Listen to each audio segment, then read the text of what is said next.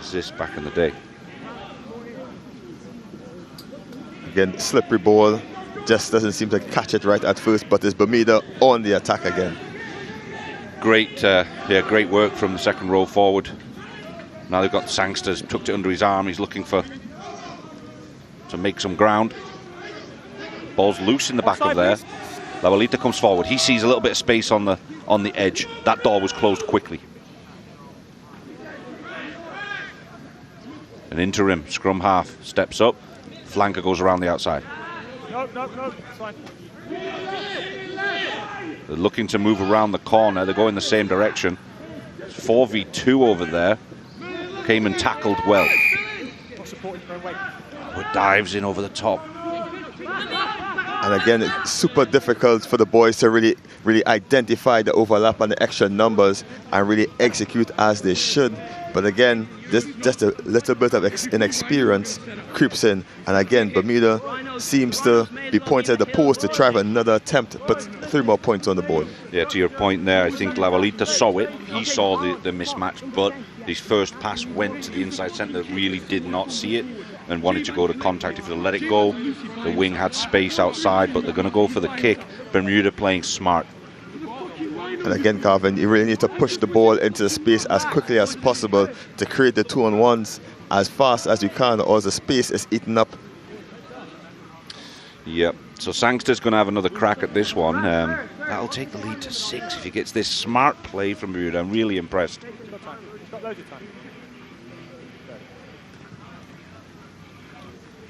And again, it's important, Garvin, to keep the scoreboard ticking. Just keep the team under pressure, and again, keep the boys super positive in that regard. And also, at the moment, Bermuda up 3-0, put in 6 points on the board, will just do loads for their confidence going into the match.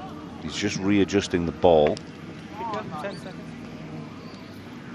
And it's nice, Bermuda have got some strength and depth on the kicking abilities. Noakes, Sangster, Naylor on the bench at this point today. And another good kick, so 6-0 Bermuda. Again, Cayman dominant the first 8 minutes or so. Take a look at this.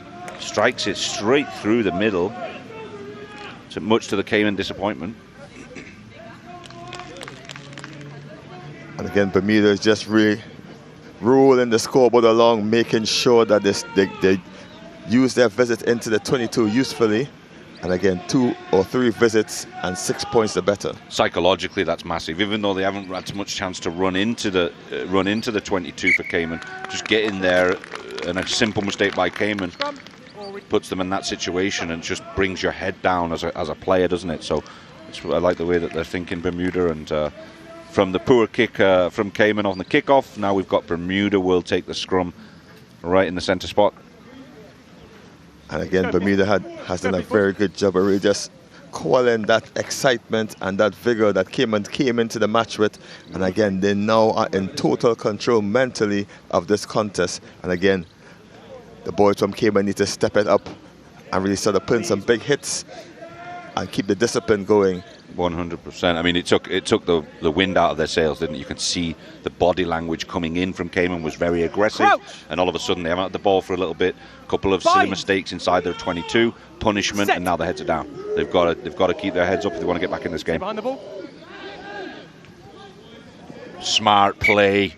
Does he get away with it though? No, he comes too far around the side, slapped the ball out of his hand. So Lavalita goes quickly. He's taking people with him. He's looking for the help. Sangster, he looks for the help too. A nice little kick ahead. That stays in. We're in great shape. No, it does not. Bermuda, nice play.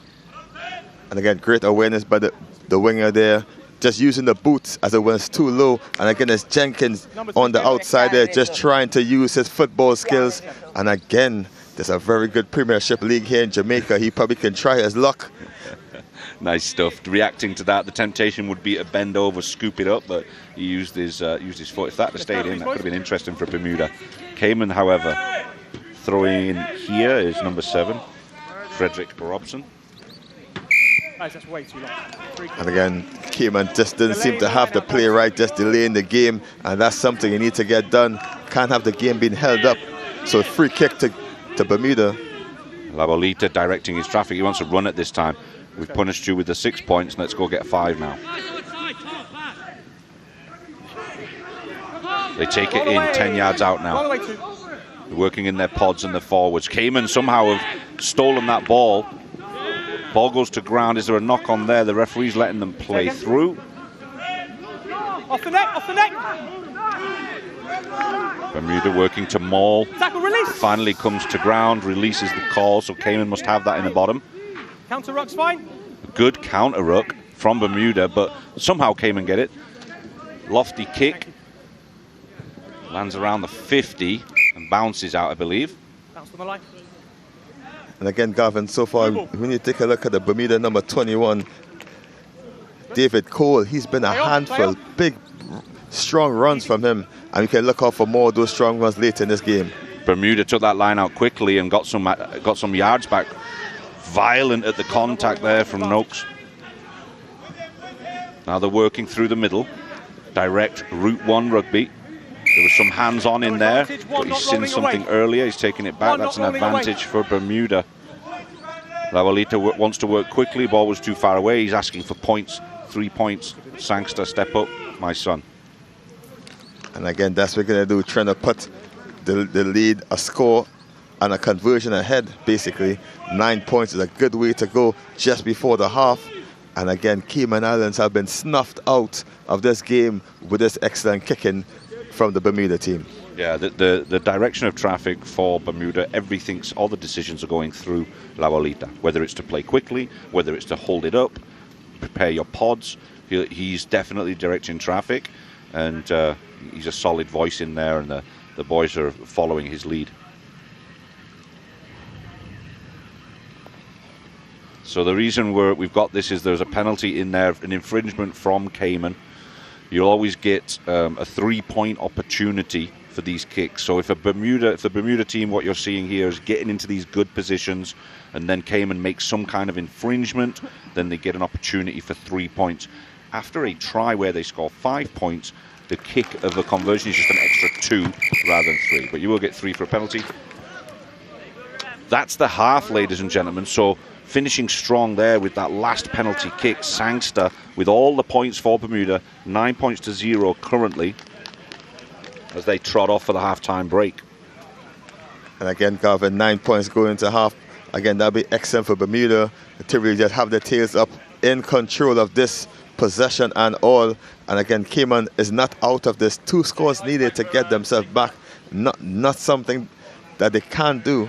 I mean, Cayman is an excellent team, but again, the Bermuda coach will be happy as we look at the halftime score. Bermuda 9 versus Cayman 0, and we'll be back after the break.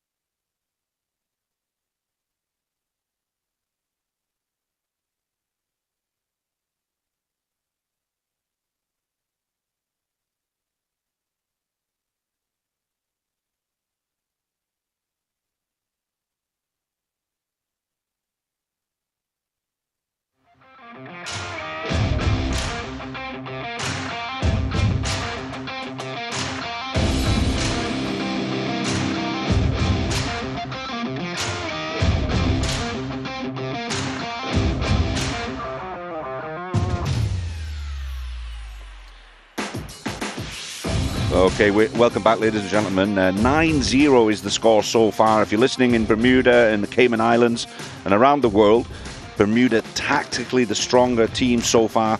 Definitely a close match, but Bermuda are winning the tactical game. So let's have a look at the highlights so far of the first half, with Cayman getting us started with the kickoff.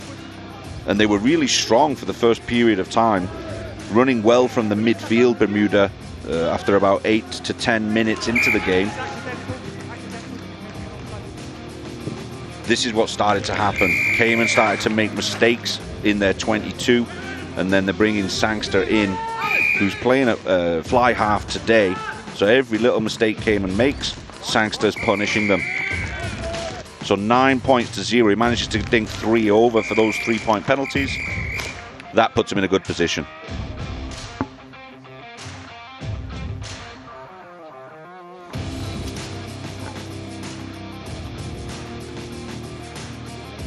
So let's have a look at this, Kelson. What are your thoughts on what are Cayman going to have to do to get back into this game? Because they're not far off. What is it that's going wrong for them? Again, right now, Gavin, they're over-exciting to the breakdowns and giving away the penalties. They really need to calm themselves down. They're not really playing badly. They had excellent kicks in the early from Jackson, just slotted in the corners. And again, they need more of that as we look at a shot of one of the coaches just giving the instructions, going back into the half. And again, they just want to utilize the ball more in the wider channels, just get away from the strong Bermuda pack, and really and truly sort of get some scores on the board. Yeah, you see Alexander Fox to the right there, right of the coach. Once he starts getting fired up, Cayman start playing better.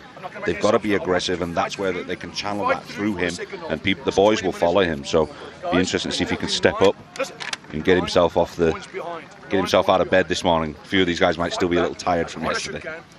As well, Gavin, we haven't seen a lot from Ebanks in this tournament. The big burly winger for Cayman Islands is really a threat once he gets the ball in space. And again, they really need to get some more purchase out of Ebanks. So Jackson really need to get the ball into Ebanks' hands and let him do his magic. Absolutely agreed with you there. They've got it.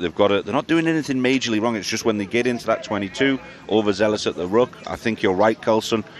If they can fix that, a bit more discipline, then they can start playing their game plan. Right now, they don't have an answer. Bermuda are going out strong every time.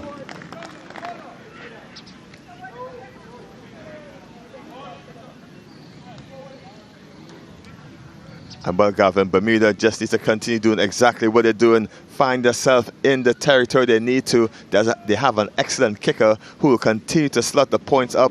And again, as you look, there's very little wind at the moment. So again, kicking will be very, very easy for him once he's in their range. Yeah, I think their game plan can work regardless of who's on the field, because like I mentioned, you've got Sangster out there that's doing the work. You've got Laolita that's directing the traffic. You've got Noakes in the backfield, in the fullback position. He can kick well also. And we haven't even brought Naylor onto the field yet, the fly half from yesterday.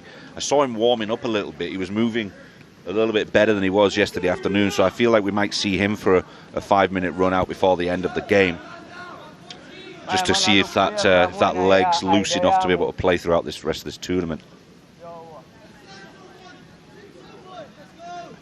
And Gavin, just for those just joining us here, Bermuda in the blue and pink strips, Cayman Islands in the white. As you see, a Bermuda substitute comes on. It's a number 3, Wisdom Simons, comes on to the pitch just to continue to add the pressure in which Bermuda has already encompassed so far. Yeah, so they're going to look like they're aiming for that top side. You see all the Bermuda squad is on the top side of the field, going to try and recover this kickoff, I'm sure, crossing the line at speed. They kick it straight at Alexander Fox, and he takes it well. He looks to the outside, rolls around, and he's got bodies on him. Dumping that big boy out is never an easy task. So Bermuda coming into this second half with a very strong mentality.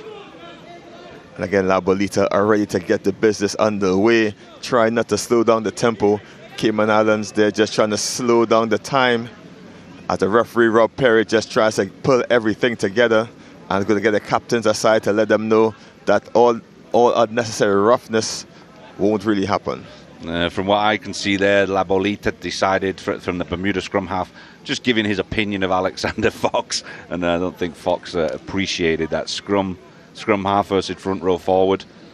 We shall see how that competition turns out. Two spicy characters there.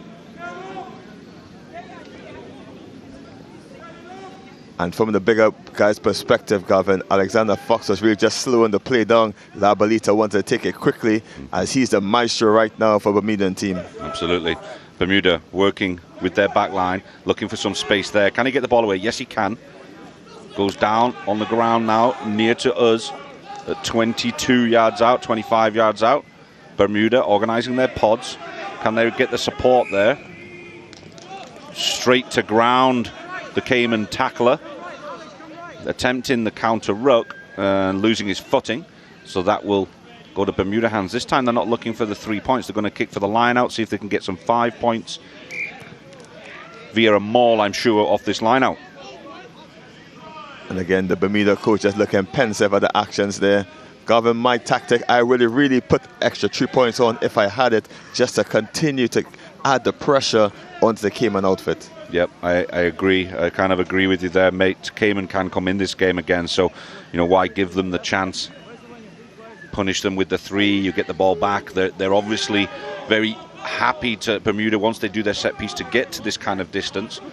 And Cayman persist with the mistakes. Now this is the error that Bermuda has made, giving Cayman the ball back from that line out. It's always going to be a 50-50, right? There's that Alexander Fox, the character we were talking about earlier. If he's aggressive and moving forward, they've got opportunities. Noakes takes it well here on the 50. Steps inside or outside, then takes 2, offloads the ball well. You got your one, Murdoch going forward. The ball's all over the place in the bottom of there, but the final Labalita gets it out. They go back to contact. He's isolated. They're inside the 22 again, Bermuda. There's not many options out there. 3v4. Cayman, though, they've slipped a missed a tackle there, and that's allowed Bermuda to put themselves in a great position. They're going to play it back the other way. Loose ball again. And Cayman this time come away with it. And again, Gavin, you think Bermuda be ruined the opportunity to kick 3 points when they had the opportunity to really extend the lead, and the ball's in Cayman Island hands, and now gifting away the ball of a knock-on, so they're going to have a scrum to the boys in the white. Yep, there was a big counter ruck there, but he went to ground, which gives Cayman the ball. For the novices that are listening in, maybe haven't watched too much rugby before, you've got to stay on your feet when there's that battle for the ball after the tackle. If you go to ground quickly, you'll get punished, and the other team can kick it freely towards the outside, obviously gaining massive territory, as you'll see here, a good 30-40 yards territory gain. And again, just a snippet on the rules. A penalty is a major infringement in the game, and you have loads of options. You can kick for touch, tap and play, call a scrum, and even if you're in kicking range, you could kick for 3 points. So a lot to offer when you're the non-offending team of a major infringement.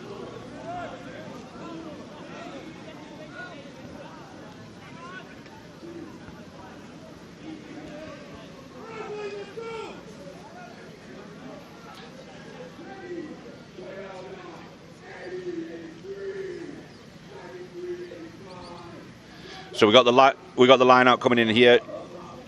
Cayman take that well. They'll go straight for a maul to try and gain some yards with the big boys.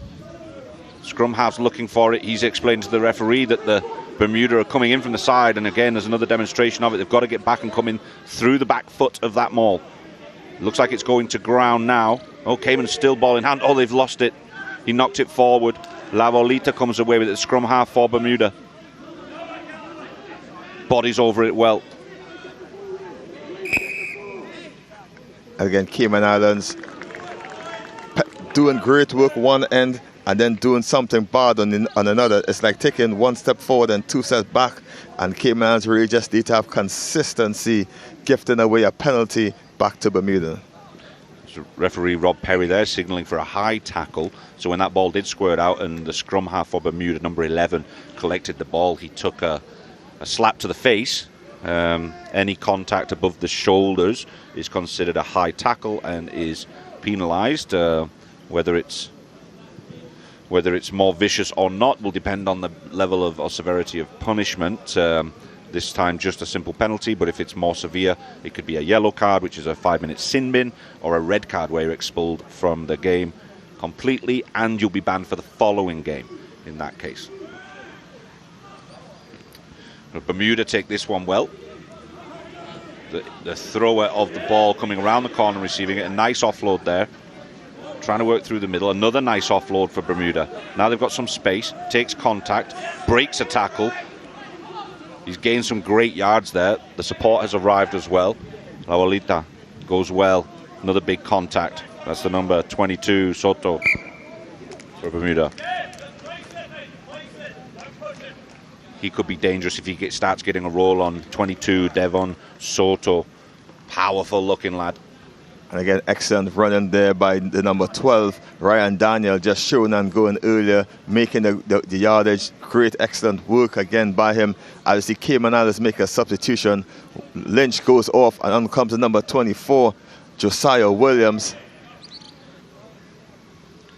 Okay, thank you. So it looks like Cayman are making a substitution as well. We're taking out Ryan Bennett and bringing in the big number 4, that's Liam Cole. He's going to slot in, looks like in the second row there somewhere. Listen to the calls, please. Crouch. Bind. So it's is that a Cayman put-in? Yeah, it's a Cayman put-in, but an early shove there. The referee's going to reorganise that. With the scrums, guys, you've got a little bit of explanation of the scrum, seeing it's sitting right in front of me. I can see clearly what they're doing. They've got to set quite low, but they can't push early. Crouch. So if you can imagine crouching down without being pushed forward. Set.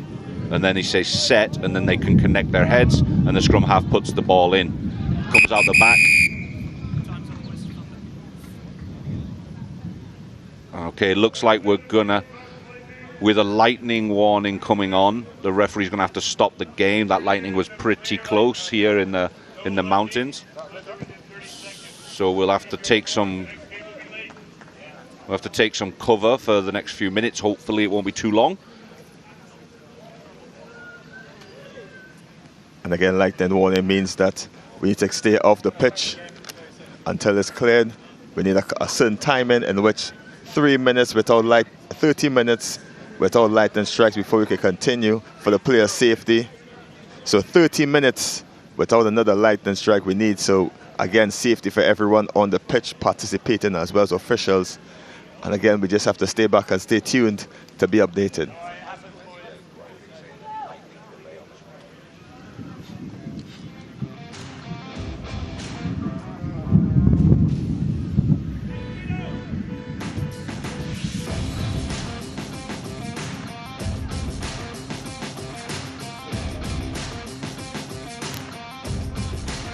Okay, yeah, so officially, guys, we're going to have to go for have to get in some shelter here. We're going to go to a lightning break.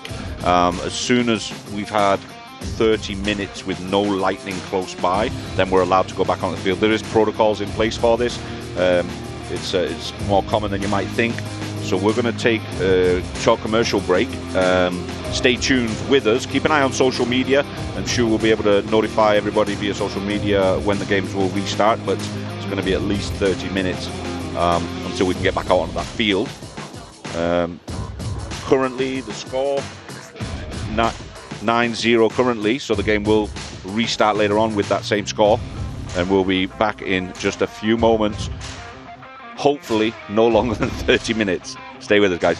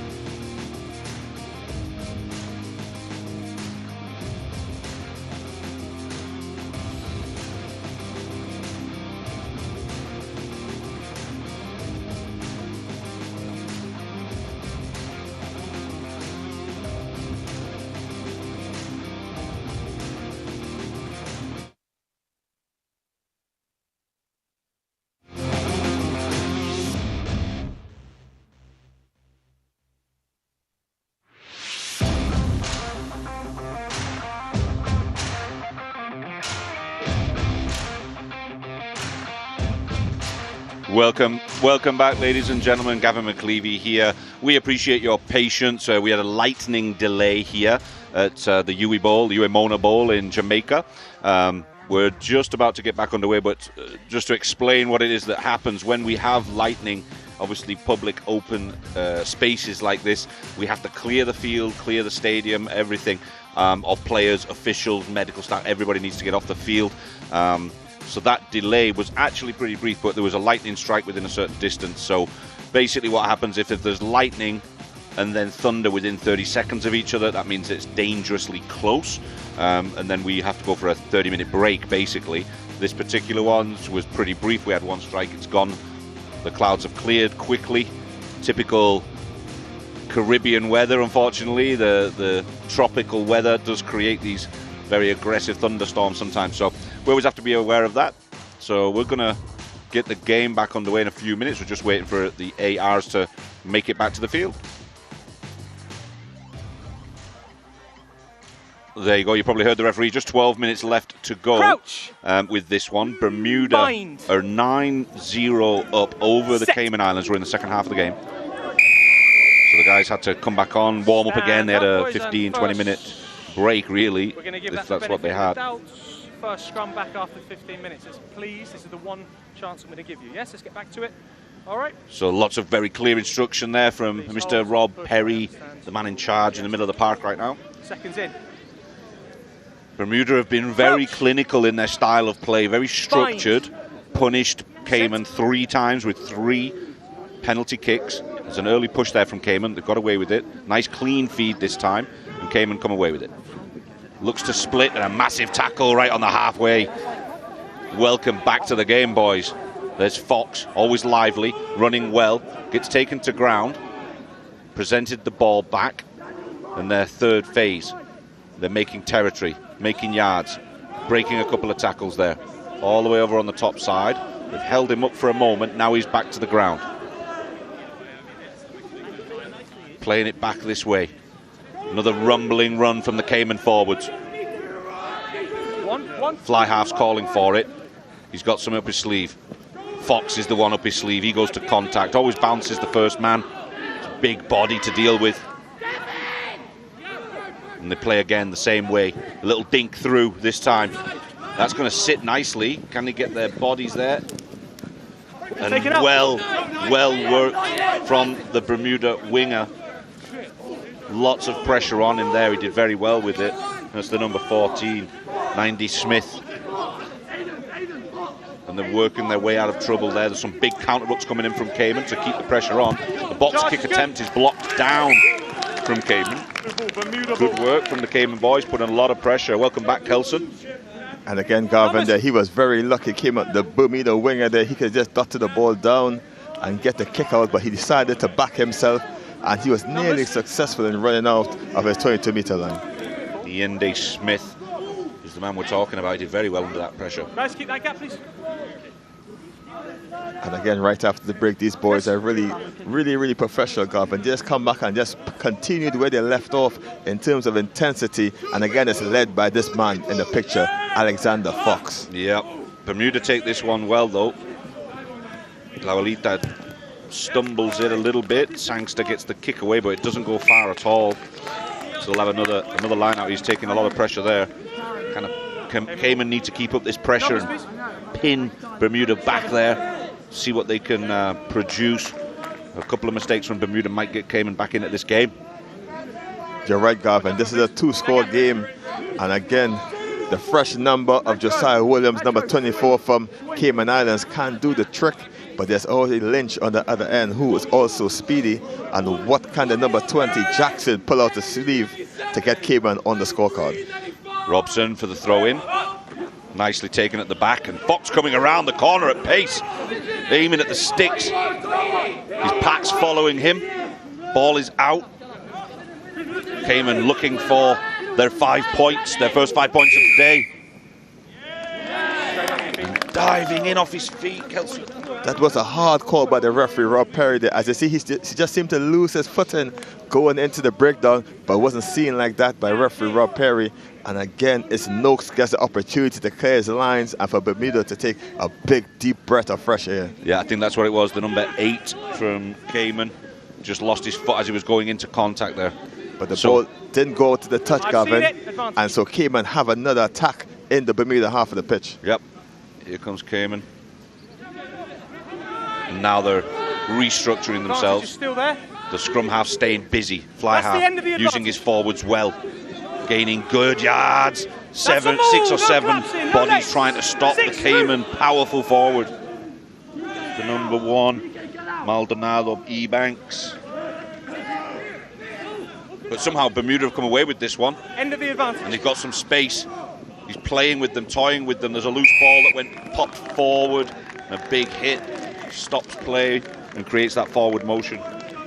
And again, Cayman Islands coach Eddie Weston just looking on, seeing that great defensive work in the end to just pop out the ball, out the tackle. And again, Cayman Islands just again spurts of brilliance, but just need to get a number of those spurts together to really piece a score on this board. Yeah, the Cayman coach, I'm sure, is trying to figure out how he's going to contain it.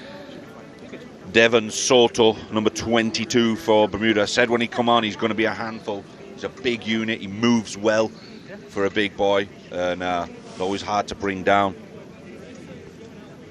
And again, Bermuda had some strong runs in this game by number 12, Ryan Daniel, as well as number 14, Nayinde Smith. And again, they're just piecing this together, Bermuda, and really just holding on to possession and really just starving Cayman the opportunity to put some points on the board. Yeah, they're just a bit more clinical, aren't they? That's the difference. There was a hold up there for an injury. The referee just wanted to make sure that everything was good, so they can restart now. Listen to the calls.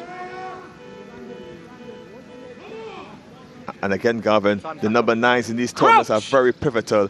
And for Bermuda, it's La Bolita playing in the number 9 position has really been the talisman for them in this game so far. I think maybe that's the difference. That's the battle, isn't it? Who's the dominant scrum half? And right now, La Bolita's got it over.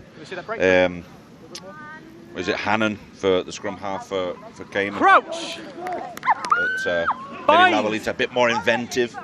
Hannon very structured and just gets to the breakdown early, looks for his players. But La Bolita, as you can see there, he's just a little scrappier, isn't he? He's always looking for that ball, even when it's not in play, so that he can get restarted quickly, catch Cayman on the back foot. You guys are good? And again, Cayman Islands just got the infringement there as we look at the Bermuda coach, pensive, looking at his boys. Cayman Islands pushed before the ball came into the scrum, and that resulted in a free kick. Another big run by Bermuda to start the game back off. Remy Cooper, the brave man, taking it into contact on the halfway line. And Cayman over the ball well there. They've taken the ball out of his hands, and he's trying to hold on to it. That's a penalty for Cayman. And see Cayman Islands considering what they want to do, and Cayman Islands is going to go for broke. Wow. As you look at the replay there, Cayman Islands getting into the contact. They're first to get the ball and holding on the floor is a call, and Cayman Islands gets the penalty. And when we speak about kicking range earlier, this is your ability to score from the boot, and we see the Cayman Island players going to try a 50-yarder to really put 3 points on the board. This would be impressive. There's a 50-yard kick, and Tommy Byrne looked really confident when he asked for the kick. He asked for his tee. So he's obviously practiced this distance and feels comfortable he can get there. Let's see if he can put his money where his mouth is.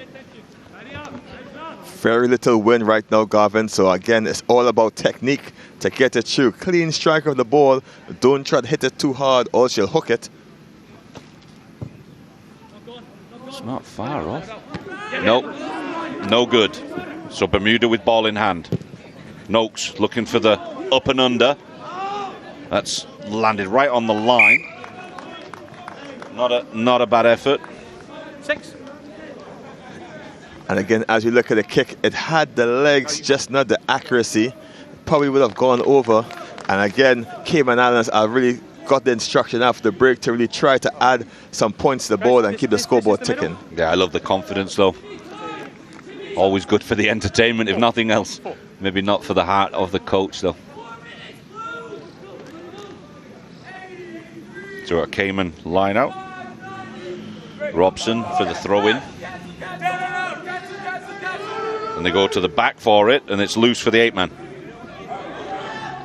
A well-worked line out. Now working with the forwards in the midfield.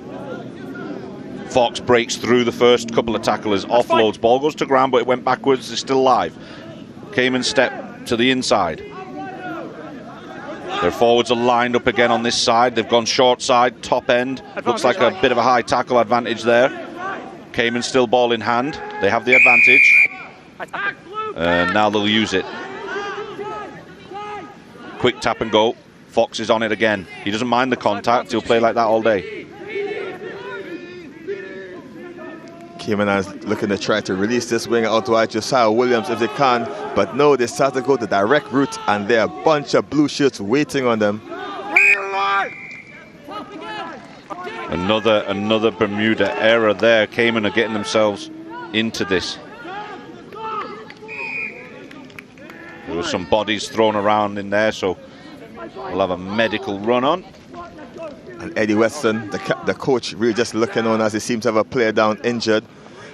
And again, Cayman Islands knocking at the door.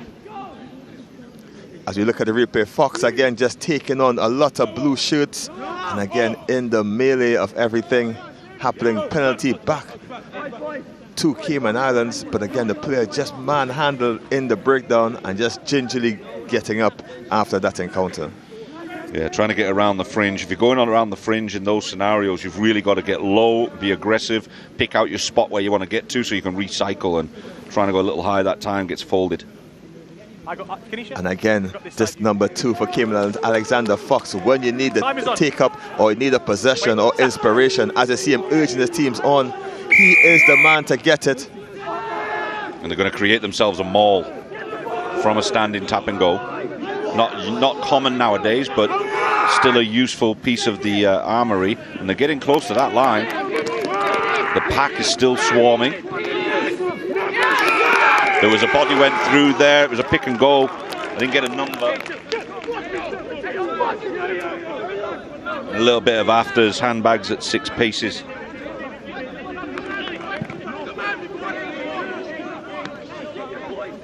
Again, Bermuda coach, as we take a shot of him, he doesn't seem to be pleased with what transpired, but it seems as Cayman Islands gets their first score of the game as he tries to make some sense of what's happening. And I think Cayman tend to play a little bit better when they're wound up like that. You get the heart pumping. And that's what Cayman really needed. They needed to get some points on the board. Another closer look as the number 1 goes to ground there, just short. There's the pickup, and he just dotted it through. He picked it up and put it through the legs of his own players. There it is. Smart work. Excuse the language there on the field. And a good kick too. So Cayman crawling back into this game. Just a minute or so to go if this clock is correct, with just 2 points in it. Bermuda have been really controlling the game so far, but since that lightning break, Cayman a bit more on top of things and creeping back into it. And again, we're basically in referee's time. Can Cayman Islands get a score? Just a kick will be needed. And again, it was a long range of Tommy Byrne. He tried a 50-yarder, so guessing anything within that range, Gov, and they're going to try it to go for all 3 points. I say if you can keep that confidence, they've got to get the ball first and get into territory where it will be kickable. Taken well there eventually. Bobbled a little bit. Got his hands on it there at the Bermuda breakdown, but Cayman come away with it cleanly. The inside centre, the number 12, James Reese, taking into contact with no problems. Working across, Cayman needs to keep this ball alive if they want to stay in this game. There's just 2 of them out there. He's looking for help. Comes in the form of the winger. They got to contact at ground. Still deep in their own territory. They need to keep it alive. working with their pods. Alexander Fox will always just go forward. He's never going to doubt himself. No Ball advantage. goes to ground. Offside, number 19. Offside, Bermuda. So Cayman have an opportunity. They've got to be smart here. What do? Kick for the line out. Potentially gain some yards and go play in Bermuda's half. Look for the penalty maybe. And again, not much distance on the kick. It just slightly brings them into the Bermudan half. And again, this set piece is vital. They need this knockout blow now to retake the game, Cayman Islands. Yeah, the clock's gone way over full time. So it's just until the next official breakdown. And again, first on the agenda for Cayman Islands is to win their set piece. And again, the man there, Alexander Fox, is going to ensure that that happens. And again, loads of room out wide. They haven't really got the opportunity to release Josiah Williams, the substitute, and he's fresh and willing to win this game for his team. Yeah, this was a perfect break, wasn't it, for Cayman? They've lost the ball, though. There was a knock-on. Yeah, the knock-on in the line-out will keep it for Bermuda. They're pretty happy about that. 9-7, they got away with it by the skin of their teeth. And again, hard break there for Fox as he walks off. He left everything on the pitch. And again, it just was a little too late for Cayman Islands in the end. Again, those 9 points earlier in the first half was enough to keep Bermuda ahead in this match. Yeah, we had a real ding-dong affair there. It was a great game to watch.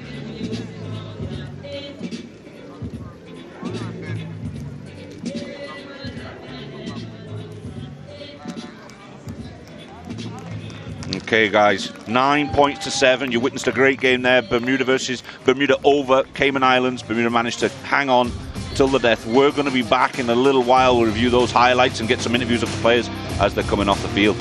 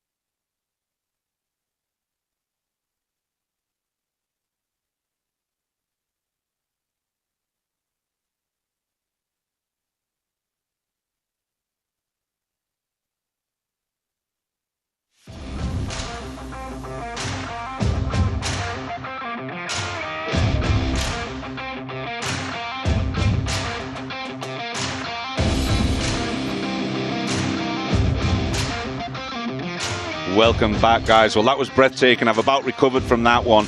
Look at that score, ladies and gentlemen. 9 points to 7. Bermuda snatched that one, hanging on for dear life. Cayman really were coming back into it late in the game, but it was all very steady progress early in the game for Bermuda. Mistakes from Cayman early on, usually over the ball. There were just too much interference or offsides, multiple infringements in the 22. So Sangster would step up and just keeps dinging over 3 points. You can see they're losing footing at that point. The number 7 for Cayman giving away another penalty. So Sangster gets number 2 over. That's 6 points. There's the third one, which gets them all 9 of their points today. But after a lightning break, Cayman started to come back into it. There was a lot of big hits. It was a really tough game, and it became very humid and hot out here with the cloud coverage. Cayman at one point with an opportunity to kick from 50 yards to try and get themselves into the game, and that one went wayward. And then it became a game for the big boys. They created a maul in that corner for penalty again, and Cayman just sneaking one over to get their 5 points on the board. You can see the ball going through the legs on that one just to dot it onto the line. The kick was good as well, but that was not enough for Cayman to win this game. Bermuda run away with it 9-7, and a fantastic game of rugby. We're going to go down to the sideline now for some interviews with coaches and players. And again, Kelson Figueroa here with Cayman Islands coach Eddie Weston. Eddie, what went right and what went wrong today? Well, I'm very happy with the intensity our boys played with. Coming off the back of yesterday's match against USA South, we're down with a couple injuries, so short a few players today, but the boys picked it up with the same intensity that we finished with yesterday and fought right to the end, finished off with a nice try. Unfortunately, too many penalties, and the Bermuda kicker did well to slot a few penalties there, so they took the win. But very proud of my boys and defended well, and looking forward to the next game. All right, thank you very much, Eddie Weston. Thank you. And next we have your Brandon here from Bermuda Rugby. And again, Brandon, congratulations on the win today. Thank you. What did the coach tell you yesterday after that loss to Jamaica? After our loss to Jamaica, the coach just said keep it tidy. After that Guyana game, we fell apart a little bit. We were a little fatigued, and he said with the spread of time, we just needed to get back together, stick to our game plan, and that's what we did here today. Cayman gave us a great opposition, always do, and it was a great fight. And again, what was the tactic coming to this one, but Cayman playing a similar style to what you do as well? Coming in with a similar style, we just had to come with a lot of heart. It was going to be a strong battle from the beginning. We just needed to see who wanted it more, and eventually we capitalized on some of their mistakes, and not much more you can ask for. Okay, thank you very much, Brandon, and thank you much. Thank you. And again, that's it for interviews, and we'll be back. We go back upstairs for commentary.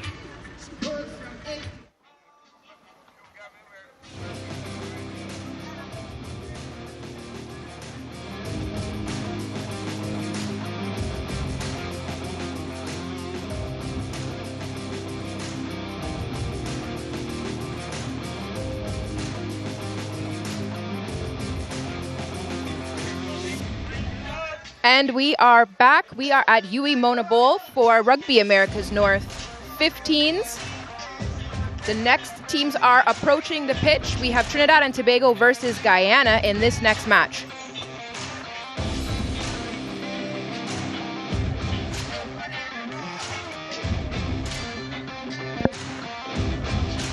And again, for Trinidad and Tobago, look out for Reese Valère, the number 12, the bulky Reese Valère at number 12, but Nathan Atchin, number 10, was excellent yesterday, and the captain led from in front, and he's going to do the same again. Into the lineup also is Joshua Marson and Joshua Grant, and they're going to be adding their experience into this Trinidad and Tobago team, coming in off a loss against USA South on yesterday. As also we look at the Guyanese team here, and again, development team, and look out for the number 9, Dwayne Wallace. He has been a handful yesterday, the diminutive scrum half. And again, Shaquane Adams on the wing, as well as Melman Moe. Look out for them and their speedy running for this Guyanese men outfit. As you watch the teams line up here, I'm Kelson Figueroa alongside Maria Thomas. And Maria, what can we expect out of this match today? Yes, Kelson, we saw some excellent rugby yesterday, some standout plays from individual players, but also a lot of great team cohesion. We've seen the Trinidad and Tobago team grow since last year in how they're playing together, a lot of maturity that we can see on the pitch in their play. And of course, Guyana, welcome back to this format with this new development team. They've been holding their own. They had 2 matches yesterday as well, and now they are ready to face off Trinidad and Tobago. And again, TNT in the familiar red, white, and black strips. And again, that tribal kit is super stylish. Wish I had one of my own, Maria. But again, Trinidad and Tobago will be kicking off against Guyana in the green and blue kits. And again, the green machines are trying to get their dominance back in Caribbean rugby. And Trinidad and Tobago will be kicking off from right to left. Trinidad in the red, white, and black. Guyana in the green. And again, nice sunny conditions here at Huey Mona Bowl in Jamaica. Come on down, New Kingston, wherever you are. Admission is free for international rugby action. As we see the referee Raheem in the center, gonna get us underway. A nice high kick there, Kelson. It's collected by Guyana. And again, TNT just knocked the ball on in contact, and Guyana get the first scrummage of the match. And again, first and everything, Maria, is important. First scrum, first kick, first line out sets the tone for the rest of the match. Definitely does, Kelson. It affects how the players feel about what they're doing on the pitch. One of the things that we see in this tournament is the sooner players are able to shake off any sort of disappointment that they've had and get their heads into the game, the better they play. Crouch. And again, TNT Bind. really looking forward to trying to get a second win in this tournament. The game against USA South didn't go in their favor. And again, TNT is going to try to get their first win here on day 2. Guyana with a set piece, nice running move, just didn't collect it as they should. And a knock on again, and again, hands of swinging in disappointment for the Guyanese. It was a good set piece. It's just a player just took his eye off the ball there. And again, the nerves just settled in for their first match of day 2. Huge shout out to everyone watching on SportsMax. Trinidad and Tobago, Guyana, all the clubs who are supporting your athletes out here today. Here we see Coach Jerome Poontip, head coach for Trinidad and Tobago. Crouch. And again, he's probably saying, TNT, we need to get this going. And again, very verbal coach as you see Reese Valère gets the ball in for TNT. And again, what can Nathan Achim do? Scored a late try yesterday against USA South. And TNT on the offensive early, just brushing off one tackle and another. Eventually taken down deep in the 22. TNT already settled. Green, move green. And again, Reese Valère sees the space. He picks and goes on his own. Eventually taken down, and TNT just creep along earlier, further and further down the line, and squeeze out the rock by Guyana and clear their lines only just. And again, TNT signaling their intent in the first 2 minutes of this match. Great work defensively by the Guyana team. Trinidad and Tobago is definitely intending to score a try in the next couple of seconds likely here. Guyana, of course, on their line defending. Lawrence Adonis, Guyanese coach, just looking on. And again, it was Gavin McPherson who just stripped the ball, the number 12 for Guyana, out the breakdown, just clearing his lines, but only to a TNT line out. And let's see their line of defense. And it's excellent. Pinch the ball from TNT. Wallace shoots it out, and they're trying to go it on their feet. Eventually taken down by TNT. And again, great work by Guyana on the counter-attack, clearing their lines only as far as the TNT number 15, Judah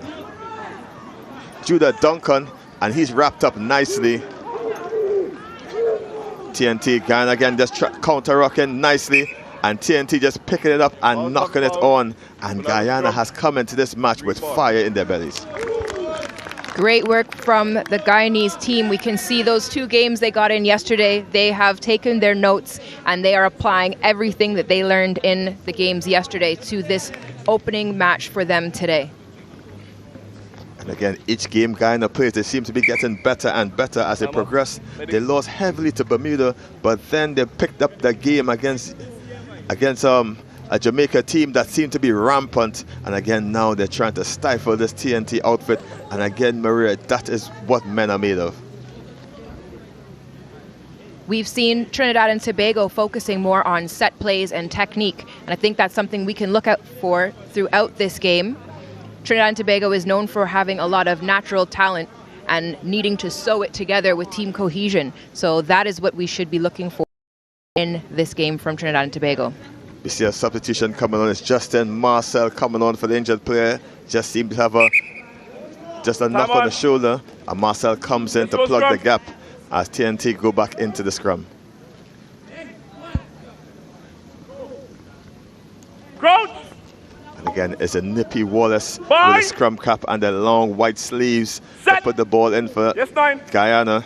TNT trying to bully the Guyanese pack, but they can't push anymore. It comes out to Achim, and Achim tries to attack out wide. TNT goes through the middle instead, and again, loads of feet and people out there if he can. Achim finally dispatches the ball.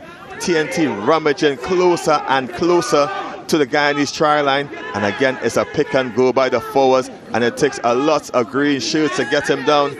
TNT on the offensive, numbers on the short side if he can use it. Again he picks and goes to Marcel, the substitute. He knocks it on, and Guyana has the ball to clear their lines. And again he kicks it to Duncan. Can he pick it up? No, he couldn't. And again, no advantage being played by the referee, and they will take it back. And again, it's tit for tat for mistakes by both teams in this game. We're seeing the players from Trinidad and Tobago just signaling to calm down, keep their composure. That's Justin Can just communicating with his team. Trinidad and Tobago in an excellent position now with this next scrum. Now again, Guyana has a second opportunity to clear their lines. Trinidad and Tobago a little bit stronger in the scrums, just trying to bully their way to steal the ball like they did earlier. And again, Guyana is just improving exponentially, but TNT pick it from the goals. Achim trying to shoot out wide, didn't grasp him correctly. But Nathan Machin hands off one, trying to get the 2-on-1 to Duncan. Duncan's passes one, but eventually loses his feet, and TNT have the penalty advantage here, and it's going to Khan. Khan shoots it out wide to the forwards. Can he make it all the way? Eventually taken down.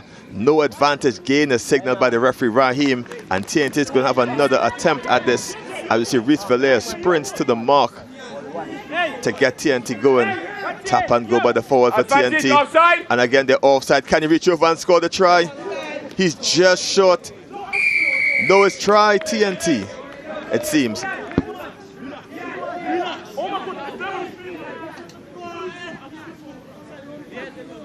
Just look back at the replay, the tap and go. Did we see if he make it across? And then he reached over the line and dotted down just in on that whitewash there. TNT getting on the scorecard, trying to get a number. But TNT is better, 5 points to 0.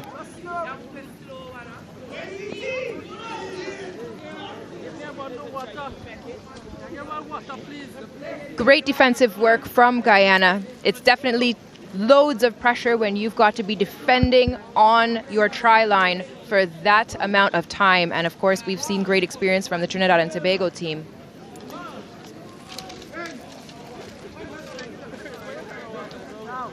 We see Achim setting up for the kick.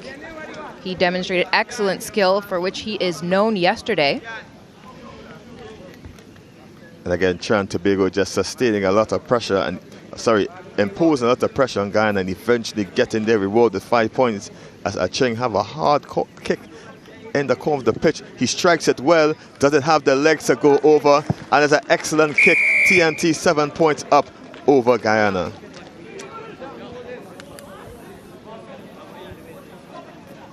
As we look at the replay, they just split in the uprights. Excellent kick by Nathan Aching. And again, the captain for TNT is really leading from the front as he's telling everyone to calm down and play the game the coach instructed from the sidelines.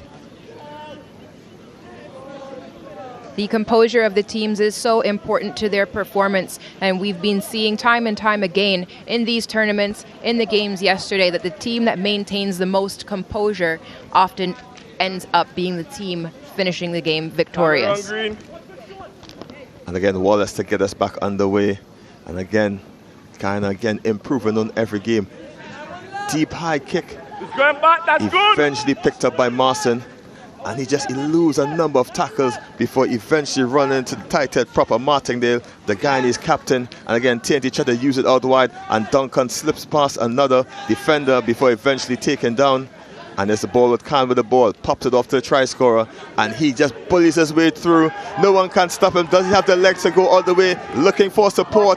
The ball just doesn't go to hand, and Guyana has the advantage here. The referee will take it back, and TNT on the with their tails in the air after that try. But again, nothing happening off the kick, and Guyana will get it back. And again, exciting stuff from the boys in the red, white and black. Green ball. Ball's knocked forward. Here we have the replay. Excellent run from number 5 for Trinidad and Tobago, Anderson. Support was there, the ball didn't quite make it to hand, and so we'll go to a scrum, which will be Guyana put in. Great distance made for Trinidad and Tobago.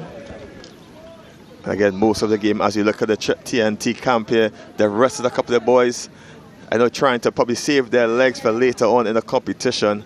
And TNT in front 7 points to nil with about 10 minutes gone so far in the first half.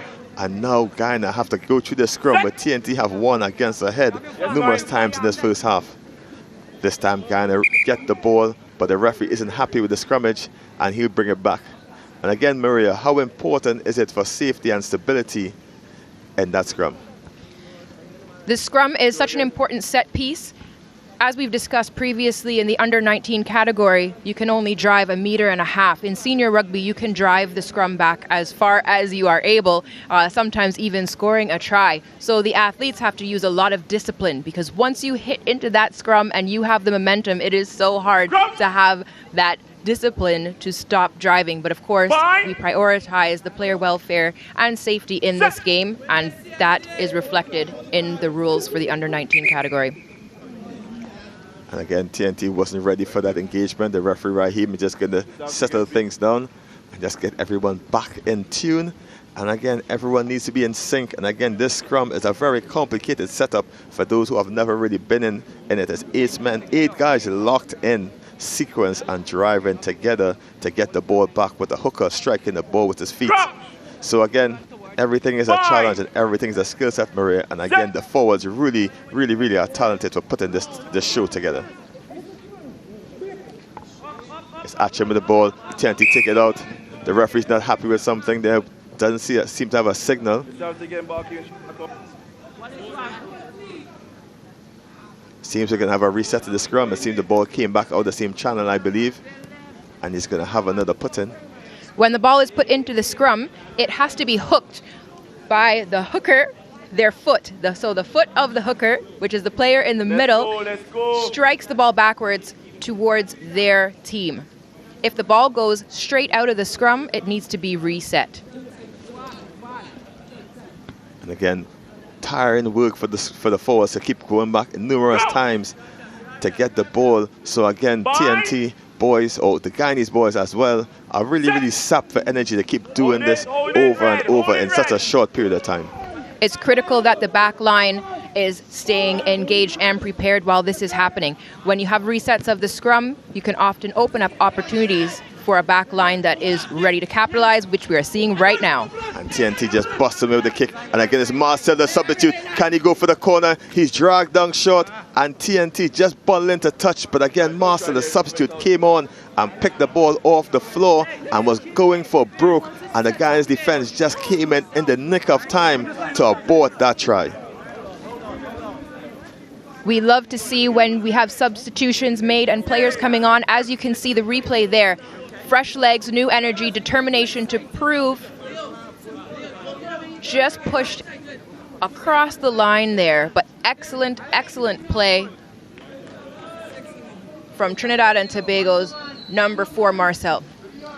Defense work from Guyana prevented that try. Again, Bellamy, the number 8 for Guyana yesterday, was making monster hits on the pitch, and that was a monster hit just now to deny TNT an opportunity to score, as the line-out didn't go as instructed. And the referee is going to call a scrum for TNT, and they are going to try to put 5 points to the board if they can get this set piece correct. And Maria, as we saw from all the teams so far in the tournament, their number 9 has been the instrumental person, the maestro that pulls everything together. And Wallace is trying his best for this guy and his team to really put it together. And McPherson as well have been doing lots of great work so far in the centers. And again, Guyana is just improving game after game. And TNT is just the next stop on the way of development. TNT has possession of this ball coming out of the scrum. Joshua Marson picks and goes. Eventually he's wrapped up short of the try line. TNT trying to go out wide if they can. No, decide to go the big boys forward. Guyana though is up for the TNT test. And Trinidad Tobago try to go again and reaching for the line. Trinidad and Tobago do have an overlap out on the wing. But it seems the referee a delayed hand up there. As we can see, the try is being awarded to Walton, to Jaheim Walton. As we look at the replay there, he picks and goes, dragged a number of boys with him, and he eventually got the ball down. Jaheim Walton from the Supreme Rugby Club in Sandy Grande is just representing East Trinidad with a fine performance today. And you can see how he's clutching that ball, demonstrating that it was touchdown with control. It's always pressure when there's a delay in the call. As the player who's crossed the line, you want to make sure that your try is seen and it is good. There's nothing worse, no feeling worse than a try being called back. Natham Acheng just strokes the ball over the post to add 2 more points. TNT up 14 points to 0 over Guyana. As you look at the replay, simple as you like it. Had a lot of practice yesterday to get it done, and the conditions is not a problem for Achim to add the extra 2 points. TNT up 2 converted tries against Guyana. With about 5 more minutes to go in this first half, TNT in total control, basically camping in the Guyanese half. And again, TNT are there so long they can start collecting their mail, Maria. At this point in the game, we often see a change-up when one team is coming out ahead. Do you think this will change the gameplay of Trinidad and Tobago, or are we going to see more of the same? And again, TNT will need to be very disciplined, as Guyana really have some good boys out there that can make something happen. And again, Garvin McPherson is one of the boys that can make it happen, as well as Wallace, as you see Wallace restarts with a kick that doesn't really go the way he has planned. But TNT's on the loose here and just breaking tackles as a TNT player trying to get a number on him. But TNT run into the Guyanese half of the pitch, and it's a boom, a big boom by TNT. As you can see, the player just rushing in, taking out green shirts as he goes. TNT secure the rock, and again the ball pushed out to number 26. He's hard to take down, big unit. That's commanding weight. And again, TNT trying to move the ball out. Again, the referee doesn't seem to be happy, as we can hear the coach in the background not happy with TNT's performance after that set piece. Just needed to get it together. We saw a lot of yards gained. That initial run from Darius Alain brought them up the pitch. However, the referee is calling it back. He will have seen some sort of infraction, but the ball remains in possession of Trinidad and Tobago. And again, Maria, I would advise just to add the points that TNT should go for might opt to go for the kick and add 3 points and continue to add pressure coming into the end of the first half. Ghana just has a player seemingly injured, and they're going to look to replace him. Let's see who comes on. But again, Guyana again is good work, and again, we can only expect great things from the Green Machine, from the legends that passed before them. Claudius Butts, Richard Stagland, Kevin McKenzie, all these boys came through this program, to name a few. And again, we can be seeing the next up-and-coming superstar in this Guyanese team. Really good to see the depth. The coaches are doing a great job of rotating their players. We can see that while there is a starting line, there are also excellent players who are waiting and anxious to get onto the pitch when it is their turn. And again, TNT with the put-in on the scrum. And again, there's been loads of scrums so far in this first half. Energy-sapping stuff. And again, TNT in the driver's seat. 14 points to 0 over Guyana with less than 2 minutes to go in this first half. And again, first game for these two teams on this second day. And again, the second day is when, Maria, all the legs start to get heavy and the boys may start to make extra mistakes. The schedule of the tournament takes into account player welfare and how many minutes of rugby these players can play per day and how much rest they need in between. TNT with the ball, a very unusual flat lineup. Hold that push, TT. It seems it's going to be picked and go from the back, but no, Valère sent it out to Achim, and it's a crash ball that's missed, but eventually taken up, and TNT go into the contact and eventually scrap down about 5 meters forward. And again, it's Marcel, the substitute, coming on and just doing bully work. They're just knocking away the Guyanese defender. And again, the ball comes to Joshua Marcel's hands, and he gets it to Achim. Achim just slows it down, changes the direction. Hard to stop, number 26, that's Wait, and he gets himself extra yardage forward. But again, it seems to be holding on or something of the sort, waiting for the referee signal, and TNT lose that opportunity 10 meters from Guyanese try line. When the ball is carried into contact, both the tackled player and the tackler must roll away.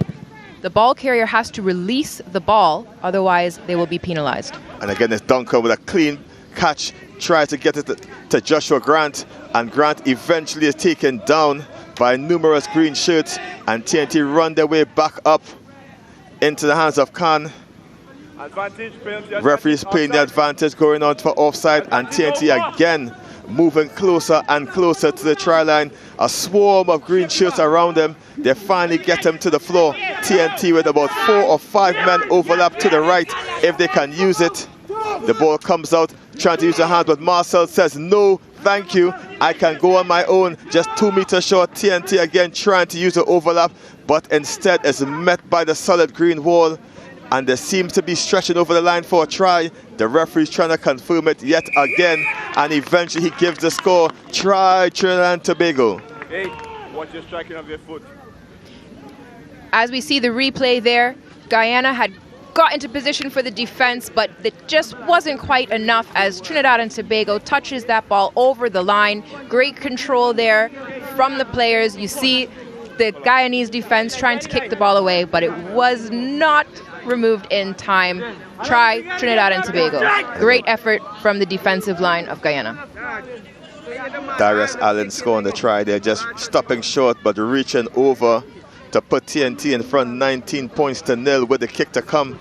And again, TNT knowing what the try line was. At first we thought they made a mistake with the overlap, but they kept the possession going, and eventually their persistence paid off, and that comes in for the 3rd try for TNT in this match. Nathan Maching to keep his record perfect so far, kicking from far out to the right.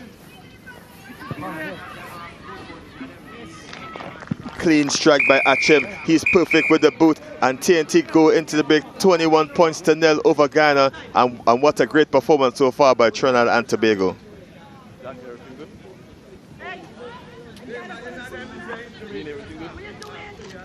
We see the Guyanese team there. We've just stopping for the halftime. Great defense. They're looking a little bit tired, but I'm sure they will be fired up again with their halftime talk. They've been doing an excellent job in defense despite the outcome of this first half. And again, TNT, everyone just going for the break, just get instructions for the coach. The halftime score here, Trinidad and Tobago, 21 points to 0 over Guyana. We'll be back after the break.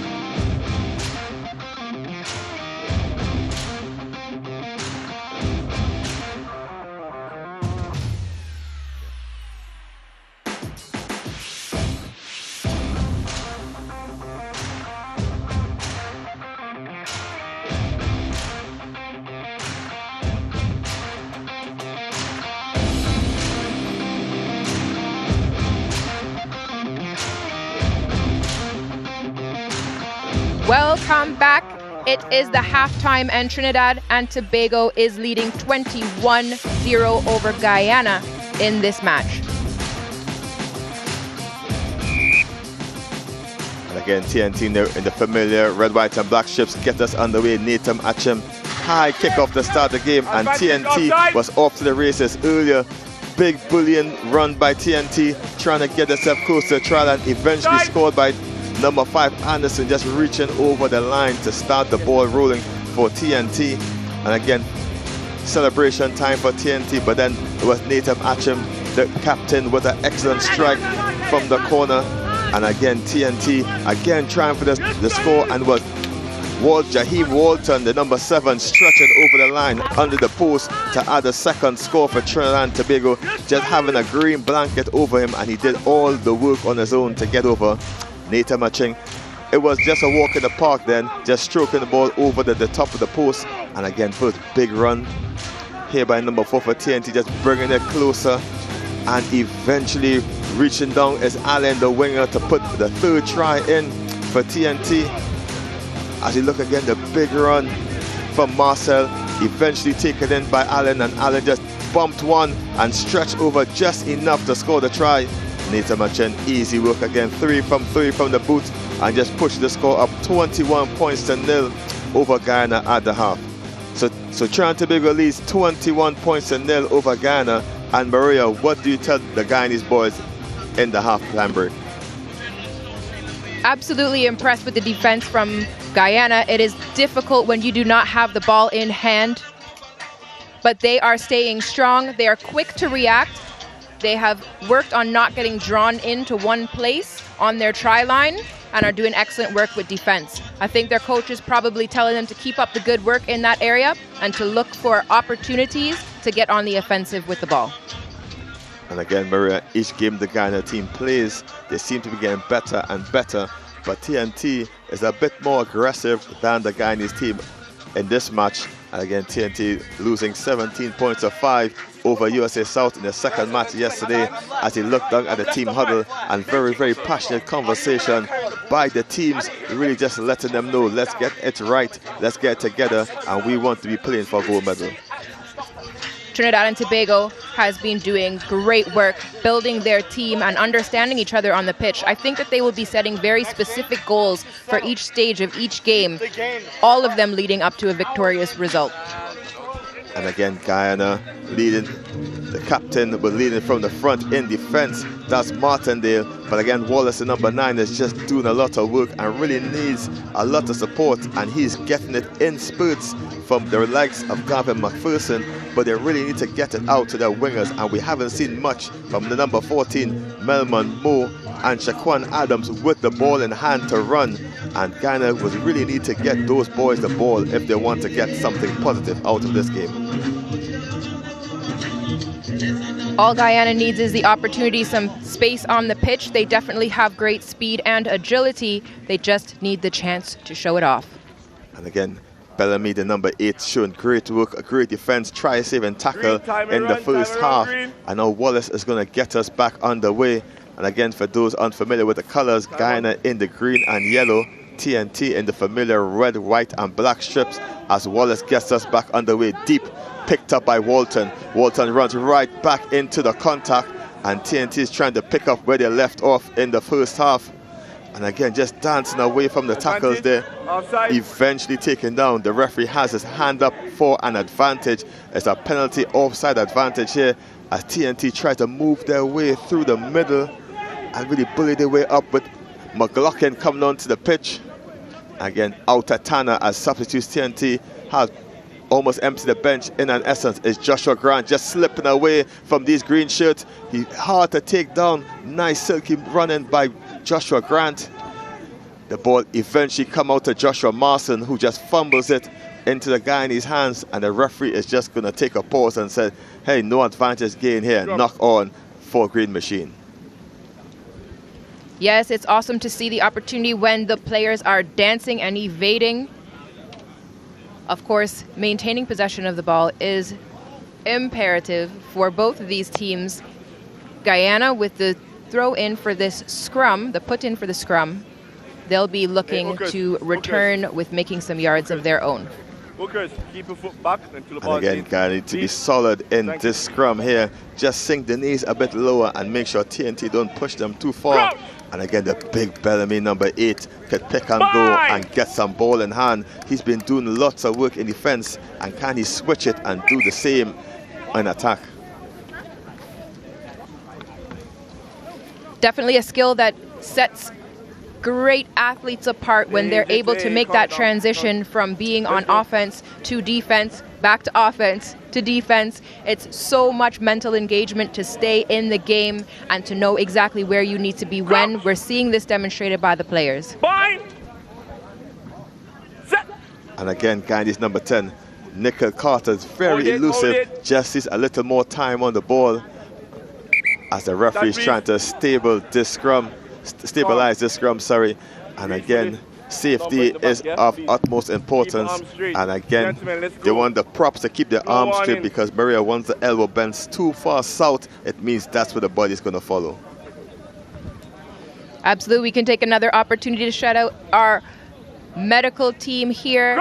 We've been seeing them very active. One of the things that we do is check out every single thing in rugby. Rugby players are proud of being tough and are seldom ready to admit if anything is wrong. So we absolutely check out everything for our athletes to keep them safe.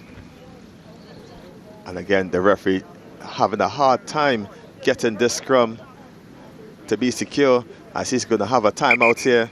And again, Guyana need to hold their body weight up in this scrum, and they are seemingly collapsing. As I see, Coach Poontip is looking on concerned, but it seems as though Guyana hasn't been able to withstand the power of the scrum push in this setup. Trinidad and Tobago does have a heavier scrum, and that does come into play in rugby. And again, Guyana get a penalty. TNT didn't heed the warnings of no extra push. And again, Wallace is going to get us back underway, and the combination of Wallace and Carter is essential to really get Guyana back off and running. And again, a bit of confusion here as we see the fullback Crawford comes up and decides to get some yardage. And again, the referee has been super patient here, because this has been taking a while to get off and running.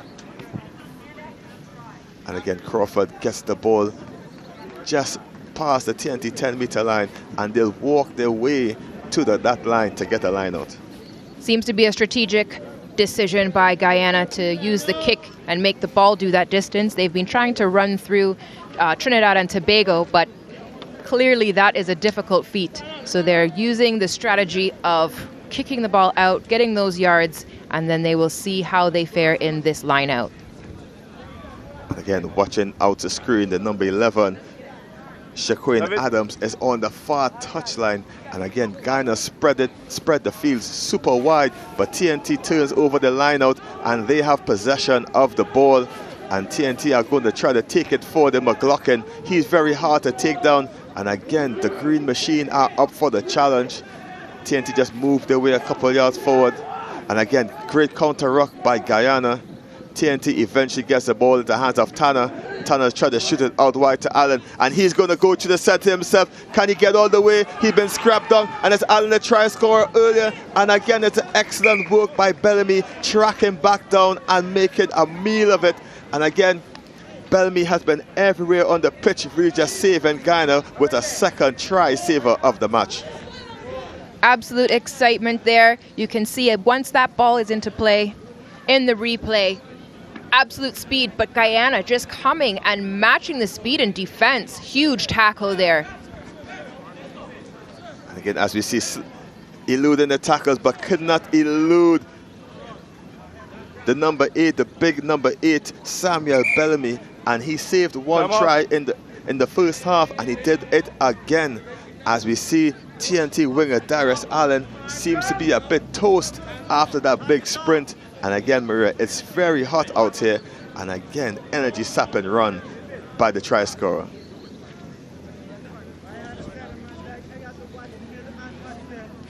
TNT look to make a change. It seems the number 11 is going to be coming off. In comes Elijah Williams. onto the field. And again, I spoke earlier about Bellamy, and Bellamy is doing lots of work in defense, really just covering tackles and making big hits. And again, he is really the one to watch, as well as he's really sound defensively. Fresh legs coming in off of the bench. Quick water break. And we'll soon have this game underway again. And again, Guyana have a line out deep inside their 22.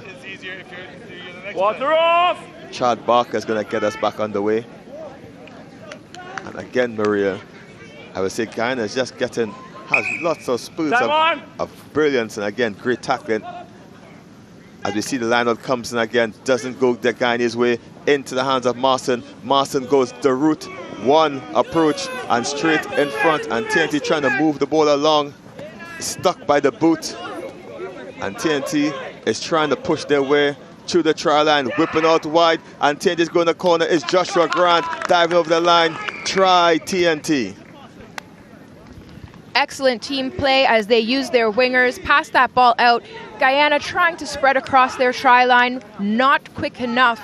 Great attempt, but again, Joshua Grant, more points for Trinidad and Tobago, bringing the score to 26 points, Trinidad and Tobago, 0 Guyana. Here we have the replay. You can see where that set up with a strong run, brought down by the Guyanese defense, but gets out to the wing, and a try for Trinidad and Tobago. Again, great awareness by TNT to see the space and the overlap out wide, and easy work for the TNT fullback, as you see the TNT bench showing their signs of approval.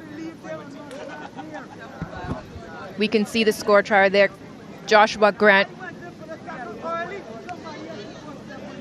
Again, Nathan Aching choosing to be loads of distance out to take this kick from the corner, but again, he's been perfect today. And again, TNT just setting the tone and setting the standard that they mean business with a 26-point lead over Guyana.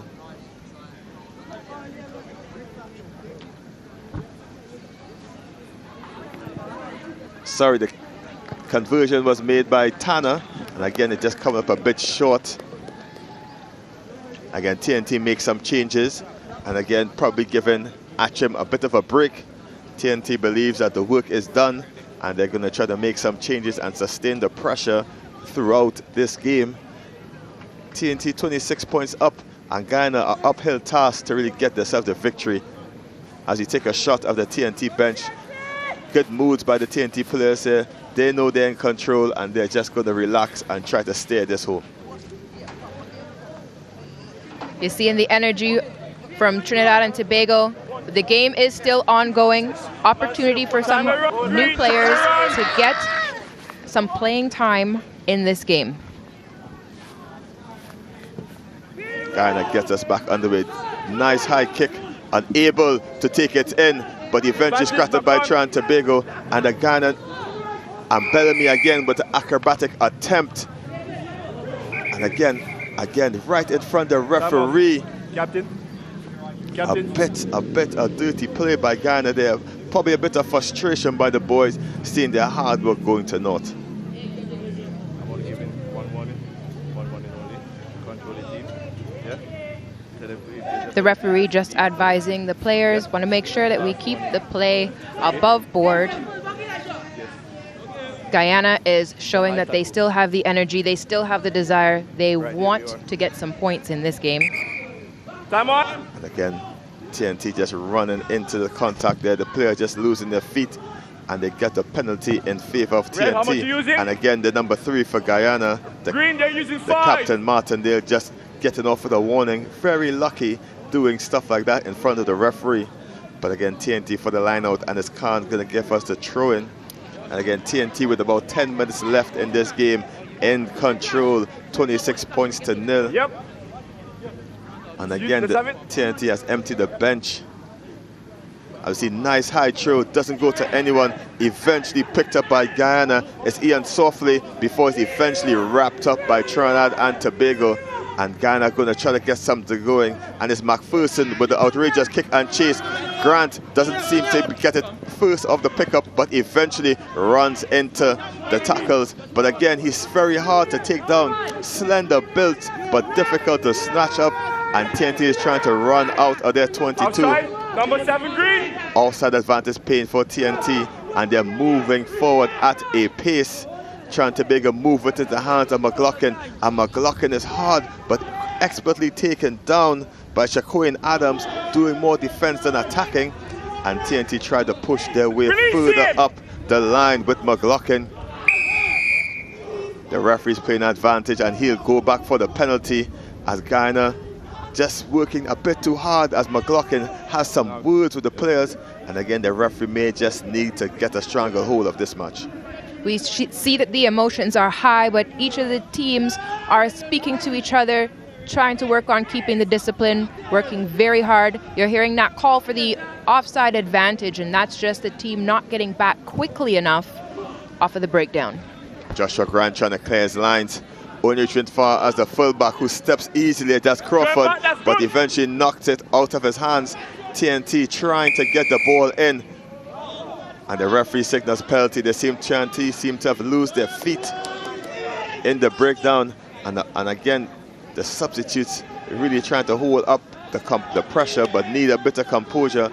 As we see, Wallace is going to take it in and then switches the duties to Crawford, and he's going to try to boot it down into the TNT half and really gain some yardage. Picked up by Duncan. He's trying to go back on his own. There's a green wall in front of him, and it's Crawford, the kicker, met him with impetus. TNT shoots it out of Khan, and again to the big boy number 17, Kevin Constantine. Constantine puts it up, and it's Reese Valère trying to go on his own. The scrum half crawls to his feet and eventually slows it down. TNT shoots it to Tanner. Tanner looks for his support, and it's a big number 17, Constantine, moves forward. TNT's playing advantage, slow to the breakdown. Guyana on the counter ruck, and it's picked up by Valère. Tanner grubbers it through. No one's at home, and the referee blows the whistle for advantage. TNT get the opportunity back in the center of the pitch, and again breathtaking stuff by TNT as they look at the bench. Anxious boys ready to come on. Aaron Stanley, the number 8, and number 9, Jeremy Bonus, is ready to go on and put in their shift for TNT. We are seeing the intensity continuing to build. Trinidad and Tobago, fresh legs on the pitch. They will want to maintain control. They have time, they have the lead to slow things down, set up some plays that are going to work for them and give them the opportunity to run and show off those technical skills. Again, penalty for Trinidad Tobago, and it's Joshua Marson gonna go for the extra 3 points. And again, first time he's gonna have a shot at goal in this tournament. And again, the number 8 for TNT. Again, multi-talented Joshua Marson is going to try to add another 3 points for TNT. Had the legs, just not the distance, but TNT's unsuccessful with the kick. Guyana is going to have a 22 dropout to restart this game. And again, once you take a penalty kick, Maria, and it goes out, it misses and goes out to the touch, the defending team gets to restart the game with a drop kick on the 22-meter line. Guyana will be looking at how they can capitalize off of having the ball right now. They definitely don't want it to drop clean into the hands of Trinidad and Tobago, so they'll be looking to charge up and reclaim the ball off of this kick. Again, TNT charge it down, and again contact in the air, and that's gonna be a penalty and maybe even a card. Shockingly, it isn't. And again, knocking the player out of the air, super dangerous.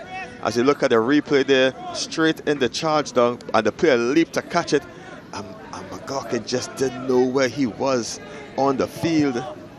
And again, something maybe to look at later on in the vid.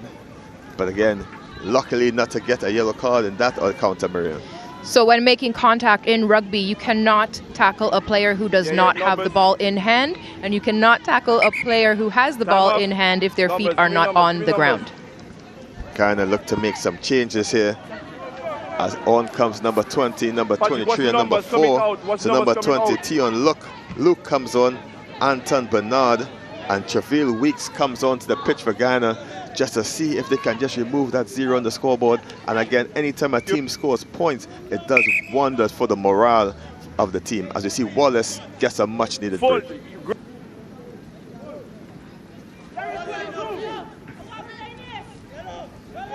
Number 7, step, give, number 6. And again, TNT winning the throw, but it seemed to go forward in the pickup. So, but it seems as though the throw happened when the referee's back was turned. So we're going to have it again. Guyana get another chance to get their set piece right. But again, very interesting enough, Guyana is standing ridiculously flat. Again, no attacking impetus. Again, TNT goes up high and wins the ball. It's in the hand of Jeremy Bonus, and it takes a lot to get him down. TNT moving forward. As you see Guyana come on the counter ruck, but off their feet cleanly, and TNT has the penalty, and they look like they want to tap and go. And again, TNT should really conserve their legs and really try to kick for the corner and get some yardage. As you see, Tanner comes to the ball, and he's going to do just that. Just punch the ball deep into the Guyanese half of the pitch and just take their time, Maria, and walk all the way to the line out. Trinidad and Tobago leading this game 26-0. A good strategy for them right now will be to conserve their energy. There are many more games to come. They have a confident lead and have demonstrated dominance in this game.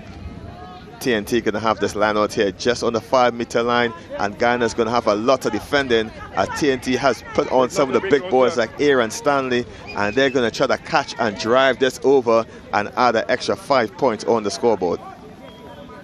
See Guyana in position defending on their try line. They've been doing a great job keeping their defense strong. It hasn't been enough so far in this game, but we're seeing the experience growing with each game that the Guyana team plays. And again, Guyana initially did great work of stopping TNT, but they're walking forward. And again, the referee calls, stops the advantage and moving forward. You have a number? And again, there seems to be some sort of foul play.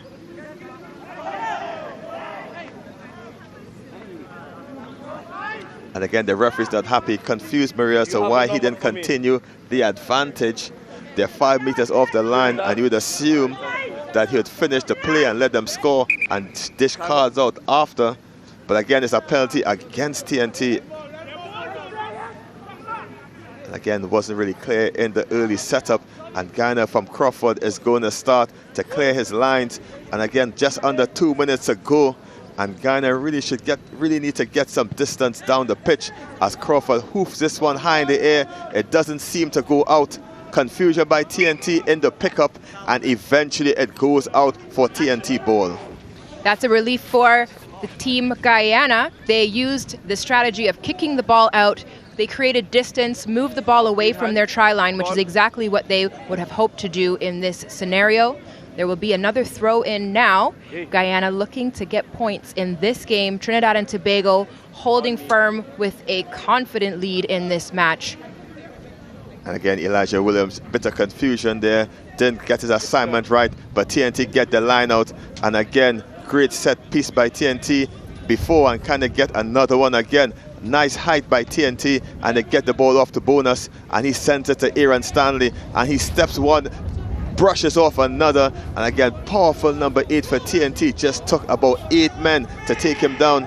TNT slow to get the ball out, and again, the second pack into McLaughlin is coming in, dishes off to Marcel, and he's off the races. Long range run, eventually taken down, and TNT's trying to lose it out wide. And again, Tanner shoots the ball out wide. Can he go? Except Angana picks his pocket with the steal, and it bounces right back to TNT. TNT move it on forward, not held in the contact, and Joshua Grant picks and goes, dives for the corner. Is it a try? And again, it's a number 8, Bellamy, and he's been everywhere just thwarting Trinidad and Tobago's efforts for a try. As we look at the replay here, TNT tried to pick and go out wide. It's Joshua Grant sharp to the ball, but Bellamy even sharper and just smashing him out into touch. No try there. Incredible defense from Guyana. Not giving up, not feeling discouraged, staying in this game and playing all the way through. And again, man of the match for Guyana, number 8 in the shot, Bellamy. He's had 3 try savers in this game so far. And again, he's really showing his defensive prowess. Line out for Guyana. And again, it's all but dusted in referee's time. Trinidad Tobago 26 points to 0 over Guyana. And again, Guyana need to, as an all or nothing play for Guyana to get something out. To the back of the line it goes, and Guyana try to shoot it out wide to the winger. Into the hands he goes, and to the races he attempts, but TNT wrap him up. Guyana trying to maintain possession. The referee isn't happy with something on the floor. Holding on, he says, and it's a penalty to TNT. Jeremy Bonus is just going to slow it down, and he's probably asking the referee how much time is on the clock. Time off. As time is off for the injured Guyanese player, and this game is done and dusted. TNT will be victorious in it. And again, Guyana, again, great work by them, and they continue to improve, and we can continue, Maria, to see great things for them as the tournament progresses. Absolutely, Kelson. I think what we're seeing is, as it can always be expected with a new development team, that they're learning on the go. First international tour for all of these players, first international cap. They have been doing incredible work on defense, and I'm excited to see what they can produce when they have more chance for offensive play on the ball.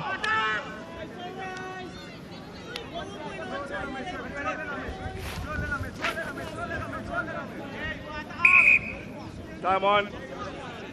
Scrum. Water off! Again, TNT ups for a scrum here, most likely the final match of the game, and TNT are going to try to pick and go by the big number 8 Stanley, more than likely, or they just could kick it out in the touch. It should be game over from here. And again, great work, and again, must mention someone to watch in the future is number 8 for Guyana, Samuel Bellamy. Great defensive prowess, great awareness and IQ, and just pops up at the right time to save Guyana in the nick of time. At least 3 tries he's saved so far in this game, and again, we can look out for him as someone to watch going forward.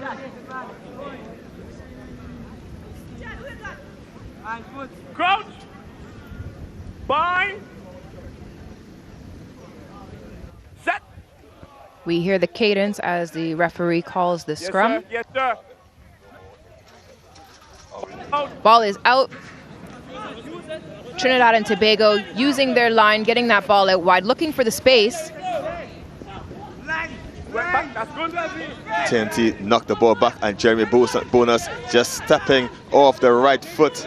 Again, TNT tried to shift it wide, trying to add another score on the board, and it's Aaron Stanley trying to bump off a few, but Guyana are up to the task. It takes 3 to get him down. Eventually, he stops in the center of the pitch, and McLaughlin is waiting for the charge. Shoots it out wide. TNT break through the tackle and score another try, TNT. Trinidad and Tobago racking up points, absolutely playing to the last minutes of this game. Both teams, Guyana, busy in defense. Trinidad and Tobago, as we can see the replay here. And Xavier Williams just walking through untouched. Seems as though he had razors on his suit, and Williams puts TNT in for another try. And again, just sealing the deal, putting icing on the cake. And TNT 31 points to 0 over Guyana with a kick to come, and Joshua Grant can add an extra 2 points, and this is game over, and TNT can look forward for their next match later on.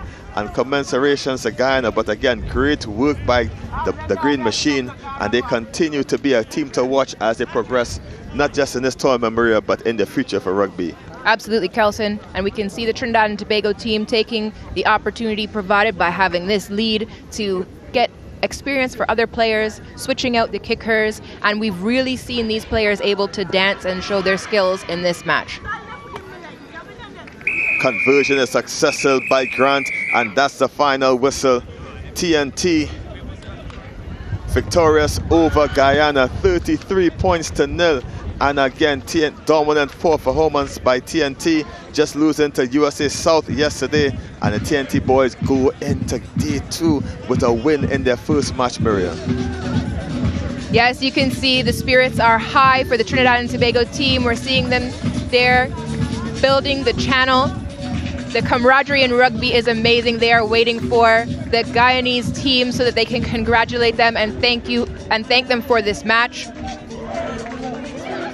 And again, at the end of the day, as much as they hustle and tussle, no love is lost at the end of the game, and we can see traditions continue as they go through the tunnel, just congratulating the opposition team for an excellent game. And again, Trinidad and Tobago, great performance. And again, natural rivals in all sports, Guyana and Trinidad and Tobago. And again, this is this camaraderie we love. It's a hooligan's game played by gentlemen, Maria. Great result for Trinidad and Tobago. Great work on behalf of the Guyanese team. They are earning their national caps here in this tournament. Rugby Americas North, under 19 15s for the men, senior 15s for the women. And the final score here, Trinidad and Tobago 33 points to 0 over Guyana. We'll be back after the break with highlights.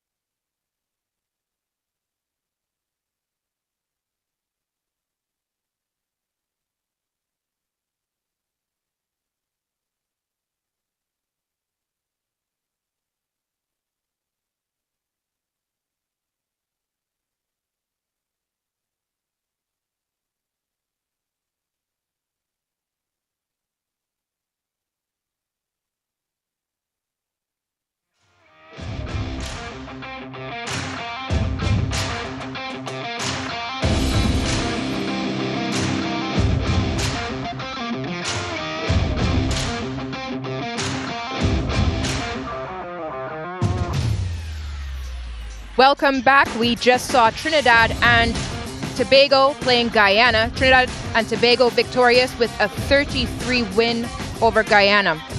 Here we see the kickoff. Trinidad and Tobago starting strong in this game, but we see the defense for Guyana very fierce, trying to block the tries.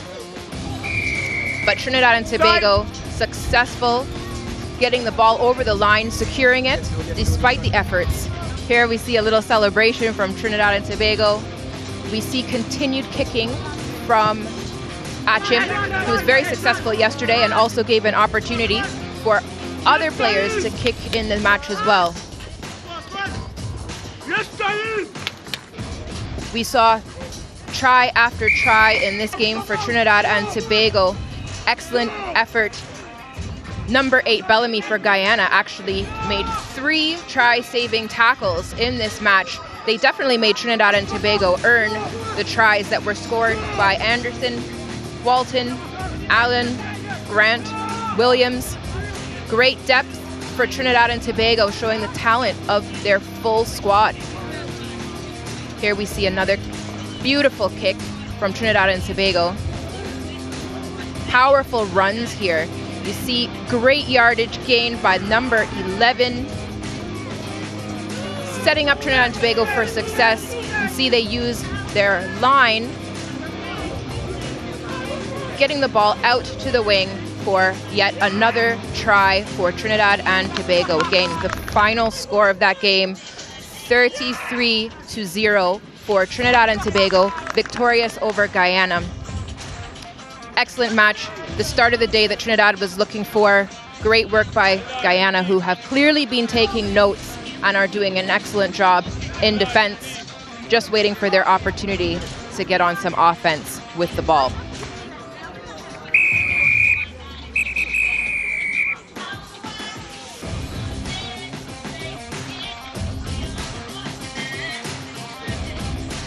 Welcome, ladies and gentlemen. Thanks so much for that, Maria. Trinidad and Tobago is the next one up against USA South. This is going to be a doozy, ladies and gentlemen. These two teams have got history. They've come across each other many a time. The USA South coming in with so much experience, but the Trinidad and Tobago women's team as well is coming to maturity. These ladies have worked together for many years now. They know each other well.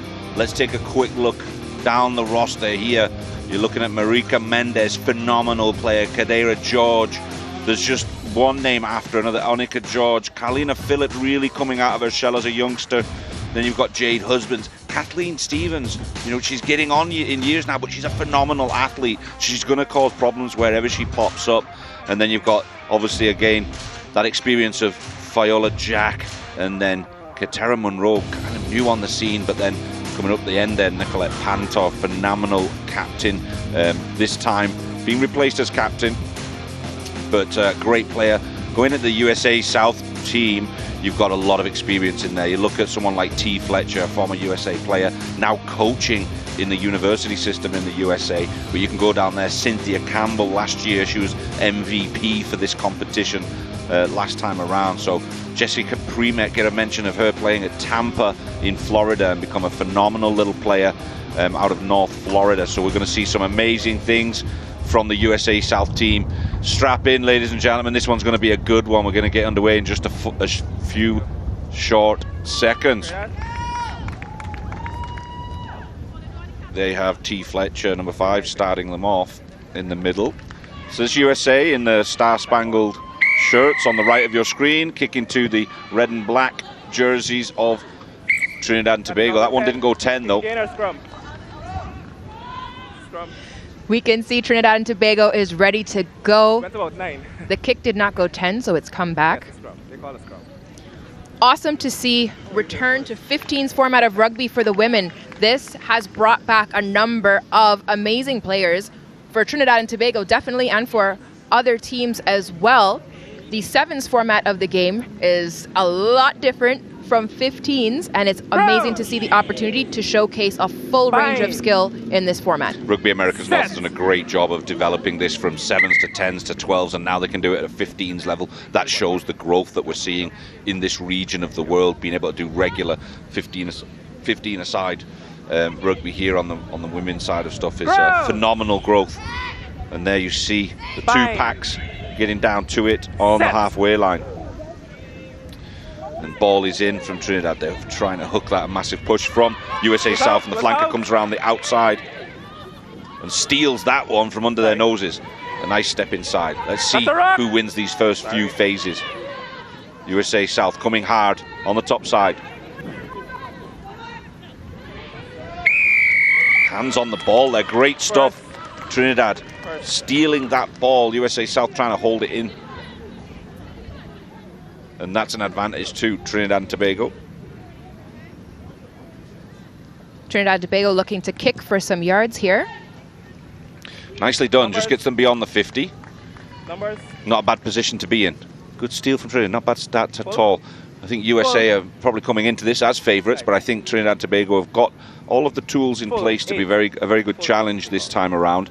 And again, it's a maturity thing. They've got a good balance of youth coming through the bottom of that system, and then the older heads are in there and really have developed their game over the last few years. See Kadira George here with the throw in for Trinidad and Tobago. Yes. Well worked, but the height wasn't right. USA South got a hand on it, goes straight back out. Next team off. We'll get another bash at it. Someone in the 5, please. And that's the debutant, Jesse Premat from Tampa, I mentioned earlier. And going a little quicker this time.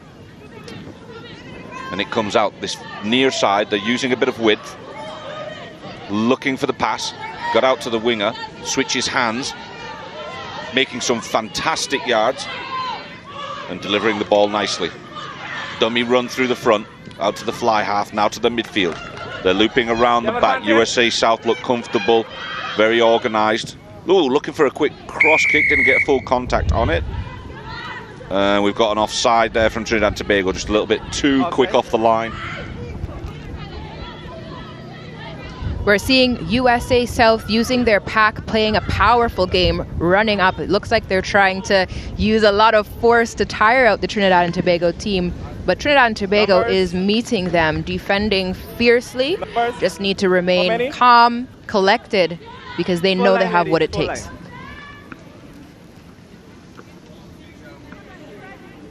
Another line out coming up here. Too big. One step in. That is too big. This throw in by USA South. And another one to the back. This time goes all the way to the 8-man.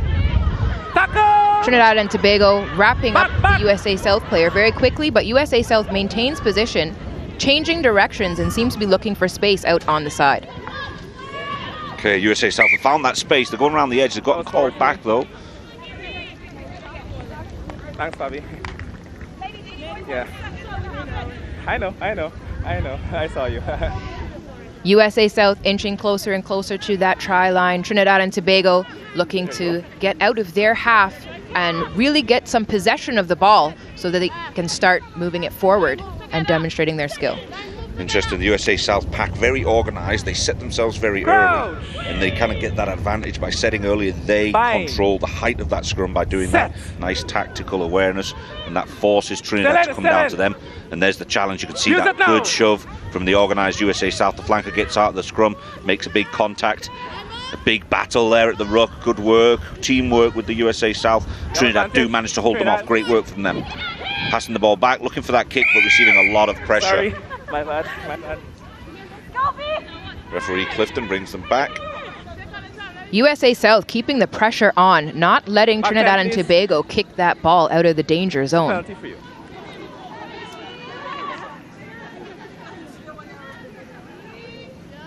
Penalty in favor of Trinidad and Tobago. Solid kick from Panther, but it doesn't go out. Good distance. But it goes into the hands of USA South fullback. She's going to now be supported by the back line. They've got themselves in place. Loose ball, it went backwards. Nicely picked up from number 23, Christine Fad.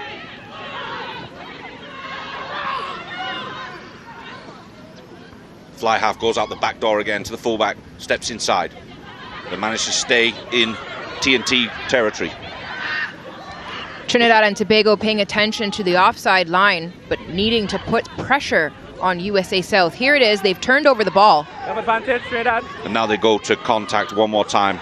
This time, Trinidad and Tobago trying to control the ball. Support's arriving quickly. And there we get to the halfway line. We've got to recycle some phases, but there's no more forwards left, and the ball goes to ground. High tackle. They get a reprieve. It's your penalty.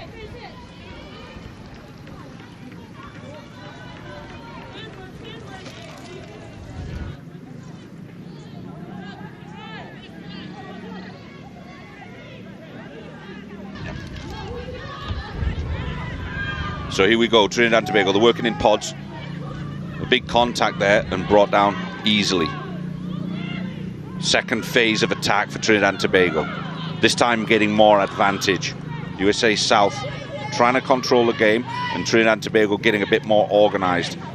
Support is now arriving well with Trinidad, but this time they may have got hands on it, and they did. USA South, T. Fletcher getting her hands on the ball. Trinidad and Tobago hold on for it for just a second.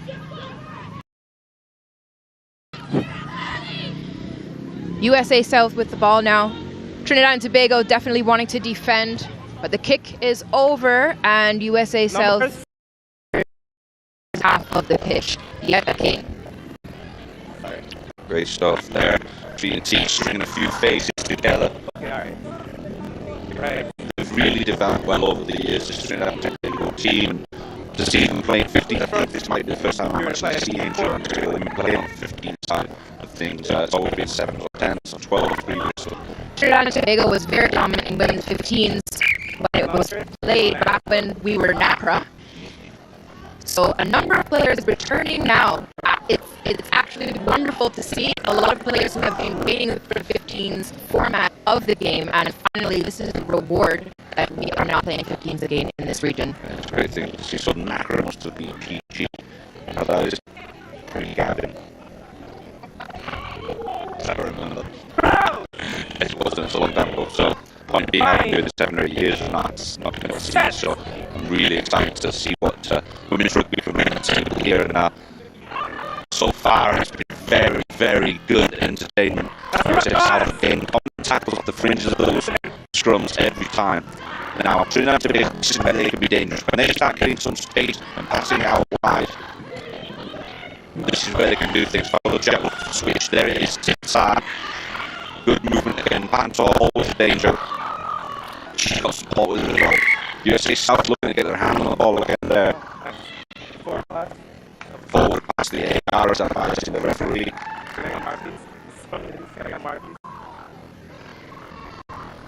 Trinidad and Tobago is just waiting to capitalize on some space and some plays. We're seeing great teamwork, passing the ball through multiple hands and working it forward. Just a bit of a forward pass there, and so USA South has this scrum.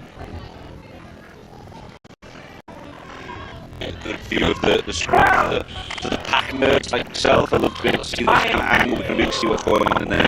The dark arts of the front row. That one was quick though. Can they hook it? Stuck into the second row right now. She's reached in, she's got it. And great work from number 11, Kathleen Stephen, scrum half for Trinidad Tobago. Sitting, trying to cause some kind of a problem. We say South to that support early. Ball comes out of the back, looking across the fly half again. Cynthia Campbell. All of the traffic will go through Cynthia Campbell, number 12 for USA South. She's a very good playmaker and a great runner of the ball too.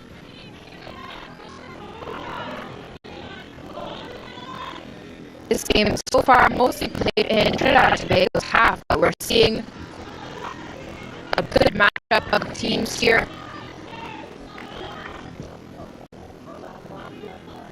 I didn't like the ball. I thought there was some kind of trick play going on there. Just changing the ball, maybe it's flat. USA South, they were the champions in the tournament.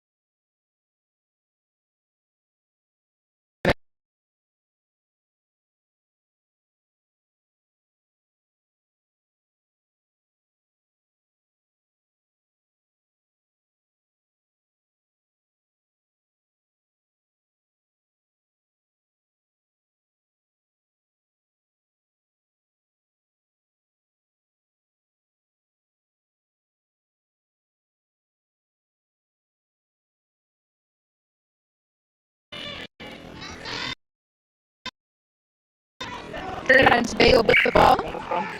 They call for a scrum, going to use the power of that pack.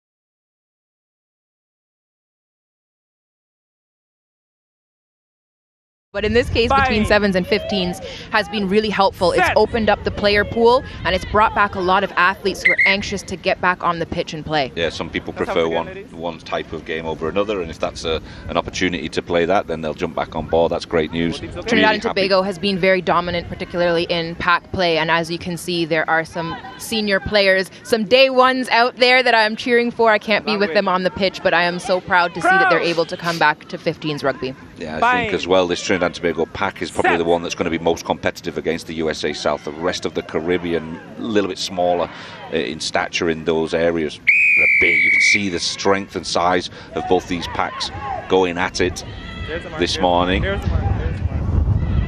It's no fun to be in the bottom of that kind of a pile. So they'll bring, there was something untoward by USA South, so they'll bring forward Pantor to look for the kick. Former captain of Trinidad and Tobago, not selected as captain this time around. A little bit of a tactical option there. Kintoba, I believe, is the... Leah Kintiba is the captain of this 15s team. Collapsing. Yeah, I think maybe a good choice, more of a go-forward type of player that someone would follow. Has that aura about her. Absolute beast on the pitch, Leah Kintiba. We have seen great things from her. She puts everything on the pitch in every match that she plays, and she is very encouraging to her teammates as well. So Trinidad and Tobago with the line out. That one looks good, but just goes into USA South hands, so they come away with that one. Going backwards a little bit here. First one went backwards, second one went forwards. So forward, a knock on there. So Trinidad and Tobago making some progress.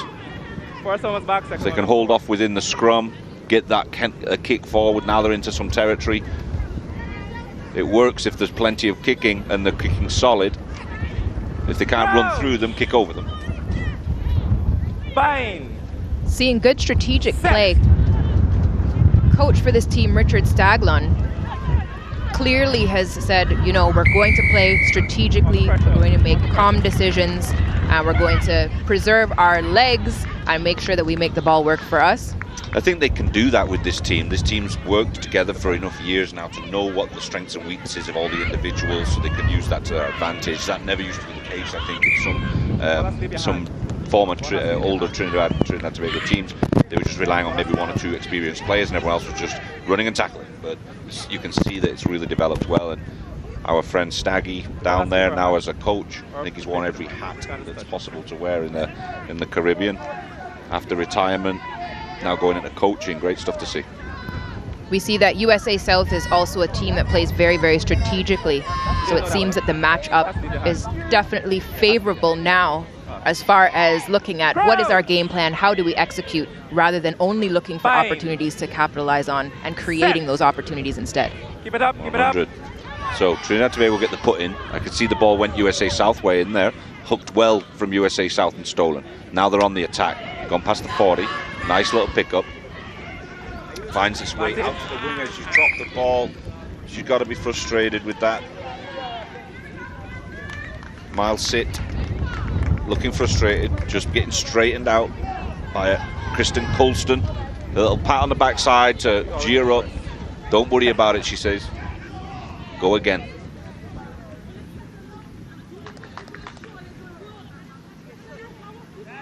Been plenty of scrums. It's a scrum-dominated game so far, and it's great for me. I love watching a scrum. A rugby forward nerd. Happy to see these going on, and it's really a powerful battle. Two very formidable packs. Crouch. Fine. So it's another Trinidad and Tobago put in. She didn't like that though. Saw something untoward. Head was on the wrong side maybe, and great choice. Just reset it.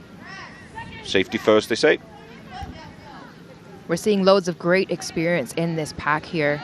Crouch. It's wonderful for development when you have athletes who have got so much experience, especially when you're looking at the pack. There are things that you can only learn from the experience of competition. The USA South come at steal it one more time. Nice little inside pass from Campbell. Beautifully weighted. And Trinidad Tobago got their hands on it. Stevens wants to play quickly. Ball never left your hand. The ball never left her hand on the tap. When you have a penalty tap like that, you've got to release the ball from your hand, hit it with your foot, and then you can start your play. In that moment, she just tapped it while it didn't release from her hands. And they're going to use that as the excuse for the halftime break. What a game we've got so far. 3 points to 0. Trinidad and Tobago are up. Is this what you would have expected, Maria, from this first half? This first half has been incredible. and the discipline, the pace of the game, seeing clearly that the instructions from the coaches and the work that's being done by both teams is being executed on the pitch is really, really good. These women have waited to return to 15s rugby, and it shows. Yep. Excellent work from the squads out here. It's 3-0 to Trinidad Tobago so far. We're going to be back in just a few seconds for the second half of this game. Don't go anywhere.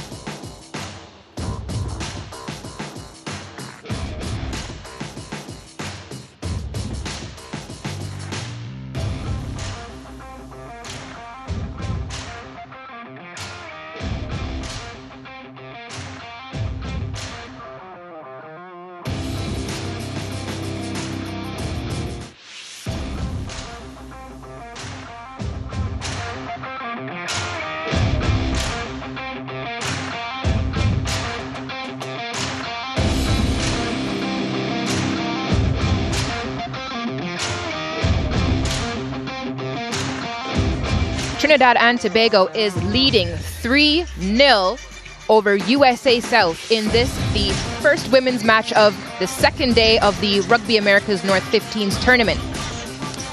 Let's take a look at the first half. I think everyone's just expecting for USA South to just bulldoze this Trinidad Tobago team early on, and that definitely was not the case. Although they were very organised early on with their set pieces, and their backline play was really quite phenomenal from USA South. Trinidad Tobago did a really good job defending against it, causing some problems, and keeping USA South on their toes. You can see here the organisation of the attack is great, but then when it did break down finally, and Trinidad Tobago managed to get ball in hand, you see someone like this, Kitara Monroe, almost going the distance. She got so close. An excellent covering tackle from Elisa Corrales. And then Viola Jack doing as well as she could do as under the circumstances, but then jostling, dinks one over for the 3-point penalty. And Trinidad and Tobago got to be happy with their position right now. So happy, in fact, that they're already on the field waiting for USA South to come back out. I think they feel like they've got an opportunity here. Maria, what are your thoughts on what would Trinidad and Tobago need to do to really stifle this USA team and finish it off? Absolutely, Gavin. What Trinidad and Tobago is demonstrating here is great team synergy. They've had a lot of players who have been on the 7 circuit, so they do have those fast runners who can execute, but we are seeing a return to some of that dominant pack work 15s mentality where they're able to take the pressure from a team like USA South. Yeah, absolutely. There's the USA South girls still looking in good spirits, just reorganizing themselves. Coach in there is making a few adjustments tactically, and I know they do work very hard as a team when they get together. They're staying here on campus, so they get plenty of field time right out here on the cricket field next door to do all of their warm-ups and practice. And I've seen them out here even yesterday several times in the heat, just making sure that they get everything right. It's a great setup here at the Yui Mona Bowl. The athletes are able to stay very close, as you said, Gavin, to the pitches. It's convenient as far as their training schedules, making sure that everyone doesn't have to stress out about getting to the pitch on time. And the officials wanting to stop the USA South delay, get them onto the field. They were continuing with the tactics talk and just overextending their break a little bit, so they're now getting out on the field. And again, Trinidad and Tobago are going to wait for a few more seconds to get themselves USA South to get set. Trinidad and Tobago kicking off to USA South. I think we can look for Trinidad and Tobago to run onto this ball and try and collect the ball that they've kicked. Yeah, you see them all stacked a lot on this near side, so I'm expecting the ball to come this way. Try and catch the, make a recovery of this ball down on this near side. They've got great speed on the wing here with the Carlise sisters. Time on. A nice kick, good height to it, but well taken, USA South. Looking for a space. And pumping the legs well, managed to finally get to ground. A pod out wide and a powerful run through the middle. Hands were on it illegally. There was no separation. Good pressure from Trinidad and Tobago, really causing some problems for USA South here. If they can keep that movement forward. There was a knock on back there from USA South. First knock on was Trinidad and Tobago. They were playing USA South advantage. So when USA South knocked on the ball, it went back to the first infraction. In rugby, we want to keep you engaged with consistent action, and so there is an advantage that is played so that stopping the play does not disadvantage the team that did not make the error. Crouch. Thank you for the clarification, Maria, and the second set of eyes. Set. I need to start watching this game as I'm commentating. Excellent work in the scrum again. This time USA South coming away with it. Looking to work wide there. Nice bursting run. Going out on the scene. Has she got some time? Does she get her hands on it? No, she does not. The support arrived very quickly. Working wide this time. Looking to the top side. Again, good tackles coming in from Trinidad and Tobago, but pumping the legs, working hard. That's something we're seeing on a regular basis from these USA South women. Working hard to go forward into and through the contract. Here we see the technical team for Trinidad and Tobago looking on. They've instructed their team. It's just for them to execute now. Yeah, unfortunately, coaches can't be on the field with them. Sometimes you give them all the information. You've got to just trust that the guys and girls will go do it. T. Fletcher lining up for this one, looking to kick for touch. Let me guess. Successfully, just outside the 22 of Trinidad and Tobago. Using the earlier tactics of Trinidad and Tobago, they were doing the same thing in the first half. Full 8. So you can hear the referee calling out a full or an 8, sometimes a different number when they walk into these lineouts. The attacking team gets to decide how many people will join that lineout. Everybody else has to be back a certain distance, and the defense has to just match that number. There's a knock on there from the scrum half. There's a clean off. It was clean off the top, but the scrum half caught it awkward and bobbled forward. So that gives Trinidad and Tobago the opportunity for a scrum.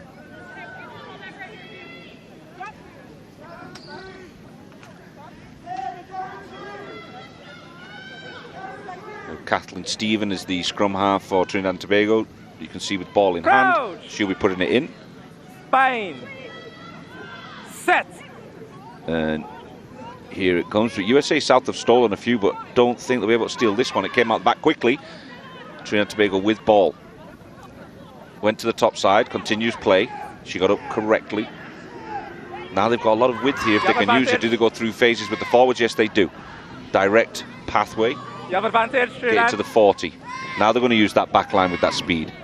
Jack, nice inside ball. Oh, she dropped it forward, unfortunate.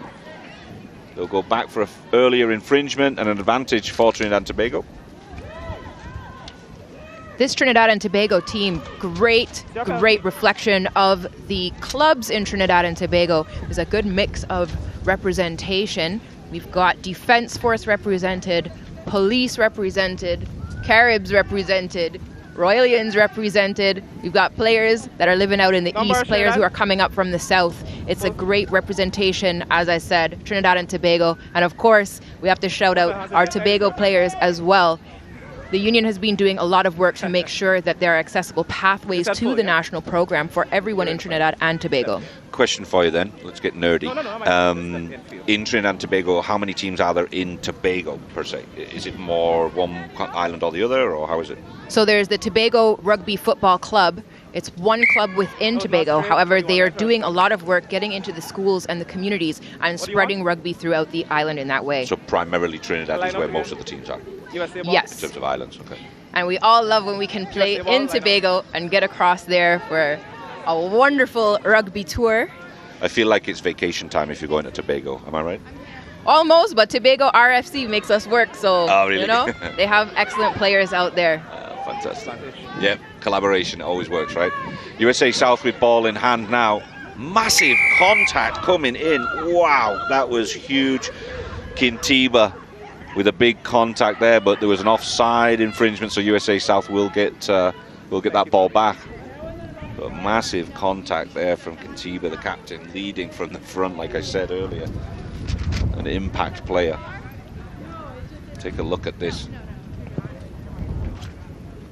Knocked her into next Wednesday.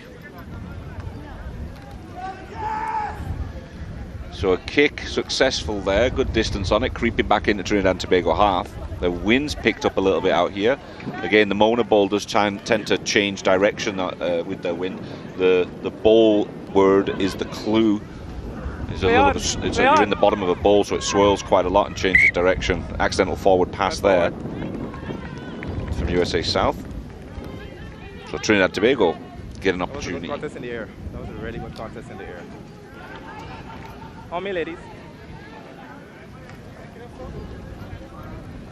Referee Clifton there, controlling the game well. Always very instructional. Great referee to have in a high intensity game. Always very calm. USA South making some substitutions, 22, 18 and 7 going on to the field. So Stacia Thompson, Sarah Scott and Amanda Reeling going onto the field to get a bit of a run out, give the other ladies a break. A lot of games in a short period of time, so in this temperature it's a break I'm sure is appreciated. Set. Trinidad Tobago gets the put in. This time it's clean to the back. The 8-man picks up. Jack directing play here. This time she doesn't use the inside ball, she uses the outside ball. Pantor directing traffic and gets her winger to come inside. Was flat to me. Really two square on bodies there for the contact. Oh, and a steal there from T. Fletcher. The experience, looking for the right spot. Now she's looking for help. She just want to get to that line on her own, and there's the try. Great work from T. Fletcher to put in. Amanda Reeling, she just stepped onto the field. The first catch for her, the first movement for her on the field was the try. Absolutely. And you can see right there with the tip, T. Fletcher just in the right position, right place, right time, snatches that ball. The interception, uses her support, and it's the number 7, Amanda Reeling, that scores the try for USA South. T. Fletcher using all of her experience. I don't know how old she is, but I know she's no spring chicken. She won't mind me saying it, I'm sure. And great work for her to get there, and she knew her legs were getting tired and someone was chasing her down, so she looks for the support in such a timely manner. Time back on. And ably assisted by Reeling to finish it off for her. Fantastic. That was all T. Cynthia Campbell, again MVP last year, taking her time, an unusual kicking style. Not successful this time. Right of the sticks, but I'm sure we'll see so much more of her today, leading that team. It's still anyone's game. The score now, 5 points to USA over 3 points to Trinidad and Tobago. And maybe a little bit against the flow of play. Trinidad and Tobago really have been able to control a big chunk of this game, at least the middle third of it. I think the first 10 minutes maybe was more USA South.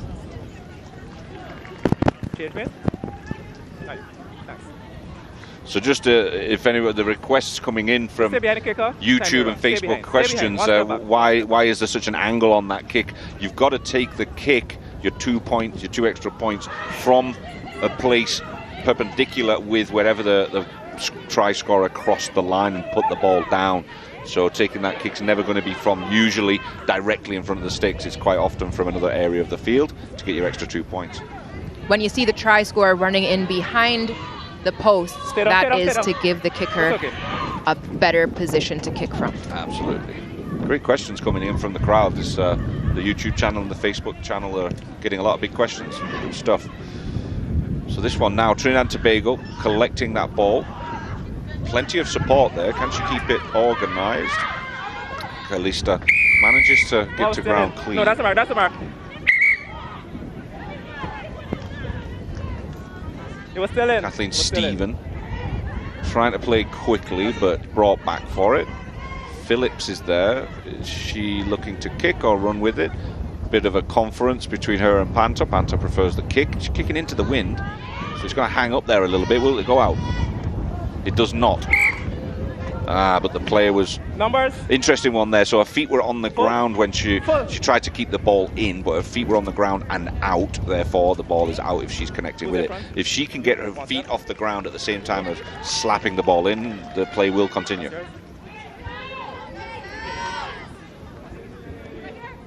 One step, Trina. Yep. So Trinidad and Tobago, they put in. Not straight. What do you Not want? straight. You've got to get down. There's a tunnel there between the two sets of players. The person throwing in the ball's got to get it straight down the middle to make it a fair challenge. Now, obviously, the advantage is that you know where you're going to throw it because your team has organised a prior call, but did not work out because it wasn't straight that time. They've got to get it right down that tunnel. Crouch. Bind. Set. USA South got shoved back on that one, but they managed to get the ball out somehow. Campbell delivers. The weak side wing coming inside and working around that top side quickly. Ball goes to ground this time. They've managed to scoop it up somehow, making some good yards now, USA South, and with some space. They're going to work back across the field again. Trinidad Tobago coming up quickly, and a good driving run. Amanda Reeling's been busy since she came on. Campbell fakes the inside centre, looks for the fullback, stepping. Ball's gone to ground. Was there a knock on there? Ball forward. Ball went forward there, so yes. Yeah. Unfortunately, the number no, 2 hooker. It's a scrum. It's a scrum. It's a scrum. Lakita Sutton. Just a knock on. Couldn't keep a hold of it. So we've got Trinidad and Tobago here are going to have this scrum. They're in a good position, but they've got to stabilise their scrum a little bit. USA South have stolen a few from them. 5, please. Just getting the hooker, getting their foot across underneath there. 8. Yeah, the scrum again definitely shows the experience of players. It is very technical inside of this lovely array of bodies. Yeah, nobody outside of there knows what happens on the inside of there. What are you doing? Having a shot? Having a shot? So, interesting. Trinidad and Tobago okay? have gotten a penalty for some kind of infringement in that melee, the scrum, and they're going for the kick. Now, interesting. You've got to be a confident kicker with the swirling wind here, and Kathleen Stevens is the one asking for the tee. Stay behind. She's got the wind coming from the left of your screen. You can see the flags over there in the background where the SportsMax flags. So it's kind of crossing wind. So she'll have to aim for this near side post. Why couldn't we have set up like this last time for the and let it float across maybe. Not a bad attempt at it. And that is good. Trinidad and Tobago are causing some issues out here for USA South. The girls are delighted out there. And so is the coach, although you'll never know it from that smile. USA South wanting to work quickly though, they're already on the way back. That's the kick going over. But USA South out here on the field, you won't see it on screen, but they're already kicked off. Trinidad and Tobago now with the ball. Oh, and there was a big hair pull there, that's a no-no. And a yellow card, 5 minutes, sin bin I believe, 5 minutes for that. Sometimes it's intentional, sometimes it's on purpose, but either way, this one, it's a yellow card. I'm the marker with the time on. Time was off. I don't know how I would deal with that sort of hair situation. Never had that problem. It does creep in occasionally. Panther looks for the long kick. And now USA South with a player down and a point down. Look at that, 6-5 currently. No problem. It's a slow. Trinidad and Tobago have really put themselves in a phenomenal position. Who's in front? There's only 6 minutes, 5 minutes left to go. Could TNT make an upset? We're seeing excellently matched games here for women's 15s. Yesterday was similar, incredibly intense match with Jamaica and Mexico. There was a 2 points difference in that game, and here we're seeing only 1 point difference right now. Anyone could come out victorious in this game. Interesting one for the line out. They tried something different rather than going to the top of the line out, a sneaky one lower down and taken well. So controlled the ball well. Trinidad and Tobago pulling out the tricks to be able to keep possession here. Nice step from Jorsling. Now she's going forward. Powerful player, finally taken down just into the USA territory. Phillips comes in at scrum half. And looking wide now, Trinidad and Tobago. Can they keep ball in hand? No, they cannot. It's gone backwards there. Saw an earlier infringement, so not rolling away at the tackle earlier on Jorsling. Not rolling away, so Trinidad and Tobago again in a good position at the 40 of USA South. USA South, I'm not sure. They look pretty calm right now, but they need to step it up in short service. Trinidad and Tobago looking to go to the top side for that line out. Will they try a trick play again? Still have to ask. Definitely an intense position. Trinidad and Tobago currently in the lead by 1 point. It's always a toss-up. Do you keep calm, maintain possession, and don't allow another score, or do you make sure to score and make a greater distance with your lead? Yeah, interesting one. Now, and I think that last line out has shown that they were really wanting to maintain possession. Don't know if that was straight though. Oh, it was a knock on. Well, we saw that interception earlier that resulted in a try, the try for USA South. So we know that they are ready to capitalize on anything. Yeah, now let's have a look at this, because USA South have been dominant in the scrum. Trinidad and Tobago have had a few even stolen from them in these situations. And again, the set plays have been pretty good when USA have got that ball in hand and been very comfortable with it, but haven't really managed to break down this TNT team other than that one intercept. So the defense of Trinidad and Tobago holding out well so far. Crouch! Bind! This is going to be an interesting last couple of minutes of this game. And a good early push from Trinidad and Tobago, putting USA under pressure. And yes, they've done well there. Trinidad and Tobago doing everything right at the moment. Stevens is asking for the tee. And Jorsling, although it's a big kick, she looks confident and wants to give it a bash. And again, that chews up the time as well. Maybe a tactical. If they maximize the time that they have to kick the ball, that chews up this. We're at 37, almost 38 minutes, a 40-minute game. And if she can dink the 3 points over, they'll get a ball back. It's a mighty kick, but it looks wide. So USA South have got the ball, but now they're back on their line. Can Trinidad and Tobago pin them back there for a while? There's lots of numbers on this USA South side. Massive contact coming in from Trinidad and Tobago, really rattling some bones out there. USA South have got a lot of work to get out of this really difficult position and a lot of pressure. They're calm though, they're working well, looking for the kick. That must be Campbell. Big kick over the shoulder of the wingers over here. Offside. So they've kicked it and using this advantage. So there's an offside there. Trinidad and Tobago need to be on their toes and paying attention to what's going on. About 2 minutes. Multiple balls on the field, so they want to kick one off. About 2 minutes left. 2 minutes. So USA South, interesting. They're back on their 5-yard line pretty much. TNT pushed all the way back to the 22. 9. I'm the mark. 9. And they're playing with ball in hand. They don't want Trinidad and Tobago to have that ball. Another big contact. Great tackling from Trinidad and Tobago. Can they hold them off? Hands on the ball from TNT. They play quickly. Now there's some space over there. Another big contact. That one a little bit late. Trinidad and Tobago violent today. USA South there managing to keep the ball alive, and there's a little bit of space on the outside. Was that forward pass? Yes, it was. Trinidad and Tobago got all the luck in the world today, but they've done everything right. They say you make your own luck, right? And the timing of this is interesting. Almost at the 40-minute mark, Trinidad and Tobago are in a very strong position.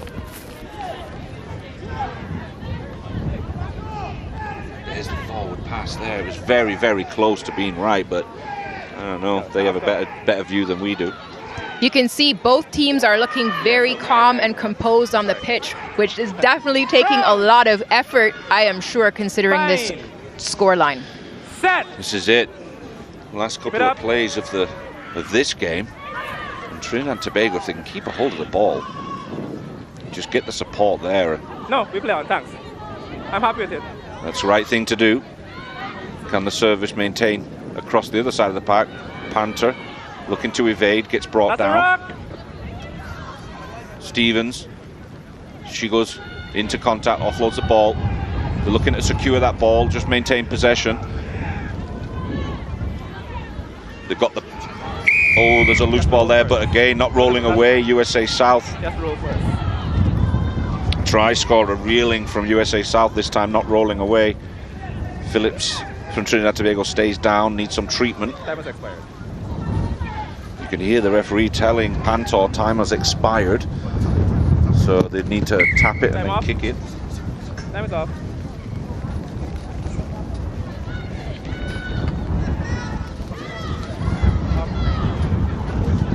Or maybe a dislocated finger, looking by the facial expressions from Philip. That was maybe a dislocated finger, she didn't want to look at that, but it looks like it's been put back in place. Panther taps, kicks. Trinidad Tobago have upset USA South to a massive celebration. Maria Thomas, your thoughts on that? You've got to be happy with that one. Well, you can see the energy is high. Trinidad and Tobago is elated. They're so happy. You'd think this was the final match rather than their first match of this tournament. Hopefully that energy stays consistent throughout. Congratulating and thanking USA South for the game, vice versa. Of course, rugby, it's camaraderie. We love our opponents because they are the reason we can play this wonderful game. Absolutely. USA South's got to be disappointed with that one, but Trinidad Tobago. So again, very close match, 6-5. Trinidad and Tobago victorious over USA South.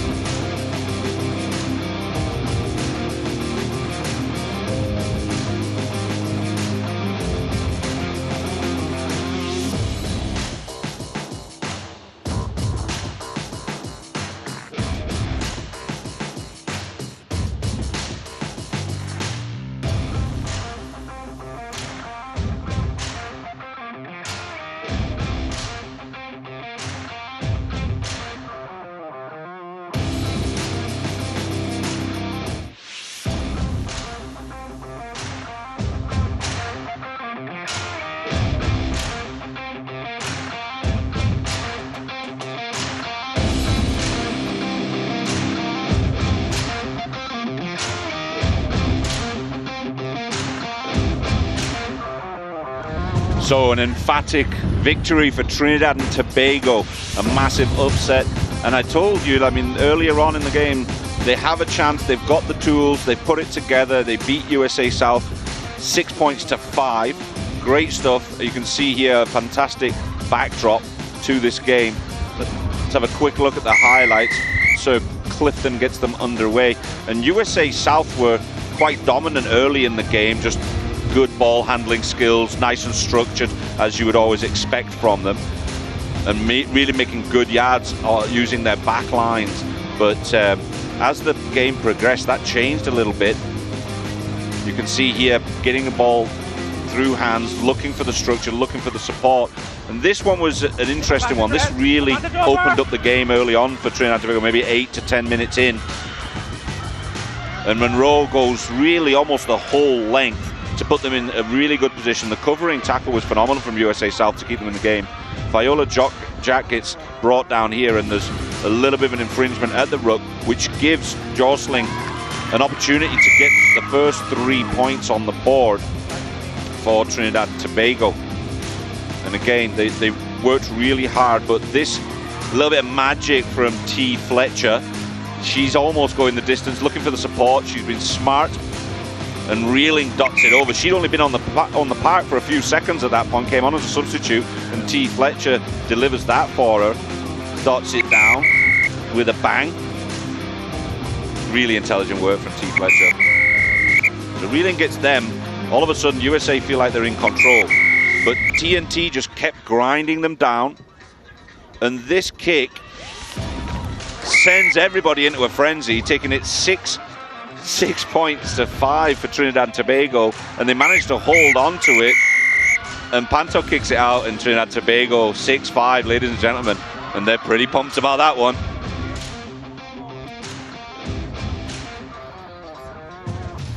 That's it, ladies and gentlemen. The next game up is Cayman Islands versus Mexico.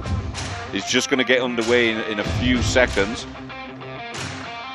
So don't go anywhere. We're just going to go through team sheets and see who's running onto the field. Mexico, obviously, in the traditional green. Cayman there on the right-hand side of your screen in red. This will be an interesting one. Mexico yesterday losing out very narrowly to Jamaica. Let's take a look at the rosters. Cayman Islands, Quincy Cusack at 16, always danger. Shamara McCarthy, one of the principal players, and you've even got another Weston family member, Francis Weston, number 18, out there. Pippa Parker, another danger player. The Cayman Islands senior women came into this competition last year, had a lot of fun. I don't think Mexico women were here last year, but this is their roster. Take a look through here. A younger squad. They're really trying to use this as a development tool. Take a look at Gisela De Leon. If they can get the ball out wide for her, she's going to be phenomenal. A real finisher on the Mexican wing. And keep an eye also on Mariana Camacho. Great player for Mexico. There's maybe a smaller Mexico team in comparison to Cayman, but they've got the organization and the skill set, so it'll be interesting to see how they manage this Cayman team that are doing wonders on the island. Grand Cayman of developing rugby on both the boys and the girls side of things, and you'll see a few players that have come into this game now. Mexico take that ball well. Going to ground on this one. And again, Kelson Vigara here, and thank you, Gavin. This is a nail-biting fixture. Mexico just narrowly losing in the last game they played yesterday, and they're going to come to try to get their first win of the tournament. Cayman Islands, on the other hand, very show and steady over the years, and they're going to have something to prove against this Mexican team. Yeah, I think everybody's always got one eye on Mexico as a team that's always going to be hard work to break down just because of their structure and organization, right? You can see already working on the outside of the fly half. And going around the corner looking for the second phase. Big contact. Cayman coming in really aggressively. And again, Gavin, look out for the combination, the Mexican combination of Camacho and Bender. They've been working in tandem yesterday, and we're going to look to see them do something better today, as well as 7 standout. Karina Laderis, she's going to be very, very key and influential in this game today. Absolutely. Mexico working their way out of their own half here, using the foot in 2 occasions to get up into Cayman territory. And there's definitely going to be some big contact from this Cayman team. They enjoy the tackle. Maybe they can get some physical dominance on top of this Mexico team. As we see a shot of Mercedes Foy, and she is everywhere and everything in the Cayman outfit. You're right, that's Mercedes Foyt.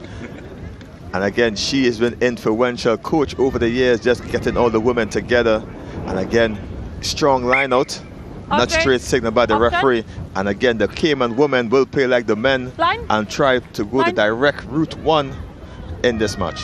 Yeah, absolutely. I think they've probably got a bigger pack, so they'll take scrum options whenever they can. See how they do if they're organised with their lineouts. Mexico are calling the shots because it's their line out this time. You can see the wind's picked up quite a lot, so it's going to be hard to make it straight.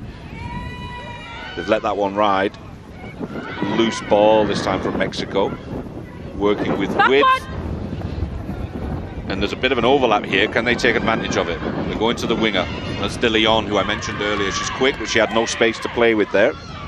So Mexico Back, get back. with the ball. Fly half going for the pod on the outside. Little tip pass to another forward there, going to ground. Roll, Number one, Pamela Lisa, or Lira. Referee needs to get out of the way, going for these phases with pods. Mexico working well, diligently, organised, structured as we'd expect. There's a bit of space again on that top side. They found the outside centre. The winger's got a little space. Can she skip by? Yes, she can. She's still got plenty of work to do, though. She's stiff armed one, a big tackle coming in. She's got to be close to the line. Knocked forward. Unfortunate. Great run. Taken in by Mexico, lost forward. Daniela Corderu. Great run, electric speed. Let's take a look at that one. She managed to stiff arm the fullback. No charge in the kick. And really had the line in her sights and gets over, but dropped it just before dotting it down. Unfortunate for her. And a great covering tackle from Guyana. Back. And again, Gavin there, she really tried. She was aware of where the line was, just can get the ball where she needed to. It's a goal line drop off. And eventually the ball knocked on in the try area. Cayman Islands get the opportunity to clear their line of a 5-meter dropout. But again, Gavin, they made a mistake. And again, with any restart of play, you can't kick it directly out into touch. And that's what happened there. As you take a shot at the Mexican coach, Daniel Jaime. On the line. Daniel Jaime, the coach of Mexico, are doing a fantastic job getting these ladies organised. And again, that infringement results in a Mexican scrum, just 5 meters off. And again, great attacking platform to release the wing and the speed of Gisela De Leon. Yeah, we would expect it to maybe come this way. It's an 8-man pick. And it was fumbled forward there, unfortunately. She did have the space. If she managed to pick it up, she was gone. But it'll go back the other way this time. Cayman get the put in. And again, Gavin, it's a very difficult skill to pick from the back of the scrum when it's moving backwards. And again, you really need to be sure that the ball is clear at your feet when you're picking it up. And again, that's why it's a specialty position, that number 8 role. Yeah, you really got to have, it usually helps. You've got big hands, you can pick up one-handed while you're still connected to the scrum. You've got to be connected. Your shoulder must be connected to the scrum as you're picking it up, which is not an easy thing to do. It's a balancing act. As we hear the referee Vincent just stating, need to be off your knees, and again absorbing the pressure. Some tactics are to just lower the knees to take in some, dampen the load, and again they just went a little too low for the referee's comfort. Good. Big contact there. You can see the second row really struggling to keep her shoulders in there. Cayman come away with this one. Bounced a little ugly for them. They've gone for the kick. They've hacked it. It's not gone far though. Manages to bobble out, so Cayman will be happy with that, as it looked a little bit hairy for a second there. And again, Gavin, the new tactic is to take it up a couple of phases just to give yourself the room so you don't have the hounds, which are the forward flankers, on your back. And that happened there. Cayman just under a lot of pressure, and Mercedes Foyt is pensively looking at her team, seeing how they're absorbing all this pressure deep in her half. Mexico get the line out. This is being thrown in. Advantage, no. A nice little inside pass there. Tackle. Mexico in a good position. They're folding around the corner. They've got the speed out wide. We've already witnessed one of it. There's De Leon. She takes that cleanly. Is she crossing the line? Yes, she is. De Leon. I told you she's the danger woman. And Mexico get themselves on the board.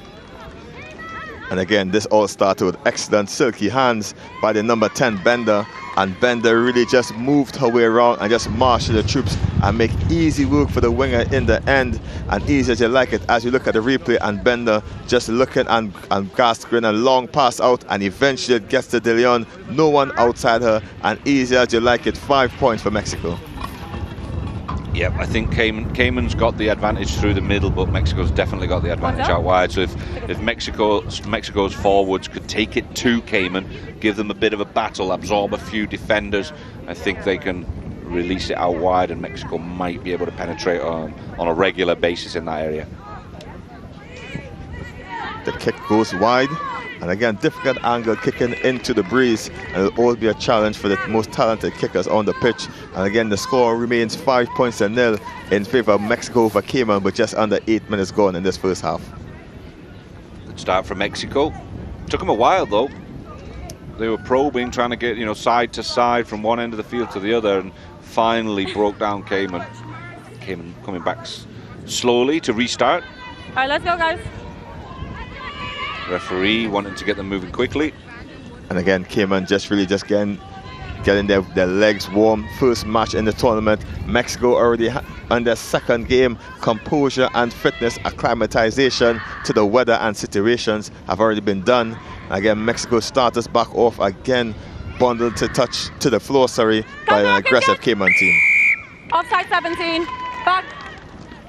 Mexico offside there, just outside their own 22, giving Cayman some room to play with here. Cayman a bit indecisive on what they want to do. Referee's asking them to get a move on. And again, the referee is very patient with them, and eventually Cayman just stroke it into touch, and they're just going to walk down for the line out. They seem to be moving a bit tired already, Gavin, and again the game's only 9 minutes in, and again they're down by 5 points to 0. Yeah, I'm hoping it's not a fitness issue, it's just a decision issue, because the referee's having to tell them multiple times to get going, and they're taking their sweet time over that. Really condensed line out, as you can see there. The entire line out packed in real tight, not straight though. Option. Breeze is causing a bit of problems for the throws at the line out. Small line out. And again, Garvin, is a very difficult decision for the referee, as the ball may have left your hand straight, but the wind is doing what it wants. And again, it really needs to be factors in to the throw. As you look at the SportsMax flags behind the line out just blowing, you need to be cognizant of which direction the wind is going. Yeah, and this time Mexico not throwing it straight. Again, you can see there, it's a great view. Thanks, production crew. SportsMax flags there, flapping wildly in this wind, and it will change direction as well. Earlier on it was going in the other direction, so you have to be aware of your surrounding as a kicker or line out thrower and seeing what's going on with this wind. Mexico managed to come away with this one. Finally a straight ball, going to ground. Good tackle from Cayman. Moving into a defensive position now. Mexico take the ball to the outside, out the back there, and a heavy kick just gets them outside the 22. And again, excellent touch finder by Bender there, losing the ball into the stands and giving Mexico opportunity to just take a breath of fresh air, as Cayman was knocking on the door, giving them under loser pressure. And Cayman get the throw in the line out, and they're set up wide to release the speedy wingers out. So this one goes to Cayman hands, I believe. She's on her knees, leave. No, Mexico come away with it. Working to Bender. Bender's looking to kick deep. That one gets to around 40. So Mexico creeping their way out of this Cayman pressure. And again, special mention to the pitch, and Quincy Cusack has been a stalwart on this team for many years, and she's out there playing again, just leading from the front. One of the most experienced players out there, just showing the young ladies how it's done. So Cayman line out, nice throw that time. Excellent line out, Cayman. They really pulled that one together now. Bobbles backwards, looking for the support, but the support's in front of her. And that's going to go Mexico's way. Mexico have done well to get themselves out of their own half, and it's all been through tactical pressure kicks, putting themselves in the right position. And you'll see another one from Bender. That one's a great kick. Bounced, it went straight out. And again, Mexico playing the territorial game very good as McCarthy tried to tap it back in, unsuccessful. And again, Mexico get the tricky line out set piece, which hasn't really been going both teams' way, as you can see the wind dying down right now. So maybe we can get something smoothly happening from this line out throw.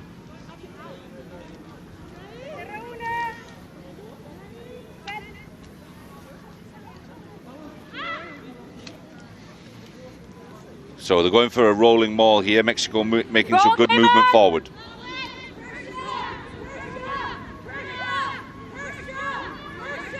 Finally comes out the back. Nice run, but couldn't manage to hold on to it. There must have been a knock on it in there before Cayman scooped it up. Let's go. And again, a bit of errors happening here, just midway through the first half. And again, Cayman Islands really to get themselves going, as we see the Mexican bench just looking on, really concerned that there's a very good field positioning for them, as Cayman Islands put the ball in deep inside their 22-meter line. And with a strong breeze on the back, Cayman may be looking to clear their lines and just get themselves a bit of pressure release. And Cayman with the put-in. Comes out the back clean, no major push from either side on that one, just well hooked. Looping ball. She's got one outsider, and a covering tackle is good. And quickly recycled. Now coming through, you've got the number 8, McCarthy. Really powerful player, sets up the next phase. She's tackled. Stay. And here we go, Cayman have really got a bit of a roll on now. They keep coming around the corner, those forwards in phases, one after another. There's McCarthy again, this time brought down handily by the Mexico defense. Stay. Same direction, never much space there. Nice little pop-up off the floor. Do they find the wing? Yes, they do. And she steps out. Great covering tackles from Mexico. Line to Mexico. And again, Cayman very silky with the hands, really just pushing the ball through, but it's just going a bit too high, and the players are not getting the ball on the run. They need to slow down to jump and catch it, and that may be a talking point with the coach at halftime to really say just keep it lower in front of the player for them to run on to it and really make positive yardage from the passes.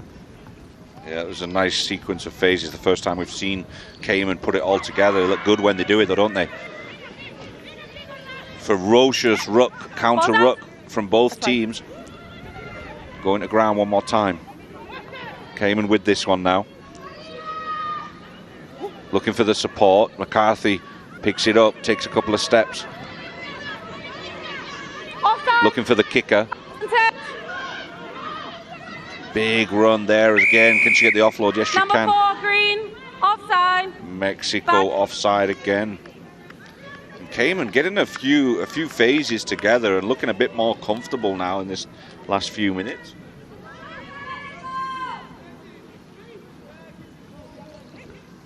As I see the number 10, Chanel Gall, really looking just to clear her lines, take a breath, but the ball doesn't go out initially, but it's rolling and it's eventually ending to be an excellent touch finder. And again, end over end by the number 10. And Cayman are on the front foot for the first time in the game and can level the score from the set piece.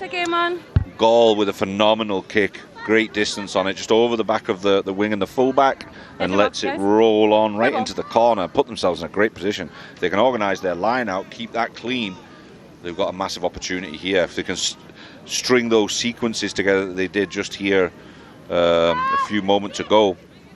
Oh, but it's landed in Mexico hands. Now they need to put some pressure on. Mexico still only 5-0 up.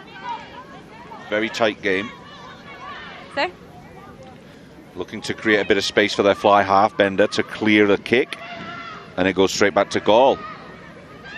She's looking for another kick over. That one's deep though, that's too far. That's going to bounce straight out the back. Straight out the back.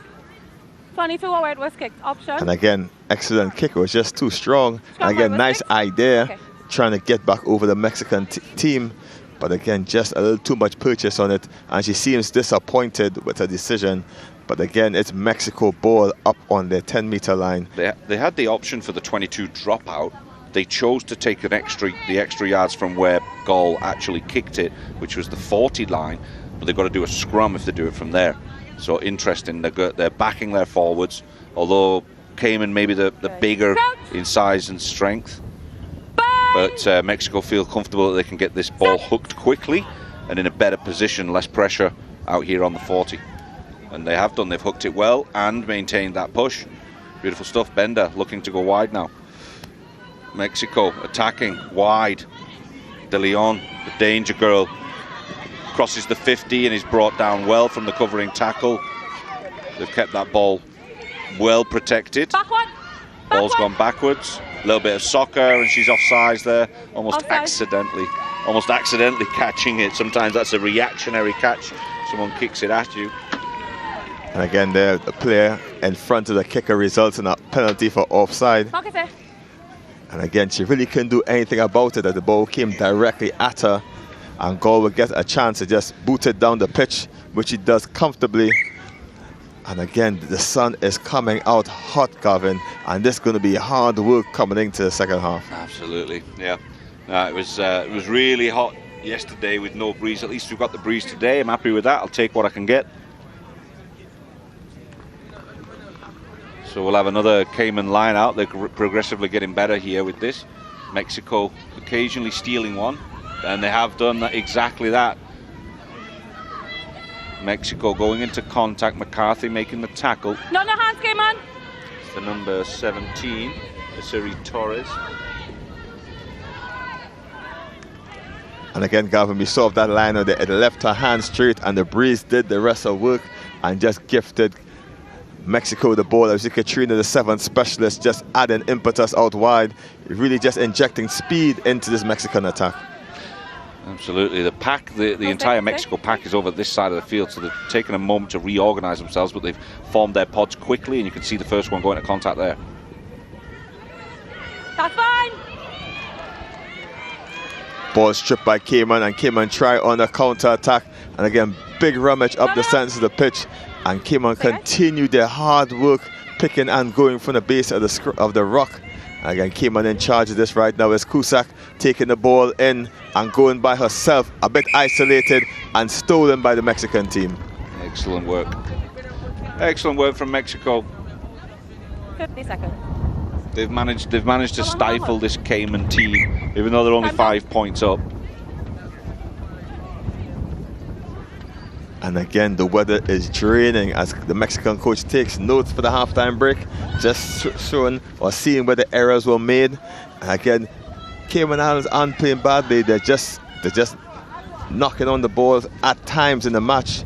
And again, Mexico just sharper at it as the player just stops to get some attention. The players get an opportunity to get extra water as the player gets some medical attention, and the score remains 5-0 in favor of Mexico over Cayman Islands here at Yui Mona Bowl, Jamaica. And if you're in the New Kingston area, make your way down here for international rugby action. Admission is free. Bring a friend, bring a teammate if you're a sports player or enthusiast. Yeah, 45 seconds. Penalty, Mexico. And again, if you're in the corporate area, make your way down to Yui Mona Bowl for international rugby action as Mexico starts it back over with Bender. Bender kicks it into touch. 30 seconds or so again in this encounter. Mexico with their tails in front, 5-0. And again, this should be the last play of this half as the referee echoes my same sentiment. And again, strong wind coming in as you look at the flag of the AR dancing the wind. The referee is okay with the throw, and Mexico go crashing in, maintaining the ball. And again, Camacho digs it out to find Bender, and Bender looks to shoot it out wide to Katrina, just too high. And they're going to look for De Leon again out wide. Can she make something happen? She steps one. Eventually, she's wrestled to the floor. Mexico in control of this game. And pick and go by Mexico again. Just moving their way forward. Bender acts as scrum half for Camacho and pushes the ball, but is strongly met by McCarthy and company, and she drives her back deeper into the Mexican half, and Mexico bash it back up route one, and again straight down the middle just like an arrow. Mexico try to move the ball wide back into the hands of Bender, and they're going to try to look for the lane out wide as a chip kick comes in, picked up by Cayman solidly, and the referee is unhappy with that as she signals a penalty for Mexico. Nice idea by Landeros, the number 8 for Mexico.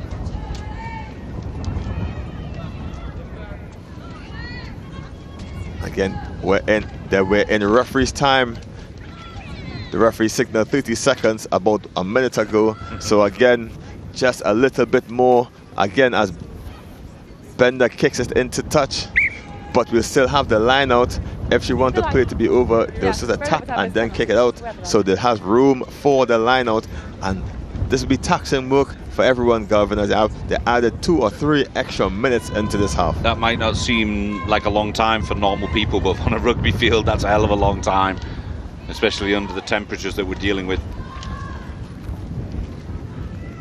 It's Hernandez's responsibility to get us with the throw. And again, Mexico has been finding their rhythm in this set piece. And almost stolen by Cusack. Gets out to Bender, and Bender just pops it off short to Katrina, and Katrina gets her mileage up the pitch. And again, strong runner is Katrina, and again it's Bender shooting the ball out right to Cordero. Cordero knocks it on, and again that will be the whistle for this half. And again, just jabs by both teams, Gavin, but no knockout punches. Yeah, interesting. Two very different teams, isn't it? And I think Cayman can be pretty happy with the results so far. Mexico, they've got 5 points. They probably feel like they should be further ahead. Tactically, I think a more structured team, but with a 5-0 score, that's the reality. Mexico up, Cayman down, but we've got another half to go. Let's see what we've got. We're going to be back very shortly.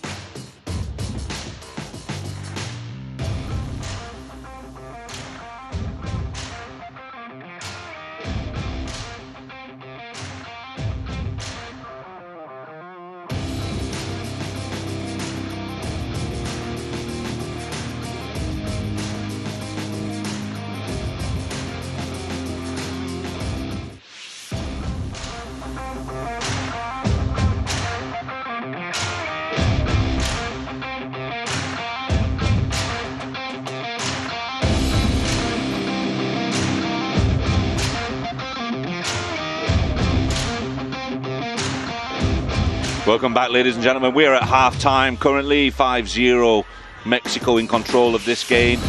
Cayman still got plenty of opportunity to get back into it. We've got an entire 20-minute second half. Let's take a quick look at some of the highlights of this first half. Gall definitely is the kicker for Cayman. She's been phenomenal with the kicks. Mexico have been dangerous out wide. Look at this run. This is the number 12, Daniela Cordero. Just jinking and stiff arms. Didn't manage to put that one down securely, so that did not count, but a phenomenal run. We had to show it. But again, this width that they have. You see De Leon earlier on we mentioned her, and she managed to dot one down in the corner. Advantage Here's over. another angle of it. Good timing from the outside centre to open up De Leon and dot down. Happy with that. Mexico 5-0 up at that point, but there was plenty of work. Very aggressive at the ruck, lots of scrum work, lots of lineouts, and at this point Mexico were in the lead, just trying to reorganize themselves right there to come out for the second half. And again, Gavin, both teams playing contrasting styles. Mexico trying to get out wide while Cayman Islands trying to go through the middle. And only one team so far has been successful with their tactics to get over the line.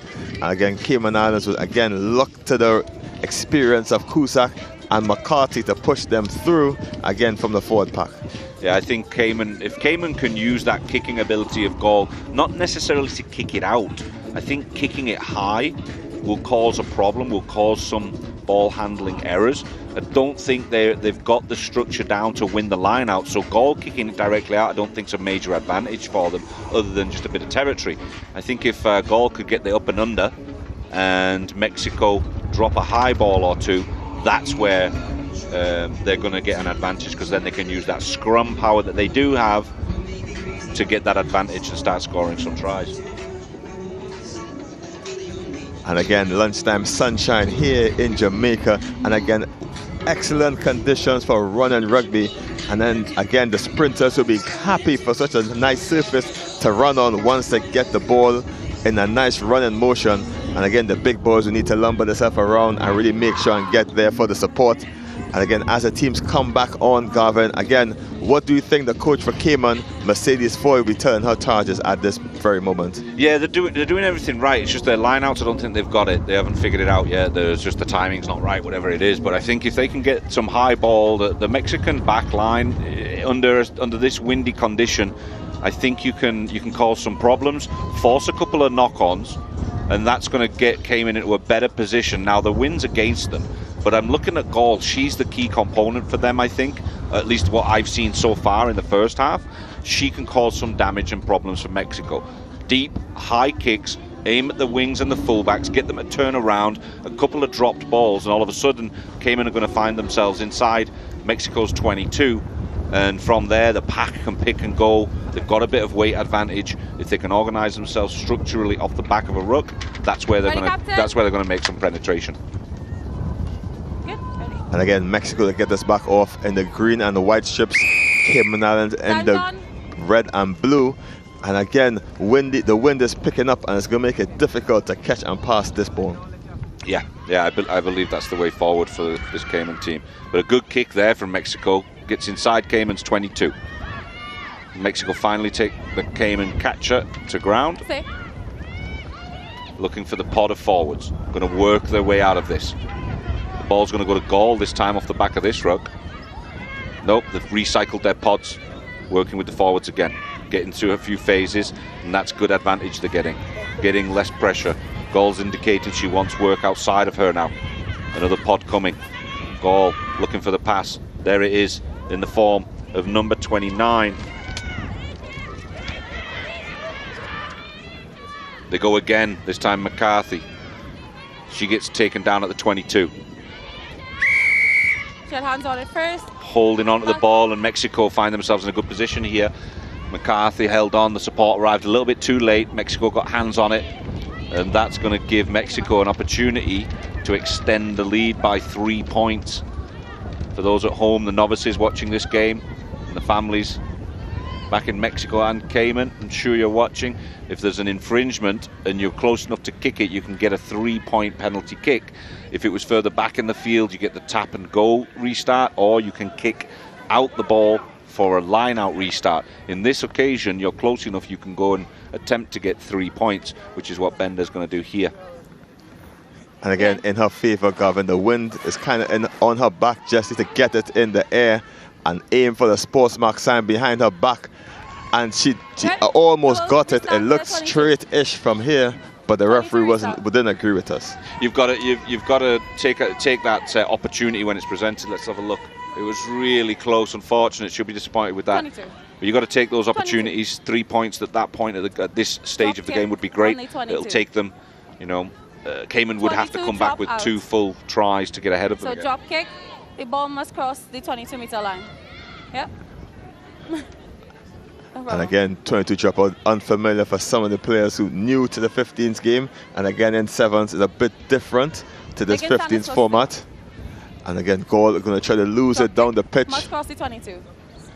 And again, we saw earlier when other players tried the cheeky tap over the top, but Gaul just has a boot on her and she sent it deep into the Mexican half. No, great kick. She's well there and puts Mexico under a little bit of pressure. Knocked. And again, we see McCarthy just forcing the error, forcing the Mexican player to knock it on. And again, the deep kick tactic worked, getting Cayman some purchase up the pitch. This is exactly what I've said. I feel like if you can put a bit of pressure and get a kick, an infield kick into Mexican hands with this wind, it's going to get dropped occasionally, and Cayman can start making their way upfield. Crouch. And again, Garvin, it's the time of the game when substitutions need to happen. And we see Cayman Islands are ready to make their first one of the game. As we see, number 9 is coming on. Well, in the meantime, there's McCarthy really picking and going really well at from the back of the scrum. Now Mantuba going really strong, making some great yards. A very powerful big unit. And direct route this time. The Cayman forwards all of a sudden come alive. Knock on from Mexico in the tackle. There's a body down, number 4 for Mexico, taking a bump, Maite Arias. Cayman Islands make the substitution. Finally, number 9 comes on. Chantal Incledon. I hope I don't mispronounce or butcher that name. But again, the number 9 is on, and the Mexican coach is a bit worried as he has a player down needing attention. Un momento por las familias en México. Bienvenida a Rugby America's North aquí en Jamaica. México ahora mismo 5 puntos arriba contra las Islas Caimanes. Corriendo fuerte los Caimanes, pero igualmente los mexicanos están luchando para ganar. Ahí tiene el número 4, Maite Arias, en el suelo. Con un herido, se cae mal en el hombro, parece. Pero bienvenido a todo el mundo mirando los partidos ahí en México, en Rugby America's North, o quizás si estás en la costa, por el barrio del Caribe, estás mirándolo por SportsMax TV. Bienvenido a la semana de rugby que tenemos aquí en Kingston, Jamaica. And again, Garvin, I agree with everything you just said there. Good, I like that. See, I sometimes forget that we're in a multicultural region where not only English is the spoken language. We've got Haiti, we got Mexico, Dominican Republic. I know there's a few different places people speaking Spanish. and again, Garvin, I'm trying to brush up on the Spanish on my Duolingo app. It's not a plug, but again, in the Caribbean, multiple languages are being spoken, and you just need to stay on top of the game. It takes a while to understand pronunciation and rolling your R's and when to do it, so it's going to take a time, but eventually I'll get there. Exactly. I find that a few beers helps, loosens the tongue a little bit, makes the words come out a bit quicker. Sub is on. Yep. And again, we in the Caribbean sort of butchers the Queen's English with our patois and our local dialect, so try not to do the same thing when learning the Spanish language. I guess Trinidad Tobago now becoming more of an outlier for Venezuela almost. Again, yeah, more and more we need to learn, and actually most of the street signs in the city has double languages. Interesting. Yeah, all ministry buildings and stuff, they have dual language set up. Wow. ATMs and stuff, they all have the same thing going. So again, we just need to get on top of it. Obviously, McCarthy gets us back on the way. Big don't argue, finally wrapped by the bootlaces, and that's what we can expect from the big McCarthy. Yeah, she's been phenomenal so far. Back into this game now. She's worked really well. The pack is beginning to come together, isn't it, for Cayman? They're beginning to get the yards done and working together a bit more smoothly. In from the side. So in from the side was the call, so that'll go Mexico's way, and they were, hey, listen, Cayman Islands have done well. I think they're working much better in the beginning of this second half and putting Mexico under a bit of pressure. A little bit of luck now. They've got them the possession again, making a kick fair way up the field. They've got the wind behind them as well, so Mexico putting themselves in a good position. And again, Cayman coach Mercedes Ford just looking to make some substitutions there. Just keep the pressure on Mexico. 5 points they're down by, and again, they can't really get themselves back in it with just one converted try. Yep, absolutely. It's Mexico's ball in this line out as well here. Guys, just take a step, please. Just making sure that that channel is opened up that I mentioned earlier. Again, there's still a bit of wind. And keep it straight. That looks pretty good. Cayman luckily come away with it this time. Looking to use their backs. Gall gets caught quickly, but manages to release the ball. Coming around the corner. The support was there, just ball slapped down from the Mexicans. Put down by Mexico. Mexican tackle. Cayman Islands look to make a substitution as Victoria Piasso comes onto the pitch. And again, front row replacement as a number 2 comes off Yasmin James. Game is over. And again, Cayman Islands looking for it as we look at the replay there, stepping and going, looking for the space. And again, snatched out of the hands by the green shirts, and Cayman Islands get the put in. Good. Yeah, Karina Lander is trying to get her hands on it. Hands back on. Batted it down, so it'll be a Cayman put in for the scrum for her infringement. Wind picking up here. Bind!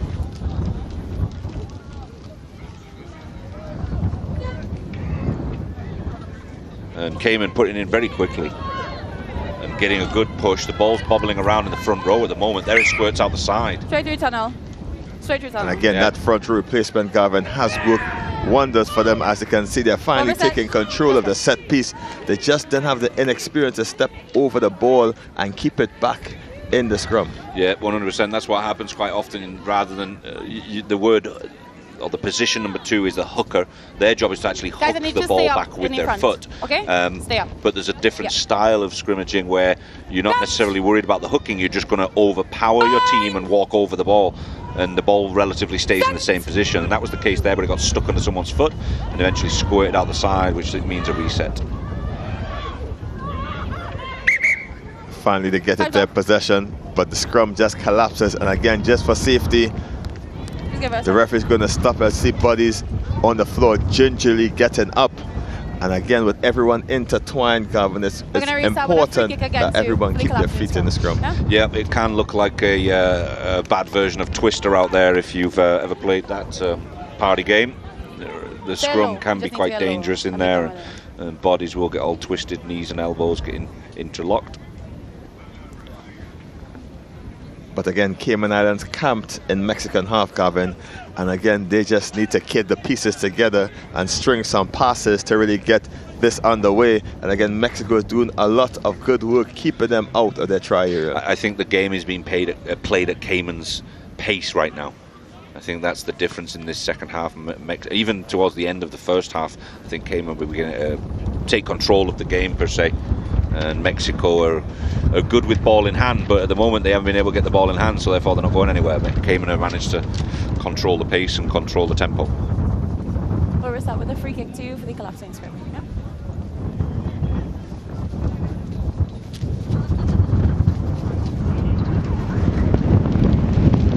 The wind is picking up violently here, Gavin. And again, this Yui Bowl, as they call it, the bowl, we're surrounded by mountains, and again the wind just swirls around and just makes everything a bit messy. Even on the sideline here, people and everything just flying all around. I'm just hoping that this booth doesn't blow away with us in it.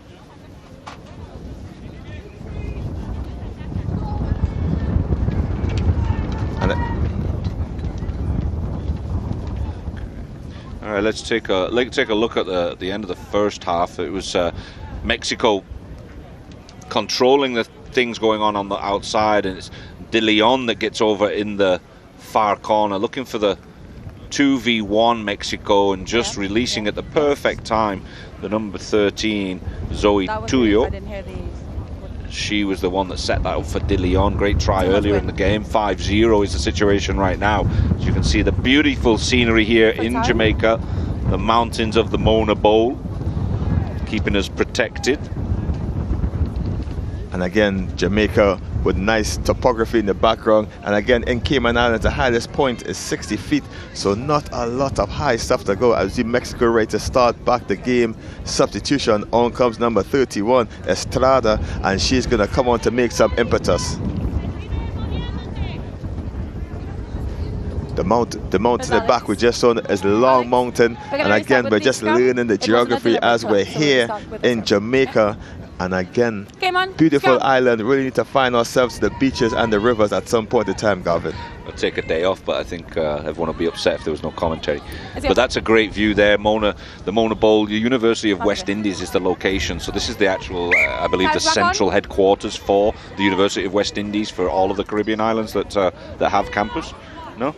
Headquarters isn't here? My bad. It's just a really big campus then. It's fantastic facilities. You've got a cricket field next to us, the rugby field here, and then the track and field on the other side. Set. And again, has to make my way sometime to the Usain Bolt track, Garvin, to just see where the famous 100-meter runner really did his best work in training. Just across the back of this field, I believe. And there's McCarthy off to the races. She's looking for support again. She's done some damage today, playing at number 8 for the Cayman team. They've picked off the back of her. The packs followed her, but they've finally come to ground just a yard or two short of the try line. Take it in, then come out. And again, the referees came and take it in there. Ball can come out smoothly. The referee says it's going to be a put into the non-offending team. Number 17, green. And again, Mexico make another change as in comes the number 15. Isabella Vasquez comes onto the pitch. And again, Mexico are just making these tactical changes to maintain their 5-point cushion. Yeah, fresh legs, bit of fresh energy in that scrum. They're probably working twice as hard, the Mexican team, with doing the smaller of the two packs. So they've got to rotate those forwards and keep them fresh.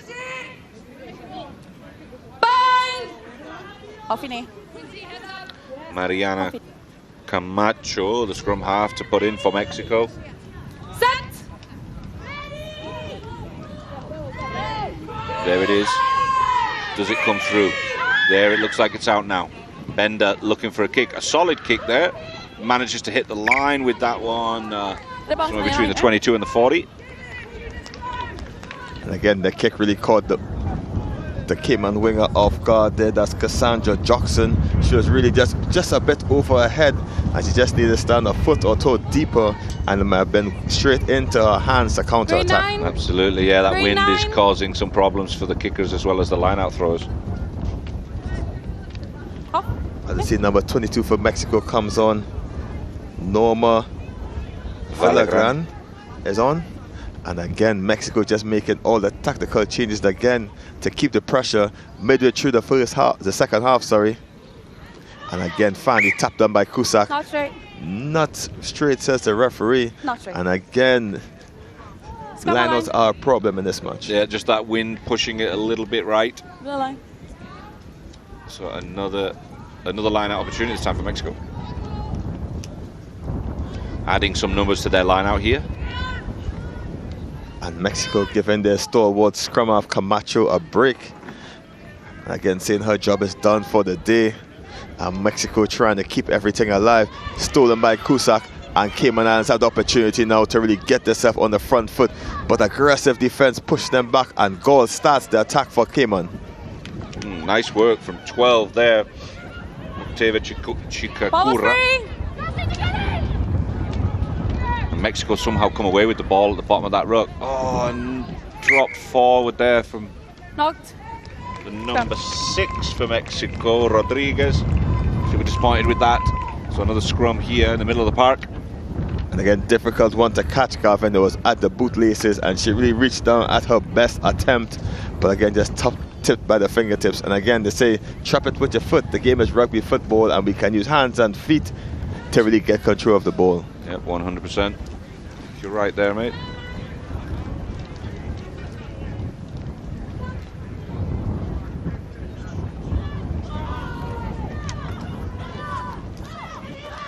And this goal getting us back underway. Jackson scraps it up, but smashed in the contact there by number 22. No hands, Mexico, no And again, hands. Mexico on the wrong side, a bit confused.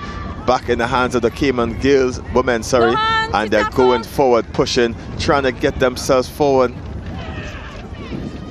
And again, Cayman just met solidly by defense. And again, Mexico defended in 2s and 3s, just making sure to quell the Cayman attack. Back in the hands of God, she shoots it the right to Chikuru, and she bumps one, but eventually she's taken down. Cayman Islands really pushing their way forward, and Mexico is wrapping them up in the blanket of green shirts, and they really turn the ball over, and Mexico now has the possession and trying to push their way in to increase their lead. Advantage offside. So right at the 50, Mexico here, looking for the pick and go, working as a pack. Love to see that. Going a little bit high there. A couple of yards progress. And they go again, this time the other side, using the fringe of the ruck, testing the Cayman forwards. Looking to switch sides, use of the fly half. Maybe a bit of space out here, but no, the ball goes loose. No advantage gain. Offside. And again, speculative pass by Bender, trying to get it in the wind. And again, the wind just took up the ball like a kite, unable to be caught by the winger out wide. And again, Mexico going to start it back in the middle with Zotoyo, number 13. And she's going to try to tap and go. And again, Mexico came on sitting back, waiting to absorb the pressure, and stepping around the contact is Mexico. Tackler slow to roll, and the referee saw it quickly as she just lay in an offside position. And again, you need to make the ball presentable after your contact. There's your mark. Yeah, you've got to work very aggressively to get away from the ground, not just to get away from interrupting that play, but you've got to work quickly so that people can continue the play, continue the continuity. That's what the referees are looking for to make the game more exciting. So if there's a slow down of the ball, interrupts the attack, then you'll get penalised for it. Again, nice work by Mexico trying to shoot it out wide. And Toyo going to scrum off and seem to gel very well with Bender. And again, the 9-10 combination for Mexico is doing excellent out there to try to control the play. Yep. Now you see the pods, the phases of pods forwards for Mexico trying to work together. There's another one right there, but ball goes loose again. Manages to reel it in. Mexico really eating down the clock here. That 5-point lead seems to be solid at the moment. And as Katrina Landeres throws a long pass over to DeLeon. DeLeon is going all the way. She steps in, steps out, eventually wrapped up by the shirts of the Cayman Islands woman. And Mexico are very short to put it in the second try of the game. No hands. There's a bit of a battle going on there over the top of DeLeon in the ruck. No hands. Leave 13. That's a good decision from the Mexico forward, dropping on the ball, recycling that quicker that way. Nice little tip pass. She's only 5 yards out now. Mexico with their tails up and ready to score. Very close to the Cayman try line. Cayman hands on hips right now. Big contact. That's Mutomba for the Cayman Islands defending her line. Out 29. Mexico looking for a recycle. Now they're working with the fly half. Now they're surely going to spin it wide. Hopefully there's some space over here for Mexico. 22, she steps inside. She's very close to the line. That's Norma Villegas, the substitute, coming in late into the game and scoring on almost her first touch of the game. Again, Mexico lined up with the extra numbers out wide, and it was just a matter of time if the ball came out. As you look at the replay there, patient build up and great service by Mexico, shooting the ball out wide. And she just stepped inside, and easy as you like it, she adds an extra 5 points to put the score up 10 points to 0 with the kick to come. 10 puntos a 0 a México. Ahora mismo México ganando este partido, creo. Solo hay un par de minutos ya por el fin del partido. Norma Villegas, el número 22 de México. La patada mal. Entonces seguimos con 10 puntos a 0 sobre los Islas Caymanes. And again, the kick unsuccessful. Mexico lead 10 points to 0. And again, Gavin, as you speak to Spanish there, when you watch Mexican football or Spanish football, it's very exciting the way they commentate. I just have the muy fácil means too easy. And again, this makes it super exciting to watch. And again, it's just refreshing to hear some Spanish in this commentary. Hopefully it's not annoying the Mexicans with my horrible Spanish accent. She picks it up. No. We'll do what we can. Probably at home shaking their head saying, who is this guy butchering our language? But again, trying our best to encompass everyone listening and watching at home. And again, native tongue of Mexico. So again, they'll feel comfortable to the viewers watching at home. Again, a little bit of Spanish or Espanol in their commentary. John, time is Good off. stuff. Well, Cayman are going to get us restarted in a few moments. There's a player down in the try area after that fantastic try from Mexico. Yeah, stop. Injury. Time is off, so the clock looks like it's 3:45. ticking for us up here, but the referee has their own time, so it may be adjusted a little bit, so you might go to 41 or 42 minutes total. Time still off. And again, this might be opportunity for everyone to suck in some extra air and water as the cloud cover is over and the blazing sun is bearing down on us as the Cayman Islands make a change. Number 27, Laura Septon comes onto the pitch. They made a sub? Okay. Okay, great. Yeah, the substitute came in, Time's so up. referee's happy to get us started again. Ooh, and a great kick from Cayman. That driven into the wind, and Bender was under a bit of pressure trying to catch that one. There's McCarthy latched onto the ball for a second there, but knee went to ground, so she had to release. Let the ball comes. Hold, hold. And a pick and go around the corner, and not much of a gain there. Stay. And a second wave from Mexico. Another pod coming in off the side of the scrum Release, half. Cayman. Cayman aggressive over the ruck, blown through, but nobody picked it up. Mexico have got it. Now they've looked wide. There's a lot of space over there, and if it gets in the hands of De Leon, it could be game over. She got a lot to do though. 50, 22, one more to beat, and a massive contact from goal. Great work covering tackle from the footballer goal. Number 10 for Cayman, and somehow Mexico have managed to keep a hold of this ball. Leave, ball is out. And again, Goal just put her body and weight into that contact there, Gavin. Solid hit, and again, great cover tackle by the Cayman number 10. That's one for the highlight reel for sure. Now Mexico, in the meantime, wanting to work this the try scorer. Villagras takes it more central. I imagine Mexico wanting to pick and go in this territory, maintain possession, secure the ball, don't let it go to Cayman hands at this point. And they've gone again. That's the second phase of pick and go. Plenty of bodies over the top of it to protect. The Mexico forwards are lining up to take their turn. Good, take a step. Take a yard at a time if they need to. They're happy to do that by the looks of it. Absorb the Cayman defence. This time to the right side. No gain that time. Now they look to work wide. Villagras takes another attempt going inland. Let it come. And again, the forwards from Mexico line themselves up for another attempt at the pick and go. Good yardage that time, but Cayman get underneath them to stop the progress. A quick one. This time the ball came out the back, but it's going to be hands in the ruck, I think, from Cayman. Cayman. So Mexico should have that ball. And again, Mexico line up wide to the left, overlap if they can take it. And again, Toyo looks around to see what's happening. And again, Mexico going to take their time and just put the game out of reach with a three-pointer. Yeah, they had the option on the top side to get it through hands, but with this wind, it might end up being a forward pass right now. So I think a good option to use the wind to their advantage and kick it over. No, mark it. And again, scoring this penalty, but room to score 13 points to nil in favor of Mexico.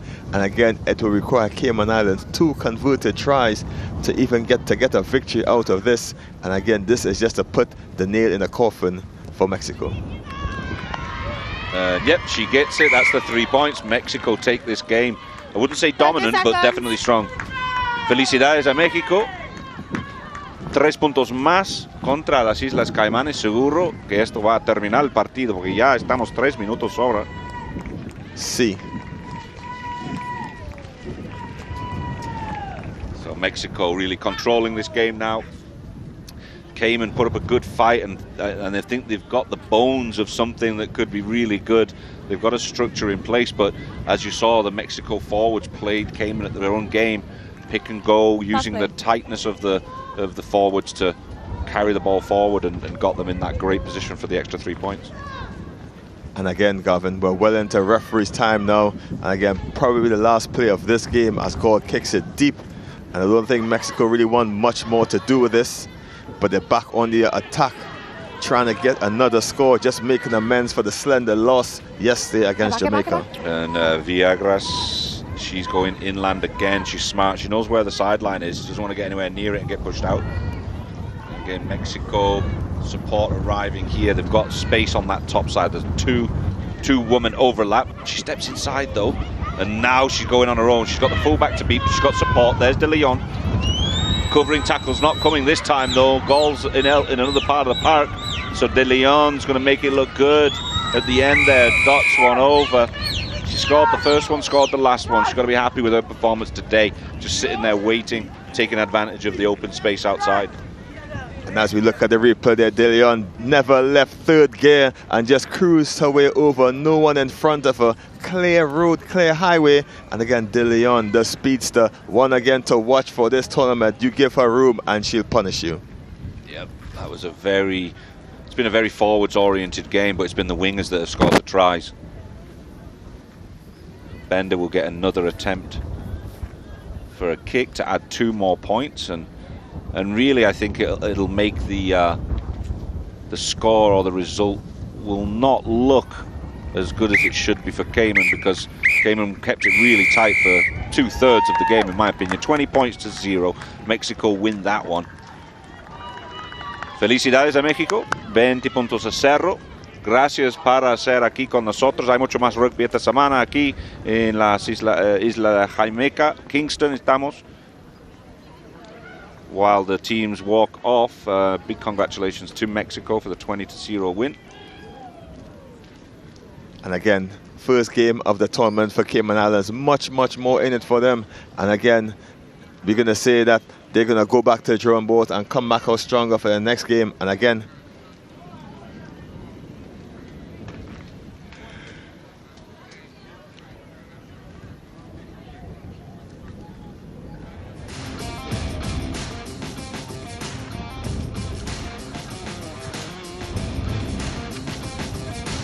and the score here at the end of this match here, Mexico victorious over Cayman Islands, 20 points to 0, as we look at some highlights of this game. Yeah, let's check it out. Take a look at, again, Cayman, for me, one of the surprises for me was the kicking ability of Gauls. Really was phenomenal throughout the whole game, but couldn't do it all on her own. This was the scything run.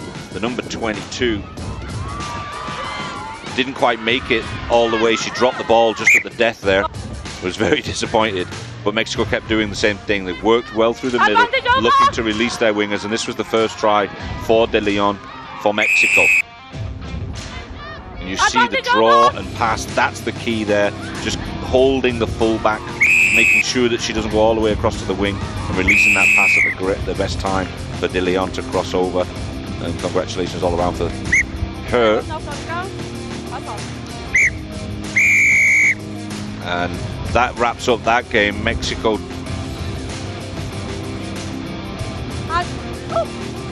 Cayman worked really well in phases though.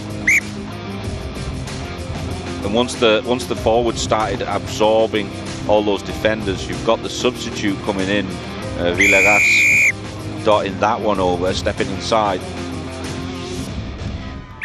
She'd only been on the park for just a few seconds. The Mexico bench just as happy.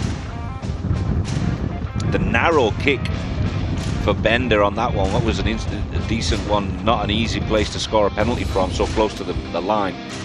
Really opening up the Cayman defence here for, again, De Leon to finishing it off. But you've got to be remiss to not mention Karina Landeros, that really opened up the Cayman defence towards the end of this second half, making it look easy for De Leon to dot one over there.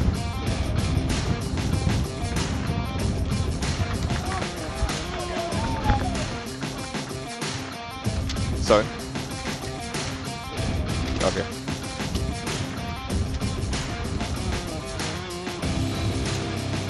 And again, up next is USA South versus Bermuda. And again, we're going to take a break on SportsMax, but you can view this on SportsMax YouTube.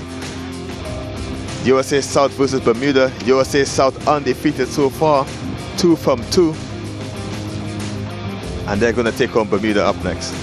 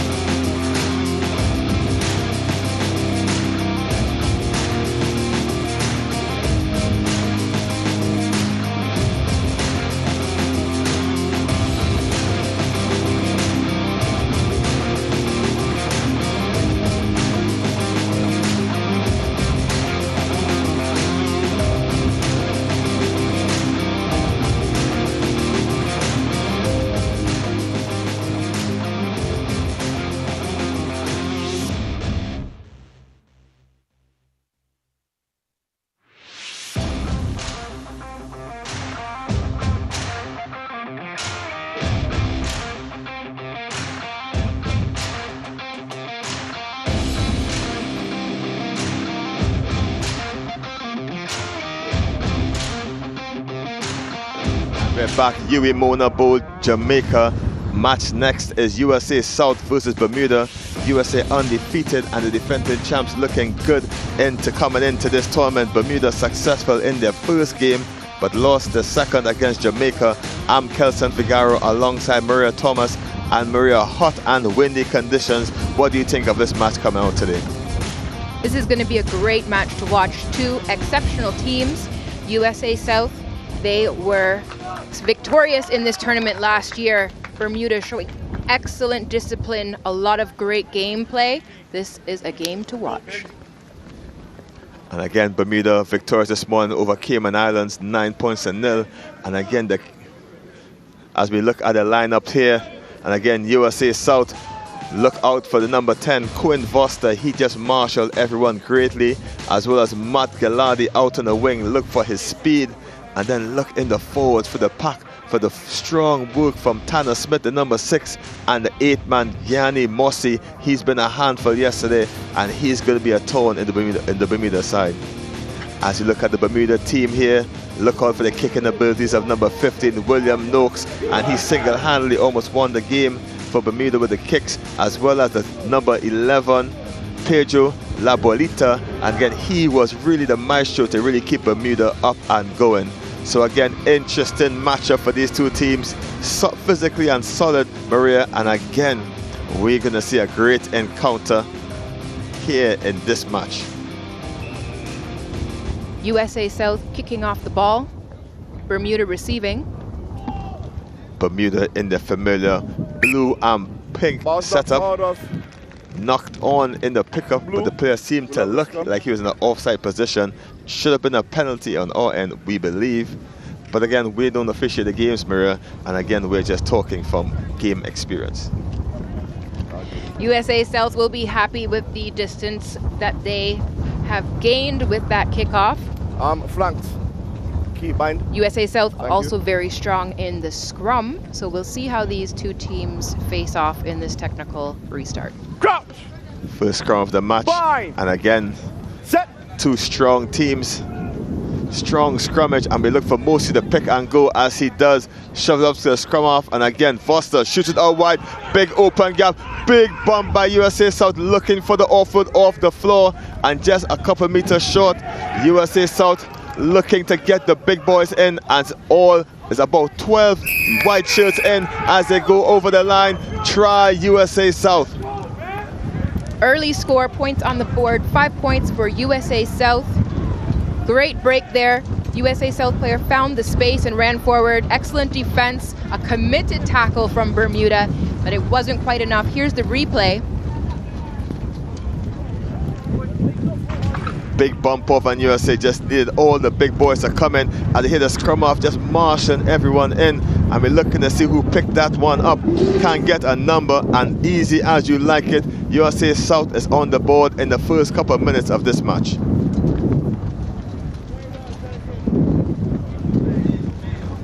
USA South setting up for the conversion kick. The wind has picked up. It's very strong, but it is behind the kicker.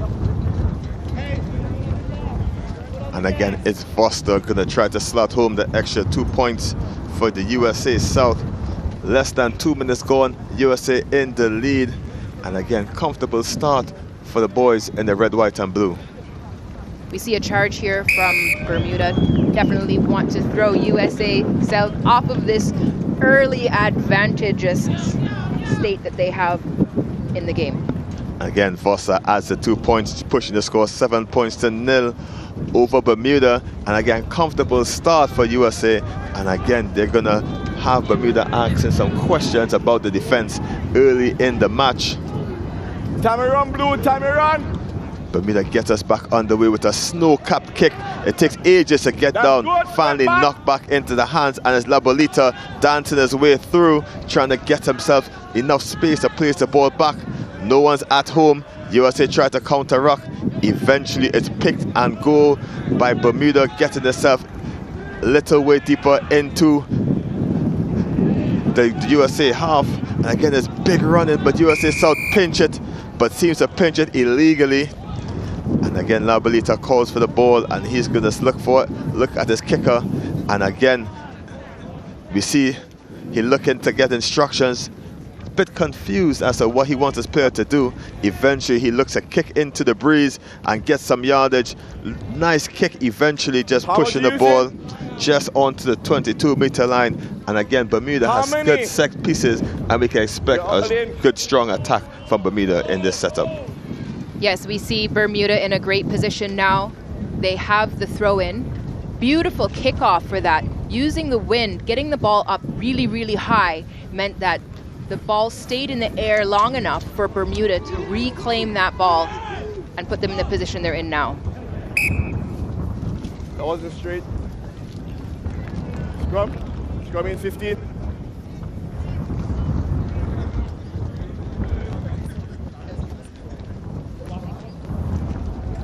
And again, just a fumble in the line out there. Going into the scrum. And again, the wind plays an important factor in throwing the ball in 5 meters into the line out, because you need to throw it so high into the air to elude the opposite defense. And eventually the ball goes in favor of USA South, and Foster will look to try to clear his lines and maintain the 7-point lead. But instead, it's Mosi. Yanni Mosi just picks from number 8, and he does what he does best.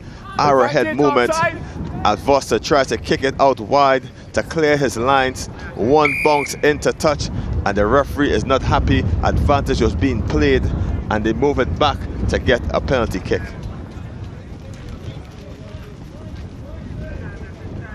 And again, USA South defending champions, playing like champions so far, 3 on the trot. And again, Bermuda losing 1 match yesterday to the dominant Jamaica, who were runners-up in the last tournament. And Jamaica looks like they're trying to go for gold, Maria. But again, Bermuda is a super good outfit. And again, the management and the coaches will do their best as the kick comes dangerously close to us up in the commentary booth there. Just putting out my Street Fighter block to stop it from hitting me. Yep. That's right, Kelson. We're loving the action in these 15 matches here. Throw in for USA South. Okay, thank you. Looks like the throw-in will go to the back of the line. Bermuda just adjusting to be ready. They will try and get slightly in front of it to intercept. And again, beaten to the front by Mosi. But the referee doesn't like the throw. Doesn't be straight. It wasn't straight, sorry. And again, Bermuda may look for the scrum. I don't believe you're going to up for the line out, but I can be wrong, Maria. And again, Labolita with the setup, and he's going to demand that he get his boys packed into the scrum, and there's no wind interference to stop the ball. Definitely difficult to achieve a straight throw-in with the wind picking up the way it has here in the beautiful Uemona Bowl. And again, if you're in the corporate area, you make your way down to Uemona Bowl, and again, you can take it international rugby absolutely free. as Labalita gets us back underway. And Bermuda really set as you see USA South pushing super strongly, but only a meter and a half is allowed. Eventually the ball comes out. Nice strong crash by Bermuda, just breaking the gain line. And again, they're looking with their tails up, trying to get it. Labalita marshalling the boys, looking for forward movement. And Bermuda is pushing up in front. USA South absorbing pressure as the ball is shoot out to the wing. 2-on-1 to get it out to the number 14 there, Nyende Smith. And he is taken down. Bermuda again going with the big boys, just doing the dirty work again. Slammed to the ground as we watching WWE wrestling. And again, Bermuda is going forward again. And yet again smashed in the contact. Bermuda does well to keep the possession. And again, Bermuda on the attack, trying to shoot it out wide. Steps into 2. Eventually he's taking the floor. Bermuda, and again illegally picked out from the rock there. Again, the rock was formed. Labalita snatches it up, and again we want to say player welfare and how quickly the team medics are on the pitch to ensure the athletes are in good condition. The discipline displayed by the Bermuda team is definitely getting the rise they're looking for out of USA South, forcing those mistakes. Scrum. Scrum. And Bermuda decide to go for the scrum as a bit taking too much of a risk, they think, to try to go for the line out. And again, earlier in the day, Bermuda was successful for Cayman Islands 9 points to 7, and all 9 points came from the boot. So again, this would be a difficult challenge with the wind picking up, as that kicking may not be in their favor.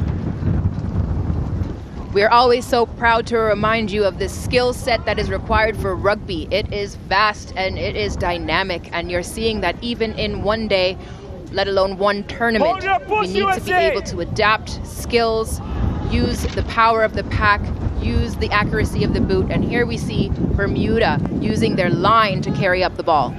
And again, trying to get the ball out to Smith on the wing, just ran out of room. And again, it's difficult to work with a strong defense from USA South, as Smith tried to take it on the outside. Powerful runner, but he was bundled into touch, and we can see how strong the wind is picking up here. The AR's flag is just dancing in the wind like a kite. Just giving you some insight as a long throw doesn't really go straight, but eventually taken in as Labalita starts the ball rolling for Bermuda again, winning the line out. And again, him just marshalling the boys here. Bermuda set deep, looking to get the ball out wide again. Great take from behind his back. And again, the backdoor pass to number 2 for Furtado. And again, he picks it up well. Bermuda with possession, but they're going behind. And again, big run by number 6 Painter, and he's taking the ground expertly by USA South. And again, Bermuda has possession, but it's not good possession, as USA South is putting them back and pushing them on gate, and they're losing yardage. Eventually taken again by the boys in blue and pink. And again, pushing their way, doing dirty work. And again, got to get in their hands to the ball. Clean work by USA South. And again, excellent work, just hunting for that ball. And Bermuda just kept the ball too much in the air and just invited USA South to pick it off from them. Post. Ball is turned over. It was held in the ruck. And again, we're going to see some amazing feats here as Vossa decides that he's going to take it here for about 42 yards out. And again, strong breeze on his back, so he's going to back himself to just put it in the air and let the breeze on the wind do the best. We've seen the difference kicking and scoring those extra 3 points has made in the games during this tournament. And again, Foster kicking with the wind. He just needs to direct this kick. To get it over distance may not be a problem. And again, USA South using the tactics of Bermuda earlier in the match, trying to get as much 3 points on the board as it can. It has the height and the distance, not the accuracy. But again, excellent attempt with a kick, as Bermuda going to start again with a 22-meter dropout to really get this match back and going. USA South leading 7-0 over Bermuda.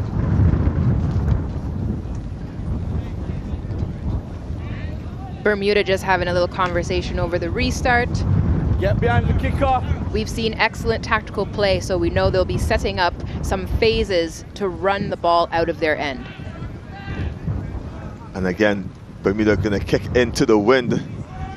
And again, kicks it straight to the number 10, and it's Foster. And he comes right back up, chips it into the corner, taken in by the number 15, and he steps him in the name of love.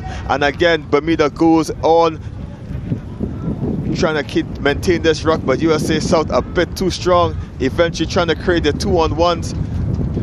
Gallardi there just missing the tackle, and it's Bermuda ball, and again the player playing the ball on the floor, trying to scoop it back in his team's favor. Bermuda get the penalty, and again it'll be super difficult, Maria, to try to dink this one into touch with such a strong wind in the background.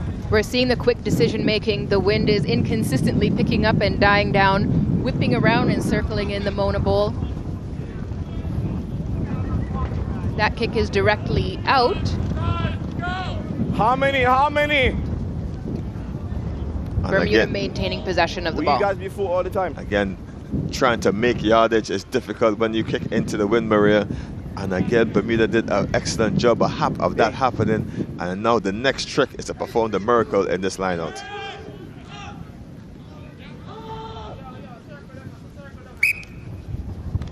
And again, trying to scoop it up by the feet. Again, difficult throwing, as I said before. The jumper just did enough to hit it backwards, couldn't control it. And again, to the feet of the player, and really a difficult one to pick up when it's by the bootlaces. So again, difficult skill to manage, and maybe a little bit of football skills was needed to trap the ball and get it back under control. But again, it just resulted in a scrum, USA South. Keen eyes of the referees aren't missing any of those little knock-ons.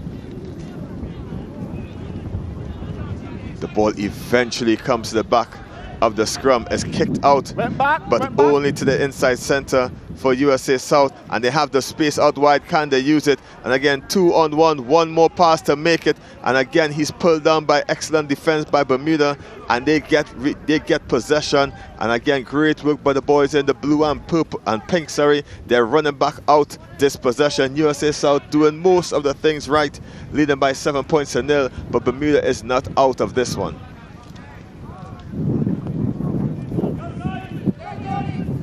Bermuda taking the kick, trying to separate the USA South team from their try line. USA South running up the side here, looking for that white line to score again. Carson Rice just pulled long short, but again, it's time for the big boys. We're in the big boys territory to really get the rummage going. And they rummage over for the first try earlier, and they're going to try to do it again as Bermuda try to disrupt, as Advantage is playing, leaning for the line. And again, looks like double movement as he reached, and he went short, and he pulled it back, and he'll have to confer with his AR to see what just happened. Time on. And the try is awarded. Again, USA South just pushed itself 12 points to 0 ahead. And again, the big boys really doing justice for USA South, pushing over for the second try of the match.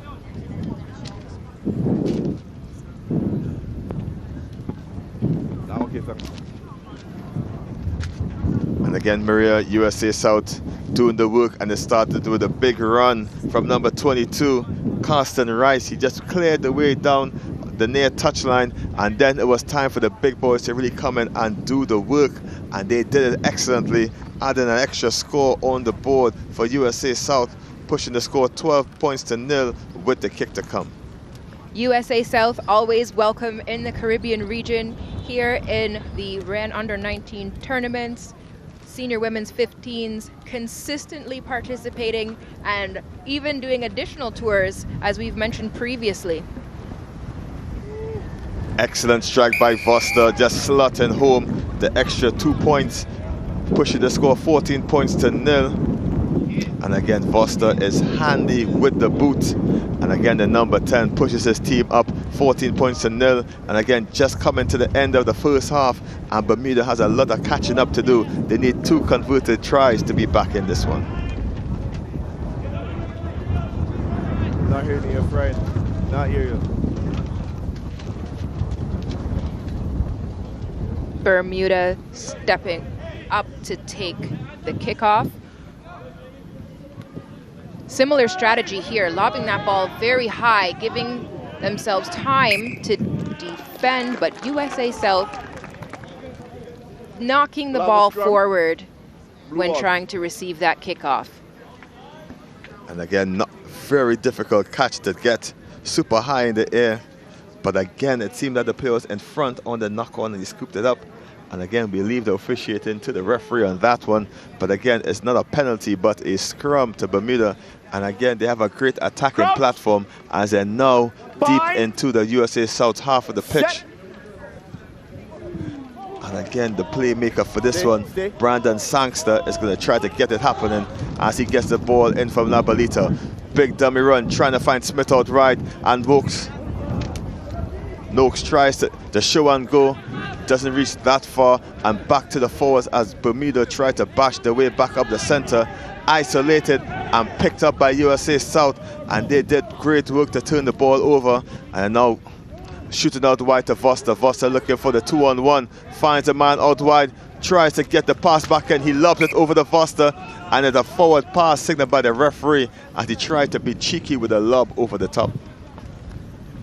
Great defensive work by Bermuda, getting back to defend that ball. Seeing a lot of consideration through that back line. Aiden Kendall looking at a lot of great lines that he's running and setting up the backs for some good plays. And again, great change of play by Voster, and they just trying to use the width and just change the dynamic as Bermuda just sat back and waited, and they took the opportunity to push it out wide if they can. Go! Bind! And again, Bermuda tried to push this scrum and secure this possession just into their half of the pitch, and Sangster shoots it out wide, looking for space. Can they get something? Noakes tries to chuck the ball to the gap, but snuffed out by USA South, and they're trying to go on the counter attack and step back inside, trying to beat some defenders. He makes a good bit of yardage as Voster sits back waiting on the pass, and he's going to get the big boys to bust through and make some forward yards as Voster marshalling the boys. Bermuda just absorbing some of the pressure, and again, dummy run by the big boys, eventually going to Voster, took his eye off it and dropped it cold. Ball's knocked forward. We're definitely seeing where these athletes are taking the wind into consideration, playing the ball towards the inside to avoid those lineouts that are very difficult to execute under these conditions. And again, uncharacteristic mistake by Voster. Teammates just letting know, keep your head up as we continue. Scrum time, Labalita with the ball, and he again is a bit silent in this game there. Normally he's a little more lively and more commanding, and again USA South's defense is keeping him quiet. Bind! Set! USA South dominating the score line. Bermuda just looking for that space to get through. They've been running some very good lines and just need to make it down out of their territory and into the danger zone. And again, ball stolen by Mosi, but then knocked on again by USA South as the referee calls a halt to the proceedings here, Maria.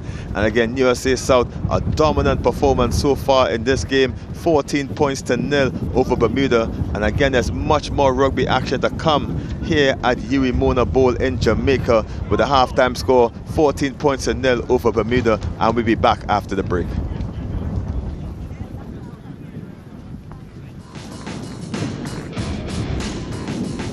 Come on.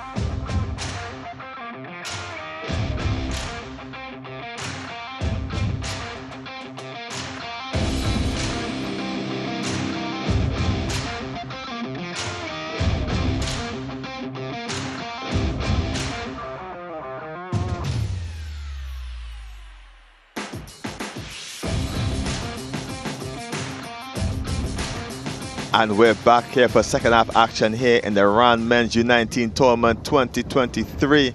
It's USA South versus Bermuda. USA South up 14 points to 0 at halftime. And Maria, what do you tell Bermuda coming back into the second half? Blue captain. Bermuda is a team that has a lot of talent, a lot of technical skill. It's difficult to stay in the game when you're down in the points. However, we have seen great tenacity from this team, and I expect that they will continue to play as a unit. And again, USA South starters back over. Big running and big bodies of the USA South team. As you see, Gallardi bundled up. Bermuda coming in the second half with a lot of fire in their bellies. And again, shooting the ball right out to the big boys from the USA South Panthers, and they're pushing their way forward, looking to continue what they did in the first half. And again, nice fluent ball movement, show and go. Can he go all the way? He's trying to back himself. He has the support if he needs them. He tried to go on his own, eventually scrapped down just outside the try area, but again, USA South just knocking on the door, just short of the try line. Bermuda trying to pull them out, and again, the fired up USA South team has been bundled off into touch, most likely. Looking for some sort of indication. No, they're still in play. Scrum half digging for the ball, and they're really precariously close to the touchline. Bermuda doing a lot of work to slow down the progression. Almost all 30 players in one spot, or one half of the pitch. Look for USA South to shoot it out wide if they get the opportunity, but the big boys are doing big work. And Bermuda are defending for their lives on the try area. Trying to dig it out from the rock. USA South try to move it out wide. An inside pass, reaching for the line. Try USA South. USA South starting the second half similarly to the first, scoring early in the half. Speaking of which, we are at the halfway point of this action-packed day for Rugby 15s at the Yui Mona Bowl. Come on down, finish your lunch, come take in some rugby. Right now, we are watching these two teams, USA South and Bermuda, playing their hearts out on this pitch and probably playing for their lunch. And again, fired up of the halftime break, Maria, and again, you do exactly what the coach asked. Come back in the second half, score first, have the psychological advantage, and that's what USA South did. Big break before that play. They're just going on his own, had support, didn't use it, and eventually the big boys just came in and do what they do best and shoved their way over for the extra 5 points. As you see a difficult kick kicking into the breeze to add an extra 2 points. USA South up 19 points to 0. Nice high kick, and it's successful. 2 more points on the board, pushing the score 21 points to 0.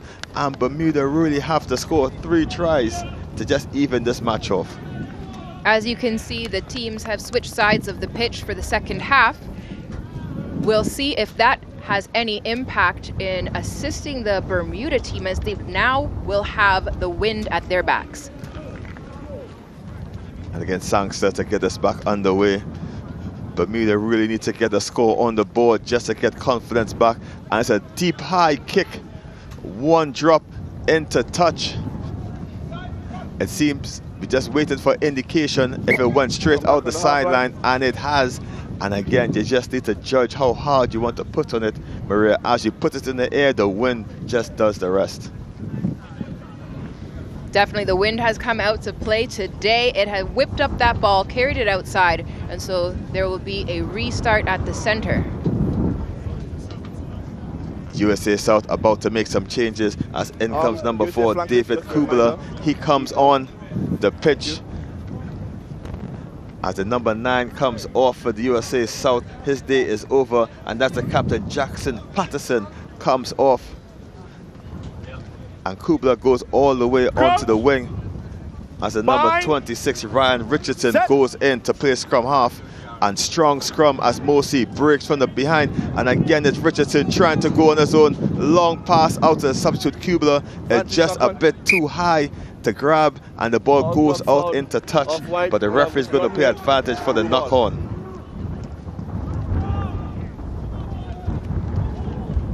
Referee calls back the ball. It will go to Bermuda.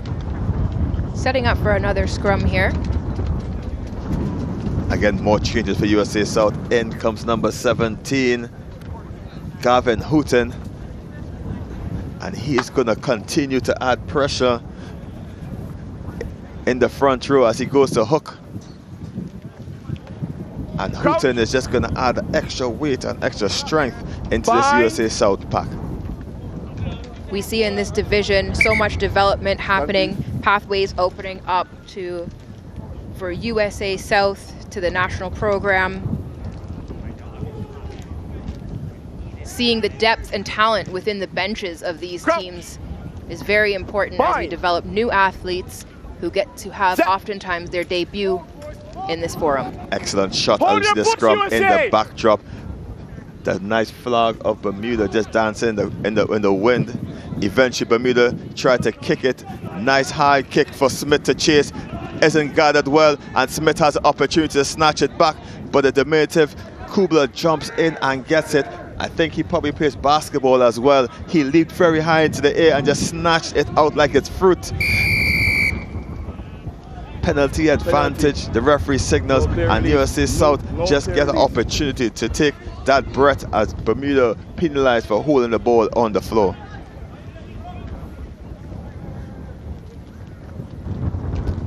USA South kicking into the win.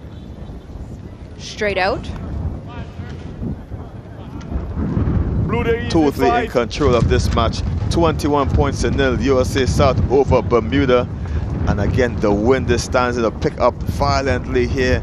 And again, it's just adding to the elements of this weather. Scorching weather and strong wind. And again, those boys out there playing in this. And again, I am super grateful that I'm in a shaded spot to retake in this rugby action. Excellent line by USA South into the hands, trying to push it out to the big boys in the center. And again, USA South do great work as Richardson starts the ball rolling and has goes back, but slipped out of the hands, eventually snatched up by Stone Wilkinson. And Richardson again tried to shoot the ball out wide. USA South just fumble the ball going backwards, but they're back in possession. Richardson looking to find his number 10, and it's Hooton taking the ball on the run. He's snatched up eventually, but pinched by Bermuda, and they go forward with the ball isolated to the fact. But again, Bermuda trying to get the ball out quickly, shoots into the hands, and it's Hooton trying to make the contact out the back door, and again into the hands of Daniel. Daniel chips it ahead a little too hard. It goes out into touch, and we can see the intent of Daniel a bit disappointed with the chip and go. Absolutely, great intention there. Good chance for Bermuda. The wind, again, it is coming as a huge factor in this game. It's kind of picking up the ball and carrying it away. Difficult to gauge how much power to put behind those kicks. And again, Ryan Daniel, big powerful runner, getting the overlap out on the wing and really just trying to chip and get it back. As you see him walking back, apologizing to his teammates for his individual effort. But again, they're gonna just give him a pat on the shoulder and let him know that was unlucky as they reset for the scrum. USA South's ball.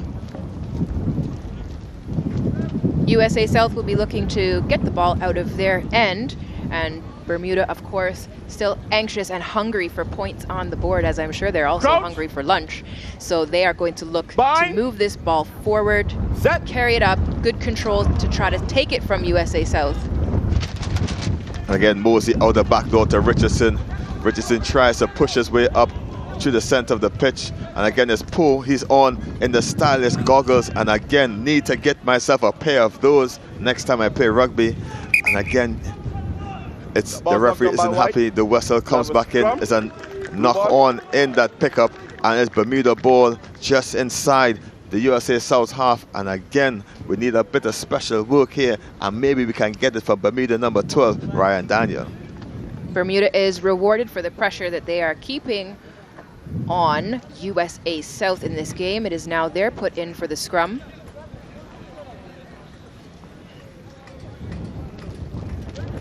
Again, very windy conditions. Really need to stay a bit closer and just focus on the technique to make sure ball goes to hand. And look at the setup here. They're going to try to get it to the big winger on this far end, Allende Smith.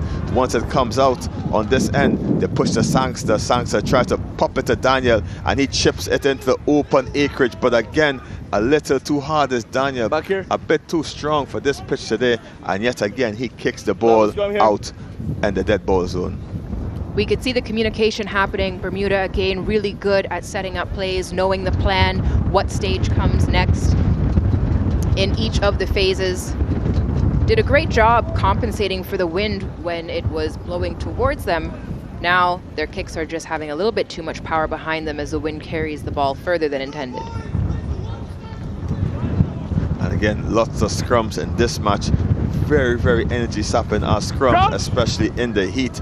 And again, Richard Silva put us in for this ball at scrum off. And again, Foster substituted, taking a rest. His job is over, and it's Mosi picking and going. He doesn't need much invitation to go forward when he gets the ball. And again, the small Kubler just pushing out, but pushing a little too much as the ball seeps out the back of the rock.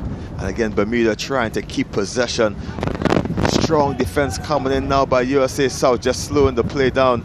And again, Bermuda tried to bash it up the center. And again, settle deep as USA South is doing excellent at defense. Outside. And again, offside signal as we can hear by the referee. Advantage is being played. And Houghton just stole the ball and moved forward. But again, no advantage being played. And Bermuda tried to take it quickly as Houghton takes a bump, trying to slow the play down.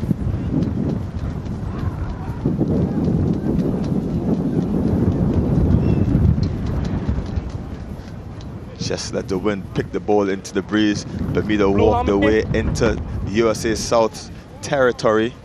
And again, Bermuda just falling off at the moment in this game and really need to pick themselves up and start by getting some points on the board.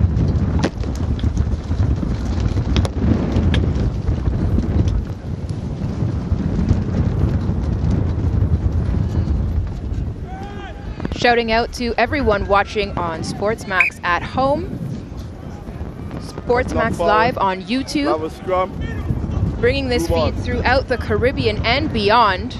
Great rugby action here today. We know that the clubhouses are going to be pumping as everyone is out supporting their teams. And if you are in Jamaica, in the Kingston area, anywhere near, and find your way to the Huey Mona Bowl, come on down.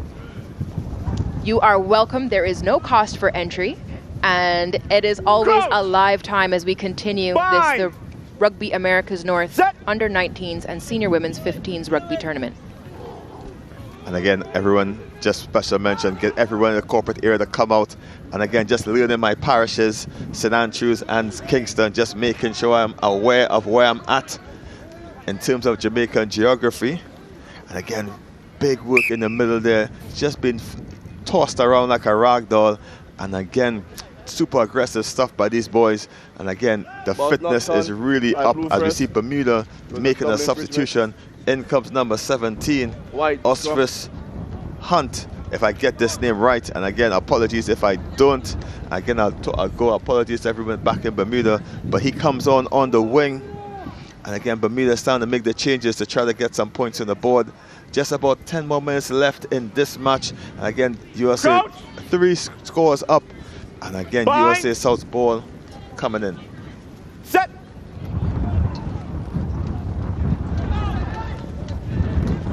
Richardson gets us going, trying to get out to Kubler. He doesn't need him. Chose a dummy. Eventually gets to Kubler. One to beat. He steps back inside. Great snatch of the ball. Try line ahead. And it's try time, USA. Brilliant run there from USA South Panthers. Seeing teammates congratulate and just trying to grab the number so we can congratulate the player. Miguel Villarreal, 5 more points for USA South. And again, great work. Substitutes combining as Kubler really got his way going. Kubler broke his way down on the line and then Villarreal was just supporting very well, and again, no one in front of him, clear skies, and he just got his way over the line to add 5 more points, pushing the score 26 points to 0 in favor of USA South over Bermuda. Good position for the kick, but again into the wind.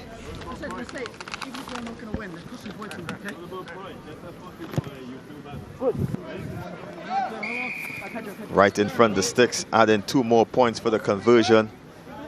Bermuda behind by 4 converted tries, and the score is pushed up 28 points to 0. Bit of a ginger limp by the kicker as he's running back. John Dardis doing the kicking duties, with Foster being on the bench. And again, the match seemed to be all out of the way for Bermuda, and they're going to just try to get some points and save face for the rest of this match. Time you run, Blue, time you run. High kick goes directly out. So the ball will come back to the half point to restart.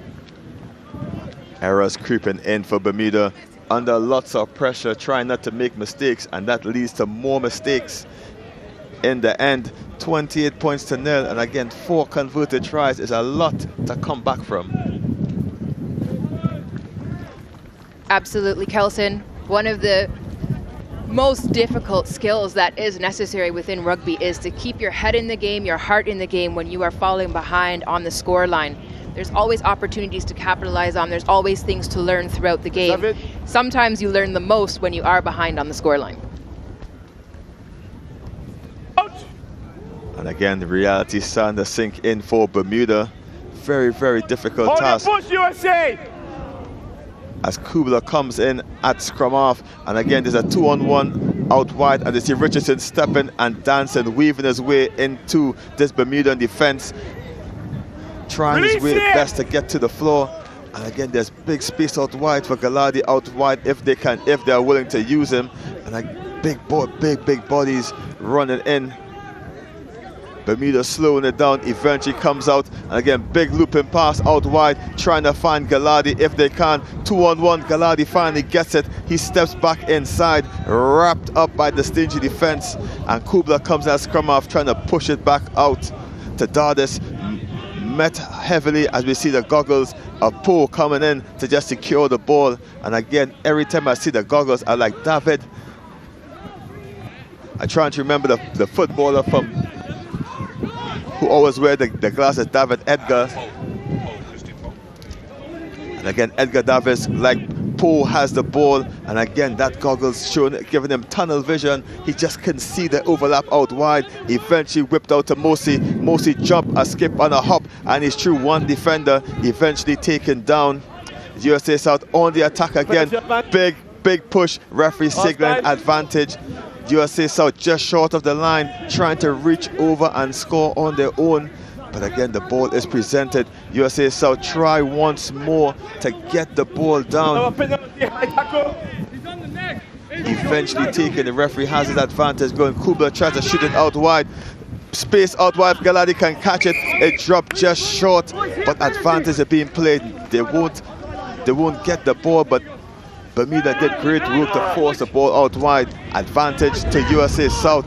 They're going to have the penalty in front of the post, and they're going to tap and go by Mosi. He's going to dive and try to score himself. Met by the blue blanket of Bermuda, and again a pick and a go, and try USA South under the post. There it is, another 5 points for USA South. They are continuing to rack up the points in this game. Only a few minutes left.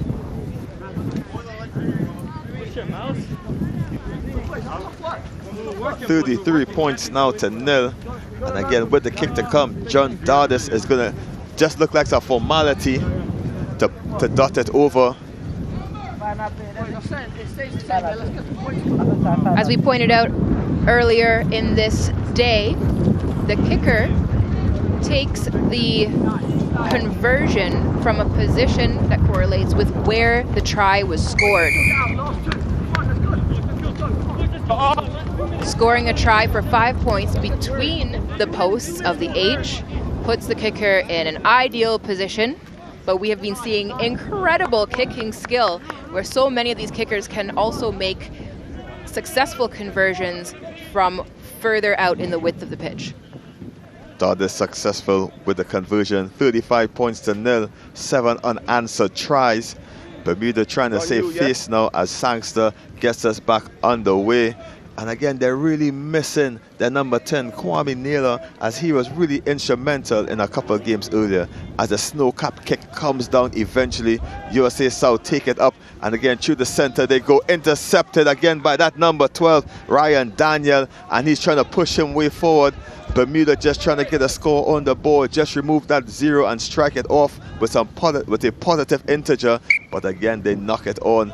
And again, frustration as the final whistle blows, and USA South really dominated this one. And again, Bermuda just coming up short in many ways, or more ways than one, Maria, and made it difficult work for them. Not the result that Bermuda was looking for, but still a hard-fought game. USA South victorious, both teams looking like they are ready to have their cool down and get some sustenance in. We have crossed the midpoint of the day. Much more rugby to come. Come on down to UE Mona Bowl. And again, USA South Victoria said they don't seem to have much energy left here at the end of this game. The final score, USA South 35 points to 0 over Bermuda, and we'll be back after the break.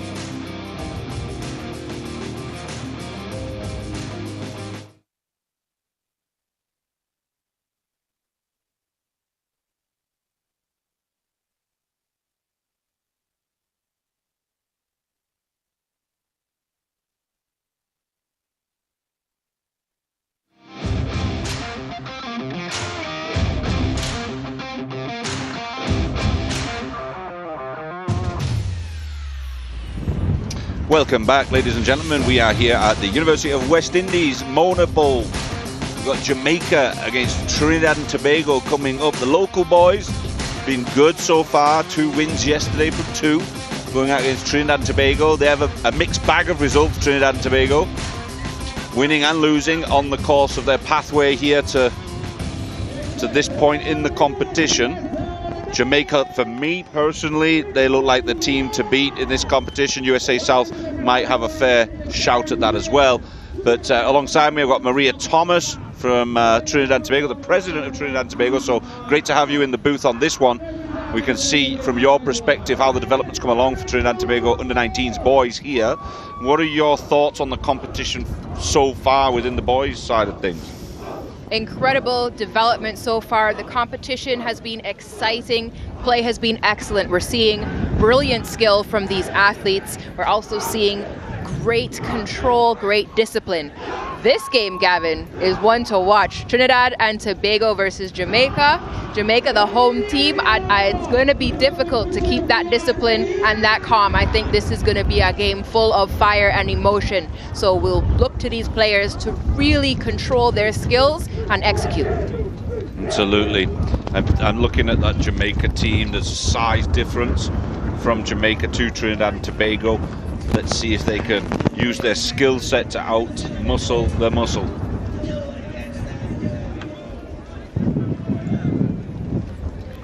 Trinidad and Tobago starting with the ball. We have seen great things from Achim. He's kicking off with the wind at his back to Jamaica. Captain, yeah. The young fly half on his way to St. Thomas University in Miami in August to start his college rugby career. Hashtag recruitment. Recruit, recruit, recruit.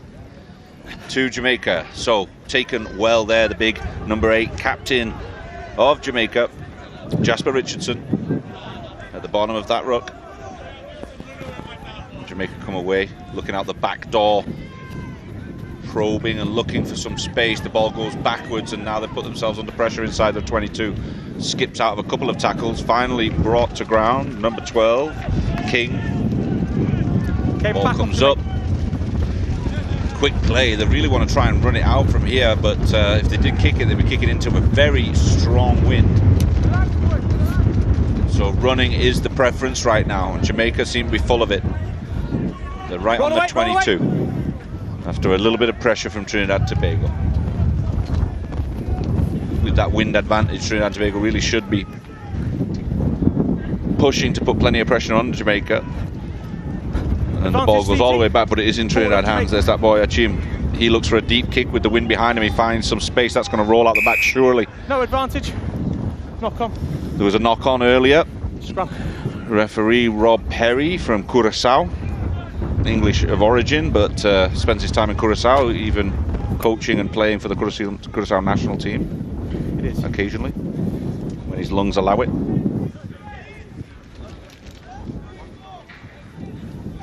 Trinidad and Tobago will have the put in on this scrum. Okay, boys, first scrum. Let's have a good one, please.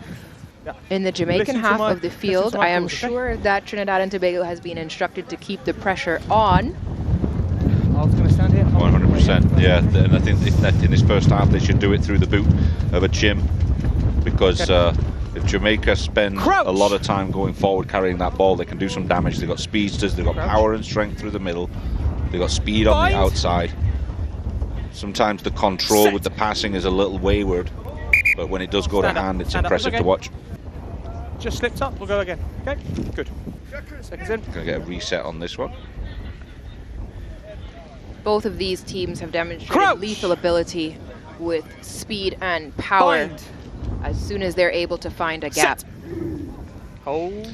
And Valeri looks poised and ready. Ball's out, that's fine. But he's not going to get the ball because Jamaica have been all over the Trinidad and Tobago scrum there. Put big pressure. Here's your mark. Back 10. Scrum half didn't have a chance. So Jamaica will get the ball.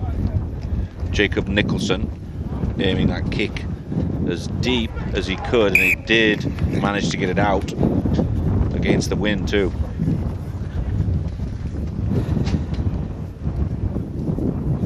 Numbers? It will definitely be interesting to see what sort of tactics Jamaica and Trinidad and Tobago use. Both teams are very strong as far as running contact, so it may be beneficial for them to just use forward off a hand. Those techniques in this game. Go forward off a hand, it's going to be a scrum.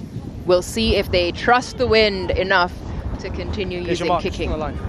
Yeah, excuse me, I said it was Jacob Nicholson kicking out there. It was Mason Campbell, my apologies. I keep confusing the two boys. I met them at the same time and they look relatively similar. 9 and 10 playing as well. My apologies. Mason, I know you're out there listening. Crouch. Bind. Set. As they get themselves reset. Hold the And a massive push again from Jamaica. Behind the ball. They're so tempted to push beyond what they're allowed.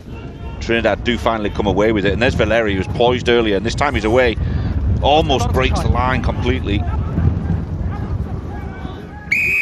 High tackle. Oh, and there's a high tackle there. So Trinidad get a bit of a reprieve. Good work from Valeri. Here's your mark.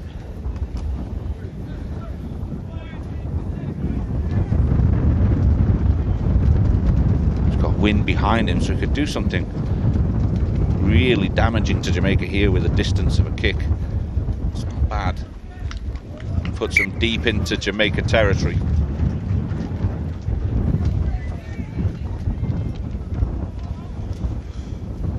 Numbers, please, TT. 5.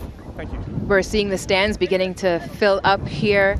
Of course, the home team is playing. Come out and support at the UE Mona Bowl. Please. Yeah, really strong wind out there. I'm looking at the flag flying behind the head of the line-out thrower for Trinidad and Tobago. There's not much of a channel for them either right now. And it goes the side of Jamaica, but comes out the back to the 8-man. Trinidad and Tobago, Aaron Stanley, he's made massive yards. Coming in the side. But the Jamaica team get over the ball really quickly, squirts out the back. Somehow ends back in Trinidad hands. There's an advantage in there somewhere as well.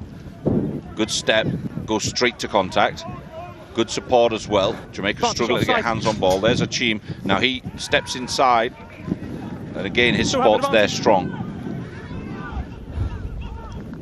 Trinidad Tobago looking, probe him. There's that Stanley again. Strong lad. Really does love a contact. Have to dig the ball out of the ruck. It's buried deep. Little tip on pass. Steps inside. Advantage over, calls the referee. They've worked across the field. They weren't wanting to work back the way they came. They've got pods set up on the inside. And a yellow wall comes out to meet them, and there's a drop ball there. Jamaica scoop it up. Seen it, advantage yellow. Make some good yards, but Trinidad over it. The steal's fine, but there's no advantage. Knock on. Advantage for the knock on earlier. Here's your mark. Yeah, Trinidad and Tobago was playing, keeping their pods very, very tight there. Unfortunate knock on, which was called back. Jamaica wasn't able to capitalize on the advantage, so it is a Jamaica scrum now, deep in Jamaica territory.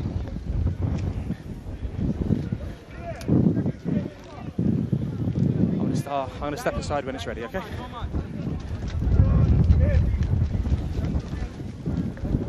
Okay, we've got Crouch. Campbell for the put-in for Jamaica. Bind. Trinidad moving up for the defensive stance. Tapped on the top, and it came out the back quick, so he's changed direction. Comes to the short near side here. Jamaican winger moving forward quickly, the number 11, Penkel. Ball's out. That's live, but he's not picked it up. That's so okay, went back. Trinidad delay their attack. That's got advantage. And there it comes to them. They finally scoop that ball up. So number 23, Joshua Marson, carrying well. Nice little step inside, steps outside. Doesn't gain any yards though. High tackle. Another high tackle again from Jamaica. They've got to work on that discipline. Trinidad and Tobago are going to punish them, surely. Yes, they do. They're looking for 3 points. Absolutely, we're seeing that Trinidad and Tobago is indeed keeping their discipline. They're staying tight as a team. They're showing that team coercion. They are absolutely keeping their tackles low, which is what Jamaica has just been penalized for. Lots of tall players on Team Jamaica, so that makes it a little bit harder. But now we see Trinidad and Tobago going for 3 points. Zero tolerance on that nowadays. You've really got to work very hard to keep your tackles low. Anything really above the sternum nowadays, you're gonna get punished for.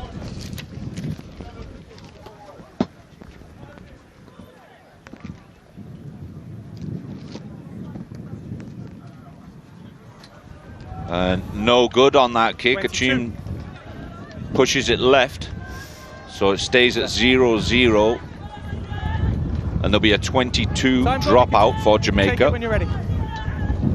Make sure you're behind. You can almost hear a collective deep breath all around the Mona Bowl. Both teams equally and their supporters. Campbell looking for that drop out. You can see the TNT team on the 22 trying to block it. Ball lands to Achim, the fly half, looking for his fullback. Going to go further wide. Some speed coming in there. Big contact at the 20. Sorry, the halfway. Yeah, held on, off your feet. Coming over. Yeah, it's not on purpose, but Jamaica this time. Here's your mark. Penalty here. Get the ball, and Campbell's going to look to get some more distance on it, some height to it to make sure it goes. Getting towards the Trinidad Tobago 40, Jamaica creeping back into territory of Trinidad and Tobago. The home team here, a hybrid team, product of multiple development programs that are happening both locally in Jamaica and abroad. The international players came in early and have been working with the local players, building that team synergy. Yeah, about a week ago, maybe last Wednesday, I think they all came in. He's okay. So a whole week of organisation, preparation, see who fits where, put the jigsaw puzzle together. And Jamaica looking strong for it there. The ball goes out the back. Rangy, number 13, going forward. Regan Johnson. Not supporting your own weight, hands on the floor.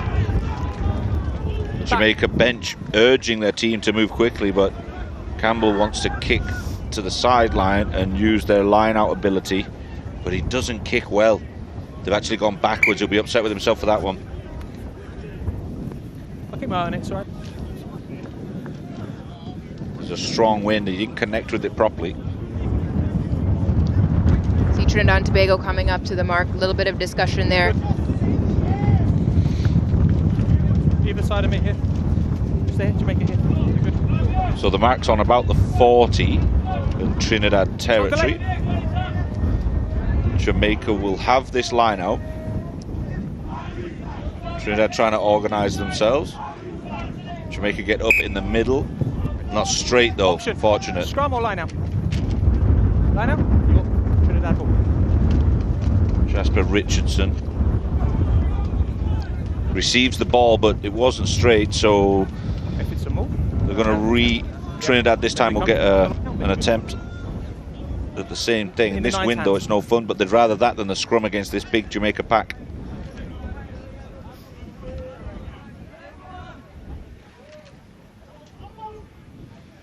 And it goes all the way over the top, and that's going to go to yellow hands, and they're going to use some width. Nice little pass, fake pass and go. Deontay King, the number 12 for Jamaica, making some good yards up the territory and towards the 22 of Trinidad and Tobago. Good quick response from the Trinidad and Tobago team, quickly covering the space as they see Jamaica edging for that try. Yeah, Deontay King is very lively. If he gets the ball with a bit of space, he really does well going forward. Very aggressive ball carrier.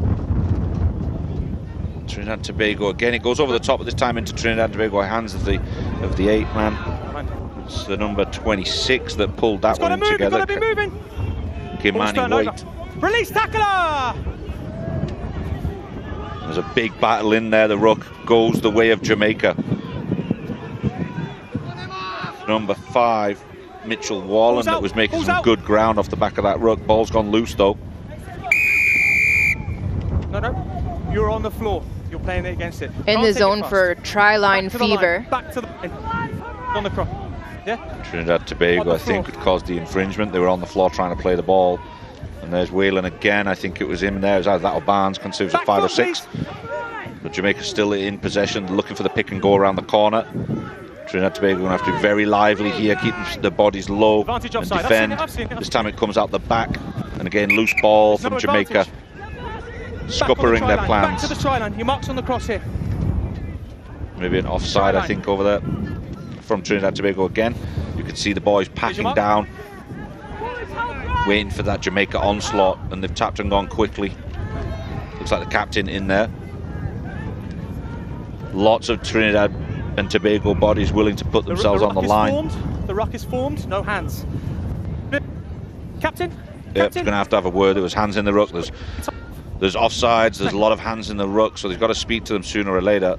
Either penalties, cards, or penalty tries would be the worst case scenario. High pressure position, of course. Jamaica can already taste that try that they are aiming for. Trinidad and Tobago defending fiercely, putting on the pressure and quickly trying to get back on side. Jamaica opt to kick the ball out. They want to use the line out. They feel like they might have a bit of advantage there.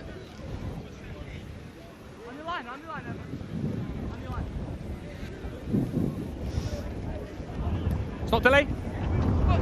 Jamaica. TT. Referee Rob Perry just making sure everyone's ready to get this moving again. Line out coming in from Jamaica. Nobody jumps for it. Goes straight to the 8-man, but it wasn't straight. Not straight. Really difficult for the line outs to be straight with this amount of wind. Not 2 scrum halves. Yeah. So make sure you have a clear communication here. You've got an option. Scrum or line out? Not straight. Scrum. Scrum 15. So Trinidad Tobago will opt for the 15 scrum. When we say 15 on the sidelines there, it's not the progression of yards up the field. We have a 5 and 15 line on that far side, on the sidelines, or the 5 and 15 channels. So there's a 15 mark there. That's there they've moved to, so they're in a neutral place, not too close to the sideline, obviously. You can imagine 16 guys pushing against each other. Crouch. It can go in one direction or the other. You don't want to end up in the stands. It's more action than the fans are probably looking for. I agree. Hold push. Some big boys in that Jamaican push. You can see you don't want them in the stands, that's for sure. But Trinidad and Tobago somehow come away with that after a big push. Team working quickly towards Valeri, and he stepped a couple, but there he finds some very large yellow men in this peripheral vision. They're going in the same direction though, Trinidad and Tobago. Finally look for the clearing kick. That's going to come into Mackenzie Davies. He looks inside to the 14. He was a superstar yesterday. Didier Taylor working to ground there. Campbell comes to the top side again. Davies looks for his flankers. They've got a little bit of space out wide, but they go back inside. Nice little pop up off the ground. Does it end up in Jamaica's hands? No, it doesn't. It's in Trinidad's hands. Advantage TT. And saved once again. Can they relieve that pressure? Captain going around the side, but gonna be a scrum. Too late. For the knock on. There was a knock on in there. Trinidad and Tobago will get this scrum. And absorbing a fair amount of pressure, Trinidad. Absolutely. These athletes are so determined not to allow a try for Jamaica in this half. They need to have a strategy to get the ball further up and back into the Jamaica territory. Okay, here's the mark boost. Let's go. We see a break foot. So far the team has been looking to run the ball up, not trusting the wind. They do have the wind at their back, so we may look for them to open up some space, get a kick, and send some runners. Set!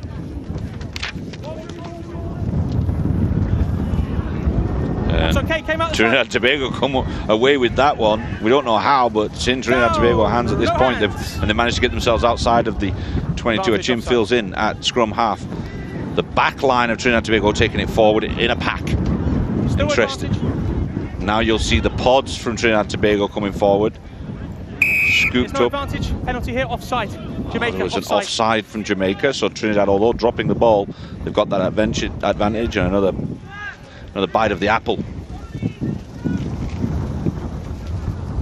Bit by bit, Trinidad and Tobago moving up the pitch, using the kick to gain yards here. And that does cross over into Jamaican territory. Okay. Yeah, good job, Trinidad and Tobago absorbing a fair amount of pressure there from Jamaica. Just going to take very quick reaction from the scrum half, Jeremy Bonus there. Made sure that he captured that ball out of the scrum, even though it came out on the Jamaican side. He was just the most alert of everybody in there. Okay, just a substitution. That was easy. Time is back on. Substitution here for Trinidad and Tobago. Joshua Grant, one of the stars from last year. He tends to slot in at the wing or fullback. Quite a handy tackler. You would never imagine it from his frame, but he punches way above his weight. He does, and he's got the quick feet too. He is really fast. Jamaica have got that one. Knock on, advantage. Advantage, Jamaica.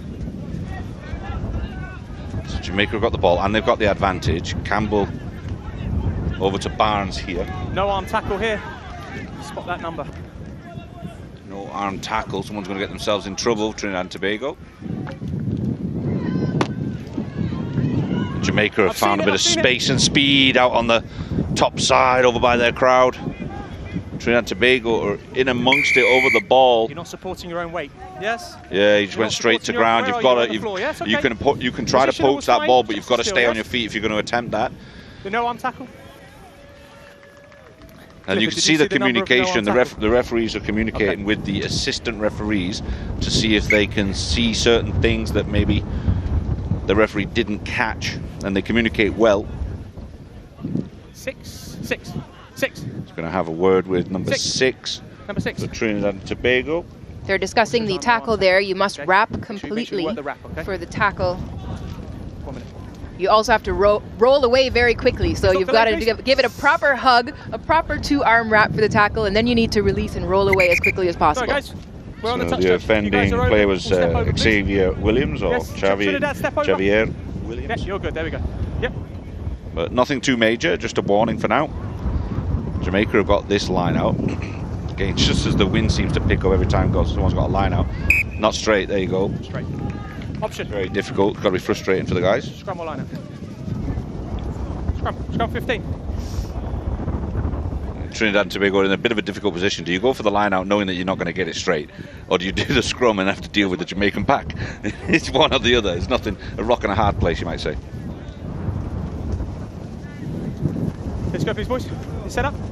But if they can stabilise themselves and just hold off that push for a moment so that it can be hooked well, then the scrum half can at least get away and they can use that set piece to play through that back line and crouch. Maybe surprise this Jamaica team. 0-0 so far.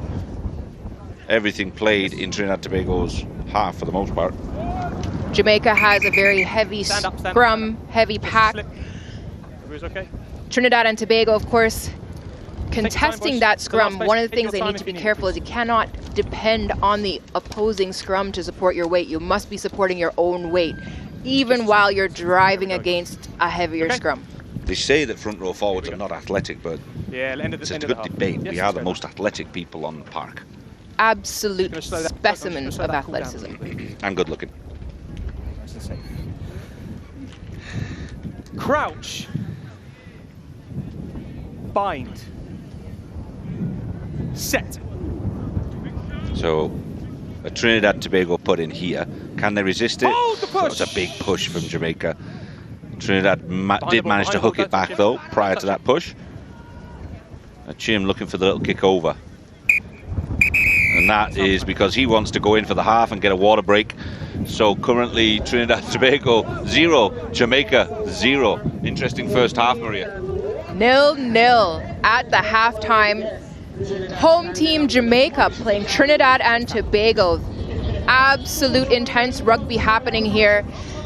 The scoreline does not represent how hard these athletes have been working in the half, but it does show that we have excellently matched teams, great discipline on the pitch. These teams are listening to their coaches, listening to the instruction, they're carrying it on the pitch with them, and they're doing the most. Yeah, phenomenal stuff. Just like the women, I think Trinidad and Tobago earlier in the day beating Jamaica. Similarly, the boys, the under-19 boys, are frustrating the Jamaican attack. So it's all not over just yet. We're 0-0 right now at the half. We're going to be back in a short while.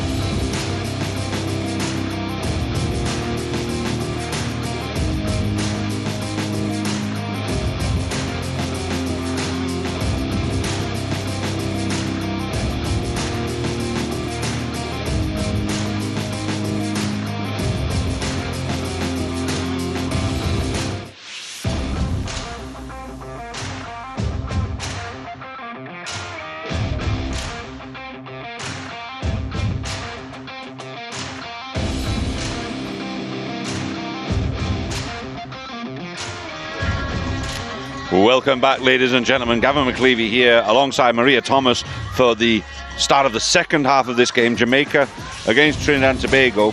The score is 0-0, but we are going into the second half. You can imagine that, believe me. Trinidad and Tobago have done a great job of stifling the Jamaican attack.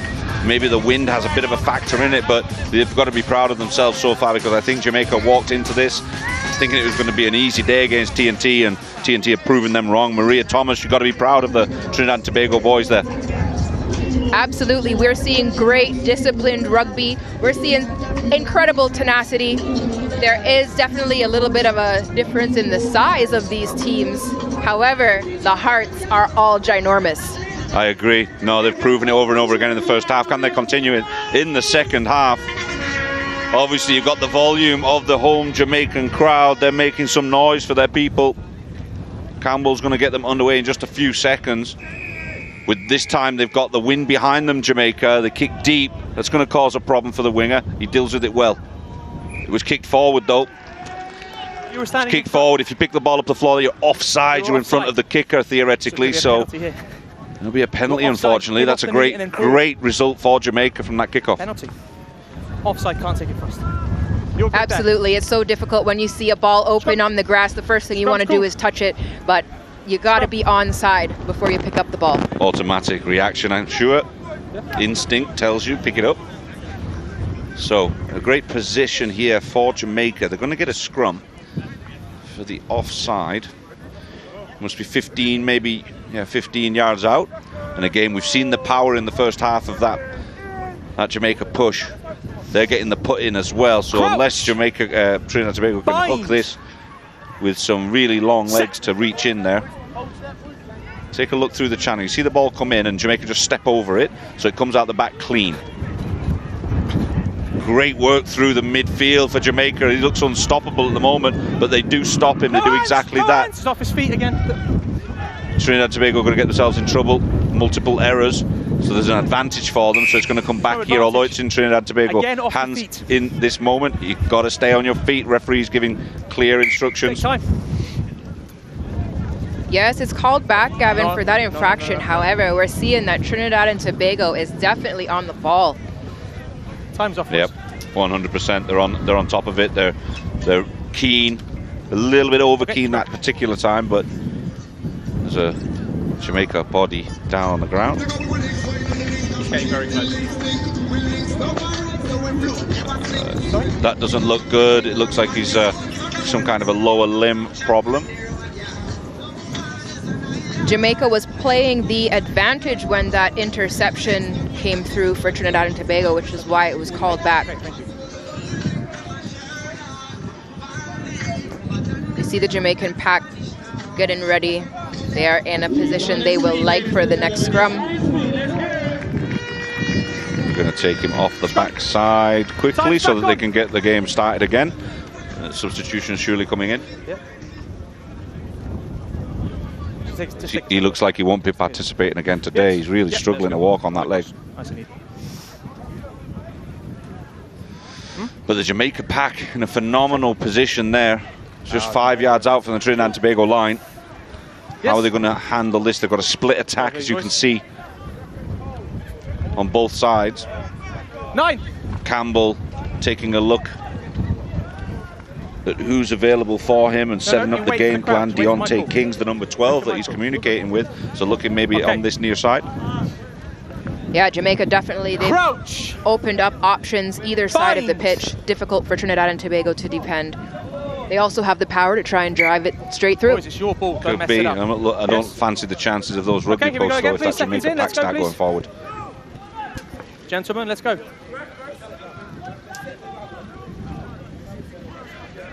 Excuse me? It's everywhere. There's a hush through the Here we go. Uemona Bowl. Seconds in. The home team supporters are anxious for the first try of this match, should it be coming up. Yes, you're good to go. Trinidad Tobago absorbing that pressure, and they go pick and go around the outside. The captain, Richardson, is attempting to go forward. Looking to this near side. Got 3-4 players against 2. High tackle comes in, and they look like they've held him up there.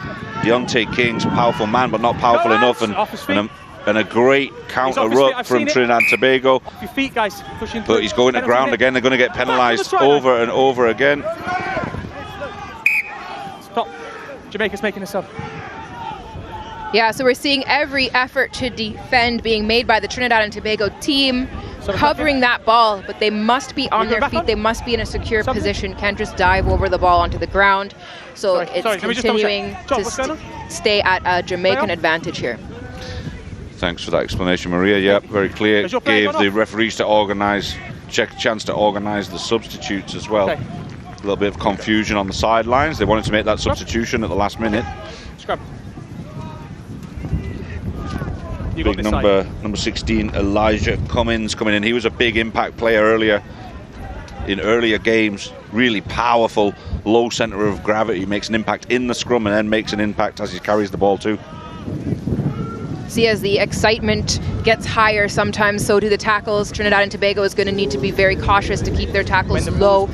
They don't have a lot of space. They need to execute properly if they're going to defend from this position. Let's go, boys. I wonder if the captain will fancy his chances against the very small winger that's just stood on the try line. He's having a look at him as I speak. Set. Don't judge the book by its cover. He did have a quick look at him. He looks like he might try. No, the pick and go's not on. The scrum swerved a little bit, or rotated a little bit. So Jamaica looking for an offload there. Big late tackle on King, but that's allowed Jamaica some space on the top side. He does not release the ball, so they go to ground on the opposite side. They're almost the same distance from the try line. What's your onside? Big lock forward, pulling the ball out at scrum half. Jamaican bodies all over the top of the ball. Gets the pass away, looking for help from his forwards, but the support arrived late from Jamaica. So Trinidad Tobago finally get the ball back from Jamaica. They're looking to run this one out. Brave, a couple of nice passes, and they've made themselves out to the 22. Trinidad and Tobago, great work, absorbed a lot of pressure from Jamaica. Can they maintain this ball? They're on the 22. Jamaican lock is over the top of it. Yeah, that's fine. That big number 7, Cameron Prince, causing some problems for Trinidad and Tobago, and he helps to get the ball back. Now Jamaica with the ball back inside the Trinidad and Tobago 22. Achim runs offside, knows his error, he goes back. Jamaica with a 3-man overlap. Do they scoop it up? Yes, they do. No, they don't. Advantage. They've got an advantage. Trinidad and Tobago. No advantage. Knock on. From the knock on, Jamaica dropped the ball, number 22, I think it was. Incredible performance under such high pressure. Trinidad and Tobago definitely looking to get into some new territory. They are tired of camping in their front yard. They want to go over into the Jamaican territory and put some pressure, return that pressure to the Jamaican home team.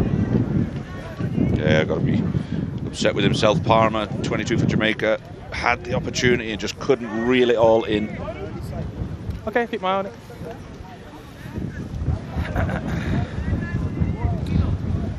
Under a fair amount of pressure here. Jamaica again with that strong pack. Set. Trinidad and Tobago need to absorb this pressure and get some clearance. There's only so long you can. Stop.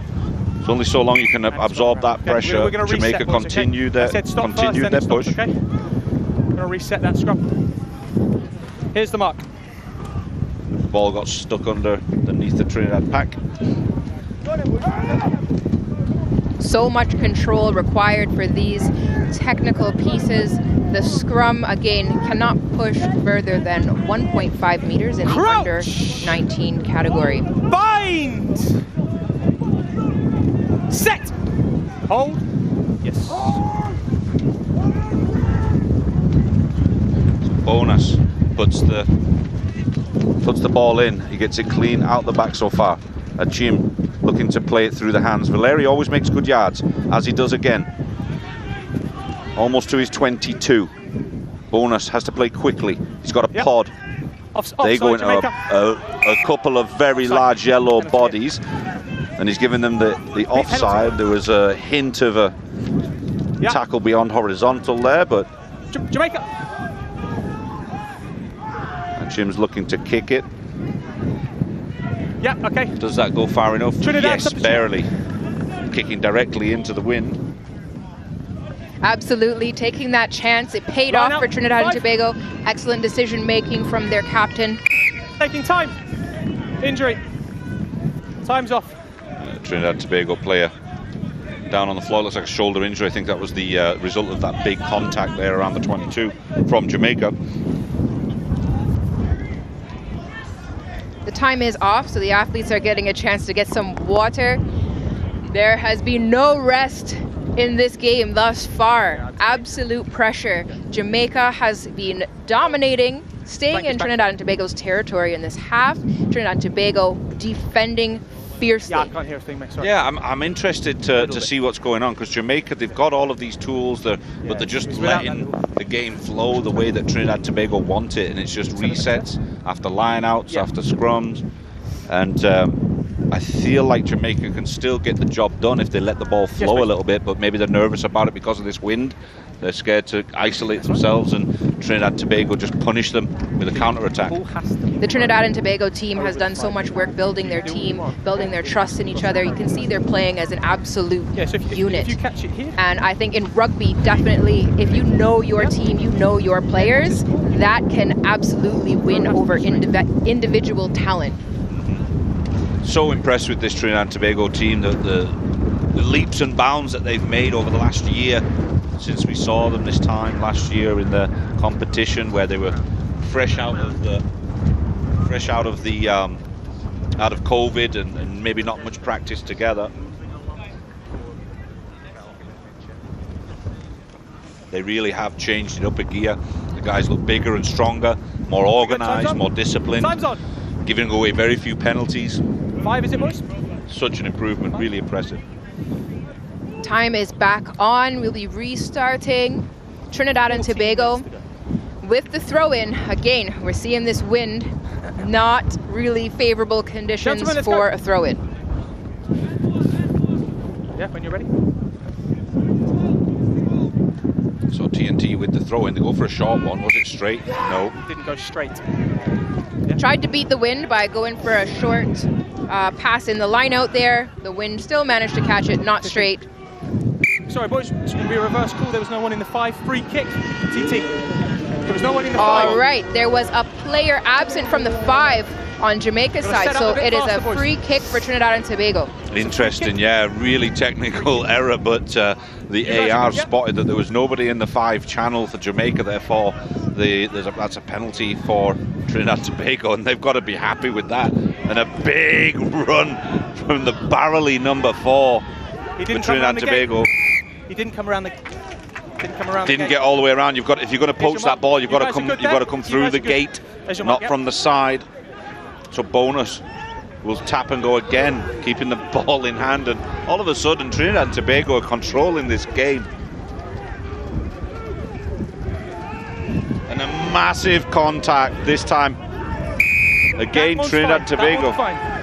And this time they get it right. They look for that poach, and the Trinidad and Tobago ball carrier holds on a little too long while Jamaica attempt the poach, so it goes the other way.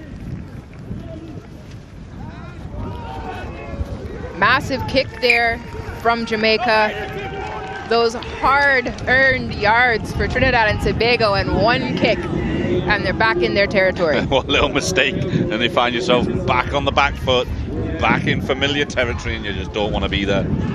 Jamaica definitely opted to set up, please, keep the wind as an extra player. Let's go. Send that ball up. Now they have the throw-in for this line-out. Who will break the deadlock first? Jamaica now with ball in hand, and that was the first straight line out of the game, I think, with this wind. We just double check. Did you see whose ball? Whose ball? Whose ball? Jamaica's ball. Jamaica's ball. Jamaica's ball. On the line. Jamaica still in possession. Jamaica, here's your line.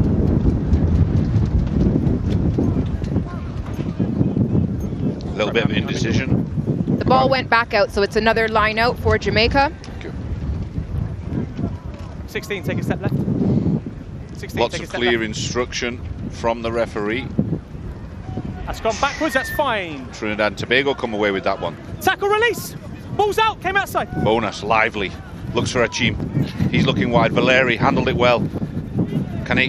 Another offload would be great there. He decides to keep a hold of it, and that's a mistake because it's robbed, pickpocketed by Jamaica. Mackenzie Davies looking for his captain. Here he comes. He's going to gain yards every time. Powerful, strong man. Mackenzie Davies again. This time the pass goes to ground. Another lively run Cross him. from Deontay King. Penalty. Crossing. Jamaica looking to pull in defenders from Trinidad and Tobago, but the ball is turned over. Captain Achim gonna look for some space, booting that ball up the pitch. It does not go out of bounds. So that was a crossing penalty. They crossed paths, and this allows Achim to kick the ball, but Jamaica are in control of this ball now, working wide. That looks like a forward pass, and Rob Perry's got to be on his toes. The referee keeping pace with these youngsters, doing a phenomenal job.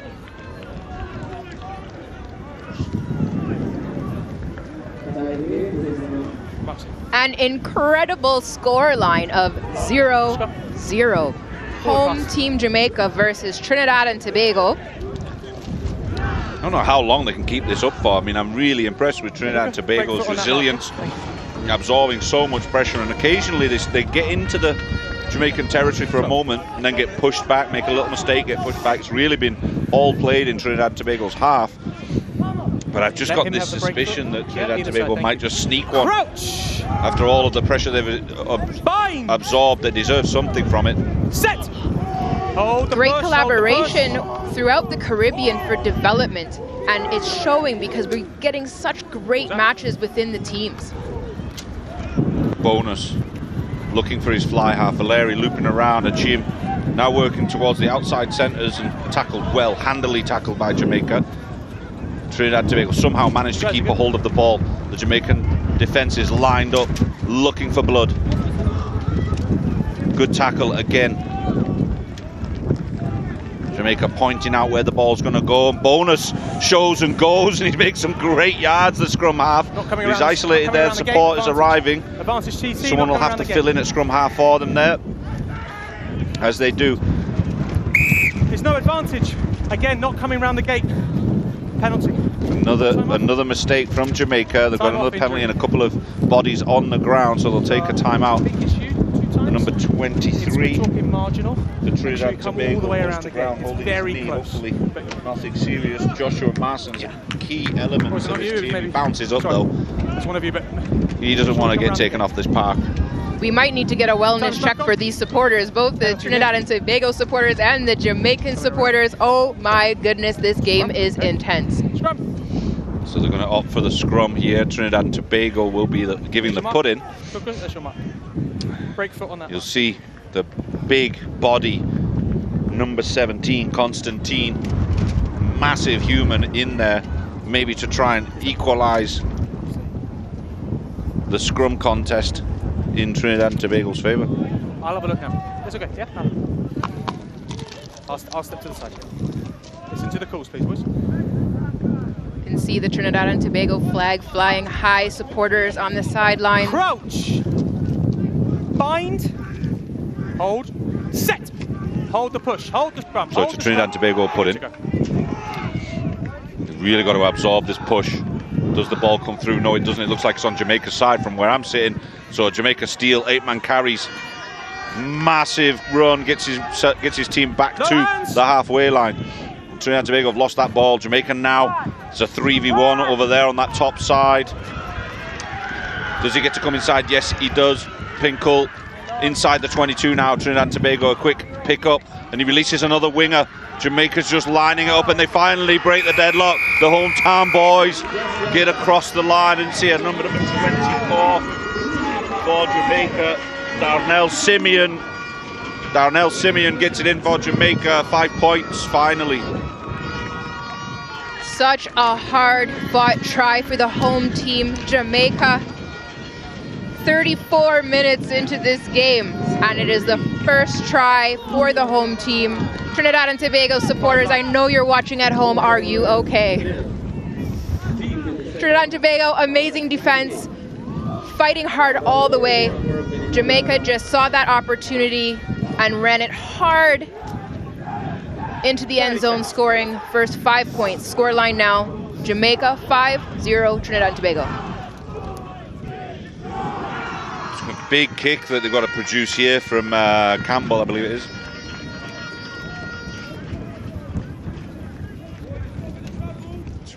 Yards out and in a really rough angle, and that's no good, so it's just going to stay at 5. Still a wide open game.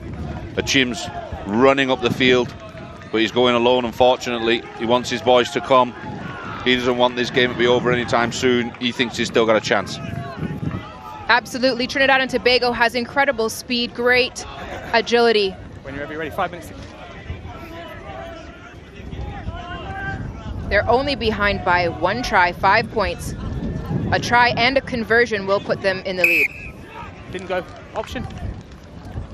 Good kick, but he didn't quite go the 10. Good height on it. It hung up there, but just not hard enough. So that Jamaica will take the scrum because they will feel comfortable with that. Again, they've still got that the dominance there.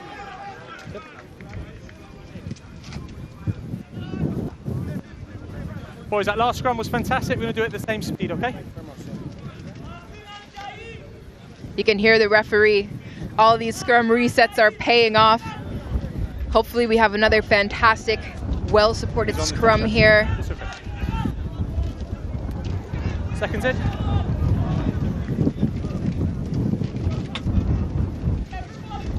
Difficult to turn over the ball in these scrums when you can't drive further than 1.5 meters. It really comes down to the hooking ability of the hookers on the team. That's the middle person in that front row. No, I think that's helped Trinidad and Tobago to steal a couple as well throughout this game. But here's Jamaica with the ball. Big tackle coming in. And lost the ball in amongst there. So I think Trinidad and Tobago have got this one. Yes, they have. Achim fills in at scrum half. In the middle. The big man, Constantine, going forward, managed to scoop that one off his bootlaces. You're offside. Penalty. Jamaica are offside. Trinidad and Tobago tap and go quickly. And a little kick forward. Offside, Jamaica. And again, Jamaica offside. Penalty here. Offside. Wow. Making so many little mistakes, Jamaica right now, putting themselves under pressure. Trinidad and Tobago have still got their tails up and looking like they've still got a chance. Jamaica is very much aware of how quickly the tables can turn in rugby. For those of you who are not familiar with the scoring for rugby, it is 5 points for a try when you touch the ball down over the line. You get another 2 points for a successful conversion through the H. Line out. Penalty kicks grant you 3 points.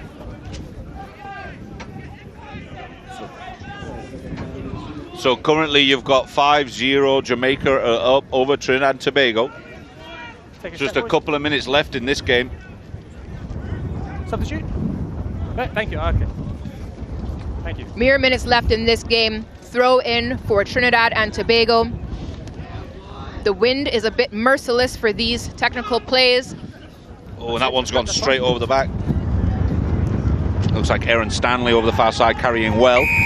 Couple of stiff arms, but Jamaica come away with this ball. They've got to be happy with that. They know that there's not much time left on the clock, and they've just regained possession. Mutual penalty. Time's off. And it's Mitchell Wallen that comes Time's off.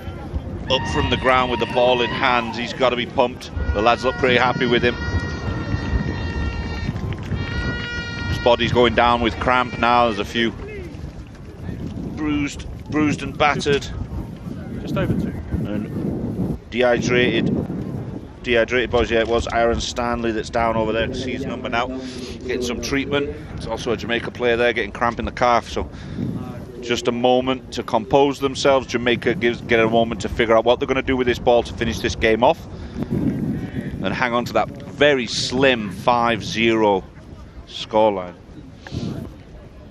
Absolutely incredible game. So much pressure. We've seen how much the Trinidad and Tobago team has been working defensively as a unit against this powerful Jamaican home team. They're having a little talk on the field there. it is possible to turn this game around for Trinidad and Tobago. Of course, it's going to take an incredible opportunity to do so. That's a good game, man. The Jamaican home team probably looking to perhaps get extra points, or they might want to run out the clock at this point to secure their victory. Your penalty. Trinidad and Tobago hyping each other up on the pitch there. The senior women getting in position. They have the next game. More Jamaica versus Trinidad and Tobago action. Let's go, please.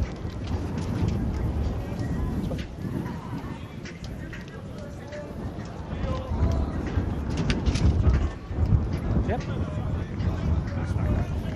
We see the teams getting back into position. It looks like we'll be restarting again. Just waiting on the call from referee Rob Perry.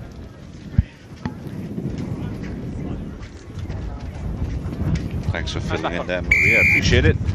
Just getting some stuff organised here, guys, for the end of this game. Now Jamaica kicking really deep. Must be still some time on the clock, according to referee Rob Perry. So Jamaica back into Trinidad and Tobago territory with a line out.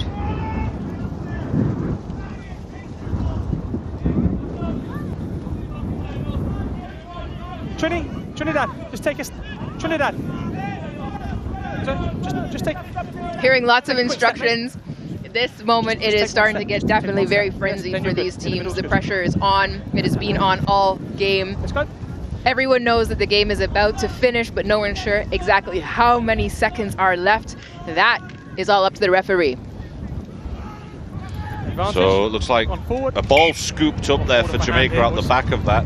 Went forward slightly, so Trinidad and Tobago will get the ball.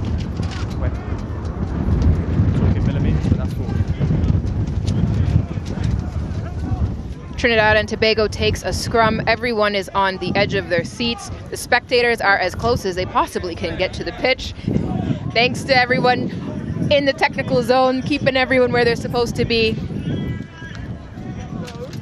Scrum put in for Trinidad and Tobago. Bind! This could be the last play, so this might be their last opportunity to score here. It's very much a case of now or never for Trinidad and Tobago. And they've lost the ball, so it's going to be Jamaica's ball. Big man picks up at 8. Oh, and he didn't release the ball. He held on to it in there, so Trinidad and Tobago get another opportunity for it. He wants to play. Chim's playing. He's getting his boys to run. The big number 4, Justin Marcel, is a strong lad. He manages to get the offload to the biggest guy on the park. Constantine bumps the Jamaica captain, and he's still carrying forward. It's taken 3 very large men to bring him down. Great work from Constantine. Working now in a pod. There's your man again. Ball's gone loose in there. Did they get Jamaica hands on it? No, they didn't. Trinidad and Tobago managed to maintain possession. The Chim looking for support. Valerio uncharacteristically drops that one over his shoulder. The support has arrived for Trinidad and Tobago, thankfully. Play on. And he's looking to do some work there. Can he roll that around? The ball comes out finally. That's good. That's clean.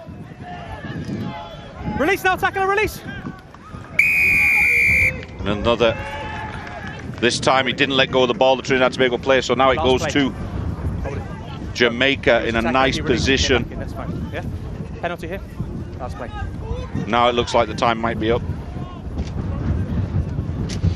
No, it was a penalty before the last play. Okay, So he's just clarifying what they're allowed to do here, because they know that the game is over. So it's a scrum. But it's never over until that whistle blows for the final.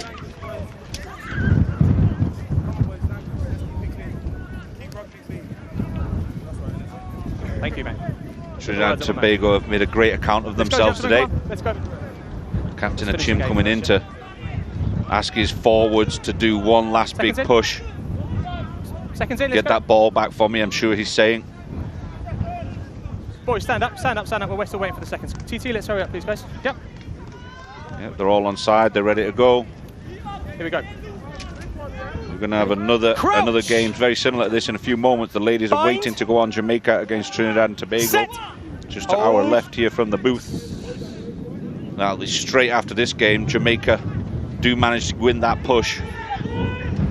So Mackenzie Davies goes to the top side and a little dink through. It's rolling fast. It bounces awkwardly. And the Trinidad Tobago player carries out the back there. That's going to be the game, unfortunately, for Trinidad Tobago. Massive congratulations to Jamaica. Great result for them, but they made hard work of it, but they come away with the 5 points to the advantage and win this game. Trinidad Tobago are out on their feet. What a game, Maria Thomas. What a huge match. Jamaica, the home team, victorious over Trinidad and Tobago. But what an incredible performance from both teams, and Trinidad and Tobago so strong in defense in that game. 5 points to 0 there, and love to see this. We've got the Jamaican guys carrying off the Trinidadian counterparts. We're going to go live shortly for the next game coming up, which is the Jamaica women against the Trinidad and Tobago women. Just a few minutes, we'll clear this field and get the next game up for you in short order, ladies and gentlemen. Stick around.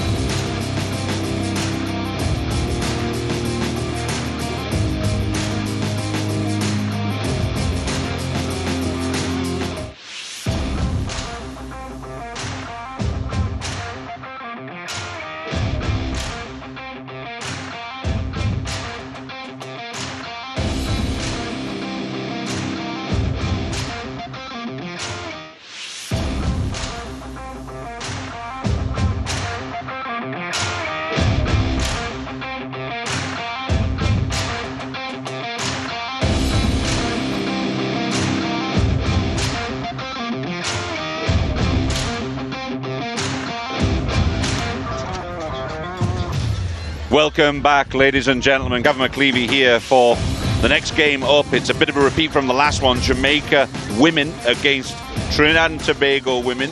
We're going to be getting onto the field in just a few moments. We are at the University of West Indies, Mona Bowl. Fantastic scenery here as we get a view of the girls. There's George.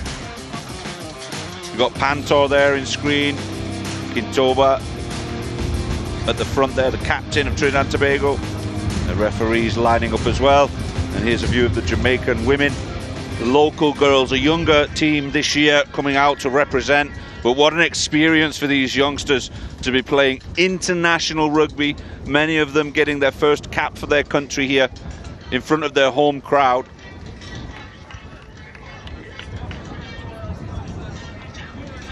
Just waiting for the signal to be allowed onto the field.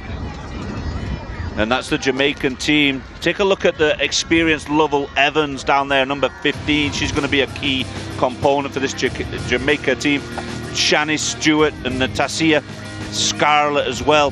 Taja Richards, lots of experience as well. So great to see those ladies out there bringing in the youngsters and testing them out there against Trinidad and Tobago. And this is the Trinidad and Tobago lineup. Much more experienced team.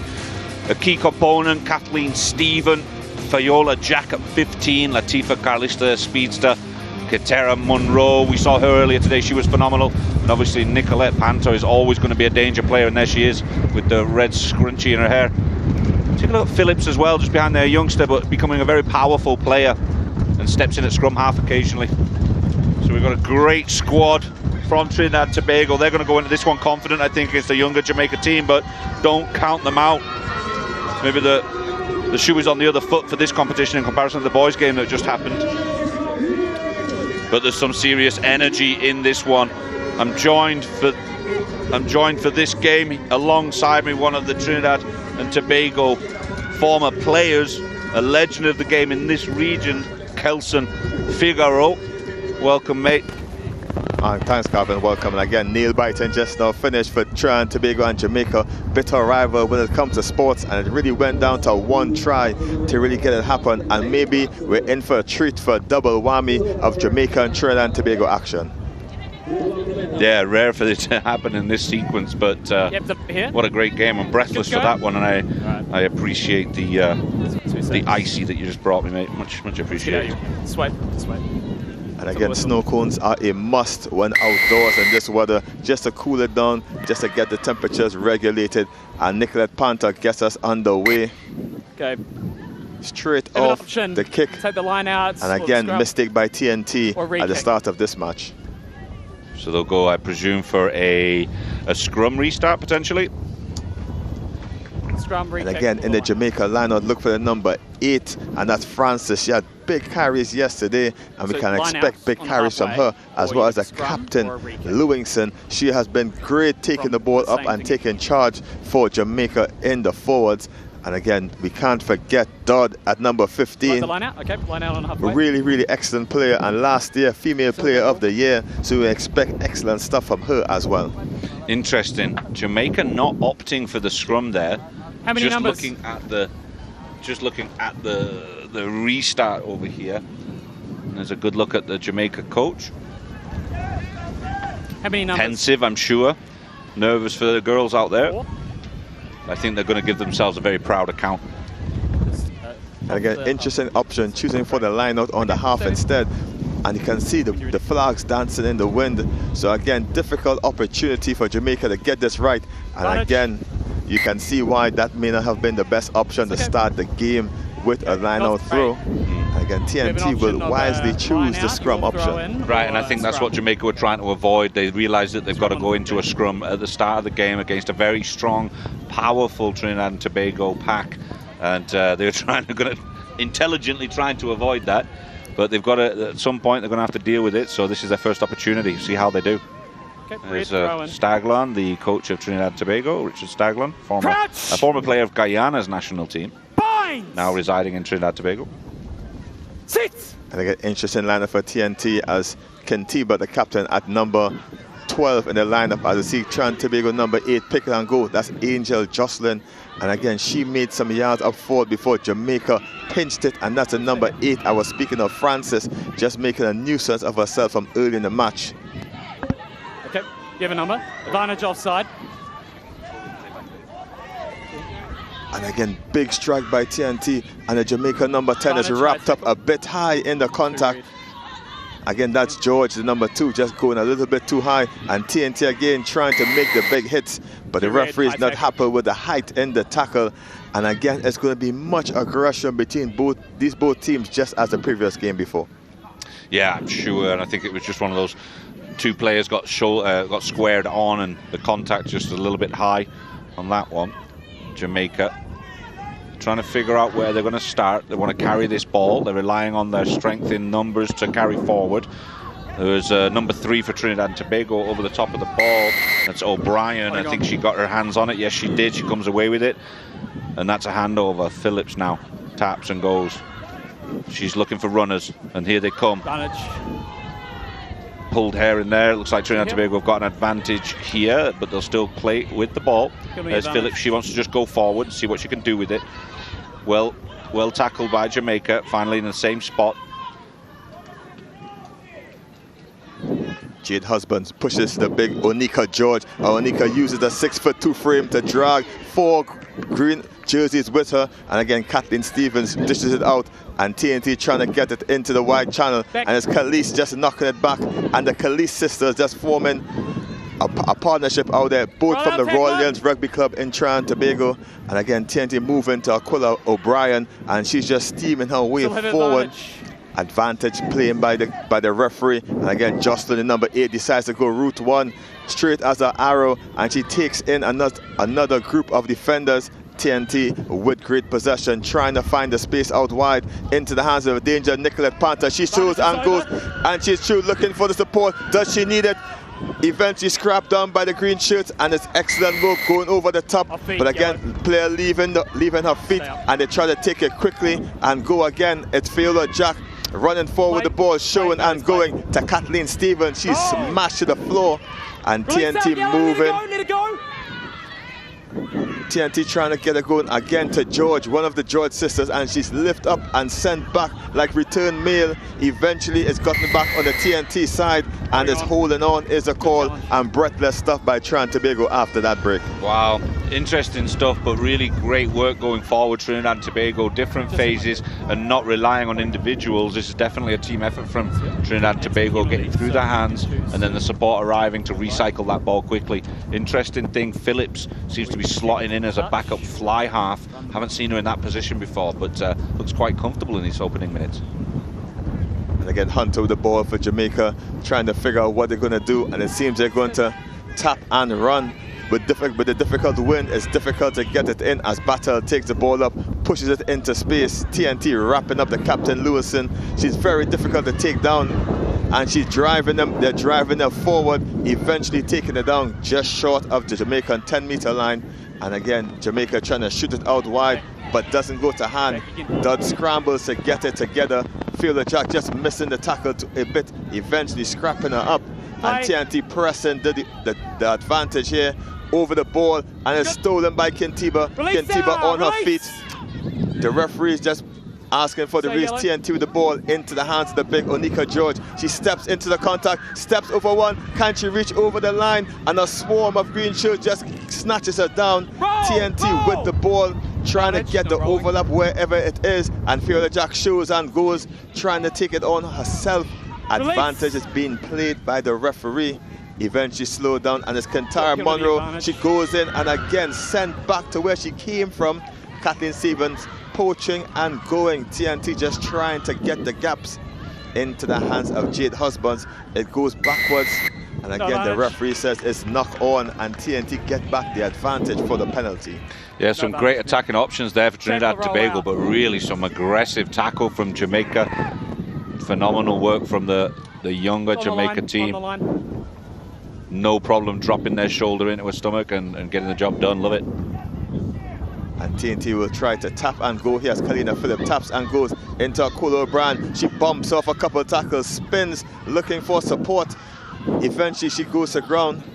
Kathleen Stevens tries to Marika Mendez, and she's driving her way forward. But again, the defensive prowess of Jamaica just holds them off, trying to push it back. It's held up in the scrum. Goal line dropout. And it's going to be a goal line dropout for Jamaica. Goal line dropout. Yeah, interesting. Good absorption of the pressure from Jamaica. Surprised Trinidad and Tobago didn't swing it there, swing it wide for that one. They really sucked in the entire Jamaica team. So they're going to do a drop out, a drop kick out from the try line. So Trinidad and Tobago can come quite close, 5 yards. They're allowed. I don't know if that was a drop out. And again, just didn't understand the law in that aspect there. So it's a 25 meter dropout, which is a drop kick. So that didn't happen. So TNT gets the scrum 5 meters, and they can push their way over the line. They can. I think they will definitely give that a try. And again, excellent look by Jamaica. Before that infringement, Battle just held up the onslaught of TNT, turning it over. And again, just need to understand the 15-a-side rules are a bit different than the other formats. And again, TNT get the scrum put in, and again, they have weapons out wide if they can get them out there. Okay, on the line, please. On the line. There. Okay. Crouch. Binds. Sit.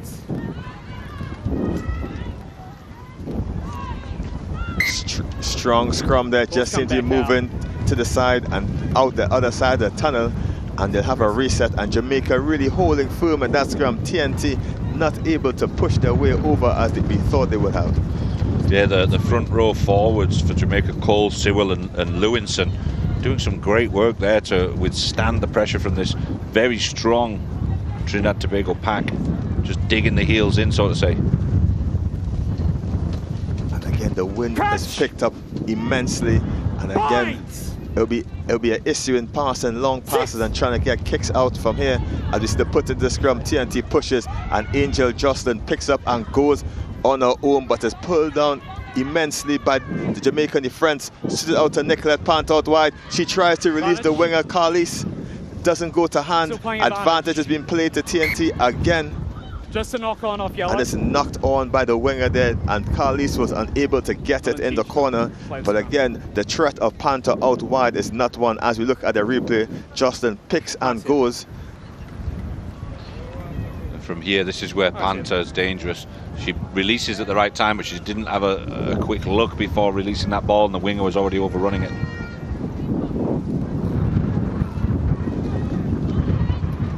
And again, TNT with the threats out on the wing. Just need to put the pieces together to free up the space out wide. Again, Kitara Monroe, the number 18, is very quick if she can get some room to run. And we saw it, glimpses of that in the USA South game earlier this morning. Stay half! Stay half! TNT walking their way up, walking their way and pushing, just twisting this Jamaica pack.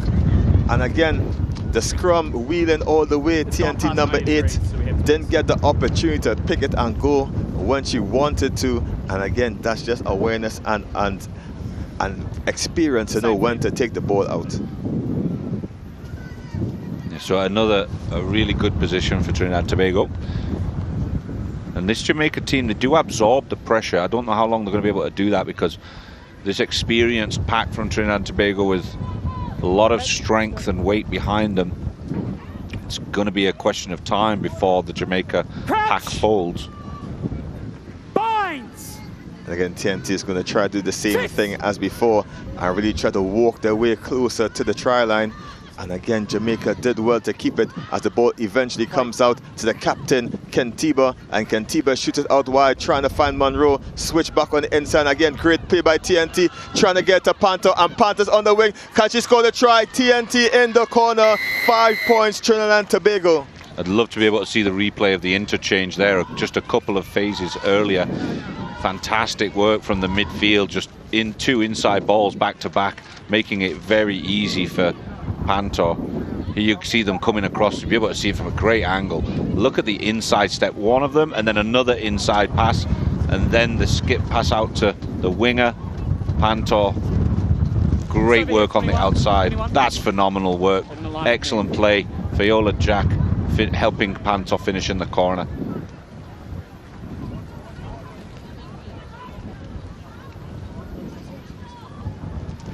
Panther there getting a bit of treatment. Again, long distance for the kick here. Again, the number 8 with kicking duties. Jocelyn is going to try to slot it in from anywhere around 40 meters. Again, difficult ask.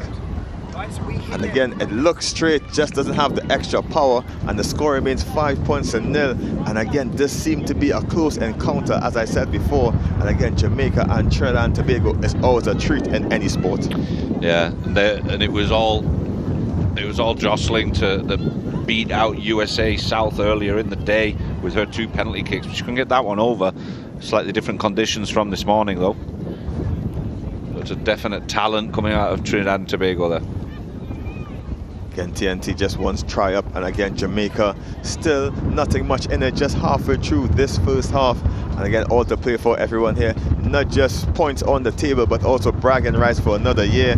And again, the Caribbean is really noted for these rivalries, and it brings us closer together as the ball kicks straight into the hands of Kentiba, and that's one of the very few people you don't want to get the ball moving with. 100%, she's dangerous from wherever she feels like being dangerous from, I think.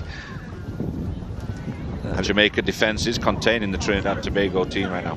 And TNT moving up front again with Aquila O'Brien just taking it up. And again, interesting fact, Gavin, there's 2 pairs of sisters for TNT on the pitch. That's the Carly sisters as well as the George sisters. So again, keeping it in the family, just like the Cayman team really has, making rugby a family sport. Absolutely. Jostling the kick for Trinidad and Tobago went down awkward there on that last phase.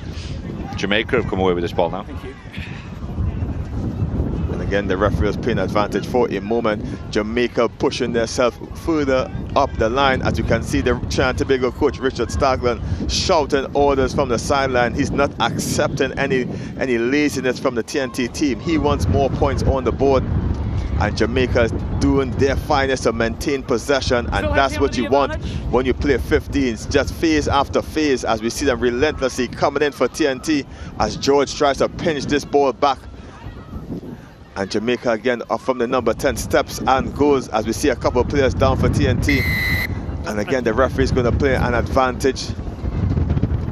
They're bringing it back for the girls in the ice green and gold. And again, TNT has a couple of players down there just nursing an injury. But again, interesting match as we see Kalina Phillip gingerly getting up. And again, I can see myself on the TV, first time ever, Gavin McClevey. We're starring on the big show. Hello, everybody home. Hi, Mom. And again, the referee just explaining what's happening here as you look back at the replay. Jamaica just taking it up, and again, just too much for TNT to handle as Kalina Phillip makes a tackle and then just rolls away. But again, as Hunter dancing away, and Phillip again there, and Onika George standing trying to turn the ball over, but Jamaica was good at it, but the referee wasn't happy, and we're going to start back with a penalty in the center of the pitch.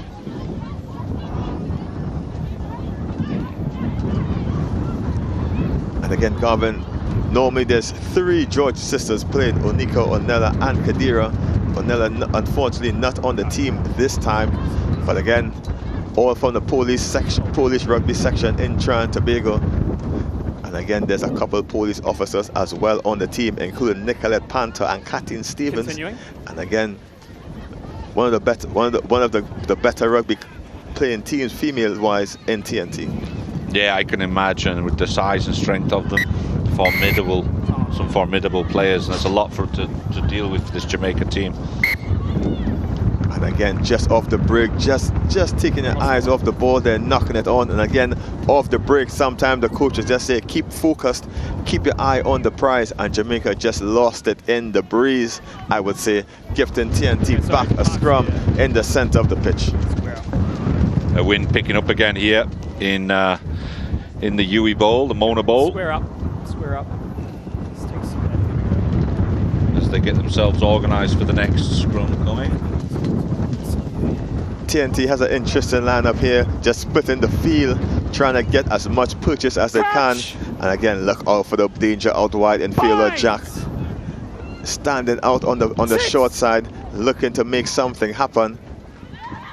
And again, solid scrum by TNT. Scrum half seems to be offside. Advantage being played into the hands of Panther, and she tries to put Monroe in the gap. Excellent catch. She tries to skip one tackle, but she's wrapped up in the contact. TNT still have possession.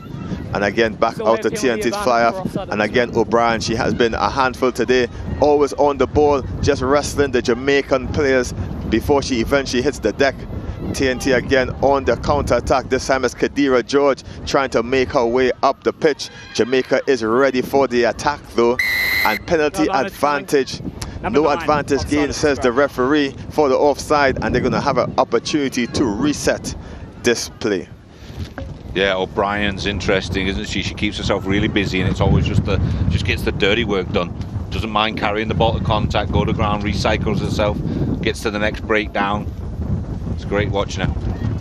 And again, the ball not really going out into touch, and Jamaica gathers it back. A weak chase by TNT. Monroe alone is trying to get into the contact, and Jamaica's running it back down. And again, smashed in the contact. TNT just said, "You shall not pass." That was a stop sign, Gavin McClevey. Definitely. Amazing tackles. Trinidad and Tobago really are a powerful unit of players with lots of experience. Half a metre here. Didn't get the license plate on that truck, Gavin, and again she was just smashed into touch there. And again, TNT solid defense after the lackluster chase on the kick. Absolutely. So line out here for Trinidad and Tobago. Play. And again, great work by the jumper, really just pinching it back. Kathleen Stevens away of the runner. She just skipped one tackle, eventually wrapped up. And again, Tobago trying to get the ball out wide. Jamaica ready for it, and it's Kadira George again running into contact. and the referee had his hand up for an advantage. Not sure if it's still happening there.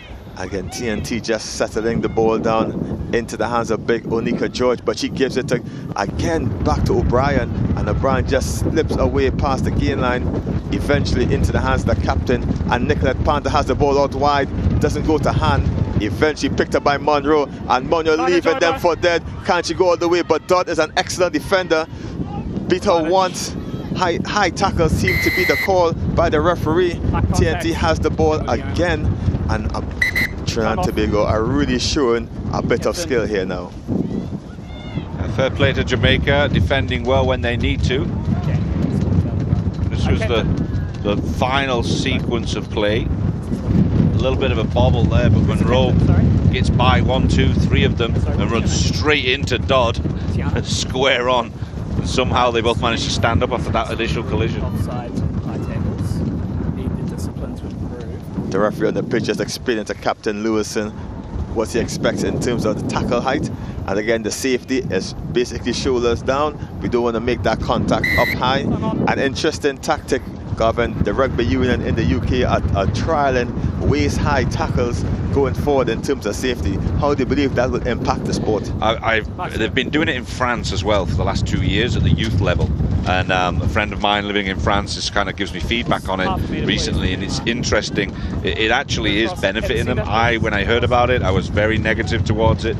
He has actually said to me that it's been quite a positive impact on the youth side of the sport. I'm on the fence at this stage, but if it's trialling in England, it's because it was successful in France for the last 2 years. Kathleen Stevens with the line out. TNT just knocking the ball on, picked up by Hunter. She's tried to evade Jocelyn, she finally does. Jamaica into space, and you know Jamaicans are fast. Sharika Jackson, 10.6 in the 100 meter, and we don't expect these women to not be slouches out here as the ball comes to Francis, and she busts her way through a couple of tackles, very difficult to get down. And again, it's Battle shooting the ball out wide. Jamaica is really pushing their way forward now at 40 odd meters from where the play started, and back to Francis. She's met by Onika George, finally taken down, and Jamaica will look to free up the runners out wide if they can. Hunter on the ball, trying to move it. TNT scrapping by the legs. That's Carlise making a tackle, and Jamaica really making their way up, but TNT steals it into the hands of O'Brien again. She gets it out to Marika Mendez, and it takes 3 people to get her down. No, 4, maybe 5, and it's Dodd on the ball. Eventually cleared away. TNT with the ball. It's T.S. Davis, pops it up to Kathleen Stevens, and into the hands of Fiola Jack. She shows and goes, and is snatched by the captain, Lewinson. TNT just moving their way up. Jade Husbands into O'Brien. O'Brien takes it back into contact again, and she's just brushing aside these Jamaica defenders, making 10 odd yards on the trot. Kathleen Stevens looking for the space, gets it to Kadira George, and she shifts it back to the 10, and as Jade Husbands moving her way up the pitch, Jamaica finally gets her down, and TNT just moving their way up if they can get the ball out. And again into the hands of number 8, it hits the deck going forward, and that just killed all the momentum that TNT had. Wow, phenomenal sequence of phases from Trinidad Tobago. Really looking very powerful going forward. They've just got power all over the park, different areas. Is this just a water break? What do we got here? And again, that the referee says that's enough for the first half. And again, Trinidad Tobago not too dominant as Jamaica are still in it. I know both teams are really just trying to find their footing at the halftime as the score remains TNT 5 points to 0 over Jamaica. And we'll be back right after the break.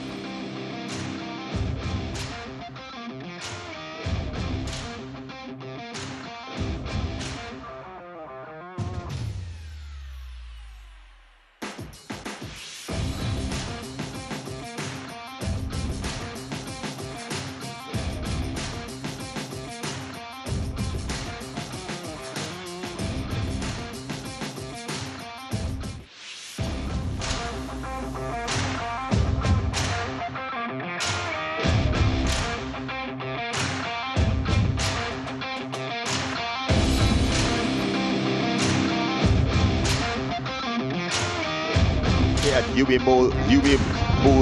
Bona Bowl, Jamaica is Trinidad Tobago 5 points to 0 over Jamaica at halftime as we look to recap first half action. Trinidad Tobago in the red and black strips, Jamaica in the familiar ice green and gold to get us back going.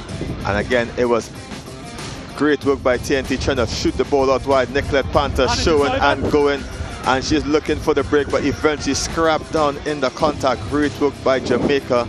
And again, TNT again pushing their way to the try line, and it was excellent work by Battelle there, just holding the TNT defense up in the line. But again, Trinidad Tobago came in with an excellent set-piece move, coming off the back end of that, looping and looping again, and the ball finally gets the hand into number 19, Nicolette Panther, and she just glides over the line to get TNT the first score of the match as we look at a double crash and switch. And Kintiba shoots the ball out wide, eventually into the hands of Panther, and she dotted the ball over for the extra 5 points. Great work by the veteran TNT player to push TNT in front at the half, 5 points to 0. And again, Gavin, you can see the coaches just barking instructions at halftime, trying to get his charges back into this one. And again, you're the coach down there, the fly on the wall, Gavin. What do you hear and what do you see? Well, I'm sure he's getting the girls riled up, because what they've done so far has not been bad at all. They really have stifled this attack of Trinidad and Tobago. They've got to go out there with maybe an increase of energy and really just starting to work together. They've really done well and dealt with the Trinidad Tobago scrum. They need to continue to do that, but now they just need to be a little bit more decisive when they're over the ball. Take away the mistakes, trying to poach the ball or losing their footing at the ruck. If they can get rid of that, they're going to get themselves some possession, and you know what that means. If possession turns into attack, attack means points. Again, Jamaica really to get the ball into the hands of McCullough. She was a hero yesterday to get the extra points to get Jamaica the win over Mexico. And again, just need to get the ball into space. Jamaica has the speed, so we can expect anything from them coming into the second half as the whistle starts to get us back underway. The ball into hands of Kadira George, and she runs unopposed through the middle, just brushing off a couple of tackles, eventually taken down near to the half, and TNT reset into the hands of Jade Husbands, the fly half, and TNT just getting over the ball, trying to get some quick ball out. And again, it's Electra Dennis, the number 8, coming on the pitch, the substitute, but the ball just flies out of her hands. And again, excellent soccer skills, or football skills, sorry. Hate to use that word as a Caribbean person. Yeah, absolutely. You're now blackballed from anything outside of the USA. Again, TNT taking the ball up to Marika Mendez. And again, into the hands of T.S. Davis. She looks for the big Onika George, and she's roughing it up in the center. Hard to take down. She's just stepping over green shirts before eventually taken down. TNT looking for the room out wide, trying to get Nicolette Panther, and again the set pieces coming in. Shows and go again by Nicolette Panther. She's down the end trying to find the winger, which is Carlise. She's scraped down on the halfway line. Panther now plays scrum half, sending the ball back into the center, and as Davis gonna go up the middle, taken down back on the half. TNT looking again to move it into the pack. Back, George skips her sister to Jade Husbands, and eventually out to Leah Kintiba, the captain. She brushes off one. Can she go all the way? Gives it to Monroe. Monroe down the line. It's 2-on-1. Can she get it done? Passes it straight to the hands of Hunter, and Hunter intercepted before Monroe got back and made the covering tackle. And again, great work by Jamaica to come back and cover that TNT attack. No, Hunter, great work there. A definite try. If that went into Viola Jack's hands, it'd have been over. Advantage. You have a mark. Yeah. Again, penalty advantage, TNT offside at the breakdown. And again, Jamaica really did well there in the hands of Hunter to really get back and intercept. That try-saving interception, as we look back at the replay, Monroe breaking down the line. And again, that distinctive run of hers, trying to get it to the hands of the number 15, Viola Jack. And Hunter was right there to slip it away from Jack's hands, and again Jamaica are doing very well to hold on and not allow any more points to score from Trinidad and Tobago. One of the Jamaica players went down, fell awkwardly. There's a good view of the young Hunter, very young Hunter. She doesn't look a day over 12, but a phenomenal player, very feisty, works really well with her team, and always up for a battle. As the player gets a bit of attention, make your way down here to Huey Mona Bowl if you're in the area. And again, learning my parishes, understanding the parish of Kingston and St. Andrews is really emerged in the middle here. We're in corporate Jamaica, UWI campus, and again we can see the shot of the crowd there, the U19 men just supporting their women after their 5-0 win over TNT men in the previous game, and we really love when the teams support each other. Yeah, no, it's phenomenal. You see a lot of that here.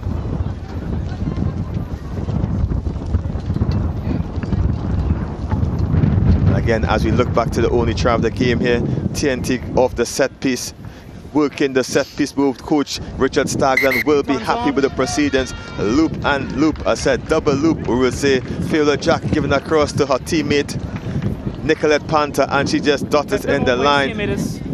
Again, Nicolette Panther, no stranger to the try line.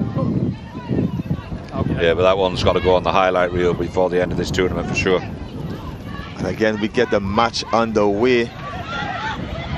Jamaica tried to attack down the outside, trying to get the 2-on-1 in, and Monroe meets her on the wing, trying to put her into touch. Great work and awareness on the touchline as the captain Lewison sends it to Francis. Francis tries to get it all the way, eventually popped it off, and TNT scrambling to get the ball back in defense. Hunter with the ball, trying to shoot it out wide, looking for to get something going, and TNT just defending heartily, and the ball just bounces into the hands of the woman in the red and black.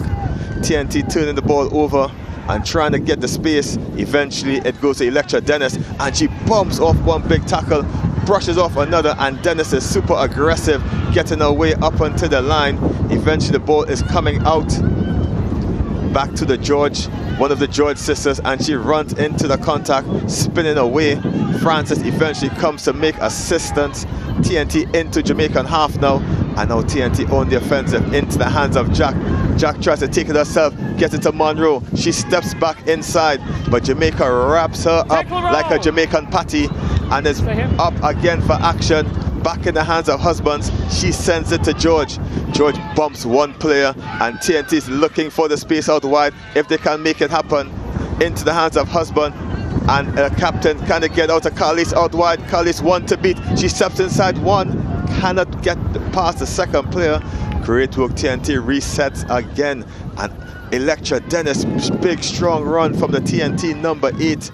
And again, TNT sends it now to George, the police officer back in Trinidad, and she knows where the try line is also, but she stopped, ankle high tackle by Jamaica, textbook stuff, and the ball comes into the hands of the try scorer Nicolette Panther. And again, TNT go forward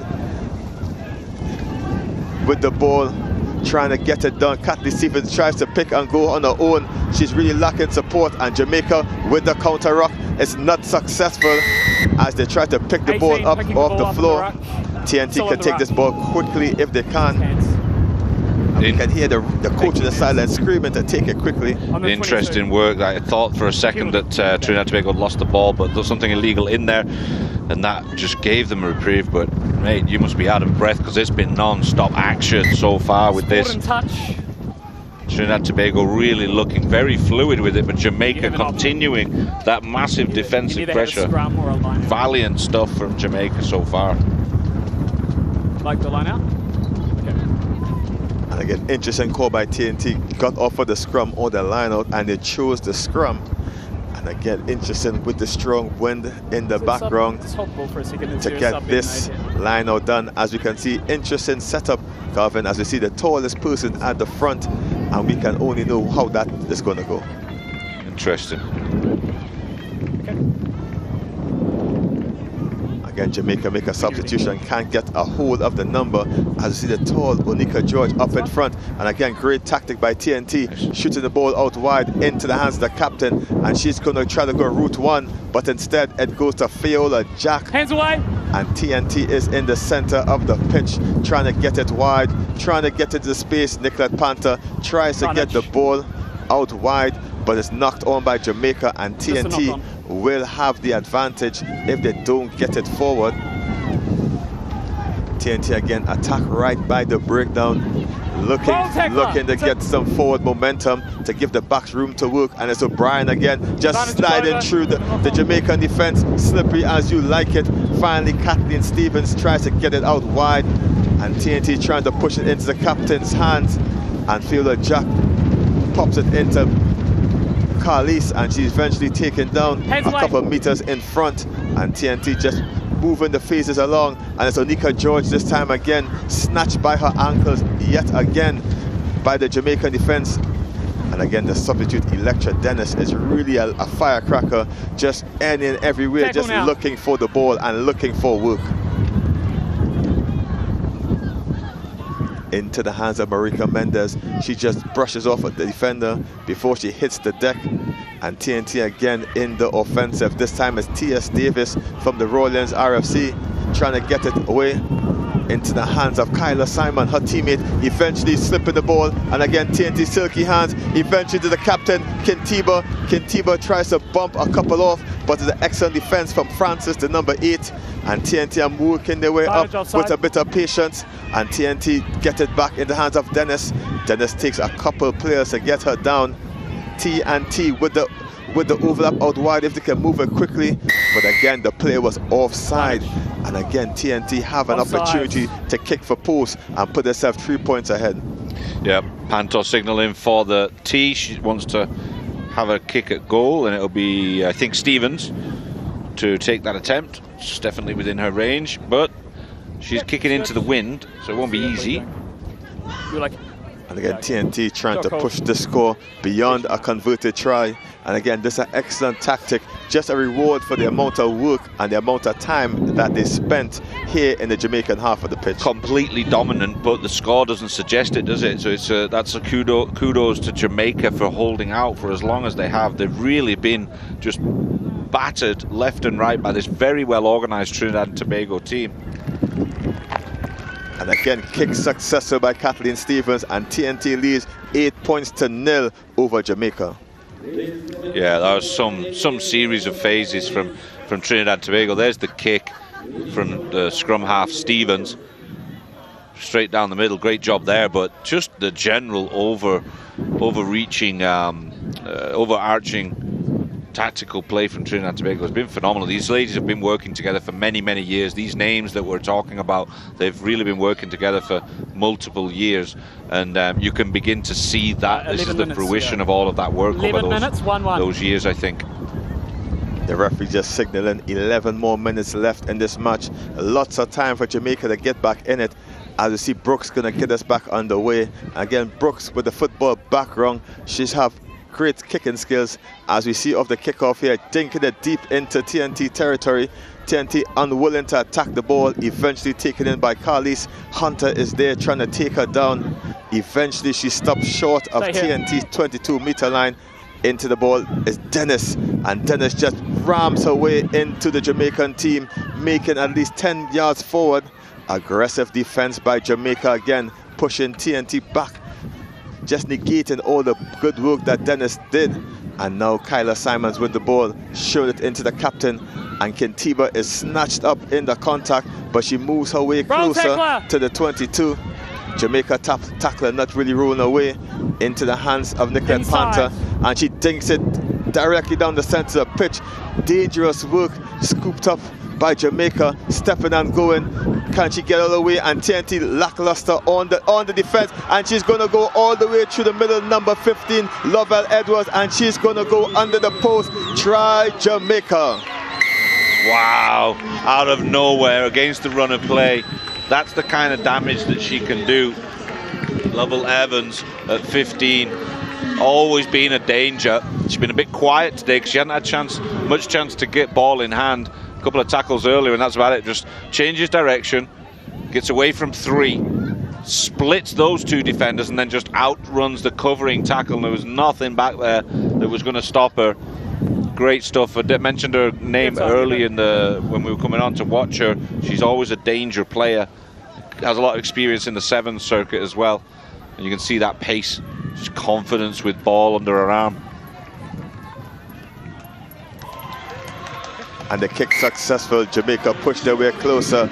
The score is now 8 points to 7 in favor of TNT, and we have a game on our hands with 9 minutes left. Out of the blue, you can see the expression on the Trinidad and Tobago faces. We've been in control of this game for 90% of it so far, and all of a sudden there's only 1 point in it. They didn't convert their opportunity earlier. They got a penalty much later in the game, which gives them the 8 points. But Jamaica scoring a try here and getting the conversion with the try being dotted down under the sticks. 8-7, there's nothing in it. Up till now, Trinidad and Tobago completely controlled this game, and all of a sudden it's flipped on its head. And again, TNT kicked the ball without a proper chase, and again that was what happened out here. And again, TNT need to be cognizant of when you kick the ball, you need to support the kicker, and that didn't happen. And easy as you like it, the game is now on a knife's edge, just 1 point the difference. And only, what, 8 minutes to go? It's going to be interesting.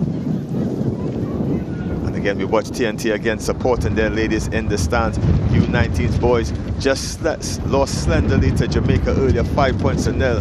And here they are in the stands supporting their women in their encounter against Jamaica. You see the Trinidad and Tobago boys there in the distance supporting their ladies team. Love that. We've seen it a lot over the last couple of days with the interchange between men's games and women's games. Lots of the younger under-19s boys supporting their women's teams. A lot of overlap within the organisation. As we take a look at the first try for TNT again, straight out of the playbook here, TNT just getting the ball into the hands of Nicolette Panther, and was a move worthy of the highlight reel later on. But again, we see Evans taking the ball up and doing it herself, just stepping one defender and just running through the rest. Again, seems as though she was invisible to the TNT defense there, and she was under the sticks and just getting Jamaica back into this game.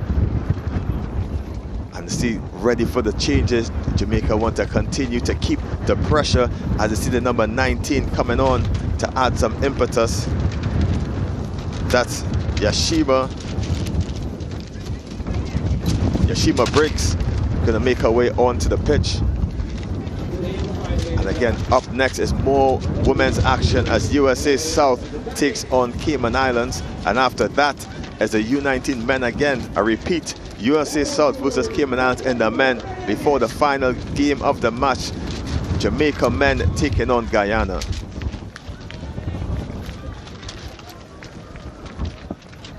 And TNT also make changes as on comes the number 22 for TNT. And that's Malika Barkley coming onto the pitch. And again, Kadira George is going to take a break. Her shift is over for today. And again, just 8 minutes left in this game. Can TNT hold on, or can Jamaica snatch it at the death?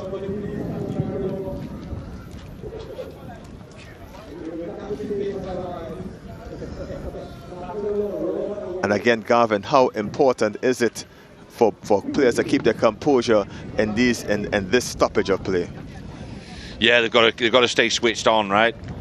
The removal of the player here looks like a breathing issue. I saw an inhaler running on, an inhaler getting ran on for this player coming off. Didn't catch who it was. Sorry, about 8. Just over 8. Just wait till she leaves the field. I'll blow the whistle. But Trinidad and Tobago really keen to get restarted. They want to bury this game. They've been in control for so long.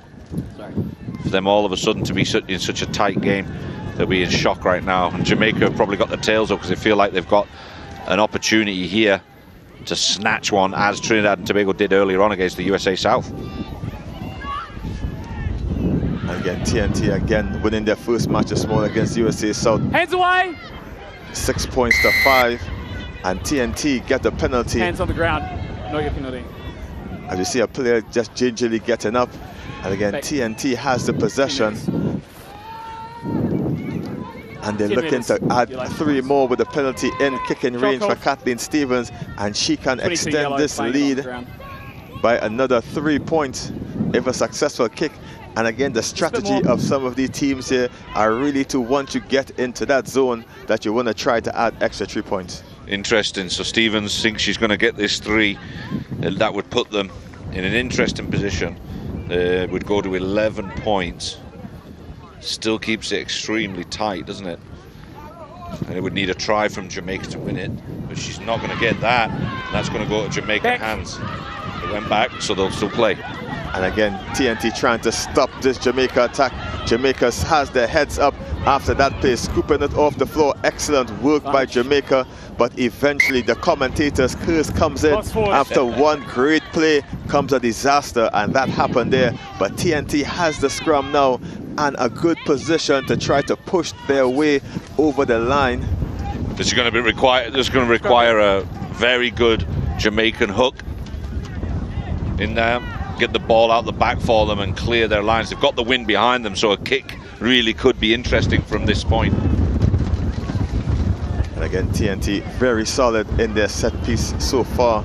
And again, they're going to try to push their way over the line if possible, or as close as they can. TNT has the ball to the back of the scrum. Half stay.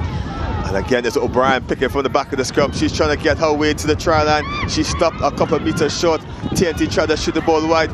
Philo Jack gets it. And the substitute, coming on to Shauna Mason, comes on, eventually getting the ball to Monroe. And it's a high tackle. And that was a chance went a begging. If the ball went to the hands of Panther, it would have been game, set, match. But TNT has the penalty. And Kathleen Stevens wants to get it going into the hands of Malika Barkley, and she's a big one to take down. Eventually she stopped short. TNT's want to get the ball out, but Jamaica has a strong counter-attack. Counter-rock by Jamaica successful. Referee playing advantage to Jamaica, and they did well to turn the ball over as Jamaica tried to run out of their try area. Eventually nothing gained, offside TNT, and Jamaica with the ball in their hands, ready to go again. Wow, how Jamaica have stopped Trinidad and Tobago so many times in the last few minutes on that top side. When Monroe was going in, I was certain it was going to be a try. And again, Jamaica going to tap and go into the hands of Battle, trying to get the ball out wide. TNT stops them very quickly, but doesn't get them to the floor, and Jamaica starts to drive their way up to the 22-meter line. Hunter trying to dispatch the ball, and again into the hands of Francis, and she's really wrapped up in the contact. TNT trying to stop. Advantage. TNT on the penalty advantage for Jamaica. Jamaica trying to get it over with. No advantage being gained as they're knocked on in the tackle. TNT again in discipline creeping in, and it may be a bit of tiredness by this team. Too many offsides. Next one you're going to lose a player, okay? Yep, so much pressure coming from Trinidad and Tobago. It's not allowing Jamaica to get any set play down so that they can kick and relieve the pressure with this wind. They've got to use it to get themselves up into Trinidad and Tobago's territory rather than trying to run it out. I know they've got the speed, but a good kick here would put them in an interesting position. They've still got time on the clock. And again, you hear the referee telling TNT too many offside. The next one will be a card. Again, TNT need to be careful. Just 1 point lead as Jamaica deciding to tap and go. Interesting thing she did there, tap and kicked it out into touch. So be a TNT put in into this scrum. And again, strange tactic there by the Jamaican team. Yep, sometimes in all of the heat of the moment, you make bad choices. How many? But at least they've gotten that kick and they're relieving that pressure. Jamaica now outside of their own half for the first time in a while. And TNT need to claim their possession as the referee seems to be giving it to Jamaica, and TNT needs to protest to get their ball. Good.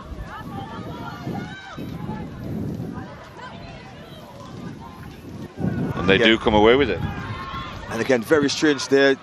Garvin, Jamaica tapped and kicked it. It's supposed to be Trinidad Tobago possession on that one. Eventually Trinidad Tobago tried to scrap it up. As you see, they try to rip the ball from Francis. Francis is driving her way forward. TNT has to release. Jamaica just on TNT's 10-meter line. Stop, Reed. Move. And again, Brooks trying to shoot the ball wide into the try scorer, Evans. She stops and she checks, met by Monroe, eventually taken the ground by O'Brien. And Jamaica are out with the heads up. And one-on-one, Jamaica tried to get it into the hands of Hunter. Lovell Evans is there to rock the ball. And it's Fielder Jack just stealing the ball from Jamaica there. Not rolling away. TNT with the opportunity. Duncan shows and goes, gets to the gap, and she starts to drive her legs. She made her way all the way forward. TNT with the ball out. Play, that's fine, ball's out. And Trinidad Tobago reluctant to get the ball. Jamaica steals it back, trying to get the possession and the way they need to go. TNT puts it on the boot, that's Carly's, and she's trying to make the tackle deep in Jamaica half. The ball eventually passes out, and Jamaica with a run on the outside if they can get around them. TNT bundles that attacker into touch, and again, interesting move there from the kick, and it resulted in a major possession for Jamaica. Wow, that was some energy getting burnt. What a lot of work from both sides. Phenomenal stuff. I was thinking on this near side, Jamaica were going to make their way down and put in a big shock in the last minute of this game, but Trinidad Tobago, Fiola Jack primarily, did some great work on this near side. Eventually ball goes out back where you see the president of the Jamaica Rugby Union, Jerry, on that far side. That's where they'll get the line out restart. Stop there. Let's do that again. And the referee wasn't happy with that throw. And again, they're going to have a reset. So they can't use that cheeky set piece again. But just under a minute to go from the screen that we have here. TNT Trinidad with a slender 1-point lead. And it was just like earlier in the game against USA South when it was very narrow, and TNT with the slender lead here over Jamaica. Advantage, not straight. Not straight on that one. What would you like? And again, you can see the ball just dancing in the wind. Now, big scrum here for the both teams. Line out. Whoever wins this game has an opportunity to attack the try line, but Jamaica decides to go for the throw. And again, interesting move with this dance in the wind, Calvin. Yeah, there's not much time left on the clock here, so if Jamaica are going to do this, it's now or never. They really are in this back to the wall situation, just a 1-point difference, but here they go with the line out. It's bounced their way. And again, Trinidad Tobago trying to put pressure on Hunter, but Hunter with the ball trying to distribute, smash in the contact. Evans tries to pick it up. It's knocked on, and it's Fielder Jack trying to do her magic. She's trying to weave in the contact into the hands of Monroe. Monroe's trying to take it all away, but it seems to be snatched in the hair. But TNT have the advantage for the scrum, and this can be maybe the last play of the game, Gavin, as we're moving all our way into 40 minutes here or there. And again, next play, TNT and Jamaica, very important. It's your thing. Yeah, high intensity here. I don't know if you saw it on this near side, a little bit of afters, but really strong tackling over on this near side to subdue Monroe's attack. And it goes back to this scrum. This could be game over right here.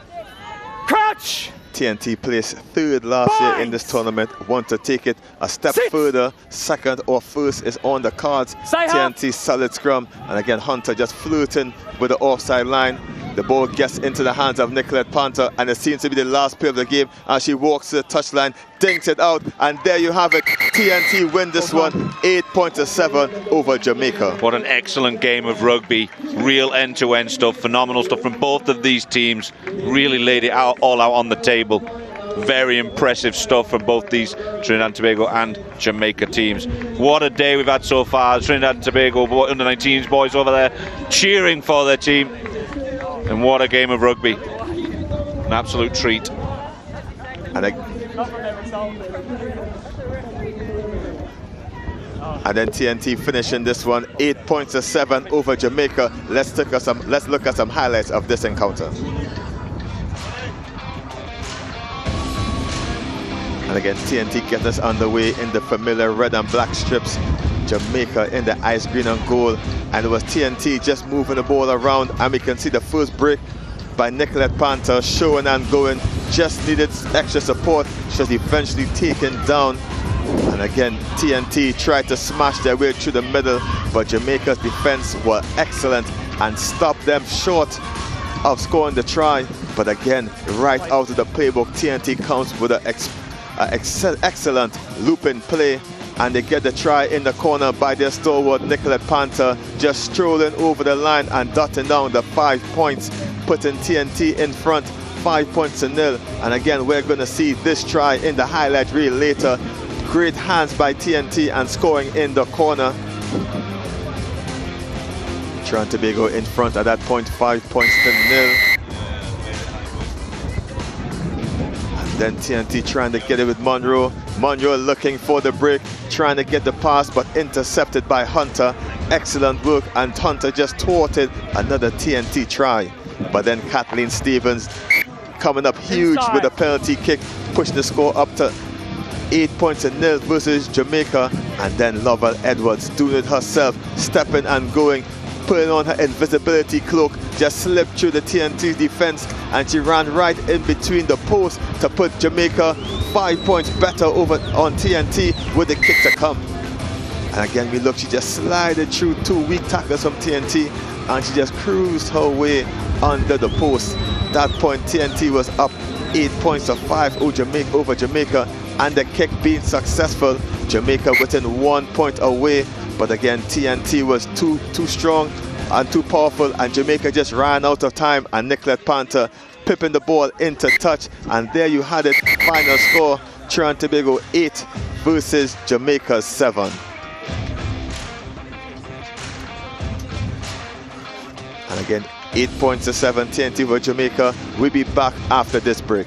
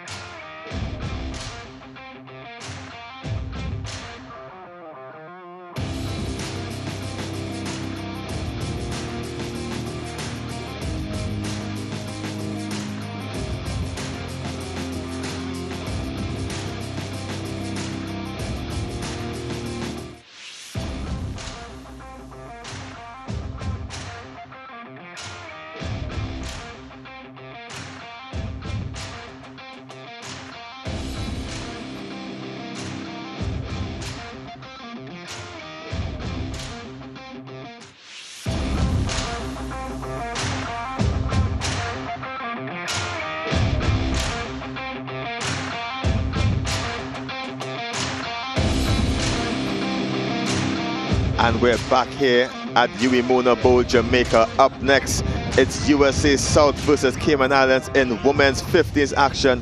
I'm Kelson Vigara here with Maria Thomas. And again, it's a much welcome back to women's 15 in the Caribbean. And Maria, what do you think about this upcoming match? My heart needed more fitness to take in these games. Oh my goodness, these women are incredible. We're seeing excellent play. USA South, Cayman. Coming up, we've got massive athletes to look out for. We've got Coulston, T. Fletcher, who had an incredible interception in the game against Trinidad and Tobago. Thompson, lots of great experience from the USA South team. They've got senior players who are definitely teaching loads of lessons on the pitch. Cayman Islands also has an experienced team with players like McCarthy, Gall, Willis has a lot of pace. We're looking for great things. Cayman Islands has been doing a lot of work rebuilding their rugby, and absolutely a welcome back to 15s rugby for both of these teams in Rugby Americas North. And again, very windy here in Jamaica. And again, excellent conditions for rugby. And again, the runners, again, it's a runner's paradise here. Nice hard surface, not too slippery. And again, we're going to see some excellent rugby action here. USA South losing out narrowly to TNT, 6 points to 5 earlier in this tournament. And again, they're going to try to get their way going as defending champions in this tournament. And again, Cayman Islands losing their event earlier, but you can expect them to come back on the trot and make things happen. And again, Cayman Islands in the predominantly red and blue kit, USA in the blue and white shoes and the white trunks, going to make something happen. And again, Maria, women's 15s action in the Caribbean, what a development. Last year 12s, now we have 15s, and now we can go to the world. Definitely, Kelson. I'm looking forward to watching this match. There are players on the pitch that taught me a thing or two in the scrum, so it will be an exciting match. Great rugby being played here at the UE Mona Bowl. And again, it's going to get us underway for Cayman Islands.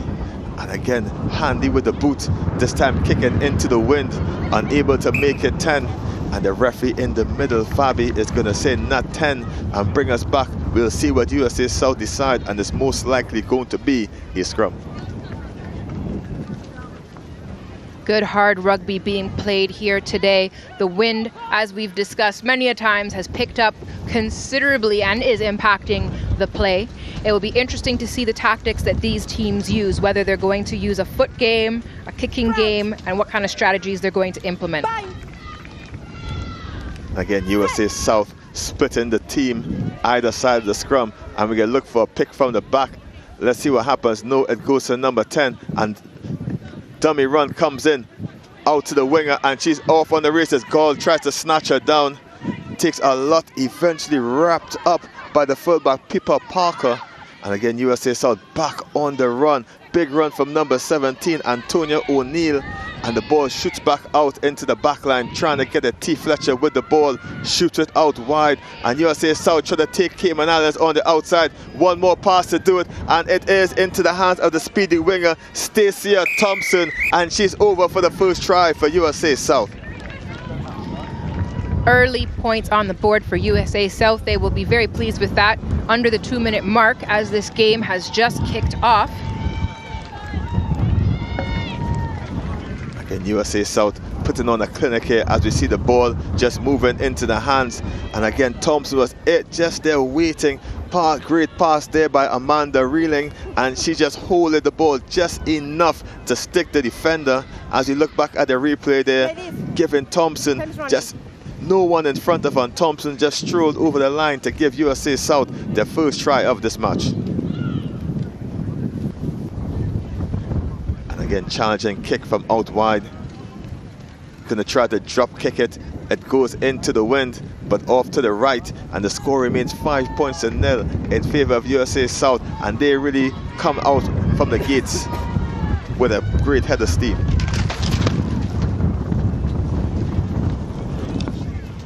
We saw Cayman Islands holding off in their game against Mexico earlier, so we'll see if this early score impacts the way this game is going to go. Cayman Islands kicking off to USA South now.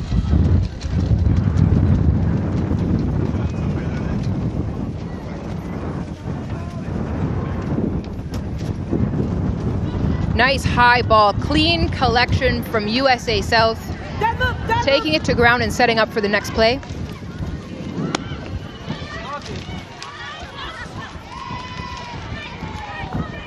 USA South, number 8, taking it up, goes into contact. Well met by Cayman Islands. Number 1 now crashing up the ball. We're seeing good phases. Nice pack work from USA South. They seem calm and collected. No advantage. Back 10. And again, no advantage playing. Referee Fabi not happy with offside line there. and USA South gets a chance to catch the breath, and T. Fletcher just going there, just giving some advice to the scrum half here as to what they want to get out of this play. They're going to tap and go. Number 3 gets the ball. It's Chelsea Robel, and she's trying to offload to her teammate. She loses it forward, but into the hands of the number 8 for Cayman. That's McCarthy. And McCarthy gets the ball back going for Cayman Islands as they push their way back up the pitch. And again, sometimes rugby is a game of mistakes, and who does the least end up winning the game, as you see McCarthy shoving away the defense. Cayman Islands, nice series of play there, as you see big solid run by the forwards again. This time the referee's not happy, player not releasing, went on her own, and Fletcher rushes and snatches the ball. She was looking for a quick play there, but none of our players read that script. USA South now running the ball deeper into the Cayman Islands end zone. Again, it's Robel taking it up the middle. And again, tackler not rolling away. USA is going to take it quick with Durkin. Durkin taps and goes, trying to get out wide. Back into the hands of Reeling, who set up the try earlier, but she knocked it on. Just a little too much heat to hold on to it. And again, Cayman Islands just get a reprieve after that passage to play. Second game of the day for both of these teams. It's beautiful, sunny, pretty warm here at the UE Mona Bowl. And again, scrum just inside Cayman Islands 22. Long distance to run out from. And again, Cayman Islands being tested by defending champions USA South. Solid scrum by Cayman Islands here. Looking for McCarthy to really get this ball out. They're being hassled immensely, eventually into the hands of Gaul. A nice running play. Cayman Islands try to run it up the back. Eventually toss it out, and Gaul has to clean up the mess, but she loses it forward, snapped up by the US number 10, that's Black, and she has the ball, giving USA forward momentum, and there's the scrum half trying to get her way, and that's Durkin just short of the line. You're typing. No advantage playing by the referee, losing the feet, and USA South takes it back, wondering what they're going to do next, and it's the big number 8 going to bash it up. And that's Davis, just stopped short. But again, number 16 comes in, that's Primit, and she dives over for the try for USA's second. Cayman Islands trying to hold up that wall of defense on their try line. USA South, with their second try of this game, score 10 points to USA South, 0 points to Cayman Islands. And again, as we look at the replay there, quick tap and go. First in by Davis. Davis just stopped short, but again, number 16 picking it up, and that was Jessica Primit, and she did the monumental work there from the back of the rock. Cayman Islands, no post available, and she just bullied her way over the line. 10 points the greater, as we see excited bench from USA South.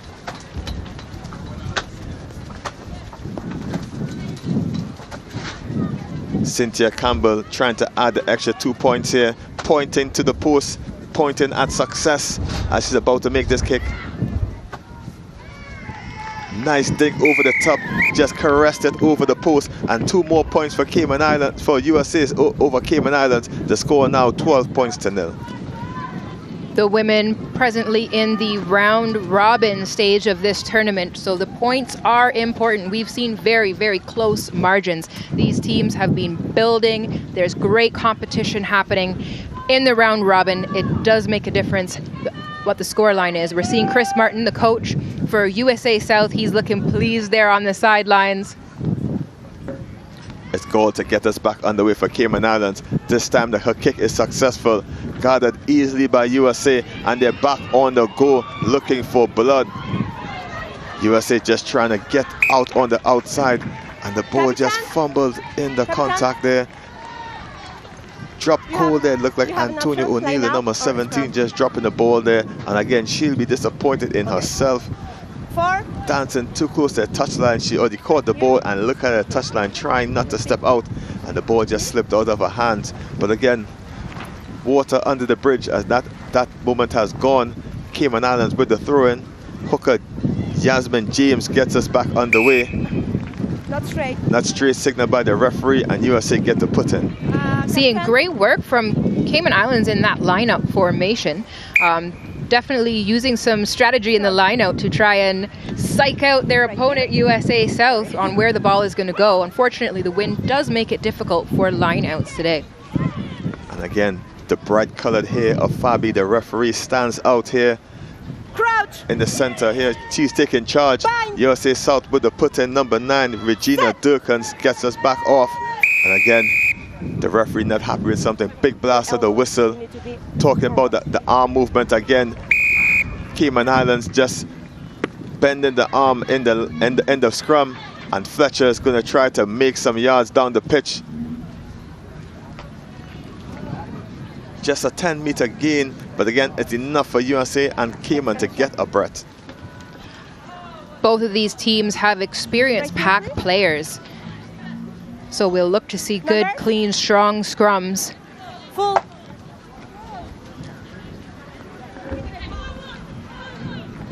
And again, the line out a difficult set piece here, as you see Chelsea Rubble trying to go on the strict play here. Not straight signal by the referee.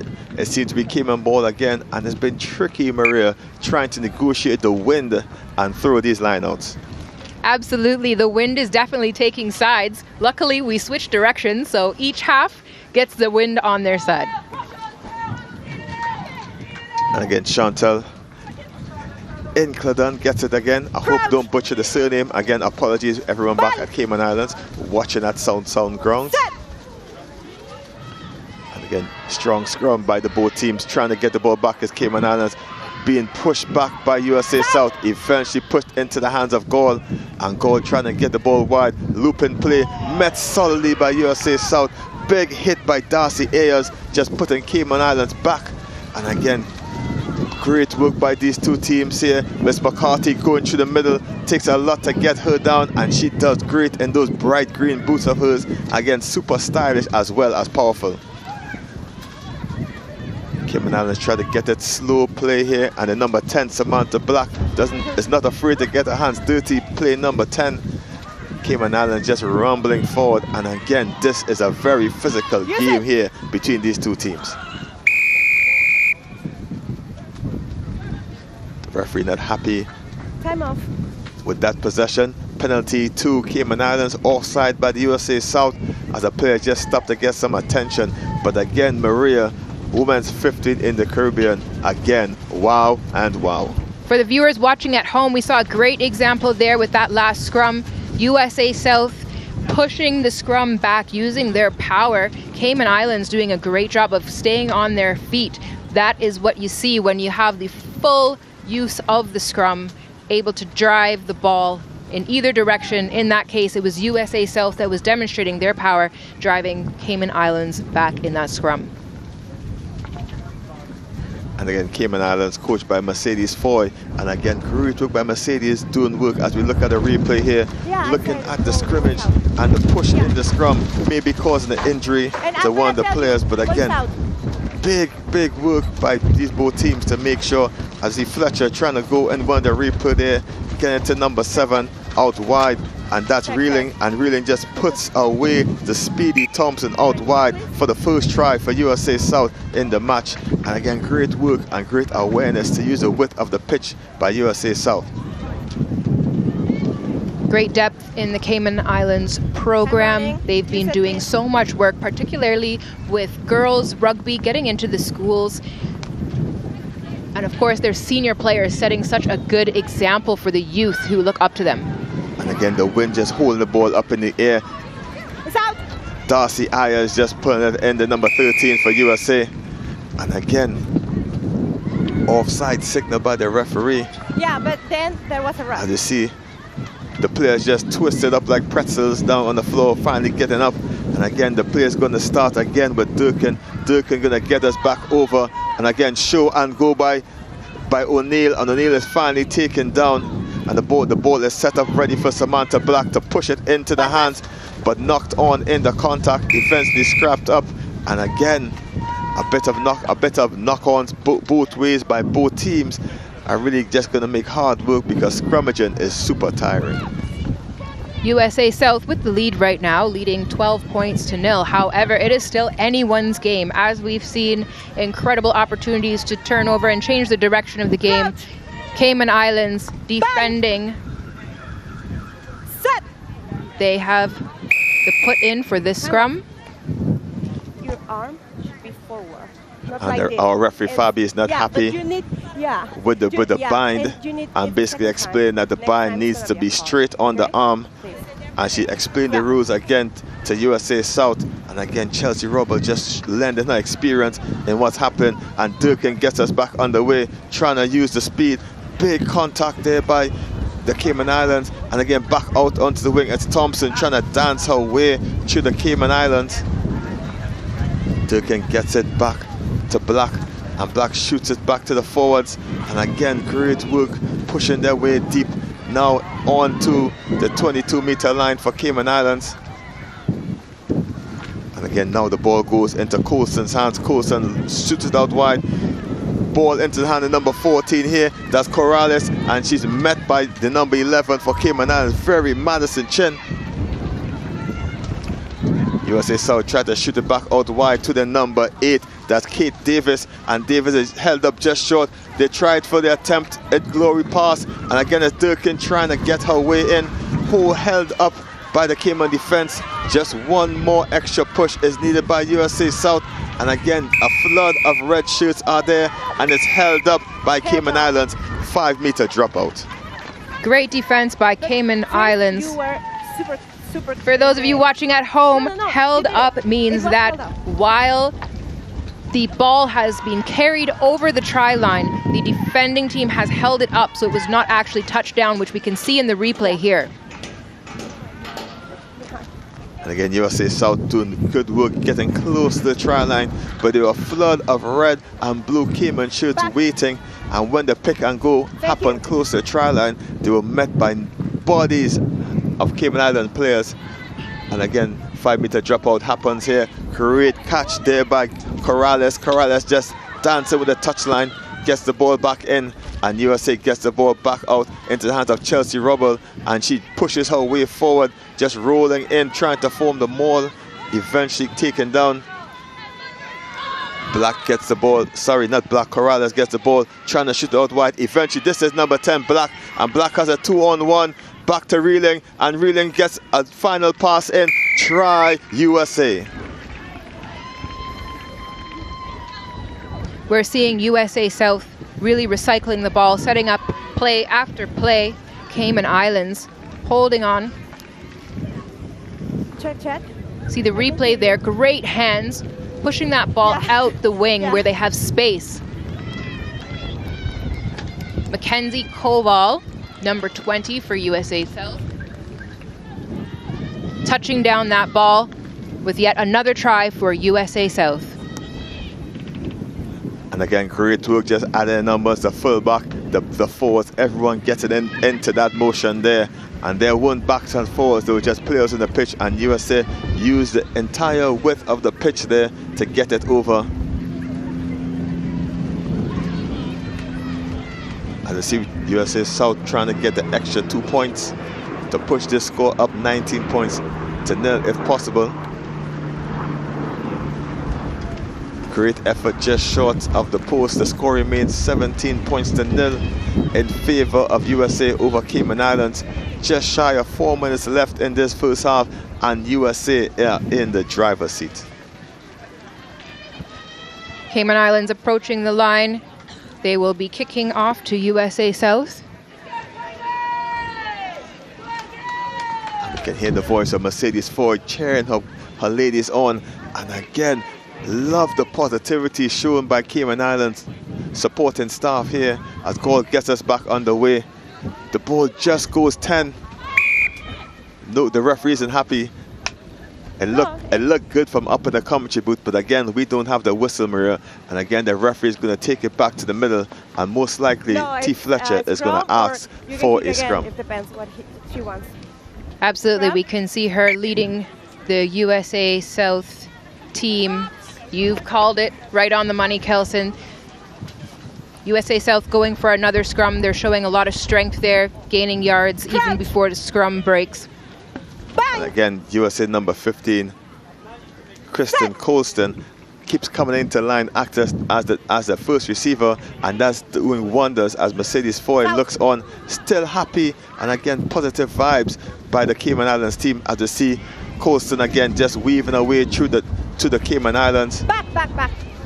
And again into the hands of Chelsea Rubble, and she pushes her way through, and again easy yards for her. No hands. USA South calmly moving their way forward, and again into the hands of the number 7, that's Reeling, and Reeling is down the line, one-on-one. She makes the defender confused, and Reeling is going to go over to score the her first try of the match. Amanda Reeling just showed and good, and she showed her class out there. Great job, Pippa Parker for Cayman Islands, trying to make that tackle. But as you can see, number 7 now in the replay for USA South, Amanda Reeling running up. She has been scoring points all day.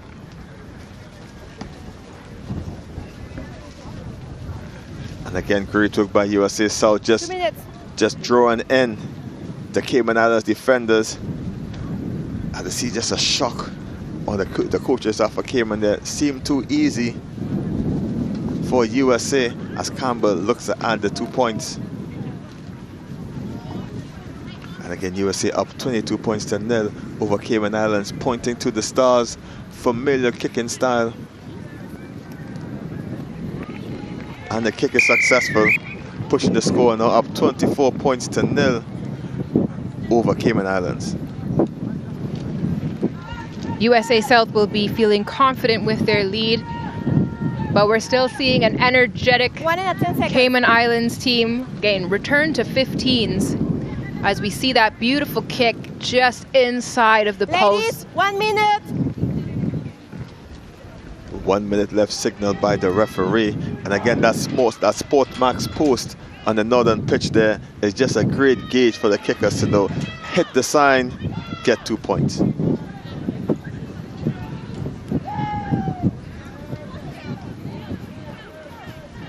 T. Fletcher just kicked the ball into open acreage, and it's Campbell with the legs, and all Campbell needs to do is dot it down over the line, and Campbell is the quicker person, and great vision by Fletcher, kicking it perfectly. The ball just rolled 1 meter over the line, and it was Campbell with the quick feet and awareness, and USA South are 5 points better. We've seen a few attempts at that long kick and chase for the try. USA South showing us how it's done here. And again, Campbell pointing to the Stars and saying, get it down the pitch, and all she needed to do was lay a finger on the ball, and she got 5 points to her name. And again, Campbell doing the work with the boots, and now scoring 5 points to put her team up in front, and she has the responsibility now to convert her own try.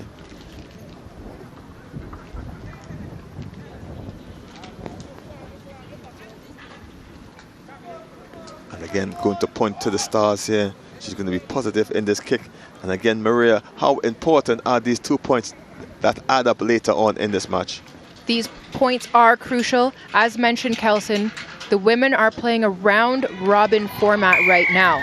So if there is a tie in the games between wins, losses, draws, it will come down to the points. The points do count.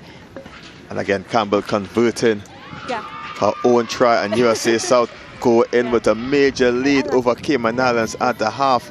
And again, great work by the defending champions over Cayman Islands, just picking themselves up from the earlier loss against Trinidad Tobago and just putting a lion's work in. The score at halftime, USA South 31 over Cayman Islands 0, and we'll be back after this break.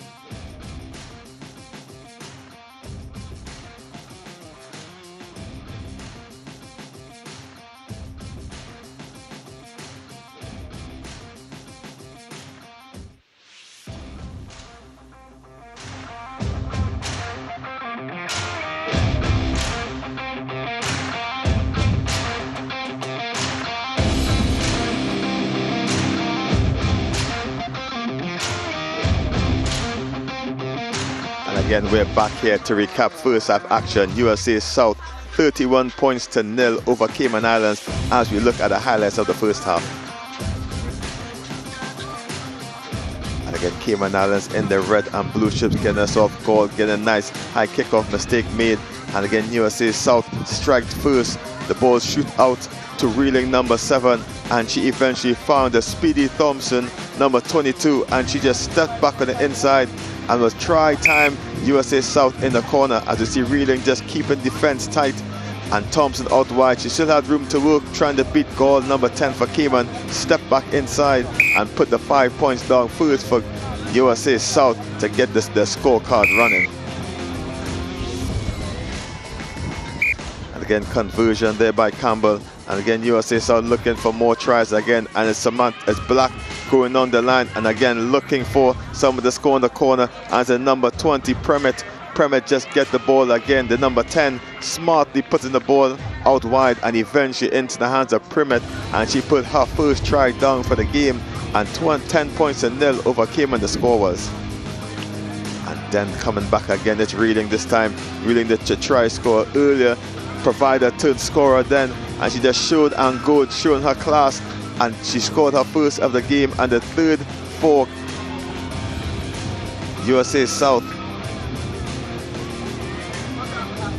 And again, Campbell just pointing to the SportsMax sign, adding 2 more points onto the table. And again, T. Fletcher just showing the vision, looked up, saw in the space and dinked it into open territory, and then come the speed of Campbell. Campbell racing away untouched, just needed to place a finger on to add extra points for USA. And again, she had the work of putting in her conversion for her try, and that's it. USA South up 31 points to 0 as we go to start the second half. And again, Maria, it was just a try fest for USA in that first half. Yes, Kelson, we saw USA South earlier just narrowly miss it, losing by 1 point to Trinidad and Tobago, and they are definitely coming out now showing they can put points on the board. They are the defending champions from last year. T. Fletcher got us back underway. Cayman Islands with the ball, just shrugging off the defender, and no advantage gained, says the referee. Cayman Islands bringing it back, and again with the wind on their backs, Gaul could use her hefty boot and really get the ball deep into the USA South half of the pitch. And again, USA South with a dominant 31 points to 0 win. 31 points to 0 advantage over USA South as they come back running as they try to score. Thompson trying to look for support, gets it into the hands of Priest, and Priest rummages up the pitch, very difficult to take down. McCarthy eventually scraps her down, and USA South back on the advantage. Now is the big number 1, Callie Woods, run her way down, showing and going into the hands of Sutton, and Sutton is steaming down the touchline, looking for space and room, and eventually taken down just short of the try line. And again, USA South just knocking on the door, reaching forward, try USA. Powerful running from USA South. We're seeing them moving that ball through the team. Perhaps they've set themselves some goals, letting everyone have a chance to shine, show their power, show their speed, agility, and of course putting those points on the board. We see the replay here. USA South moving the ball around, great support as they approach the try line. They reset the ball, and there it is, just over the line, tapped down by number 8, Kate Davis. Kate Davis with the most recent try for USA South. Again, T. Fletcher with the kicking duties. She's going to reluctantly throw away the tee and use a drop kick as nice and high against the breeze. It stands it up and it pushes it back before the post, and the score remains 36-0 in favor of USA South. And again, the first try getting there for the USA in the second half, and that's exactly what the coach would have asked for USA team. That's right, Kelson. As we know, we're going for all the points we can get on the board. Each of the teams respectively.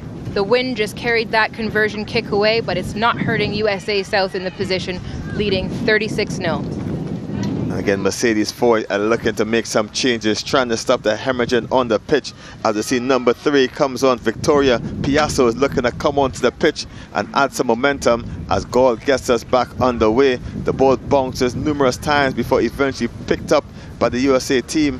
And again, USA in total control of this one.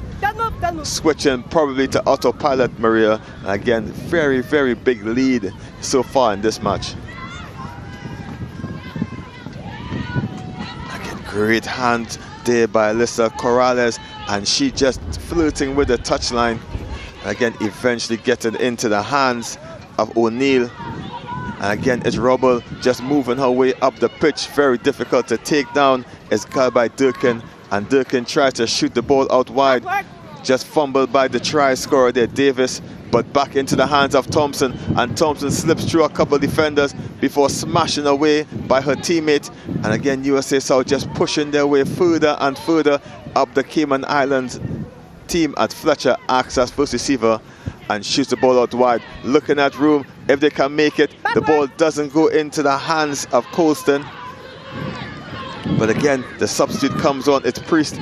Priest moving her way up, and it's Durkin just dancing her way around the pitch. Gets it to Sutton. Sutton moves her way further down the pitch, and again USA South looking to strike yet again. Great defense by Cayman Islands, just halting that USA South attack for a moment. And again, just a drawn a pass and a strange kick. Corrales trying to corral this ball, eventually does, and again dancing away, eventually pulled down. And Durkin comes around trying to snap up, no post there, and Sutton sneaks through, flips the ball back to Fletcher. She leaves it behind, and it's Priest finally taking the ball up and moving forward. USA South doing the hard work.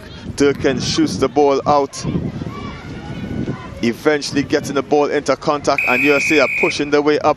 But again, the players on the floor, they seem to be crawling going forward. And again, Cayman Islands look to make the changes as on comes number 27, Laura Septon. She's going to make her way onto the pitch. Next stoppage with Piasso. But at the moment, it's Cayman Islands ball, and they're going to be pushing their way up. USA with stubborn defense, trying to make sure Cayman doesn't get the score on the board. Into the hands of McCarthy. McCarthy brushes Rubble aside, but loses the footing.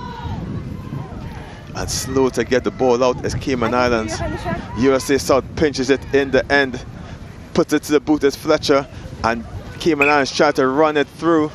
The referee is not happy, stops the play as we have a player down. And again, the medics again excellent and sharp to identify any injured player on the pitch. And again, USA South in the driver's seat, and it's just going to autopilot mode, Maria. Yes, we're seeing loads of pressure being put onto the Cayman Islands team by USA South. Cayman Islands lucky there for a turnover. Massive hard run from Frances Weston when they got the ball, carrying it forward. And again, we see the big contact here by USA South. Big hit on Priest. And again, we're just looking back at one of the replays. We see Reeling here, just doing it on her own, hop, step, and a skip. And she was true under the post. First provider, now try scorer. And again, if you look at the replay again, it's Black running down the line, shooting the ball to Reeling, and across to the try scorer, number 20, Koval, and she got the try for USA South. And again, another try, Fletcher, shooting the ball into the hands of Reeling. And we're showing Reeling using her player-making skills to Thompson, the first try of the game. Thompson just stepping back inside on goal, and she got her try off. And again, vision from Fletcher, looked up, saw no sweeper in the back. And again, it was off to the races. And the prime person to get it to was Campbell. She was the quickest one there. Fingertip needed to get 5 points on her name. And again, USA South again try in the hands of Callie Woods, just making all the good yards, eventually get it to Sutton, and Sutton pushing her way before eventually being stopped just short of the try line. And again, it's Davis, the number 8, just there patiently waiting to get the ball, to the delight of the USA South bench and sent all teeth as though they were in a Colgate ad, Maria. Yes, USA South dominating this game. Cayman Islands is going to want to get some ball possession. It is exhausting work to be on the defense for so many minutes of the game. Cayman Islands, though, still braving the repeated advances of USA South. And again, as we just stopped the clock for a bit of an injury here, Maria, excellent opportunity for women's 15s here in the Caribbean. And again, great work by Rugby Americas North to really introduce this back, and again started with the women's 12 and eventually reached to this 15-a-side tournament. And again, the sky's the limit as now more opportunity for women to play rugby in our region. Massive kudos to the coaches, managers, administrations who have been pushing for the development and return to women's 15s rugby. We mentioned Mercedes Foy, who always has a bright and beautiful smile on her face. She has brilliant energy, and that attracts so many people to the sport. Excellent player, great experience, and you see the work that's being done to elevate rugby, not only for women, but across the board for school-age children, and building into these teams where we see so much great experience. And again, special mention to USA South and the Panthers for making their way to the Caribbean year after year to come and help support this event. And again, these women are really brought together and meet a very short period ahead of this tournament as we take a shot of the USA South bench. And again, all teeth like they just came from the dentist. And again, we just take a stop for the injury here. And again, great work by these women to really put themselves out there and put their bodies on the line. Absolutely, Kelson, you mentioned the consistency of the USA South teams, both of whom were victorious in last year's tournament. They set that benchmark for other teams to sort of gauge the development and the advancement of the skill level of rugby in the Rugby Americas North region. Here we are, ready to restart. The teams are in position for a scrum. The put in is for Cayman Islands. And again, the referee Fabi is not happy with the setup, and she's gonna just get this resetted. And again, the bright hair of Fabi, She wants to close. It's okay. yeah, makes her as a referee stand out. And again, Fabi from Mexico, and again, the RAN region, all encompassing in all areas of this region. Okay. Crouch. Cayman Islands look to make a change. We see number 30 ready to come on at the next break. It's Shannon Baker. She'll be coming into the front row. Again, Cayman Islands doing good work to hold their scrum. The ball comes out to goal. Goal trying to get the ball to hand, but it goes a begging. But they still keep the ball. Cayman Islands trying to push their way out of their half of the pitch. And again, with the breeze on the back, they can look to the kick as the USA South trying to pinch the ball, but just lose the ball forward in contact. Time off. Wait. Just here making sure that everything is okay. We hear the support clapping off the players who have come off, able to walk off the pitch. Okay. Rugby Americas North hosted medic training earlier this week ahead of this tournament. So we've got lots of medics here helping us out, and also within their unions able to deliver the fair course first aid in rugby and make sure that all of our players, our technical teams around the pitch have great first aid knowledge. And again, McCarthy for Cayman Islands getting a break for this game. She's done monumental work so far on the pitch today. And again, she's going to get herself a break. Match started back, and again, the referee's not happy with the scrum. As I see Mercedes Foy coming to the sideline to get number 23, Amelia Garnett, onto the pitch. And again, looks like a youngster, and she's going to get her feet wet in some senior women rugby. Crouch. Bind. Cayman Islands to get us back underway with a scrum deep inside their half. And again, Gaul is going to have a lot of work to do to get this ball out of this territory. The wind at her back. She punches it just over the head of Black. And again, the ball eventually goes out into touch. And again, great stress relief by the boot of Gaul. We see Amelia Garnett taking the pitch now. Substitution for Cayman Islands. Fresh legs. Numbers. Ladies, Again, numbers. Fletcher trying to take it quickly, 7. but numbers already set in the line. AR already have a hunch indicating who has possession, so time for quick throws are over. And again, is it number 2, Sutton, to get the throw off. And again, one of the very few successful throws so far, but then she's knocked on in the catch. And again, the lifters just gave up on that jumper there. And again, that's something frightening. Jumpers love to have their safety to be placed back down on the floor in one piece. Cayman Islands taking the scrum here. They've made some changes. Brought in Amelia Garnett out on the wing. Crouch. Possibly looking to access some speed. Set. And put those points on the board.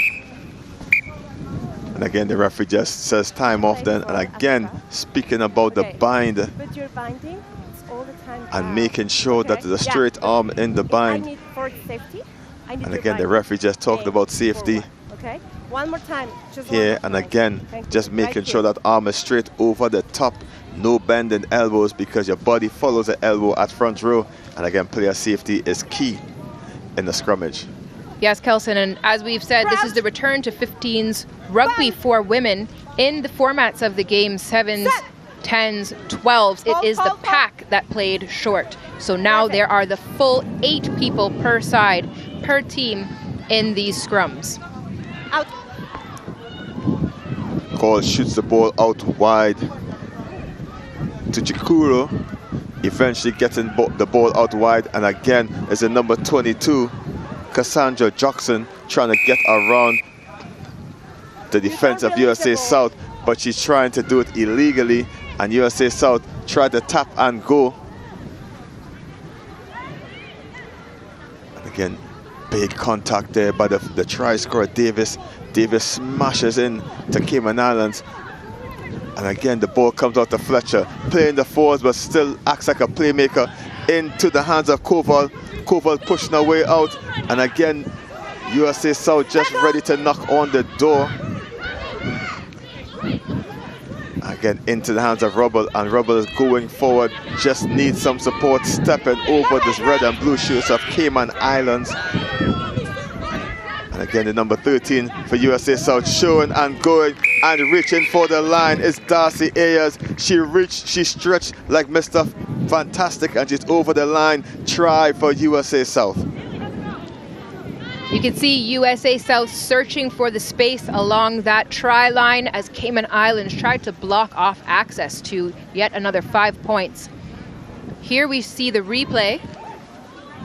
Carried up by USA South, she sees that space, is able to just get through it without being stopped. 2 defenders did their best, but number 13 for USA South, Darcy Ayers, brings the scoreline to 41-0. And again, with the kick to come, kicking duties falls now on Bailey Coppridge. Hope I pronounced it right. Cayman Islands make a change as well, putting on right wing Haley Ebanks onto the field.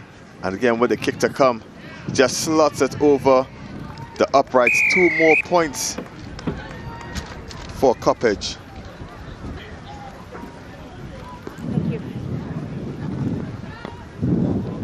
Here we see that kick again. Great calculation with the wind. The AR's flags go up. That is 2 more points for USA South, bringing the score to 43-0 for USA South over Cayman Islands.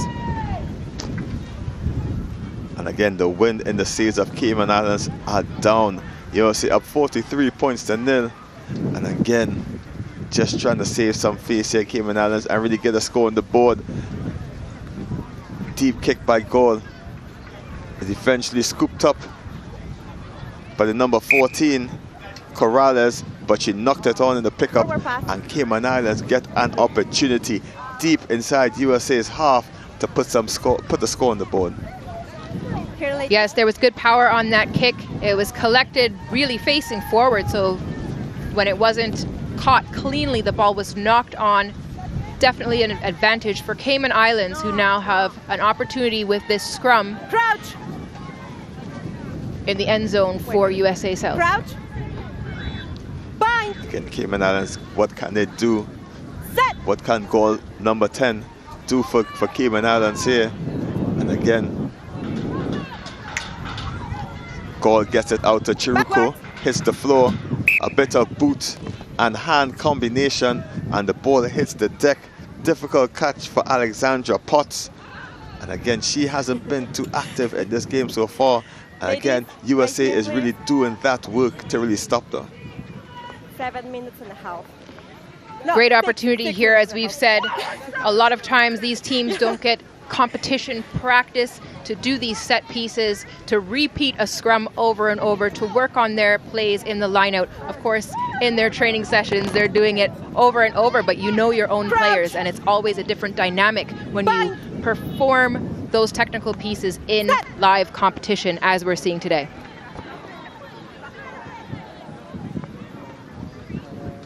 And again, USA get the ball out going again to number 11. That's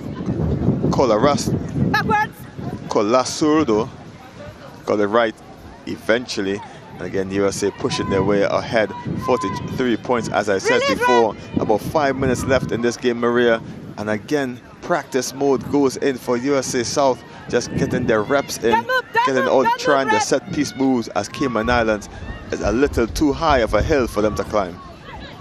Yes, we're seeing USA South resetting in different pods. They're running phases now, moving up the pitch. And number 9 comes again, trying to get it to Fletcher. Showdown goes, switch back inside to Koval. Koval just spins around, pirouettes around the defense. Don't move. Durkin tried to move the ball out, no advantage gain, tackling, not rolling away. Durkin is going to try to tap and go, looking for support as to what's going to happen. As Cayman Islands has the player down. Ciara Henry just getting a bit of attention, just gingerly getting up with some medical help. USA South in total control. And again, women's 15 action here at Huey Mona Bowl, Jamaica. Come on down. We have much more rugby action tomorrow, all the way to Sunday. So again, if you're busy with work and you're free on the weekend, make your way down here to corporate and get yourself some international rugby action for absolutely free. Cayman Islands make a change. In comes Lila Dixon, number 19, and Cayman Islands at the moment are emptying the bench and making sure all the ladies get some experience as Durkin shoots it back to Rubble. She straightens up the line. Ayers gets it out to number 11 and finally pushes it out to Black. Loses it forward initially. The referee says play on. And again, great continuity from the USA team, pushing their way deep into the 22. Finally trying to get out wide and knocking it on. And again, great pressure by USA South. But again, over-excitement, I believe, Maria, as the ball hit the gut and rolled forward.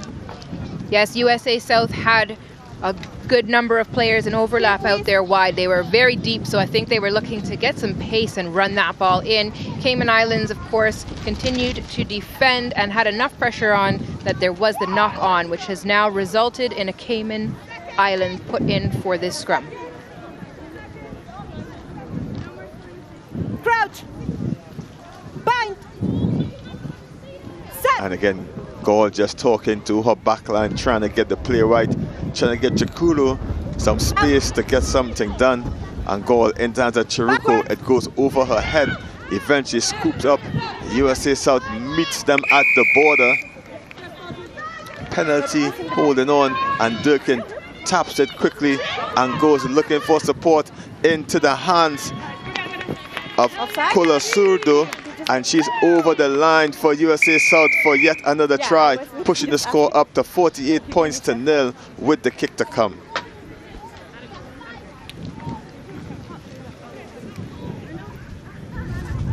Here we see the replay of that try. Just a perfect little pop pass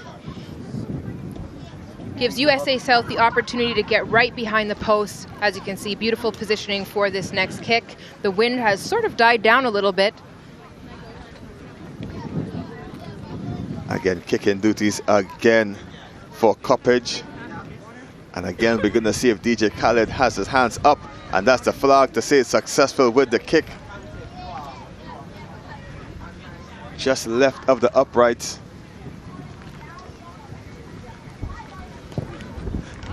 And the flags go up.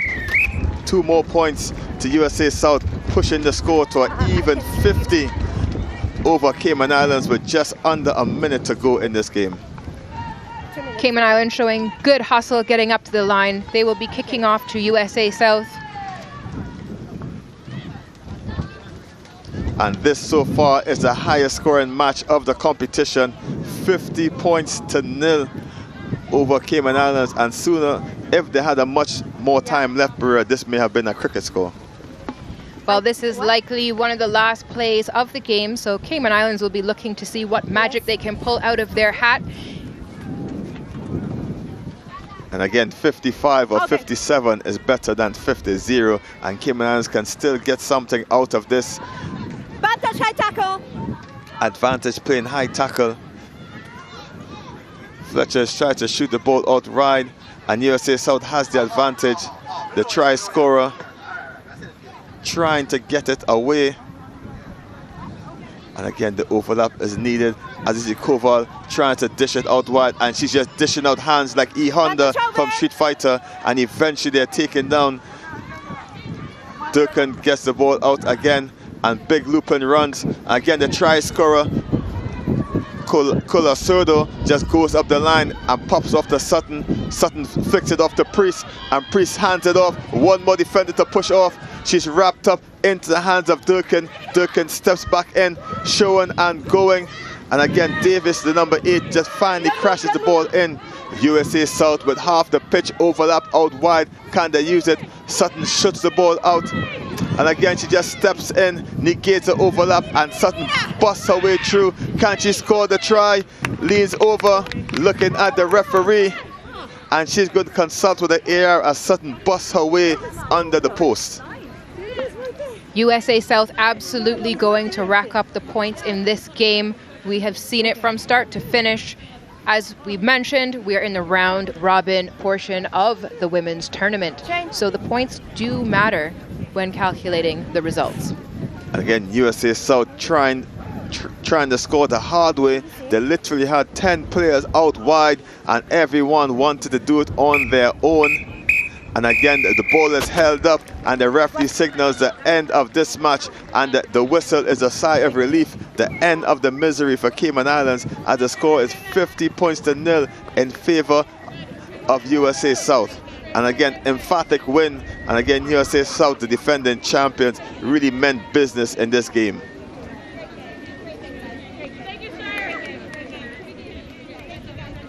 And again, lots of spirit by the Cayman Island women. I mean, they tried their best, but USA South was just too good. The final score, USA South 50, Cayman Islands 0. We'll be back after this break. We have, I'm sorry, before we go on the break, we'll take a highlight of this match. And again, lots to cover in this one. And again, it started off early on with Thompson, the first try of the match. And again, the ball shoots out wide to number 7, Reeling. And Reeling looked up and saw Thompson out wide. She still had a lot to do. Stepped inside a goal, reached over. 5 points, USA South getting the score out grueling. And again, Thompson just stepping back inside. Weak tackle by Gaul. And she was easily able to get over the line and score for USA South, getting them on the board. And again, Thompson just dinking over. Campbell, dinking over 2 points.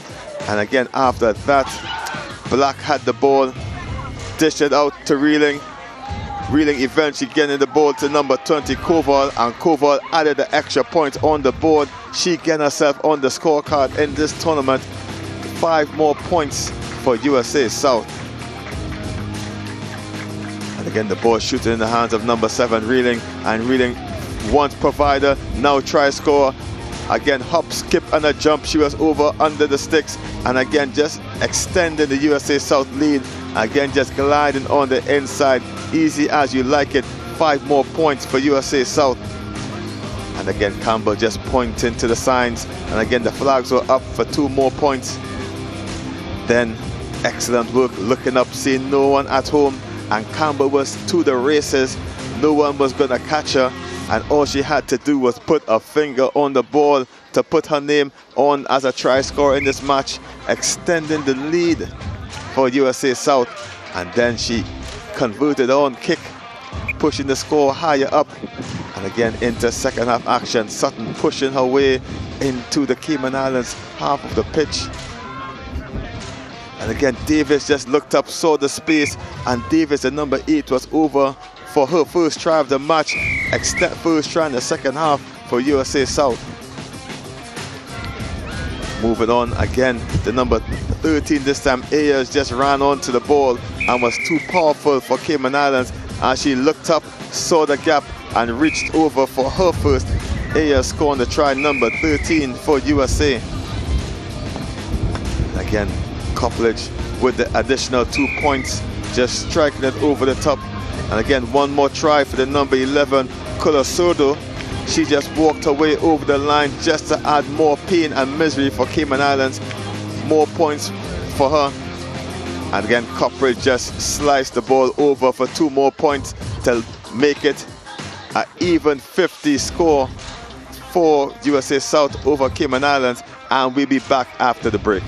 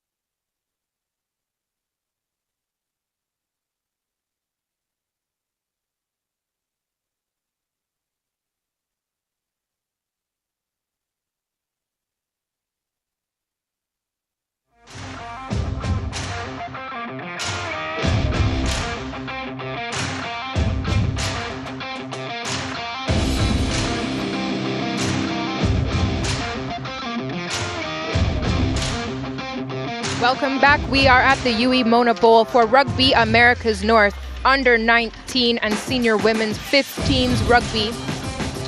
Next up, USA South versus Cayman Islands. The fans, we're getting back-to-back. We're seeing the women play, we're seeing the men play. Great depth within the Rugby Americas North region with these teams. Yeah, loving the fact that we can go back-to-back with similar teams. It's going to be a bit of an issue for this one, though. Keep an eye out. Both teams are playing in almost all white. It's going to be an issue. We're going to have to keep our eyes peeled. Maria, for this one. This is what USA South's going to look like going out on the field. We've seen some really good stuff from Jackson Patterson, the Boca Raton rugby player from Florida. Quinn Vorster's really leading them at the fly half as well, so it's a good combination between Patterson and Vorster. Karsten Rice has played well also as Gianni Mosi, the 8-man for the USA. On the Cayman Islands side, Tom Byrne kicking well. Look at the number 15, Sebastian Giroux. He's been phenomenal all week so far. Really enjoying watching him. And then look at the front. Up front for the Cayman Islands, Alexander Fox, Shemuel Scott, Nathaniel Scotland. Some phenomenally strong players in this pack. Keep also an eye out for Maldonado Ebanks. If he gets the ball under his arm and gets some space in front of him, he will chew up that space and chew up a few players on the way. That's a quick look at the Cayman team walking out onto the field. On the left of your screen, and the USA on the right in the red, white and blue. Yes, Gavin, we're getting on in the tournament. This is the longest day that we have. Action-packed, loads and loads of rugby. These athletes have been at it, warming up, playing games, and coming towards the end of the evening. They're digging deep to find the energy and perform, bringing out the best that they have. Both teams just circling up, having a last-minute chat from their captain. No coaches on the field at this point, so it's all about the boys on the park. The coaches can coach them so far, but at the end of the day, it's the boys amongst themselves that have got to do the work, and this is going to be a big one for Cayman. USA have been strong throughout the tournament so far without a loss. Cayman's been a bit up and down, but they've showed a good presentation of themselves throughout this week so far. Absolutely. We just saw USA South victorious over the Cayman women's team. Now we're seeing USA South facing off the Cayman's under-19 men's team. And it'll be Cayman to get the kickoff. One step back. Giroux, who I mentioned earlier, to kick us off from the Cayman Islands team. A live wire, tends to play fullback. I'm not sure where he's going to line up today for this particular game, but there is a lot of moving pieces to this team. And Mosi, the 8-man for the USA, carries the ball forward. He has no problem going into contact. Well taken down there by the Cayman Islands. Going to the top side, there's the man Vorster. Fantastic kick with the wind behind him, and that goes straight out, and he's almost inside his 22, so they're going to come all the way back, and it'll be a line out for Cayman. After the long kick, it goes straight out from that distance. That's always a problem. We've been seeing a lot of contrast in games that have an early score and games that go almost to the last minute with no score. It's been nail-biting, edge of your seat, tip of your toes rugby to watch here at the UE Mona Bowl. Yeah, there's been a lot of very interesting games and a couple of upsets along the way as well. Has been really impressed with Trinidad and Tobago's women winning both of their games. Struggled against Jamaica, which they expected to, I think, win easily, and it was down to just a point or two. And then earlier on, they beat USA South, which I think has been the biggest upset so far. Here's Cayman now, their captain, taking the ball forward, looking for some support. A little unsure on which direction they want to go in right now, but they managed to secure that ball. Cayman coming to this near side. Fly half looks for a little kick through, and Vorster stopped that one. High tackle, I didn't see that, but referee Clifton's right there on the spot, and there was a high tackle from the USA South, so Cayman get another stab at that one. He's having a shot. The U19 teams are going to have a break tomorrow, so we can expect to see them put everything that they have on the pitch here this afternoon. They're not going to keep any gas in the tank because they're going to get to refuel tomorrow while the women are playing. Yeah, I'm sure a few of the teams will make their way to the beach for recovery sessions. Some of them might stay close to their hotels and get in the pool get well fed, well hydrated, and get themselves back into the games on Friday. The women's will be going on all day tomorrow here, though. So feel free to get yourself down here. There's going to be some fantastic women's rugby all day tomorrow here at the UE Mona Bowl. And a big kick, but looks like that went very far wide, so it goes into a USA hands. And they've got a bit of space down this wing, but the covering tackles are coming for Cayman. Patterson feeding out to his winger. He's going to have to keep busy at the back of that ruck today. Didn't catch the signal, Maria, but looks like that's a scrum for USA South. Yes, scrum to USA South. They are in USA South territory. So Cayman will be looking to turn over this ball or at least defend. They definitely don't want to lose ground. Fine. So it's USA South put in. Forster will be looking to use this win to his advantage and surely get the ball booted to the other end of the park. But no, Gianni Mosi goes it alone as the 8-man bumps the fly half, breezes past a couple more. He's got the Cayman pack hunting him down, goes straight into Giroux, the fullback, number 15. Great run from Gianni Mosi. Now the prop forwards are taking their turn. Little pick and go around the corner. The scrum half, Jackson Patterson, is involved. There it goes to Forster. Forster, the fly half. He's probing. He's spotted a gap. He's trying to go through it. His support arrives quickly. His inside centre helping him out. Now you're working it wide, top side for USA South. Nice series of passes. They're still going forward. Finally, Cayman bring them down around about the 5-yard line. Supporters arrived well for USA South. That's Christian Poe up and at them. Pick and go around the corner for him. He's also joined by the rest of the forward pack. They're getting really close to that line. Cayman working hard to keep them up. Finally down to ground, and they've done it a lot, USA South. They're going for it one more time. The pick and go. This time held up, I believe.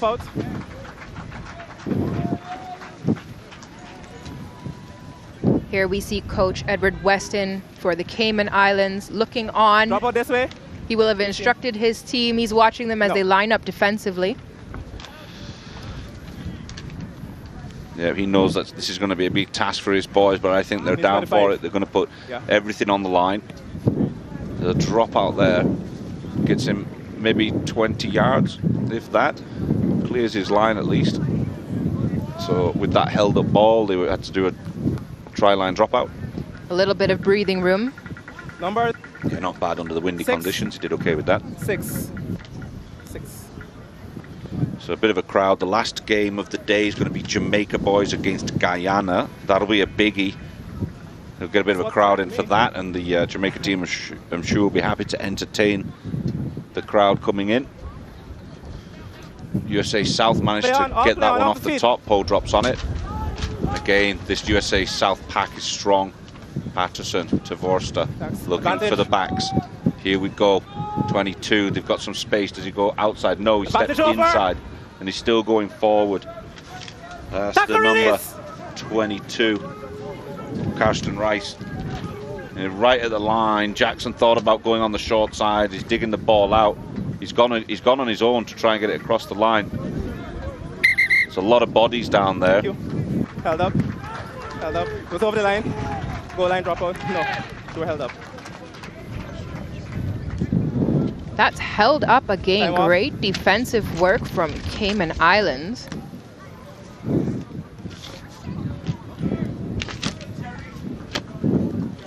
USA South keeping the pressure on, but strong defense. Making a change for him? Yeah, no problem. Time is off, guys. So a quick substitution for Cayman here. Brennick Lynch coming in. All good? And Lynch coming in, some fresh legs for him. Some battered body, so another dropout. Again, considering the wind, that did quite well. Not quite to 22. Good take. Forster comes away with it. Ball went backwards there. Cayman trying to drop on it. Lost forward on the ground. It's a knock on the ground. So the knock on. It's a scrum, guys. Scrum to the USA South. Great position for them. The wind at their back, in the middle of the park, around the 40-yard line. They can split their attack if they wish. You can say something. That's going to keep Cayman defensive. Spread And USA South will be looking to poke holes in it.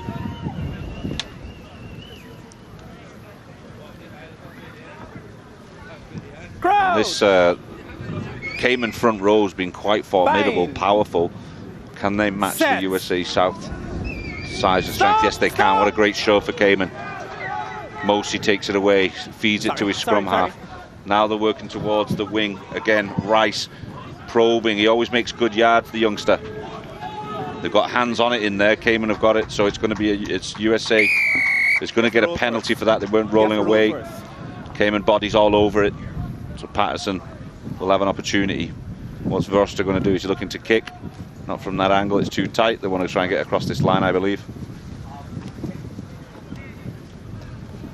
Numbers 6. So they kick. They'll kick for the corner, looking for a structured line-out. I was just watching them warm up earlier, and they were going through a series of mauls from the line-out, so maybe that will be something we'll see here. 6 is a call. USA South will definitely have confidence in the strength of their pack to push, perhaps doing a maul off of this line-out to score the try that they're looking for. So far, no points on the board yet. 0-0 USA South versus Cayman Islands. Here comes that maul. Oh, it's gone straight to ground. Was it Cayman pulling it down? Oh, not coming out. Too slow. Interesting. I'm not sure what I saw there, but I was expecting that to go USA South's way. So scrum now for Cayman. Not a bad result for them. Went long on your end zone. Wasn't a collapse or anything, just went long on its own. Cayman Islands will definitely be looking to create some more breathing room. They don't want to be sat there on their try line. Time back on. The wind is not in their favor right now, so we'll wonder if they'll look for space to kick out or if they'll try and run the ball out of their end zone.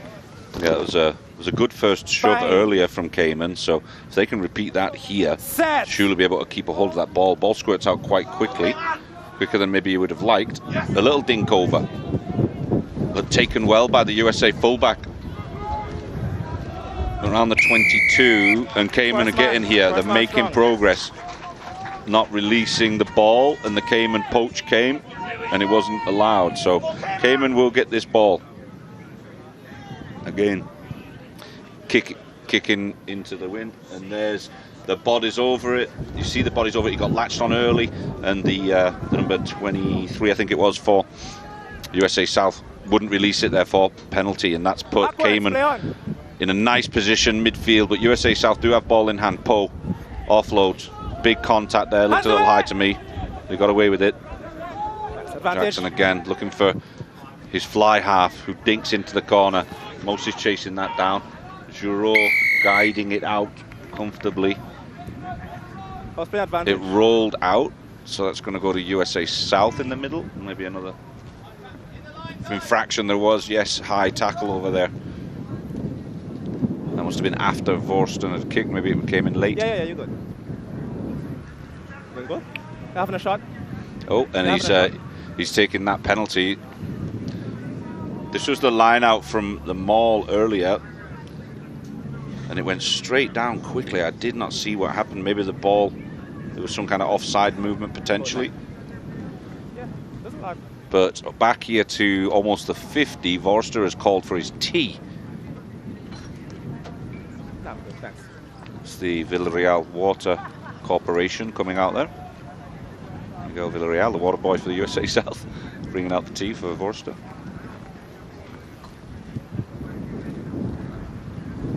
You have 20 seconds. Vorster looks very comfortable with this distance. With the wind behind him, he might just be able to take it easy, aim right, and let the wind do the rest of the work.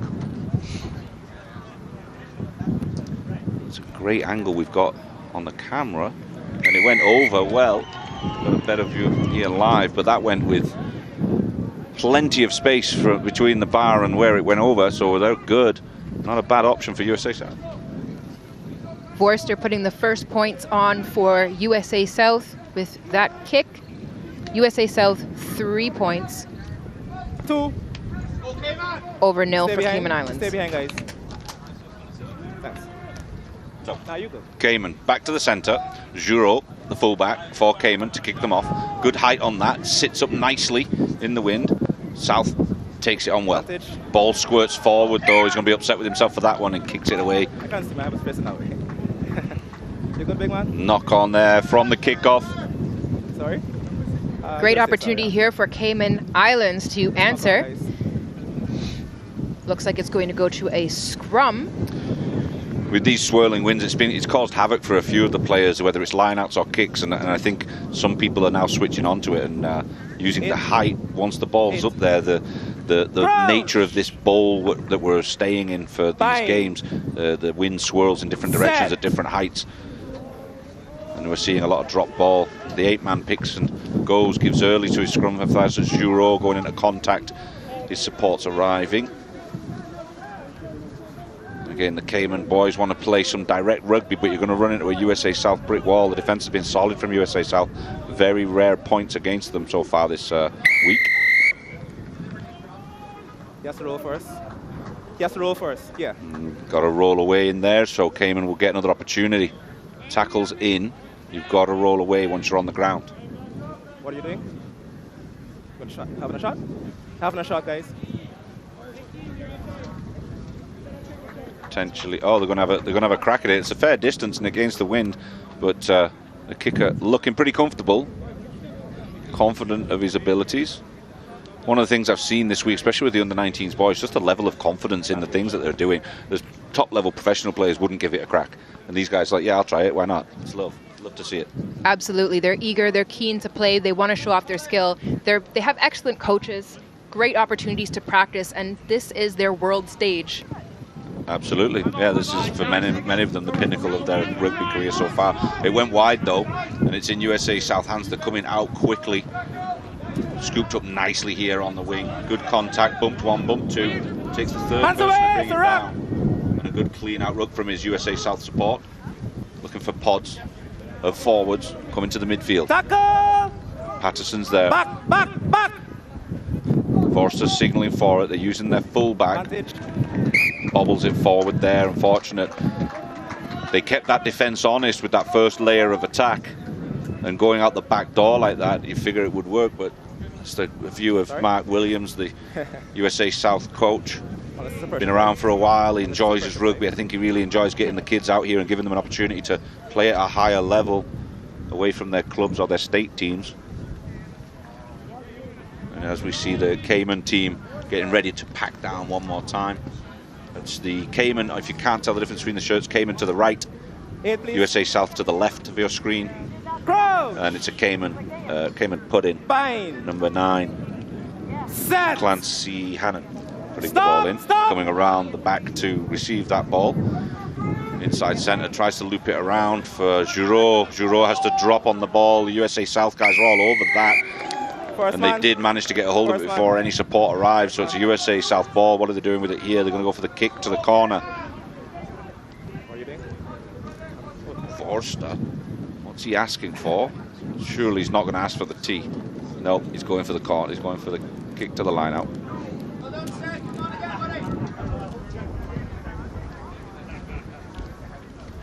And that's a good kick with the wind behind him. It's nice. You've got to take advantage of it while you've got it. You'll be kicking against it later.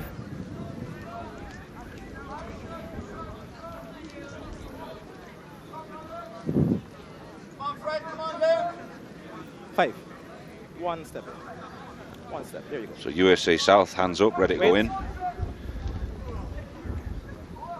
Clifton, the referee, just stepping back and asking the USA South team to enter into their line-out space. It goes towards the middle. I'm happy. They look for popping it out. Jackson under no pressure from the Cayman team. And there's the inside centres. Christian Poe there getting some good yards. Looking for a pick and go, but he's gone on his own. His supporters has arrived. And that's not somewhere you want to really battle with the Cayman forwards. They'll win those occasionally. They're very comfortable in the dogfight at the fringe of the ruck. USA South, once again, it's that boy Rice making some good yards again. And looking at a pick and go again. USA South have been here many times before, and they do get low. This time lifted out, and Cayman defending well on the fringe of this ruck. There's bodies there. The ball is slowly coming to the scrum half. He has to roll first. No, quick. The referee won't allow the quick tap and go. The USA South are in a good position here, just 5 yards out. Have they got something up their sleeve to attack the line directly, or they're going to work for that line out? There's a lot of debate, conference call going on in there. Let's go, guys. What are we doing? Cayman Islands anticipating what USA South will do, and it is driving forward. And another great defensive phase from Cayman, predicting where they're going, and managed to steal the ball, but illegally, says the referee. Must have been hands in there somewhere. So USA South back to the drawing board. Boston asking for calma. Cristiano Ronaldo style. The forwards now bashing forward. He's getting to the line. Surely he's getting over now. Has he been held up? That ball is dotted down. Great work, USA South. The big boys doing the work for them one more time. There it is. It took a few tries. The Cayman Islands defense line has worked very hard to deny that try, but USA South successful getting over the line for 5 points. Gavin Walls, the big man, number 18, getting across the line. He ran into 3, and for a moment there, it looked like he was going to get it dotted down, but they couldn't hold up that heavy body, and he manages to dot it down. That's what that's for. We bring in the big boys, do the big boy work. Yes, Cayman Islands has already held up 2 tries in this match. This third one did find the ground. Beautiful stuff. Nothing better than a front row try. Forster lines up his kick to extend the lead potentially to 10 for the USA. Yep, referees believes it's true. Yes. 2 more points for USA. 10 points to 0 overall. Cayman, they've got their moments of resilience there, but eventually get broken down by the USA. Right, about 1. Yeah.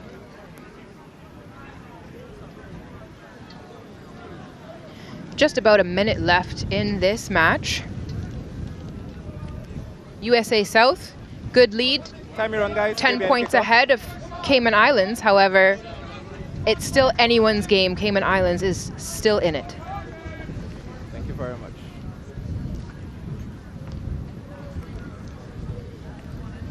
So Shuro, another great kick from Shuro. That one's coming down with snow on it. The tackles made, feet are off the ground at the moment of tackling there, so that'll be an advantage to USA South. That's an illegal move. There's the try scorer, running straight into his opposite number and rumbling over the top, so they'll go back for that advantage. You cannot connect with somebody in the air and make that tackle. If they go up for the catch, you cannot touch them until their feet are on the ground, and there was a clear contact there from the Cayman defense. When the ball has go dead. Vorster asking if the game or the half is over, so tapped before he kicks. If he kicked it straight out, then we'd have to go for the line out. As he tapped it first, there it's a free kick out, and he can go in at the half.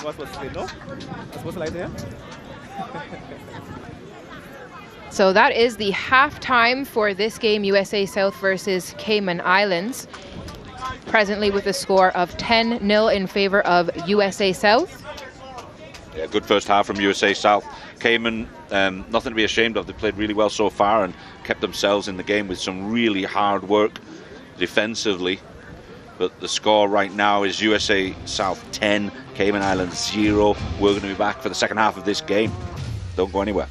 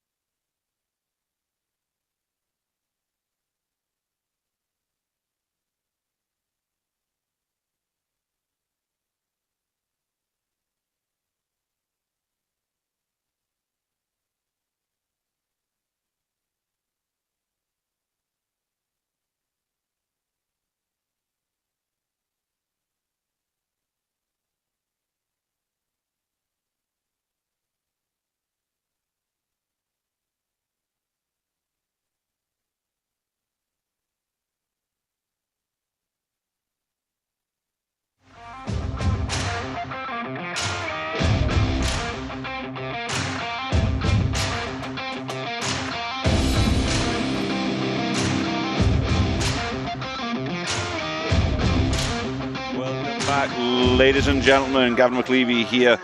Rugby fans, moms and dads, haters and besties, vague acquaintances.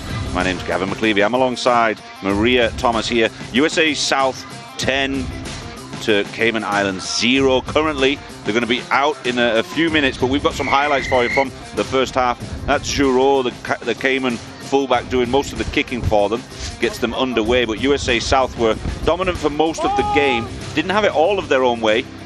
Cayman stopped them several times defensively, but what really started working for them when Cayman put a few mistakes in, USA South capitalised on that, got 3 points. That was Vorster. Vorster gets the ball delivered again here, and you got the big boys, Gavin Wall, crossing over there and just about dotting it down. They were trying to hold him up for the longest time, but he managed to get the ball grounded, much to the dismay of the Cayman coach. And Vorster will penalise you again there, and you get another 3 points. So yeah, great stuff from USA South. 10-0 up over Cayman. They start coming out onto the field again.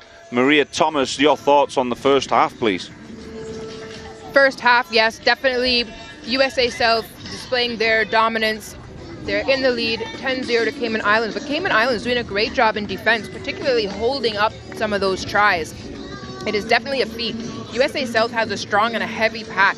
So Cayman Islands is doing a great job to meet that, defend against it, and hold up those tries. Yeah, they've done well. 10-0 so far. I think the issue will be that when teams start emptying the bench, who's got the stronger bench, and that's going to be the difference maker towards the end of the game, I believe. My personal opinion only. We saw Cayman Islands making the most of their halftime talk, so I know that they have come back to the pitch with a game plan. We'll see what it is. Absolutely. So it's USA South now on your right-hand side of your field, on your screen, to kick off. Good height on that one. It's hanging nicely in the wind. Fox comes to collect it though, and he does so with great aplomb. Love it. Now Cayman carrying the ball. They're at their 40. No challenge from the USA South guys. They're looking to see where Cayman are going to attack, and they go on that top side, using their midfield quite well. Cayman getting the ball through the first set of hands. Here they're working with Podge. Looks like a fresh set of legs on. That's the tight head prop, Shamuel Scott. I think he can be a massive impact player if he really gets some movement. Giroux looking for a kick. No roll away from the USA South guys. That's why there's a penalty kick here. He's looking to get some distance on this. It's not a bad kick at all. Does it go straight out? Yes, it does. Good use of the wind from Giroux. Yes, definitely. Cayman Islands looking strong as they start this second half. They've gained great yards with that kick. You called 7. You called 7. You already called 7. Cayman slowly coming up to the line. USA South waiting to see how they line up. Step up. Step up. One more. Up. In the 50. Not much of a channel to go through there. Cayman kind of creeping in a little bit. You got very clear calls and a good lineup, but bounces off the top. So USA South are going to come away with it. Finally dragged down, getting close to the 50. Patterson digs it out. Looking for the longer kick, but he chops it sideways. Might still work out for them. There's the knock forward from the Cayman wing.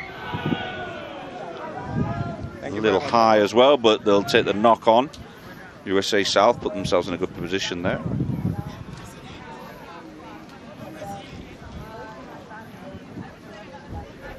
So they'll set up for a scrum. It's Gavin Hooton, the hooker, lining up for USA South in the front row. Experienced rugby player, still only a junior if I'm not mistaken. Crouch! Fine! So hope to see him again next year and maybe even the following year. 8-man pick here for Mosi, offloading to his scrum half, working through the back line. Nice work by the outside centre. He's looking for his wing. They're arriving, and there's great try over in that top corner. I couldn't see numbers from this distance. Marie, I don't know if you had a better view on the screen. Wow, I'm trying to squint. That looks like 22 with the try for USA South. Karsten Rice dotting over in the corner for USA South. Great work. Yeah, but great run, as you can see in the replay here. Yeah, it was good work through the centres. Great work from Patterson, using his midfield, and then getting it out to Rice on the wing, who just electric speed on the outside. Oh, wait, hang on. Let's see what's happened here. Oh. I think it's been called back, so we've got a scrum getting set up right now. So we'll scratch that. We'll have to take those numbers off there. We'll blame the sun that's coming around now. We're straight in our eyes. Yeah, blame whatever we can at this point. Or we could just be accountable. Yeah, we could do that too. Set. Maybe a forward pass at some point, but there's a good shove from USA South. They've been asked to stop. Cayman are digging that one out. They're looking at a kick it clear. Giroux. Good kick, causing problems. Well taken from Rice. Poor pass. USA South somehow have managed to recover that one and restructured themselves. We've got a new organisation in the back line, USA South. They're making a few changes on the fly. And here's the scrum half again, looking for his fly half, looking for pods out the back. And again, just the ball squirted out there for a moment. And Cayman come away with it this time. We're seeing good communication throughout the Cayman team through the line. It seems like they're really connecting with each other and anticipating what USA South is going to bring.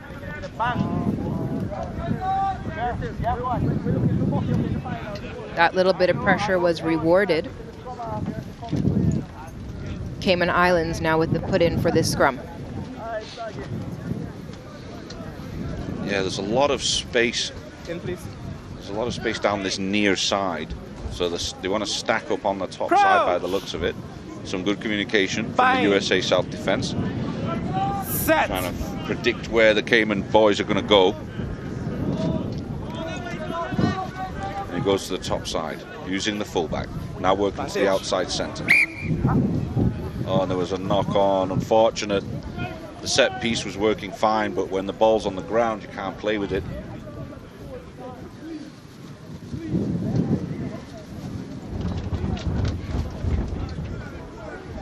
Some tired bodies out there. This is probably fourth game for most of these teams at this point over the last 2 days. They will get a break tomorrow. I think a few of them need it physically. They're a bit beat up, drained, I'm sure. Back, please, back. Absolutely. Gavin, it's going to be interesting. We always see in this tournament the time in between, not only their first match of the day and their last match of the day, but even a first to a second half, how much the teams grow together. They observe the other teams playing, they work on their strategies, and I know along with rest and recovery tomorrow, these teams are going to be looking at strategy for when they return. Absolutely. Interested to see if they can make use of Stone Wilkinson out here on this near side, and Ryan Richardson, two boys that got electric pace, plenty of experience as rugby players. He's not getting much ball in hand with this wind. It's making it difficult to get it out this far. And USA South preferring to go down the middle lane with their big boys attacking the fly half and inside centre of Cayman. Crouch. Bind. Set. It's a big shove from Cayman this time. Jackson takes it and comes around the long way. Stop driving. Pulls it back for another reset. Not sure what happened in there. Let's keep it together. Definitely commend the players. So difficult in a scrum, which is so technical, not only to be in a great position, secure, safe, but also with that restriction to drive. Yeah. How do you hold yourself back? It didn't exist in my day, so I don't know if I could do it. Really have to commend these players. They have so much discipline, so much control. It is so hard to stop a drive. When you feel that momentum going. Yeah, you're like, well, let's take advantage of it, right? Much better. They're looking for the 8-man pick. Yes, they are. Creating that extra man. Patterson this time looking for his back line, and the ball's bobbled, and again, it doesn't come out to the wings. I think if USA South can get it out this way, I think the boys out here on this near side again, Richardson and Wilkinson, they've got the wheels, and you can see they're itching to get ball in hand. begging for it almost. Yeah, Cayman is holding their own in this half, but simple things like that give USA South an advantage that they have been waiting to capitalize on.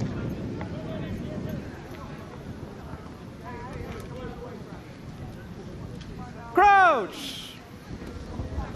Bind! We've got John Dardis, the sort of replacement fly half of Worcester here, number 11 on his back. He's kind of looking at his back line as well, but Gozimosi goes on the short side and really makes some fantastic yards. I don't think anybody was looking for that or expecting it. So that the USA South boys forwards pick and go, as you would expect. Driving forward, pumping the legs, chewing up the Cayman territory. There's Hooten getting pushed back this time. And Cayman look like they tried to get hands on it. Do they come away with it? No, they don't. Jackson in there. He takes a late hit for his trouble. And USA South driving forward one more time. They're getting really close to that line before Cayman react. Looking for the pick and goes. Jackson's looking for delivery. They've secured that. They've secured it well. Now that someone picks up and drives over the line, are they going to be held up? They've rolled onto their back. Yes, I believe so. They've been held up. And again, these wings outside centres are frustrated by that. The big boys doing all the work, and the wingers sitting there just waiting for something, anything. Is he okay? The wingers are itching for the ball. They're seeing space in front of them. Here's the replay where you can see so much power driving forward from USA South.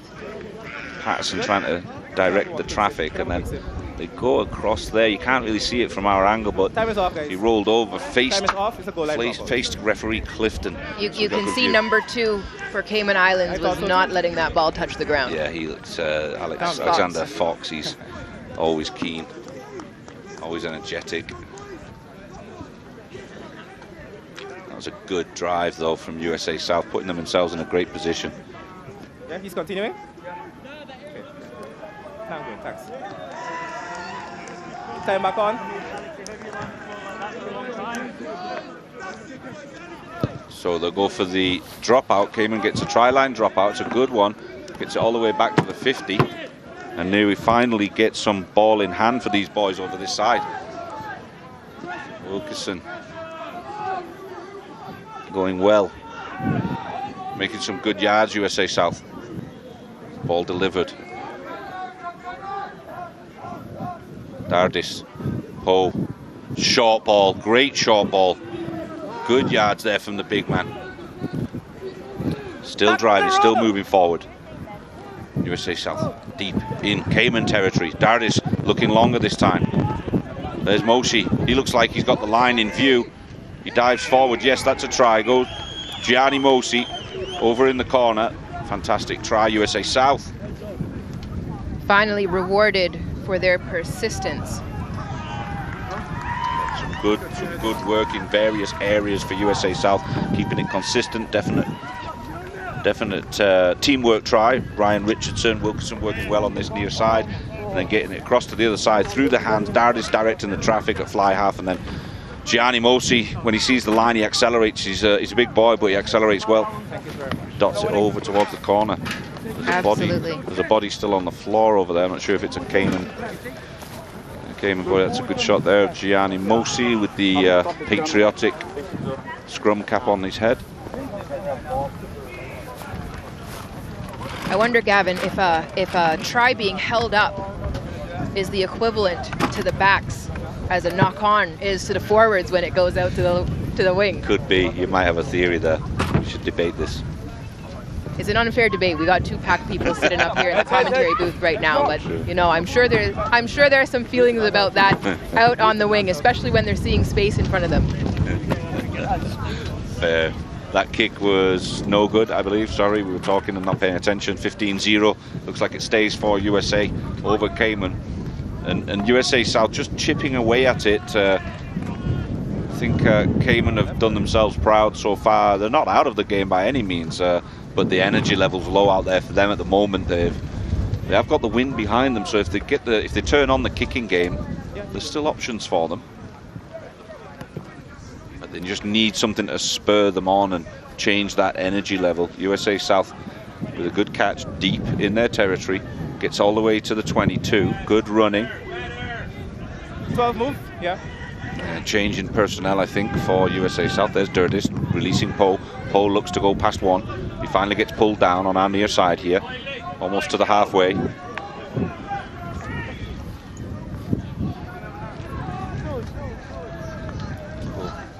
So the new scrum half, Liam Coe. Excuse me, that's okay.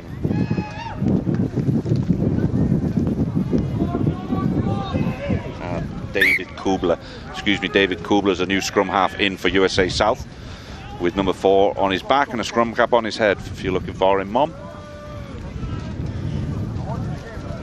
So USA South carried the ball forward, but it is turned over to Cayman Islands. Time off. There's a body down over here on this near side. Referee has indicated the time is off. See how serious it was. There was a fair amount of contact just outside the 22 earlier after that kickoff deep into US territory. In the meantime, USA South are bringing on the number 12, Dakota Faulkner. Switching out, looks like Durdis coming off the backup fly half. So another switch around for USA South in the back line. Roughly 7 minutes left in this game. Good chance for all the players to get a run before the day's out. 100. Cayman number 19 coming in, Javan Piet. For the substitute, the injured player, going off looking a little bit wobbly. Sorry? About 6. There is one more game following this, and it is the home team, Jamaica. So if you're around close by to the UE Mona Bowl, make your way down here, support your local team, support all the teams. They've been working so hard today, and we're seeing really great rugby. Yep, so time back on for referee Clifton over there. USA South ready, Cayman ready for the restart. To Cayman put in. Stop! Clancy Hannon gets them underway. And a big kick. Giroux looks for the line out, but it went directly out. So they'll come back from the place where he kicked it for a USA South line out. You don't know? Here we see some of the fans. They're patiently waiting. They're taking in this game. How many? 5. You're in the 5. Step in.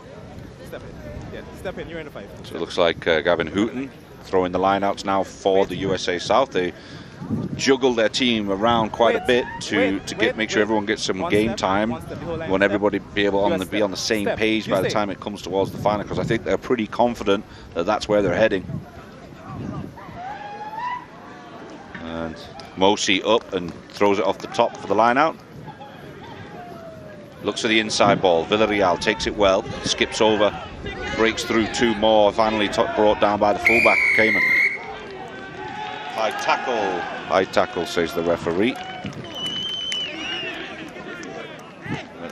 They're going to take him another 10 yards. There must have been some potty mouth in there. But yeah, a lot of hands around the neck area, and USA South have played it quickly. There's Mosi looking for the line one more time, and he does get there, fakes the pass and dots it over. This kid, Gianni Mosi, is really racking up the points, Maria. Absolutely, and that is points he's racking up. Score is now 20 for USA South. As we watch that replay, the Cayman defender does make the tackle, but the momentum carries USA South over the line. 20 points. And great delivery from Dardis. My apologies, I thought he'd actually came off the field earlier, but it wasn't him. He's still there. That was the 11, Dardis, and him showing the way for Mosi to get across the line. I believe it's him out there about to take the kick as well. Great to see that teamwork. Love to see the ball moving around, seeing how each athlete is having a chance to capitalize and show off their skills, but also share the light with their teammates. Absolutely. Left-footed kick. Phenomenal height on it, but no good out wide, say the ARs. So Cayman will be slow to come back. They need to increase that energy if they want to keep themselves in this game and show some pride on the colours, on their flag. They trot their way. There's only a couple of minutes left for this one, though. We can hear the Cayman support from the sideline.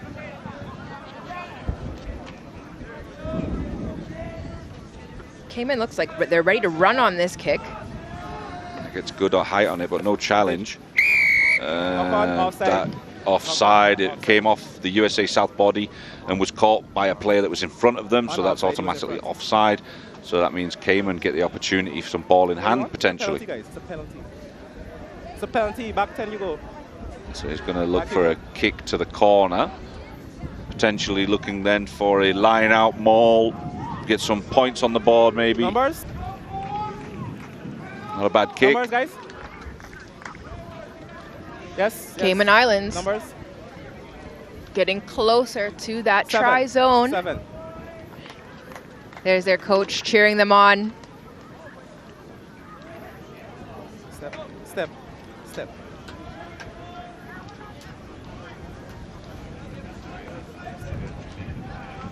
Step in, please.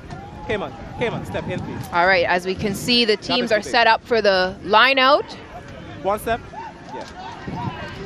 It's hard to see what the Put sun's in shining in from their face now. Cayman Islands. Hopefully the wind is kind. We've seen a lot of these lineouts not straight. USA South coming away with this one. They've got space on this side. They've got an overlap. Can they take care of that? Grabbing on for dear life is the 22 for Cayman. Great work, Cullen Lynch, for that tackle. Dardis looking for his forwards. Ball spills forward, not seen by the referee. Yes, it was. AR saw it for him. Fantastic. All the referees and assistant referees are connected with an earpiece so they can speak to each other, communicate.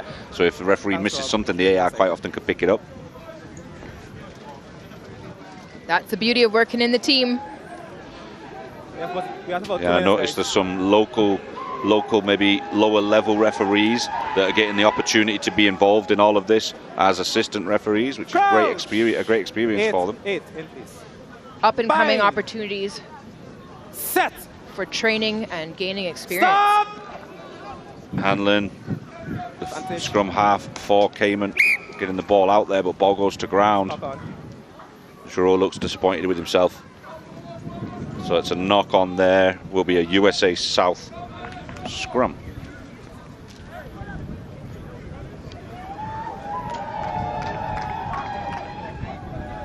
One minute, guys. 1 minute, guys. Okay.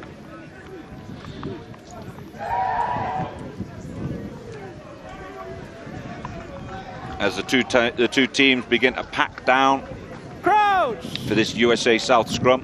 Bind.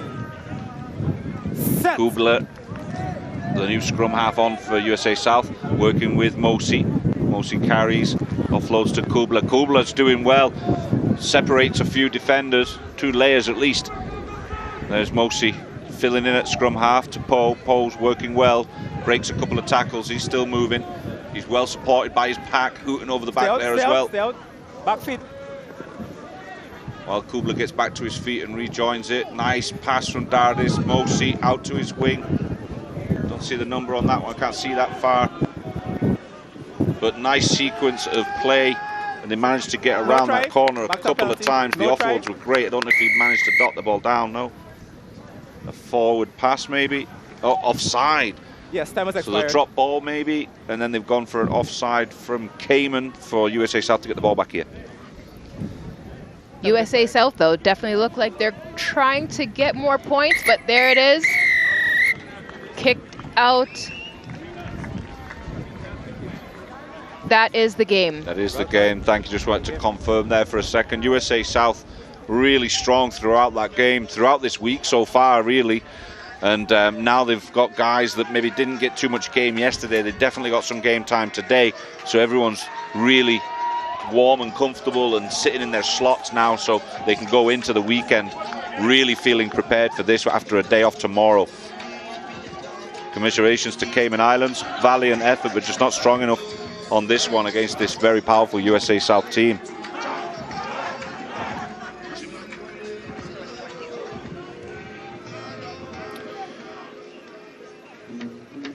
We've got a another game coming up in just a short while, Jamaica versus Guyana, so stick around. We can see the final score of that game, USA South 20, 0 Cayman Islands. Great camaraderie. We're seeing the teams on the pitch shaking hands following that match. We'll be back shortly with the highlights.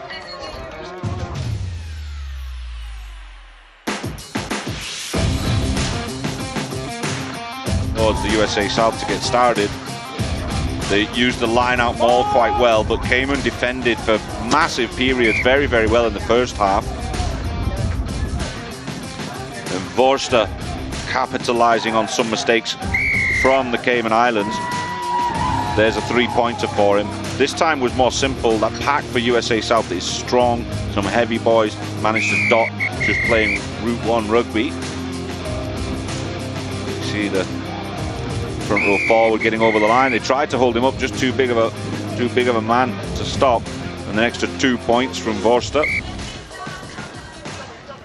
Gianni Mosi had a good game as well. There's him picking up Patterson, and then you've got your fly half, Dardis, and then some really great wheels. I still don't get the number on that one. For USA South to go over in the corner. That one was pulled back though, I believe. USA Jackson Patterson releasing his back line. And this is Mosi. Once he sees the line, he goes for it, stretches out, taking a couple of bodies with him. There's another angle of it. Really was a stretch, dragging those couple of Cayman bodies. Celebrations all around. One more time for Mosi, making it look pretty easy. He gets over again, racking up points, the young'un. He's a hard man, just up to the disappointment of the Cayman coaches. Mosi's had a field day out there. And we're going to be back in just a few minutes, taking a quick break before our last game of the day. Don't go anywhere.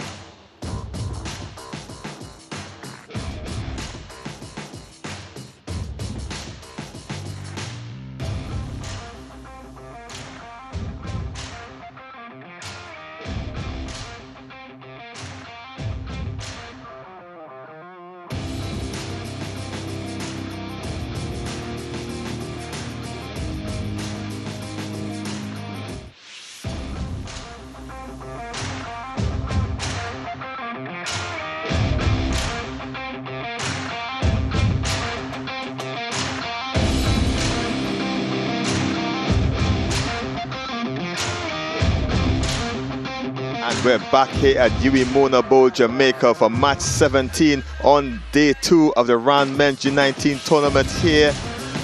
Jamaica versus Guyana in this final. And again, Jamaica with their tails up, coming in. Guyana losing all their matches so far, but again, much promise to be had here. I'm Kelson Figueroa alongside Gavin McClevey. And Gavin, a long day of rugby so far, and again, this one is the last one of today. Yeah, it's been a phenomenal couple of days, really enjoying. This is the Jamaica lineup. There's some phenomenal players in it. I was really excited to see Elijah Cummins being on the field at number 16. He's just a barrel. He'll go over people, through people, even he's got the pace to go around people. Dante Purcell, number 17 for Jamaica. Great lad and a great player, but obviously keep an eye on Mason Campbell. Mason Campbell's been directing traffic for them this whole week so far, and then let's see if we can get some ball in hand for Didier Taylor. Easily the best try of the weekend, of the week so far. Taking a look at Guyana, still to come out of their shell, a young crowd, but let's take a look at Travell Weeks, Ian Softley, Samuel Bellamy's really one we should be taking a close eye to, and Melman Mo, Chad Barker, and number 23 Anton Bernard. I'd really like to see some ball in hand for these Guyana players, because all they've done so far is have to tackle. They've tackled valiantly, they've tackled well, they've tackled aggressively, but it would be great to see some ball in hand for them in this last game of the second day before they go into their break tomorrow. And again, on screen, the team's line up ready to get going. Referee Jack in the middle for this one. And again, Jamaica led by their captain, Jasper Richardson. Huge lad in the number 8 shirt, and he always is a hard person to take down. And again, we're looking at Purcell, hat-trick hero in some games previous. And again, he has a high rugby IQ. Look out for him to get some things done. But look at the Guyanese outfit again. Their number 8. Bellamy has been everywhere, just saving tackles all tournament long so far.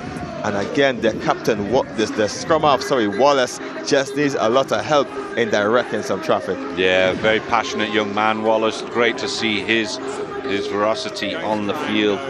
He kind of directs traffic and will not back down to boys 3 times bigger than him, to be fair. He's a slight build, but he's got a fire in his belly.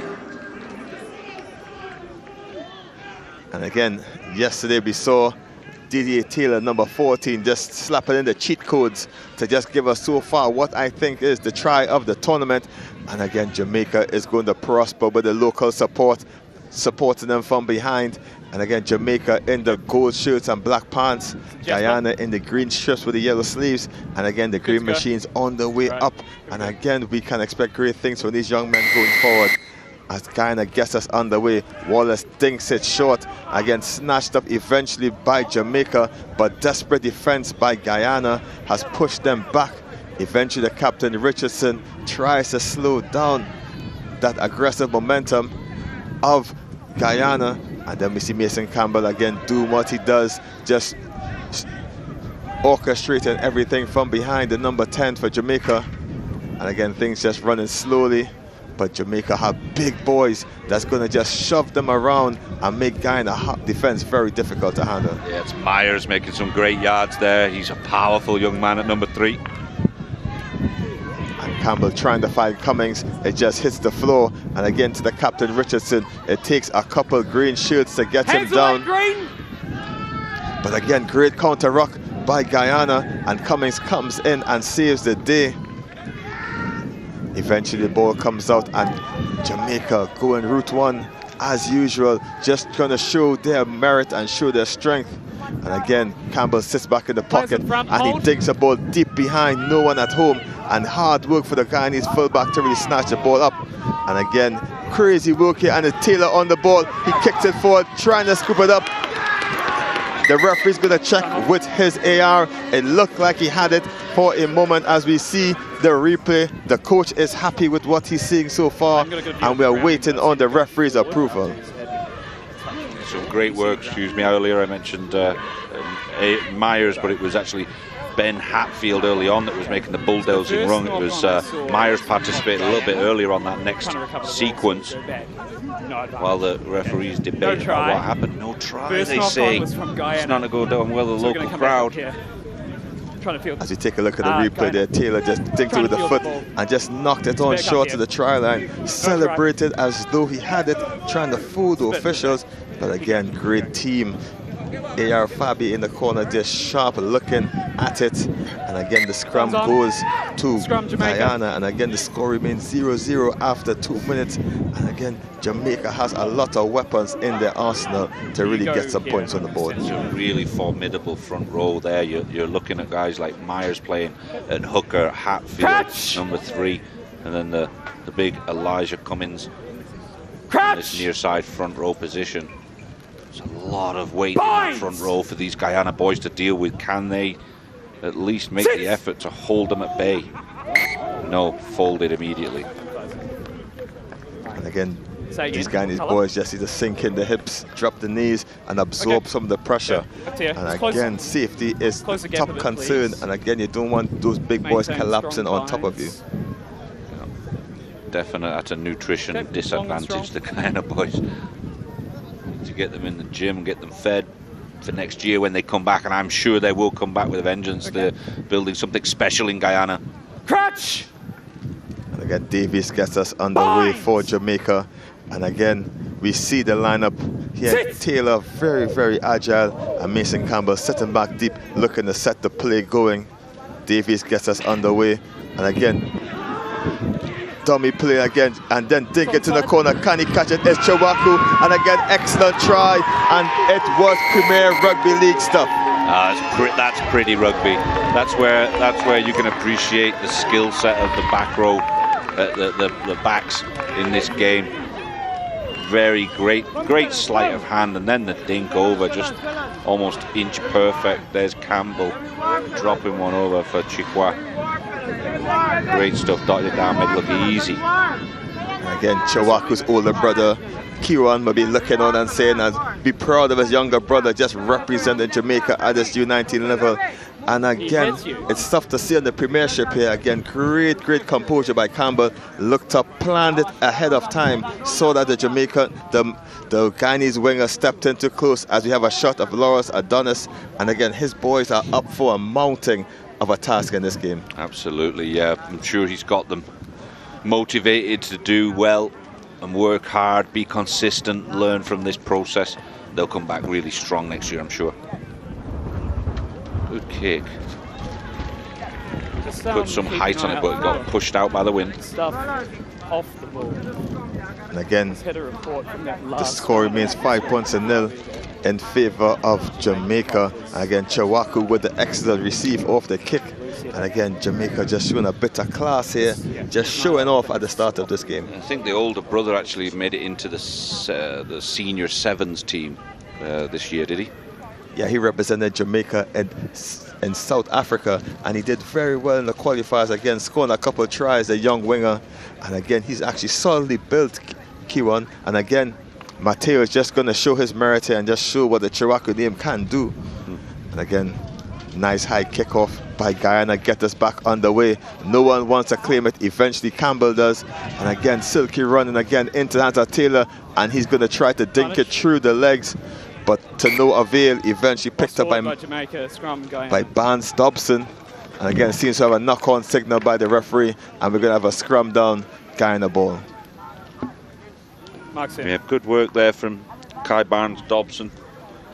Didn't have a lot to work with, but the Guyana team, young Wallace there with ball in hand on the other side, he's going to be putting in. If he's got to work quick, he's got to work quickly to get the ball back at the back of the scrum for Guyana.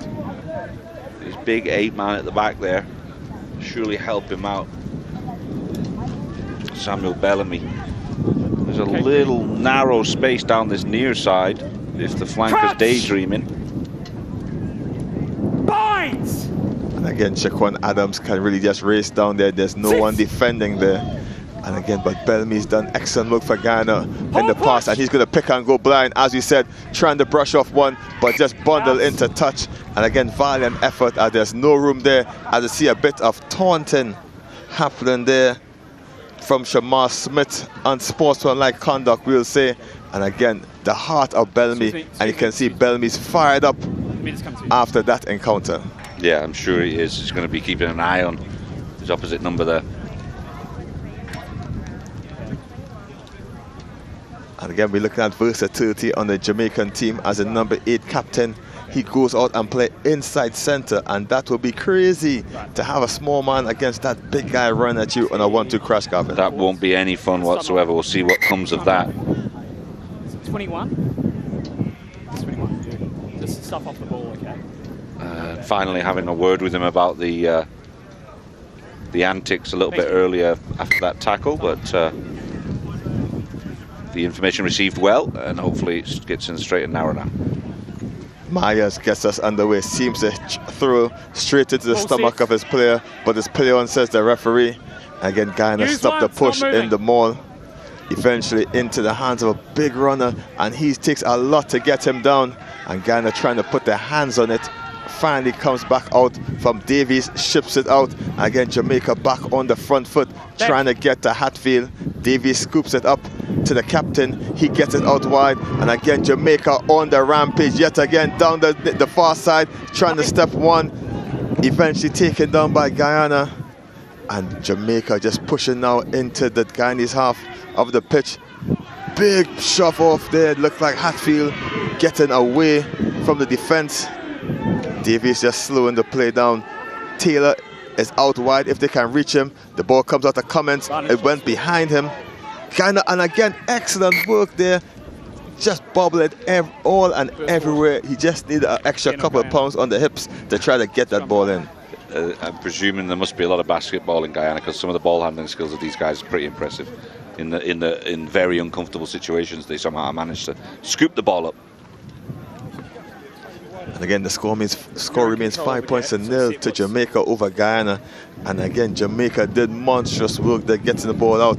And again, the winger, Demoy Palmer, has been making loads of space. The strong running of the number 22. And Wallace just needs an extra help. Maybe McPherson, the number 12 for Guyana, can give them some assistance. Again, Bellamy's doing great work for Guyana as well. The big number 8 for the Green Machine. Sit. An early shove there from Jamaica. I need to be careful with that. It wasn't even just a shove, it was a good 2-3 steps that they took. You've gone down because you're too far. And again, the Jamaica pack massively outweighs the Guyanese team as they see a player just down after that encounter. And again, the scrummaging is such hard work for these boys in this late half of the game. Yeah, you don't want to see that small body at the bottom of a scrum. So time off while we get that medical situation remedied. And again, match 17 on day 2 here at the Rand Men's U19 and Women's 15-a-side tournament here at Huey Mona Bowl in St. Andrews. And again, tomorrow we start again with more rugby action. So again, as we look at the replay here at one of the tries there, Mason Campbell just putting the ball to the foot and into the path of Chiwaku, and Mateo just goes over the line. And again, just look at it, soft as you like it. And again, roof straight off the practice ground, and Jamaica get the first try of the game. The score remains 5 points to nil as I see the Guyanese pair hands in face, seemingly a bit dejected by the day's proceedings. But again, in every sport, Gavin, there's a winner and there's a loser. There's nothing to be dejected about if you're Guyana right now. They've done well. They're 10 minutes into this game. I'm sure Jamaica feel like they should be a lot higher up in the points at this stage of the game, and Guyana's done well to keep them at 5-0. That may change in the near future, but so far, so good. Guyana's are giving themselves a good account. Back to the scrummage in here. Tough work for the forwards. And again, the forwards need to do a lot of work to make room for the runners out wide. Sit. Hold. The diminutive Dwayne Wallace to put the ball in. Looks like he may be able to get that ball out the back of there. It's been stolen back as a hook for Jamaica. Davies gets out to Campbell, and Campbell puts the ball onto the boot again. Very high. Chiwaku raises to get it, but knocked on, it seized by Guyana in the catch. Jamaica get a second bite at it, and is a captain taking it from the front, trying to make some hard yards. Again, Jamaica running through. The Guyanese seem to be dropping off tackles, and again, flicking the ball out the back door. Guyana just swing a boot to it and just send, just like a Uno card, send it in reverse. And Jamaica take it far back to the half and come back straight at Guyana. Straight down the middle is the number 6 looking for support. Davies knocks it back, but straight into the hands of Purcell. And Purcell takes it down the middle. Davies looking for Campbell. Campbell looks out wide for Taylor, and he eludes the tackle. Easy as you like it. Try Jamaica and signals too small to the defender. Rude, but maybe accurate. But a great work early on from Jonathan Barnes, the big number 6, really taking them from the 50 into that danger zone. And then some good work, a couple of forwards interlocking, and then it goes. You can see the end result of this. Some great work from the forwards there. And then Campbell just a longer pass. And dots over in the corner. Great work from Jamaica. They look phenomenal, don't they? They look like a championship team. The score now pushes 10 points to nil to the delight of the coach. And with the kick to come late in this day, it's 10 points to nil Jamaica over Guyana. With the kick to come, just over 12 minutes gone in this encounter. And again, Guyana can't blame themselves for that one. Just excellent work by the number 10 for Jamaica. And again, the sun setting in the background. Campbell tried to add the extra 2. It's to the left. Score remains the same. And again, as the sun sets on the day 2, Jamaica leads in this encounter. And Garvin, we're seeing what's in store for us tomorrow in terms of rugby action. Well, we've got all the women's games tomorrow. It's going to be phenomenal. The boys will get a rest, which I'm sure they'll appreciate at this point, because it's been 2 days of some serious rugby. Each team must have played 4 games at this stage of the tournament. It's 2 games a day over 2 days. Those bodies are going to be hurting. So a day off for them tomorrow. Some of them will go to the beach, I'm sure. A few of them will maybe go to the pool and stay close to their hotel. But it's the women's competition that really gets underway tomorrow. They've already played a few games the last couple of days, but get yourself in for that. There's already been some upsets. Trinidad Tobago beating USA South 6 points to 5, I believe, in that one. That was a bit of a shocker. And then a really tight game between Trinidad Tobago and Jamaica. Trinidad Tobago felt confident going into that and were kept really on a close one against the Jamaican women, who were a lot less experienced, but put a great battle up. So all of that's going to continue tomorrow with more drama and hijinks, I'm sure.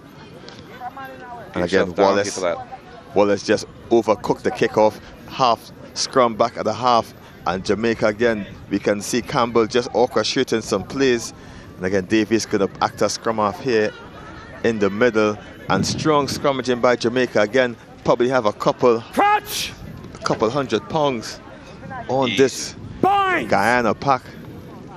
Yeah, for sure. There's a few boys out there that are getting close to 300 pounds. They've got to be 270, 280.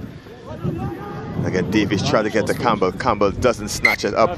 Knock on advantage and a scrum 5 seconds after the first one. And again, that's taxing on your body after playing a rugby match earlier today.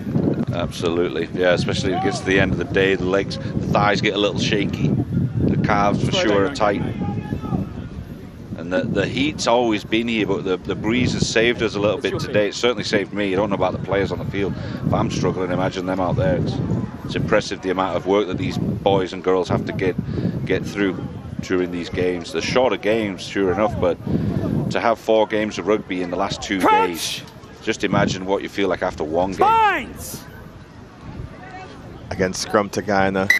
What can they make of this? The referee is not happy with what's going on here. Just going to ask, just come across the next side to ensure that the safety, probably binding, is the situation.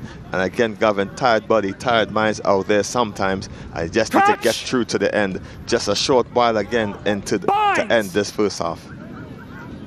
Yeah, we'll see how they set up here. You can see the hook of Guyana's, their back's a little bit elevated, but here's the 8-man. And again, it's Bellamy this time with ball in hand. He'll be hard to take down. It takes 3 yellow shirts to get him. And again, the basketball pass over the top. And Jamaica was ready for the task. And they start driving this maul going forward. Eventually stopped. And Davies shoots it out to Cummings. Cummings finds his 10. And again, a great work. Hatfield now with the ball, just brushing over the defense. Jamaica juggling with the ball out wide, but keeps possession, and they move 20 odd yards up forward from that initial breakdown.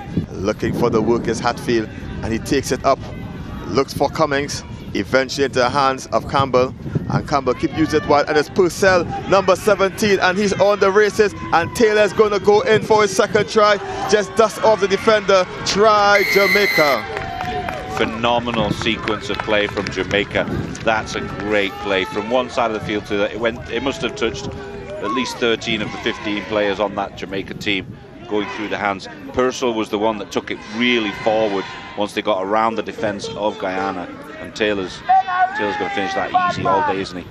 Look at the run, just a charging run from Purcell, and smart to cut off the Guyana 15 there, you can see. Taylor's second try of the day, and again he seemed to fancy scoring tries late in the day, and again had a stunner yesterday and 2 quick tries in the corner today. And again, Jamaica is fired up. We can hear the random noises and guerrilla shouts that they're making on the pitch, just showing you how much it means to them to score in this game. So Campbell's going to be Campbell and Davies, I'm sure. Campbell, yeah. He's struggled to find his range today. And again, missed a conversion. The score remains 15-0 in favor of Jamaica, over Guyana. Just under 3 minutes left in this one. And again, Guyana just taking their merry time to come up to the half to get this kick going. And I guess, like, how do you build a confidence, Garvin, to continue against such a dominant Jamaican team? You've simply got to enjoy the moment. You've got to go out there, you've got to play it, enjoy what you can, and take it away, take it home with you at the end of this tournament. These guys, it's an experience for them. I'm sure many of them have never left Guyana before. You know, this is maybe their first time outside the country. Certainly for all of them, it's the first time playing for their country. But what an experience to get a cap for your country, play all week against the, you know, this obviously a more experienced Jamaica team. These boys are going to go home to their club teams and do some great stuff and really mix it up with their boys and learn a lot, I'm sure, and go back home and teach it to their friends and teammates back there. And Elijah Crawford there just said, "You shall not pass." Lift him up, sent him second floor of the hotel, dump him on his back. And again, those are the little things, little insights, Garvin, that shows this team can do great stuff. Yeah, very powerful, this Jamaica team. I'm looking at them, and this has got to be from the teams that we've seen so far. Look at this tackle come in here, bang on his back. They can do the job, you know, big powerful guys. But Guyana, they've been tackle after tackle. That's all they've been able to do all week so far. So they're proving that they have the fight in them. Crouch! Just to the middle of the pitch. Binds! Scrum again, maybe 5th or 6th of this half. And again, Guyana feeds the scrum, just trying to stop the push. Only 1.5 meters is allowed, and Wallace gets it out to the left. And again, Crawford charging in. Just this time he was tackling, now he's running, wrestling with the Jamaican boys. And an attempted kick, but charged down by Jamaica. And Guyana gets it back and started the dance through this Jamaican team. Great work by Jamaica to get their hands on the ball, but Guyana do work to clear it off. And again, hands is excellent by Guyana, but sworn by yellow shirts and pushed back aggressively is Guyana, eventually taken to the ground.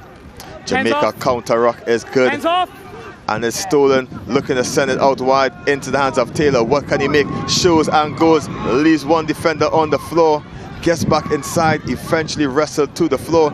Davies tries to pick and go, but again, the defender the attacker going straight down on the feet. And again, that ball goes to Guyana. So Jamaica overzealous with that encounter. Guyana get an opportunity through Crawford to try to clear a bit of real estate. And again, Garvin, we can see great work. And again, great spiral kick. And again, that's a difficult skill to master. And he already had it at the under-19 level. You see the AR though came quite far down. The kick was great, but it was real short. Crossed the line quite early. Just needed to change the angle a little bit. You got 5?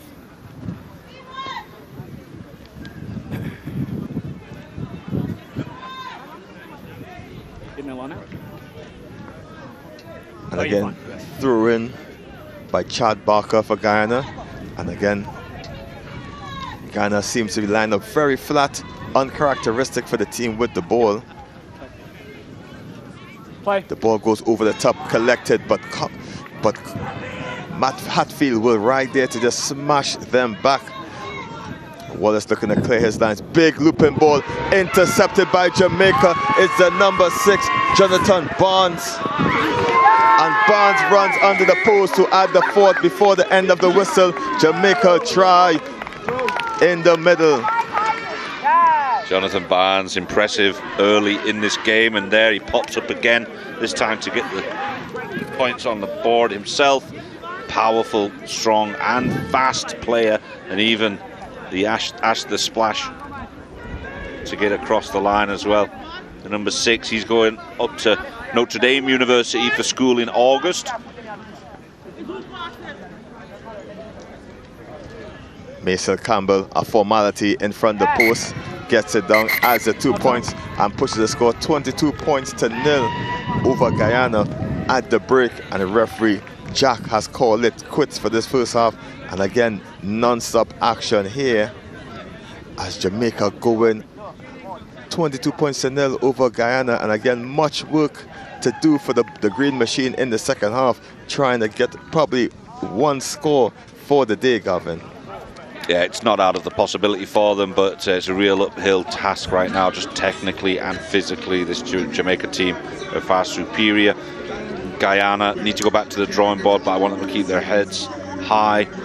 This is a valiant effort. It's the first time in many a year. When was it the last time Guyana presented a team here at this competition? A couple of years, well, Gavin. As we go to the halftime break, the score Jamaica 22 points to nil over Guyana. We'll be back after the break.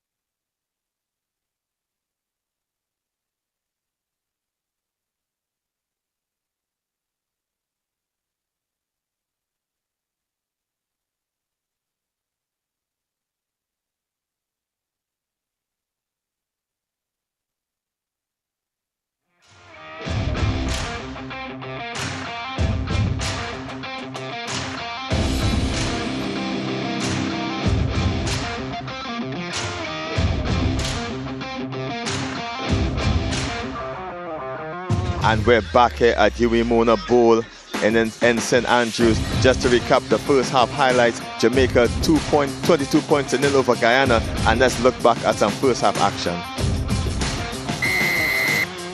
And again, Guyana getting us underway. And again, it was all one-way traffic in this one. It was Taylor just tracking down on something, diving for the line. He fell short, almost fooled the referee. And we can see all the players on the bench gasping at that effort. And again, come at the man, come at the hour. And it's the man Campbell just chipping the ball into the corner, into the pathway of Chiwaku. And easy over the line for the first 5 points of the game. Just measuring the kick like a baker. And over the line they go for the first try of the game. Again, back into the hands, slick up things. And again, Campbell, big long pass over to Taylor, and he gets his first of the evening. And again, he just pats down the composure, and to the delight of the coaching staff, Jamaica was up 10 points to nil. And again, more hands at this time against Purcell, breaking the line, finds Taylor out wide. Taylor doing it all his own, big stiff arm over the line for the third try. And again, great rugby IQ by Purcell, just drawing the player and giving Campbell easy work to do to score in the corner. And Taylor added his second for the match, pushing the score up 15 points to nil. And then Guyana trying to attack and picked like a thief out of the night. It was Barnes, and the big number 6 just swan dived through the sticks to add his first of the campaign, and over for 20-point lead for Jamaica. Again, Campbell just routinely, after slotting it over and leading the score 22 points to nil. at that point. Second half action about to start, and Gavin fly on the wall in the Guyanese camp. What should be hearing and what should be saying? It's got to be encouragement, isn't it? You've got a lot to learn in these competitions. I feel like Trinidad and Tobago were in a similar situation last year, and they're on the wrong end of some beatings, but look how they came back this year. I think Guyana can do the same thing, but in this particular game they've got to go confidently, they've got to work hard, they've got to communicate with each other and just go forward, create your opportunities and start learning, because they've got all kinds of talent out there. It's just putting all the pieces of the puzzle together. The Guyanese player just ragged around to the floor and eventually knocking it on. Again, Jamaica start with the same intensity as the first half. As Davies snaps up the ball, it's scrum time for Jamaica, and that's what they're good at. They have the weight advantage, and again, they're going to try to let loose Chawaku on this near end to score some tries. As we see Taylor moves into inside center role, and again, it probably looks like number 11, Penkel, who was a handful yesterday, may have come on the other end. Yeah, he was a handful, very slight, but works extremely quickly and will punish a team if they make mistakes in front of him. And again, we're here, Jimmy Mona Bowl Day 2 action, ran men's U19 and women's 15-a-side tournament. And again, not just rugby this week, we had training for medics as well.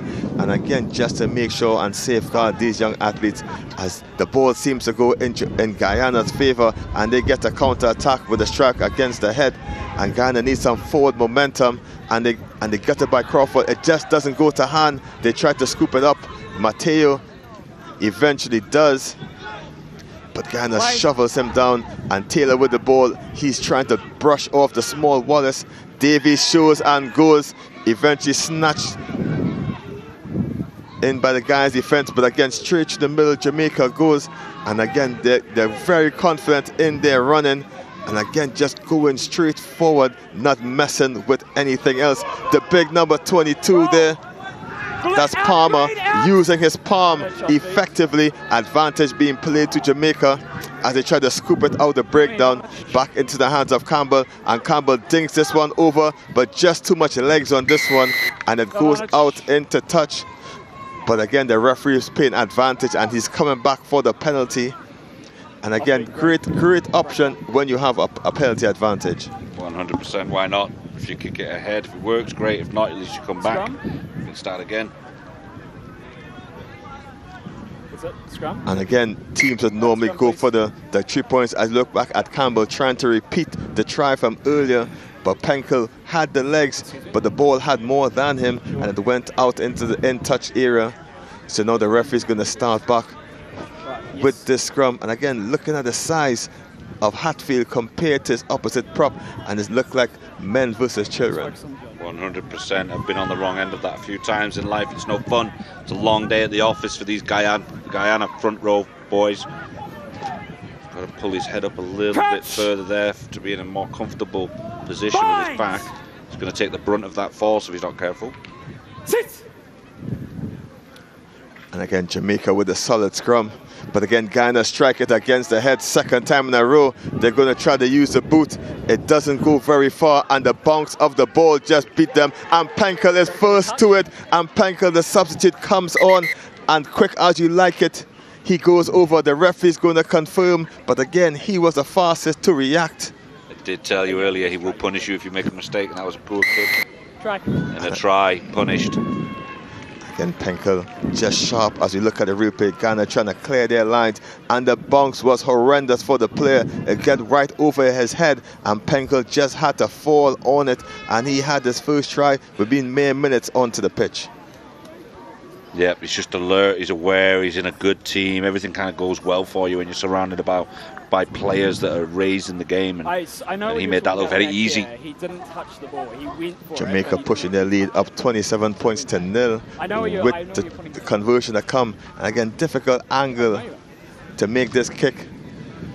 He's got to credit where credit's due, though. In the last two scrums, Guyana's stolen both of them. We've talked about how great and how big the Jamaica front row is, but at the end of the day, they're not hooking the ball properly, and they're not pushing the Guyana team off it. So Guyana have done some great work in that front row.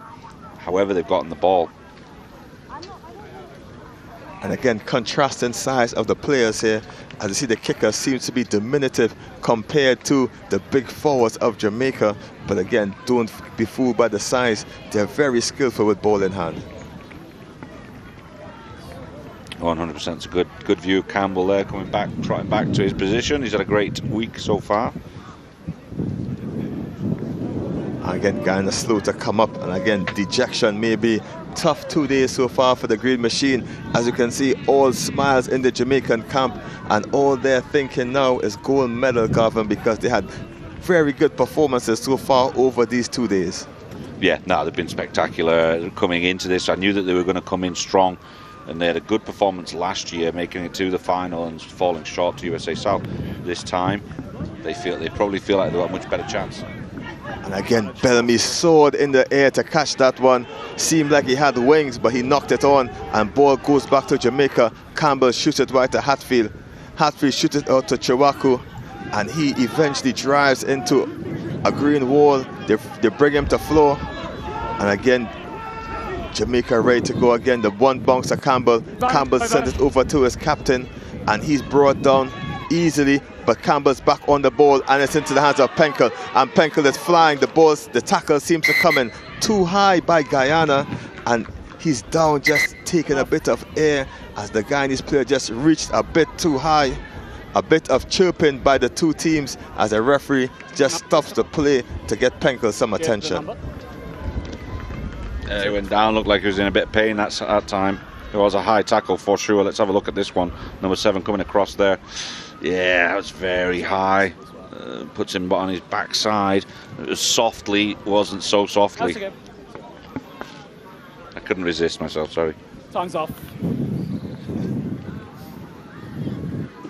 And again, time just stopped for the injury, just to take a break. And again, as you said earlier, Gavin, Guyana had great spurts of play, winning the ball against the head, against this bigger Jamaican pack. But again, just the moment after the play, after they win the ball, as we just turn it right back to them. And again, sort of banana kick just went back into the try area, and Penkel just dotted it down. And I don't know what happened after that. And softly was a bit rough on the play, just coming a bit high. And again, the Jamaican supporters are passionate about their team, just cheering them on. And again, that's what home advantage is about. Absolutely, yeah. No, you're right with Guyana. Guyana, they do well in little areas, little spells, and then make those mistakes and put themselves back in a worse position. But it's a glance at the Guyana coach. Great to see them out here again. And again, through this break there, we can probably take a recap of some of the tries scored so far. Excellent work by Jamaica in this game. And again, switching back to replay, we can see the class of Campbell just chipping it into the path of Chiwaku, and he just had to stroll over the line for Jamaica's first of the day. And again, big looping pass, and then it was Taylor again just skipping over a wayward foot to score his first of the game. And again, it's Purcell just smashing through the middle, giving it back to Taylor. He had some work to do. He just put the defender on pause and got the try over for his second of the game. And then the midnight robber of Barnes just picking it out from the Guyanese hand, signaled to the crowd and splashed in for his first and Jamaica's third.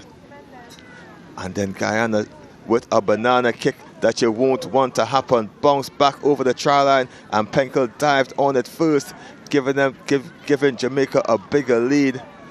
And again, hard work as we take a look at the Guyanese staff here, just shouting orders from the sideline, telling everybody to keep their composure, Garvin. Keep your composure, we're going to get better. Yeah, and they will. They'll go back to the drawing board, and it's all not over for them. There's still games to be played for them Saturday. Okay. Yes, Softly's over here in the naughty boy box. He's got 5 minutes in the sin bin for his high tackle a little bit earlier. And again, interesting fact, Gavin, your time only starts when you sit on the chair. So if you take your time to get there, the time will only start when you sit on the chair.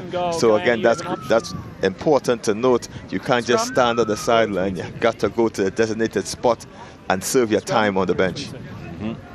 Scrum at the mark of the kick. or 22? You will on scrum? Yep, so he'll be eager to get back on, and his team down to 14 men right now, and he's a key player as a flanker, an important role to play, especially the lineouts and the scrums. That they're making a little bit of progress there, and with one man down, it's going to go backwards for them potentially. Interesting suggestion here. The ball went straight out the dead ball area, and the option is 22 dropout or scrum, and Guyana choose the dropout. And again, you'd probably, even though you have a man down, want to keep the ball in your hands rather than kick it away, since you're already down 27 points to 0. Maybe the thought process potentially could be, let me drop kick it as far as possible. At least then they've got further to run to get to us. Looking maybe for some distance on this. He's going against the wind though. It's not going to be easy for him. Gavin, growing up, my coach always says, if you have the ball, the team can't score against you. And it's Cummins just ripping through that Guyanese wall. And Jamaica again back on giving the Guyanese team pressure. And they're running into this Guyanese drill machine. And it's Davies looking for his teammate Campbell. Campbell looking out wide, step back inside. And again, Bellamy is there to shut the door on anything that's going to happen. Back, Green, back. An advantage playing, it goes back to Cummings, and he's very hard to take down. Guyana trying to scoop it up. Play, backwards. And the ball went backwards, says the referee. Jamaica got it back, and now they're inside the 22-meter line, just knocking on the door, going to try to tell the try line hello. Davies gets out to Campbell. Campbell shoots it out wide to Penkel, and Penkel has no one in front of him, and he's going to get his second try. Try time for the Young Crocs. Wow, phenomenal stuff.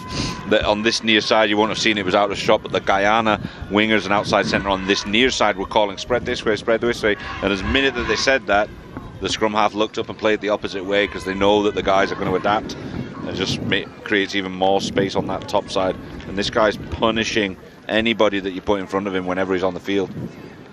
And again, Penkel shrugging off the high tackle earlier. Owen just took his treatment and he's back on.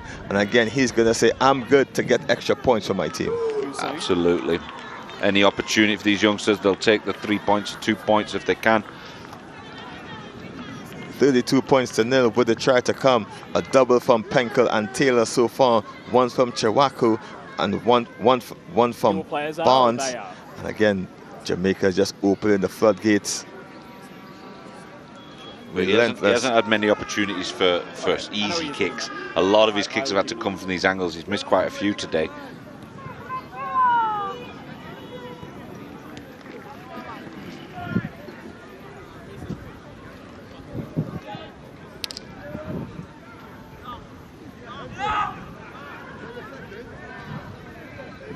And again, the kick just going awry. Jamaica lead 32 points to 0 over Guyana. And again, Guyana again just gingerly coming up. 10 more minutes left in this Gavin. They need to just empty the tanks out. There's nothing else to pay for. They'll have a day of rest. So just empty the tanks and just get this day over with. Yeah, they'll be playing for 5th and 6th spot, I believe. Going into Saturday after their break tomorrow. So they've got to rest, recover. This is a good opportunity for them to get some practice in on their set moves, their kicks, get things right so they can prepare, and then maybe an opportunity for a win later on the Saturday. Kicking into the win. Guyana take it on the full, and again Guyana in nice positive spurts as Wallace gets it out to Bellamy. Bellamy brushes off a tackle. It takes 3 yellow shirts to take him down, and it's a wrestling match out here, almost like mixed martial arts. Eventually he's taken it to ground, stolen by Jamaica. They seem to be clueless as to where the ball is going, and the referee is going to call offside here on Guyana. And again, Guyana isn't afraid to rumble with the big boys. No, absolutely. This Samuel Bellamy is, once he's moving, if he goes disappears a little bit every so often, but when you bring him in and he gets the ball under his arm, he is really moving. He went into some serious contact and skittled some very strong Jamaican tacklers. And again, the Simbin is off. It's back on, softly back onto the pitch. Guyana up to their full complement. And again, playing a man shot, only letting in one try with the man down. So again, Guyana can pick positives out of these encounters. Yes, they have to. That's great stuff. I'm so happy that they made it out here this time around, and they can go home and build on all of this. and they know that they're going to come back stronger next time. They've got plenty of little stars in amongst this, lots of tools in the box, so capitalizing on this experience and coming in at another level next year will be great for them.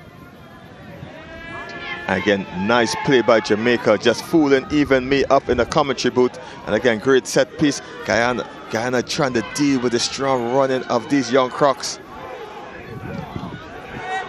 Again, the bone pick and go by Jamaica, just short to the line.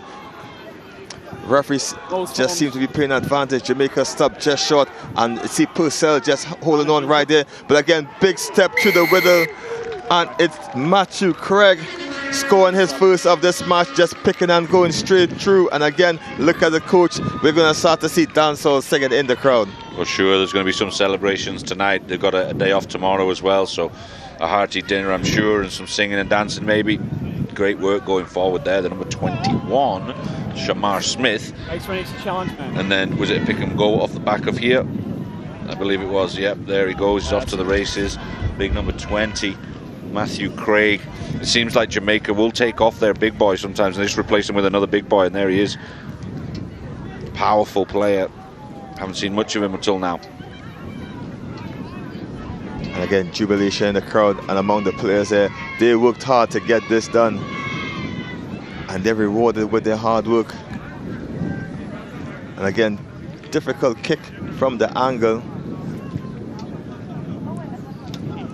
Jamaica is pushing towards 50 on the score. And again, good strike of the ball. Still not accurate with the boot. The score remains the same. And again, Jamaica putting on 7 tries so far in this watch. And again, the kicking isn't going Jamaica's way. Just one in front of the post. Number 7. But again, that shouldn't matter, because Guyana have yet to get off the mark in this one. 37 points to 0, Jamaica over Guyana. Yeah, it's been a very efficient showing from Jamaica this whole week really, but today specifically in this game. 37 points to 0 currently. Could have been more in my opinion. I think Guyana did well the first 10 minutes of this game, or the first half of the first half. They really held out well, but then the floodgates have opened, the physicality set in from Jamaica and sort of put Guyana in their place, let's say.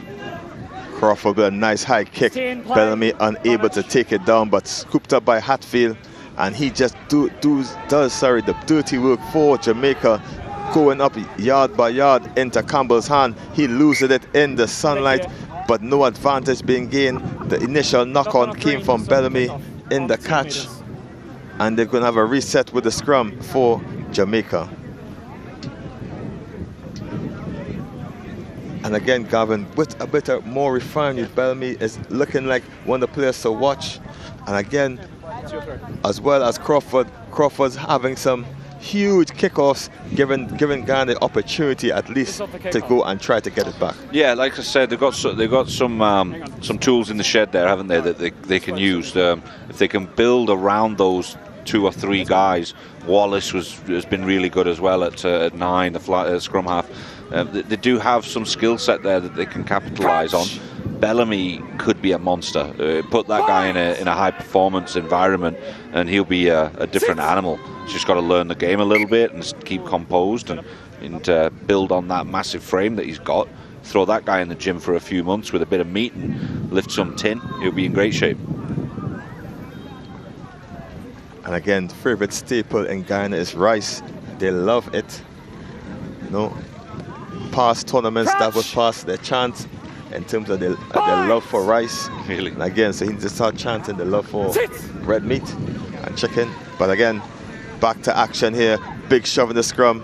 And again, it's Purcell breaking from the line again. He's got clean pair of heels, but again, he's bundled to the ground again by great work from the Guyana's defense. Davies tried to distribute it, finding Campbell eventually. Campbell in and out and a pirouette. Fanny's pulled to floor. Again, knock-on advantage playing. Jamaica just knock it on the pickup, as Guyana, they're being stingy with that defense, and again they're being a handful at times, making it difficult for Jamaica to get clean ball. Yeah, absolutely. But hey, kudos to number 19 from Guyana. That's David Masia. sticking his head in the spokes to take down Purcell, who was on a rampage. He looked like he was almost in for a try, and he put his head across there and did what he needed to do to bring down the big man.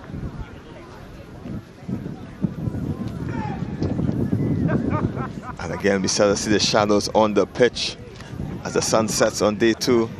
And again, great rugby action here in the round men's U19 and women's 15s tournament here in Huey Mona Bowl in Jamaica.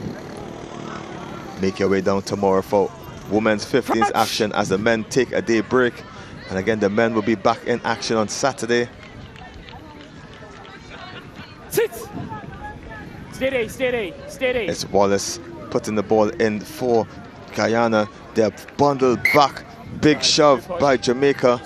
And again, pushing before the ball goes in, apparently, as Guyana doesn't seem to be pleased with the happenings of that scrum, but they get the ball and the free kick. And again, Wallace, smallest man on the pitch, just trying to control the big men from Guyana to get their minds in it and trying to get themselves a score. Not much left in this game, and Guyana can still make something happen. And it's Bellamy bumping in. No regard for his body, but Jamaica is there and ready, and they steal the ball in the breakdown.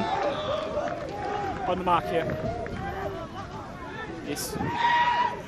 It's the big Hatfield celebrating the ball into Campbell's hands, looking for Penkel out wide, throws it over the head, but eventually taken in. And again, players trying to get a bit scrappy. Davies trying to get the ball out. Again, big bump, losing it forward, and again, Guyana stripping Jamaica of that ball. No advantage, lost one contact. And again, a bit of overconfidence, I think, now by the Jamaican boys. They're not taking care of the pill. Yeah, no, they're enjoying themselves. It may go a little too far if they're not careful. Obviously, on a bit of a high from multiple wins over the last couple of days. They're feeling really confident going into the finals weekend. And again, watching the Guyanese coach shouting instruction from the side. Is that a must for a coach, Garvin, to really be shouting even though the players may not be able to hear you? Is that your way of just burning some frustration for things not going your way? Potentially, it's the latter, I think. But he's got to be really proud of his boys. Look, this little lad, number 9, Wallace. No disrespect to him, he's so young looking, but he literally has the heart of a lion. He's been involved in everything. You've got to be happy with his performance. And Bellamy, the number 8, just going into contact, throwing everything into it, trying to lead the boys into something resembling a squad so that they can go forward and be proud of what they've done. And that's where I would focus as a coach, if taking these positives and really developing these boys, because they've got all kinds of potential on them. And again, big shot by Jamaica. 45. Going to reset the scrum. And again, the time just closing in. Stepping now into referee time. Just about 40 minutes left as Jamaica makes a substitution. And again, a monster of the man in Cameron Prince comes on. And again, Taylor, the double try scorer, comes off. And Prince goes into the pack. Taking off the captain, who's obviously a monster of a player, big boy, and they're just replacing him. I'm sure the Guyana boys looking at this, oh great, the captain's leaving, they bring on Prince at number 7, just a slot into the back there. Well, actually the captain moves to inside centre, and again, this is going to be crazy as his opposite number looks up and sees a guy probably 100 pounds heavier going to charge at him. And again, Bellamy picks and goes from the back of the scrum. And again, big work by him, but Jamaica steals it from him as he doesn't have the support he needs. And it's Jamaica going back up just next to the breakdown. Guyana trying their best to get it. And Davies sends it to Hatfield. Hatfield looking for Campbell. Eventually picked up. Popped back up to Campbell. He steps to the side and into the hands of Purcell. He sent it to the captain, who took his eye off the ball, and he tried to kick it away. And that's the final whistle here. Huey Mona Bowl, Jamaica undefeated so far in this tournament.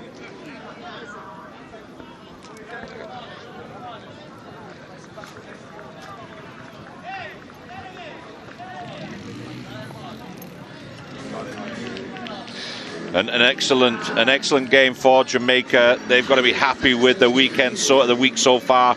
Really becoming a dominant team in this competition. Size, strength, speed, and they've got the technical ability, making it look really good. Some attractive rugby out there. Guyana, plenty to be proud of. I'm sure it's difficult to take multiple defeats like this, but they've got the basics down. They just need to develop on that, take the positives where they can. Again, they've got some talent. They've got some talent at 9. They've got some talent at 8.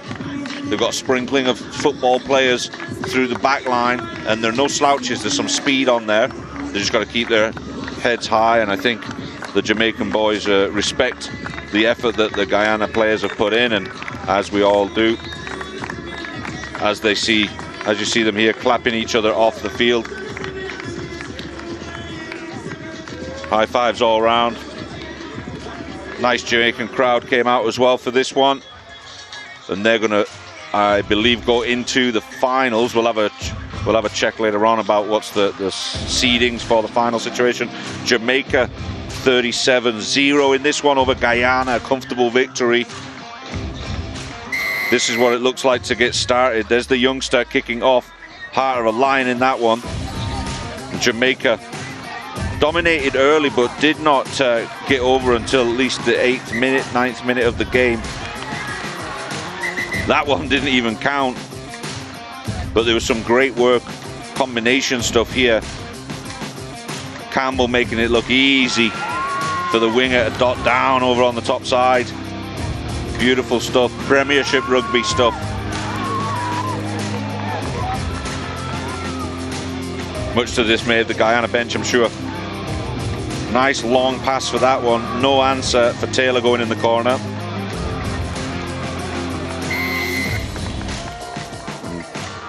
Calm down, calma, calma, he says to his boys. Here's Campbell again. This was a nice sequence of play. Good ball handling skills. Purcell doing all of the grunt work for Taylor to take the glory one more time. Typical of the wing, always taking the glory from the big boys with the forwards. And real good stiff arm there to finish it off. Quality player. Finishing with a killer instinct. And this one was amazing. Jonathan Barnes, a front row forward by build, but playing at flanker. Dots this one over, not just size and strength, he's got speed and a little bit of flair at the end as well. Campbell dots one over, and that's our 37-0 for Jamaica. Finishing off a few of these. Ugly bounce that time. And the substitute just coming in late to the game, Purcell, or Pinkle, excuse me, getting that one over. And there he punishes them again on the corner. Beautiful weighted pass from Campbell for Pinkle to get in the corner.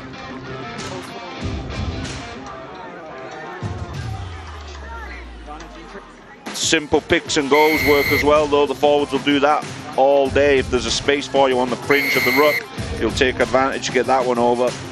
That was the number 20, Matthew Craig. And that takes them to the full 37-0 result. Great game for Jamaica. They're out there enjoying the moment, getting a bit of dance on in the beautiful surroundings. Here we are in the Mona Bowl. Let's drop down to Kelson on the sideline for some interviews with the players. And again, thank you, Gavin. I'm here with Guyana captain Martindale, and again, first time back in the MU19 tournament. How difficult was it to play over these last 2 days? Well, it was quite difficult, being inexperienced as the other teams, getting a good fight in, getting used to the environment. But we did give it a good fight to it, and it was really tough, but we held high and we continued to push. And again, you're going to go back and give a night's rest, actually a day's rest, and come back on Saturday. What are you going to tell your boys to uplift them to come and play one more game in this tournament? Well, we're going to motivate our players, watch over the game, see what we did wrong, keep building the spirit, keep reminding them that it's our first tournament back over many years, and we'll be back here again next year, and we're building our experience to come again. Okay, thank you very much. Thank you.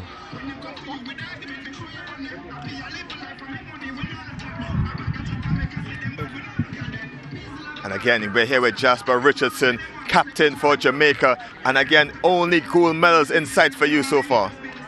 The tournament so far is going great for us. Obviously, we're so proud of our team. Earlier today, we had probably a performance we weren't happy with against Trinidad, and how we've come back together and really come back against Guyana with a performance we can go home happy with. Of course, up in this moment of the tournament, we still haven't conceded a try.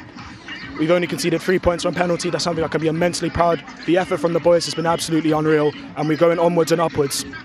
And again, Jamaica was runners-up against USA South, and I know you boys want to come and get the goal for yourself and for the fans, but how do you stay humble going into the knockout stage?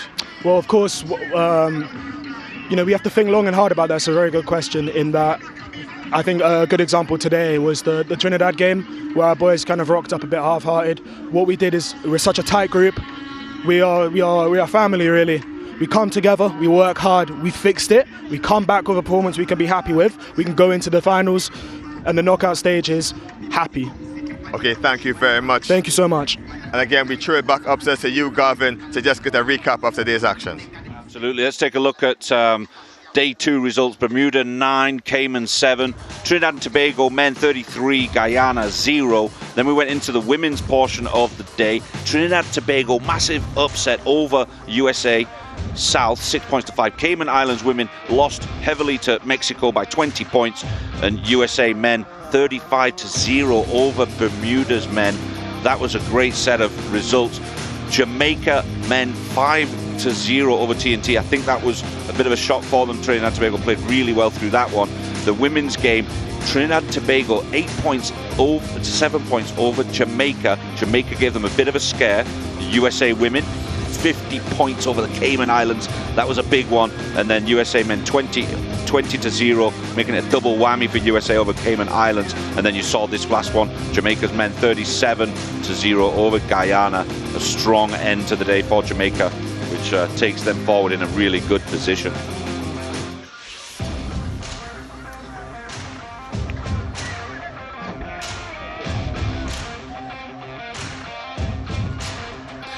So that'll be Friday's, got a day off for the USA, for the boys portion of this section. So it's going to be women's rugby tomorrow. That's going to be 10 a.m. local, 11 a.m. in the Eastern Caribbean. And the following day, you'll have all of the finals for the boys. Cayman will play Guyana in the 5th, 6th place playoff. 3rd and 4th place would be Bermuda TNT. And USA versus Jamaica will be the big final. We're going to be back tomorrow. Thanks so much for joining us. Have a great evening, ladies and gentlemen. Good night.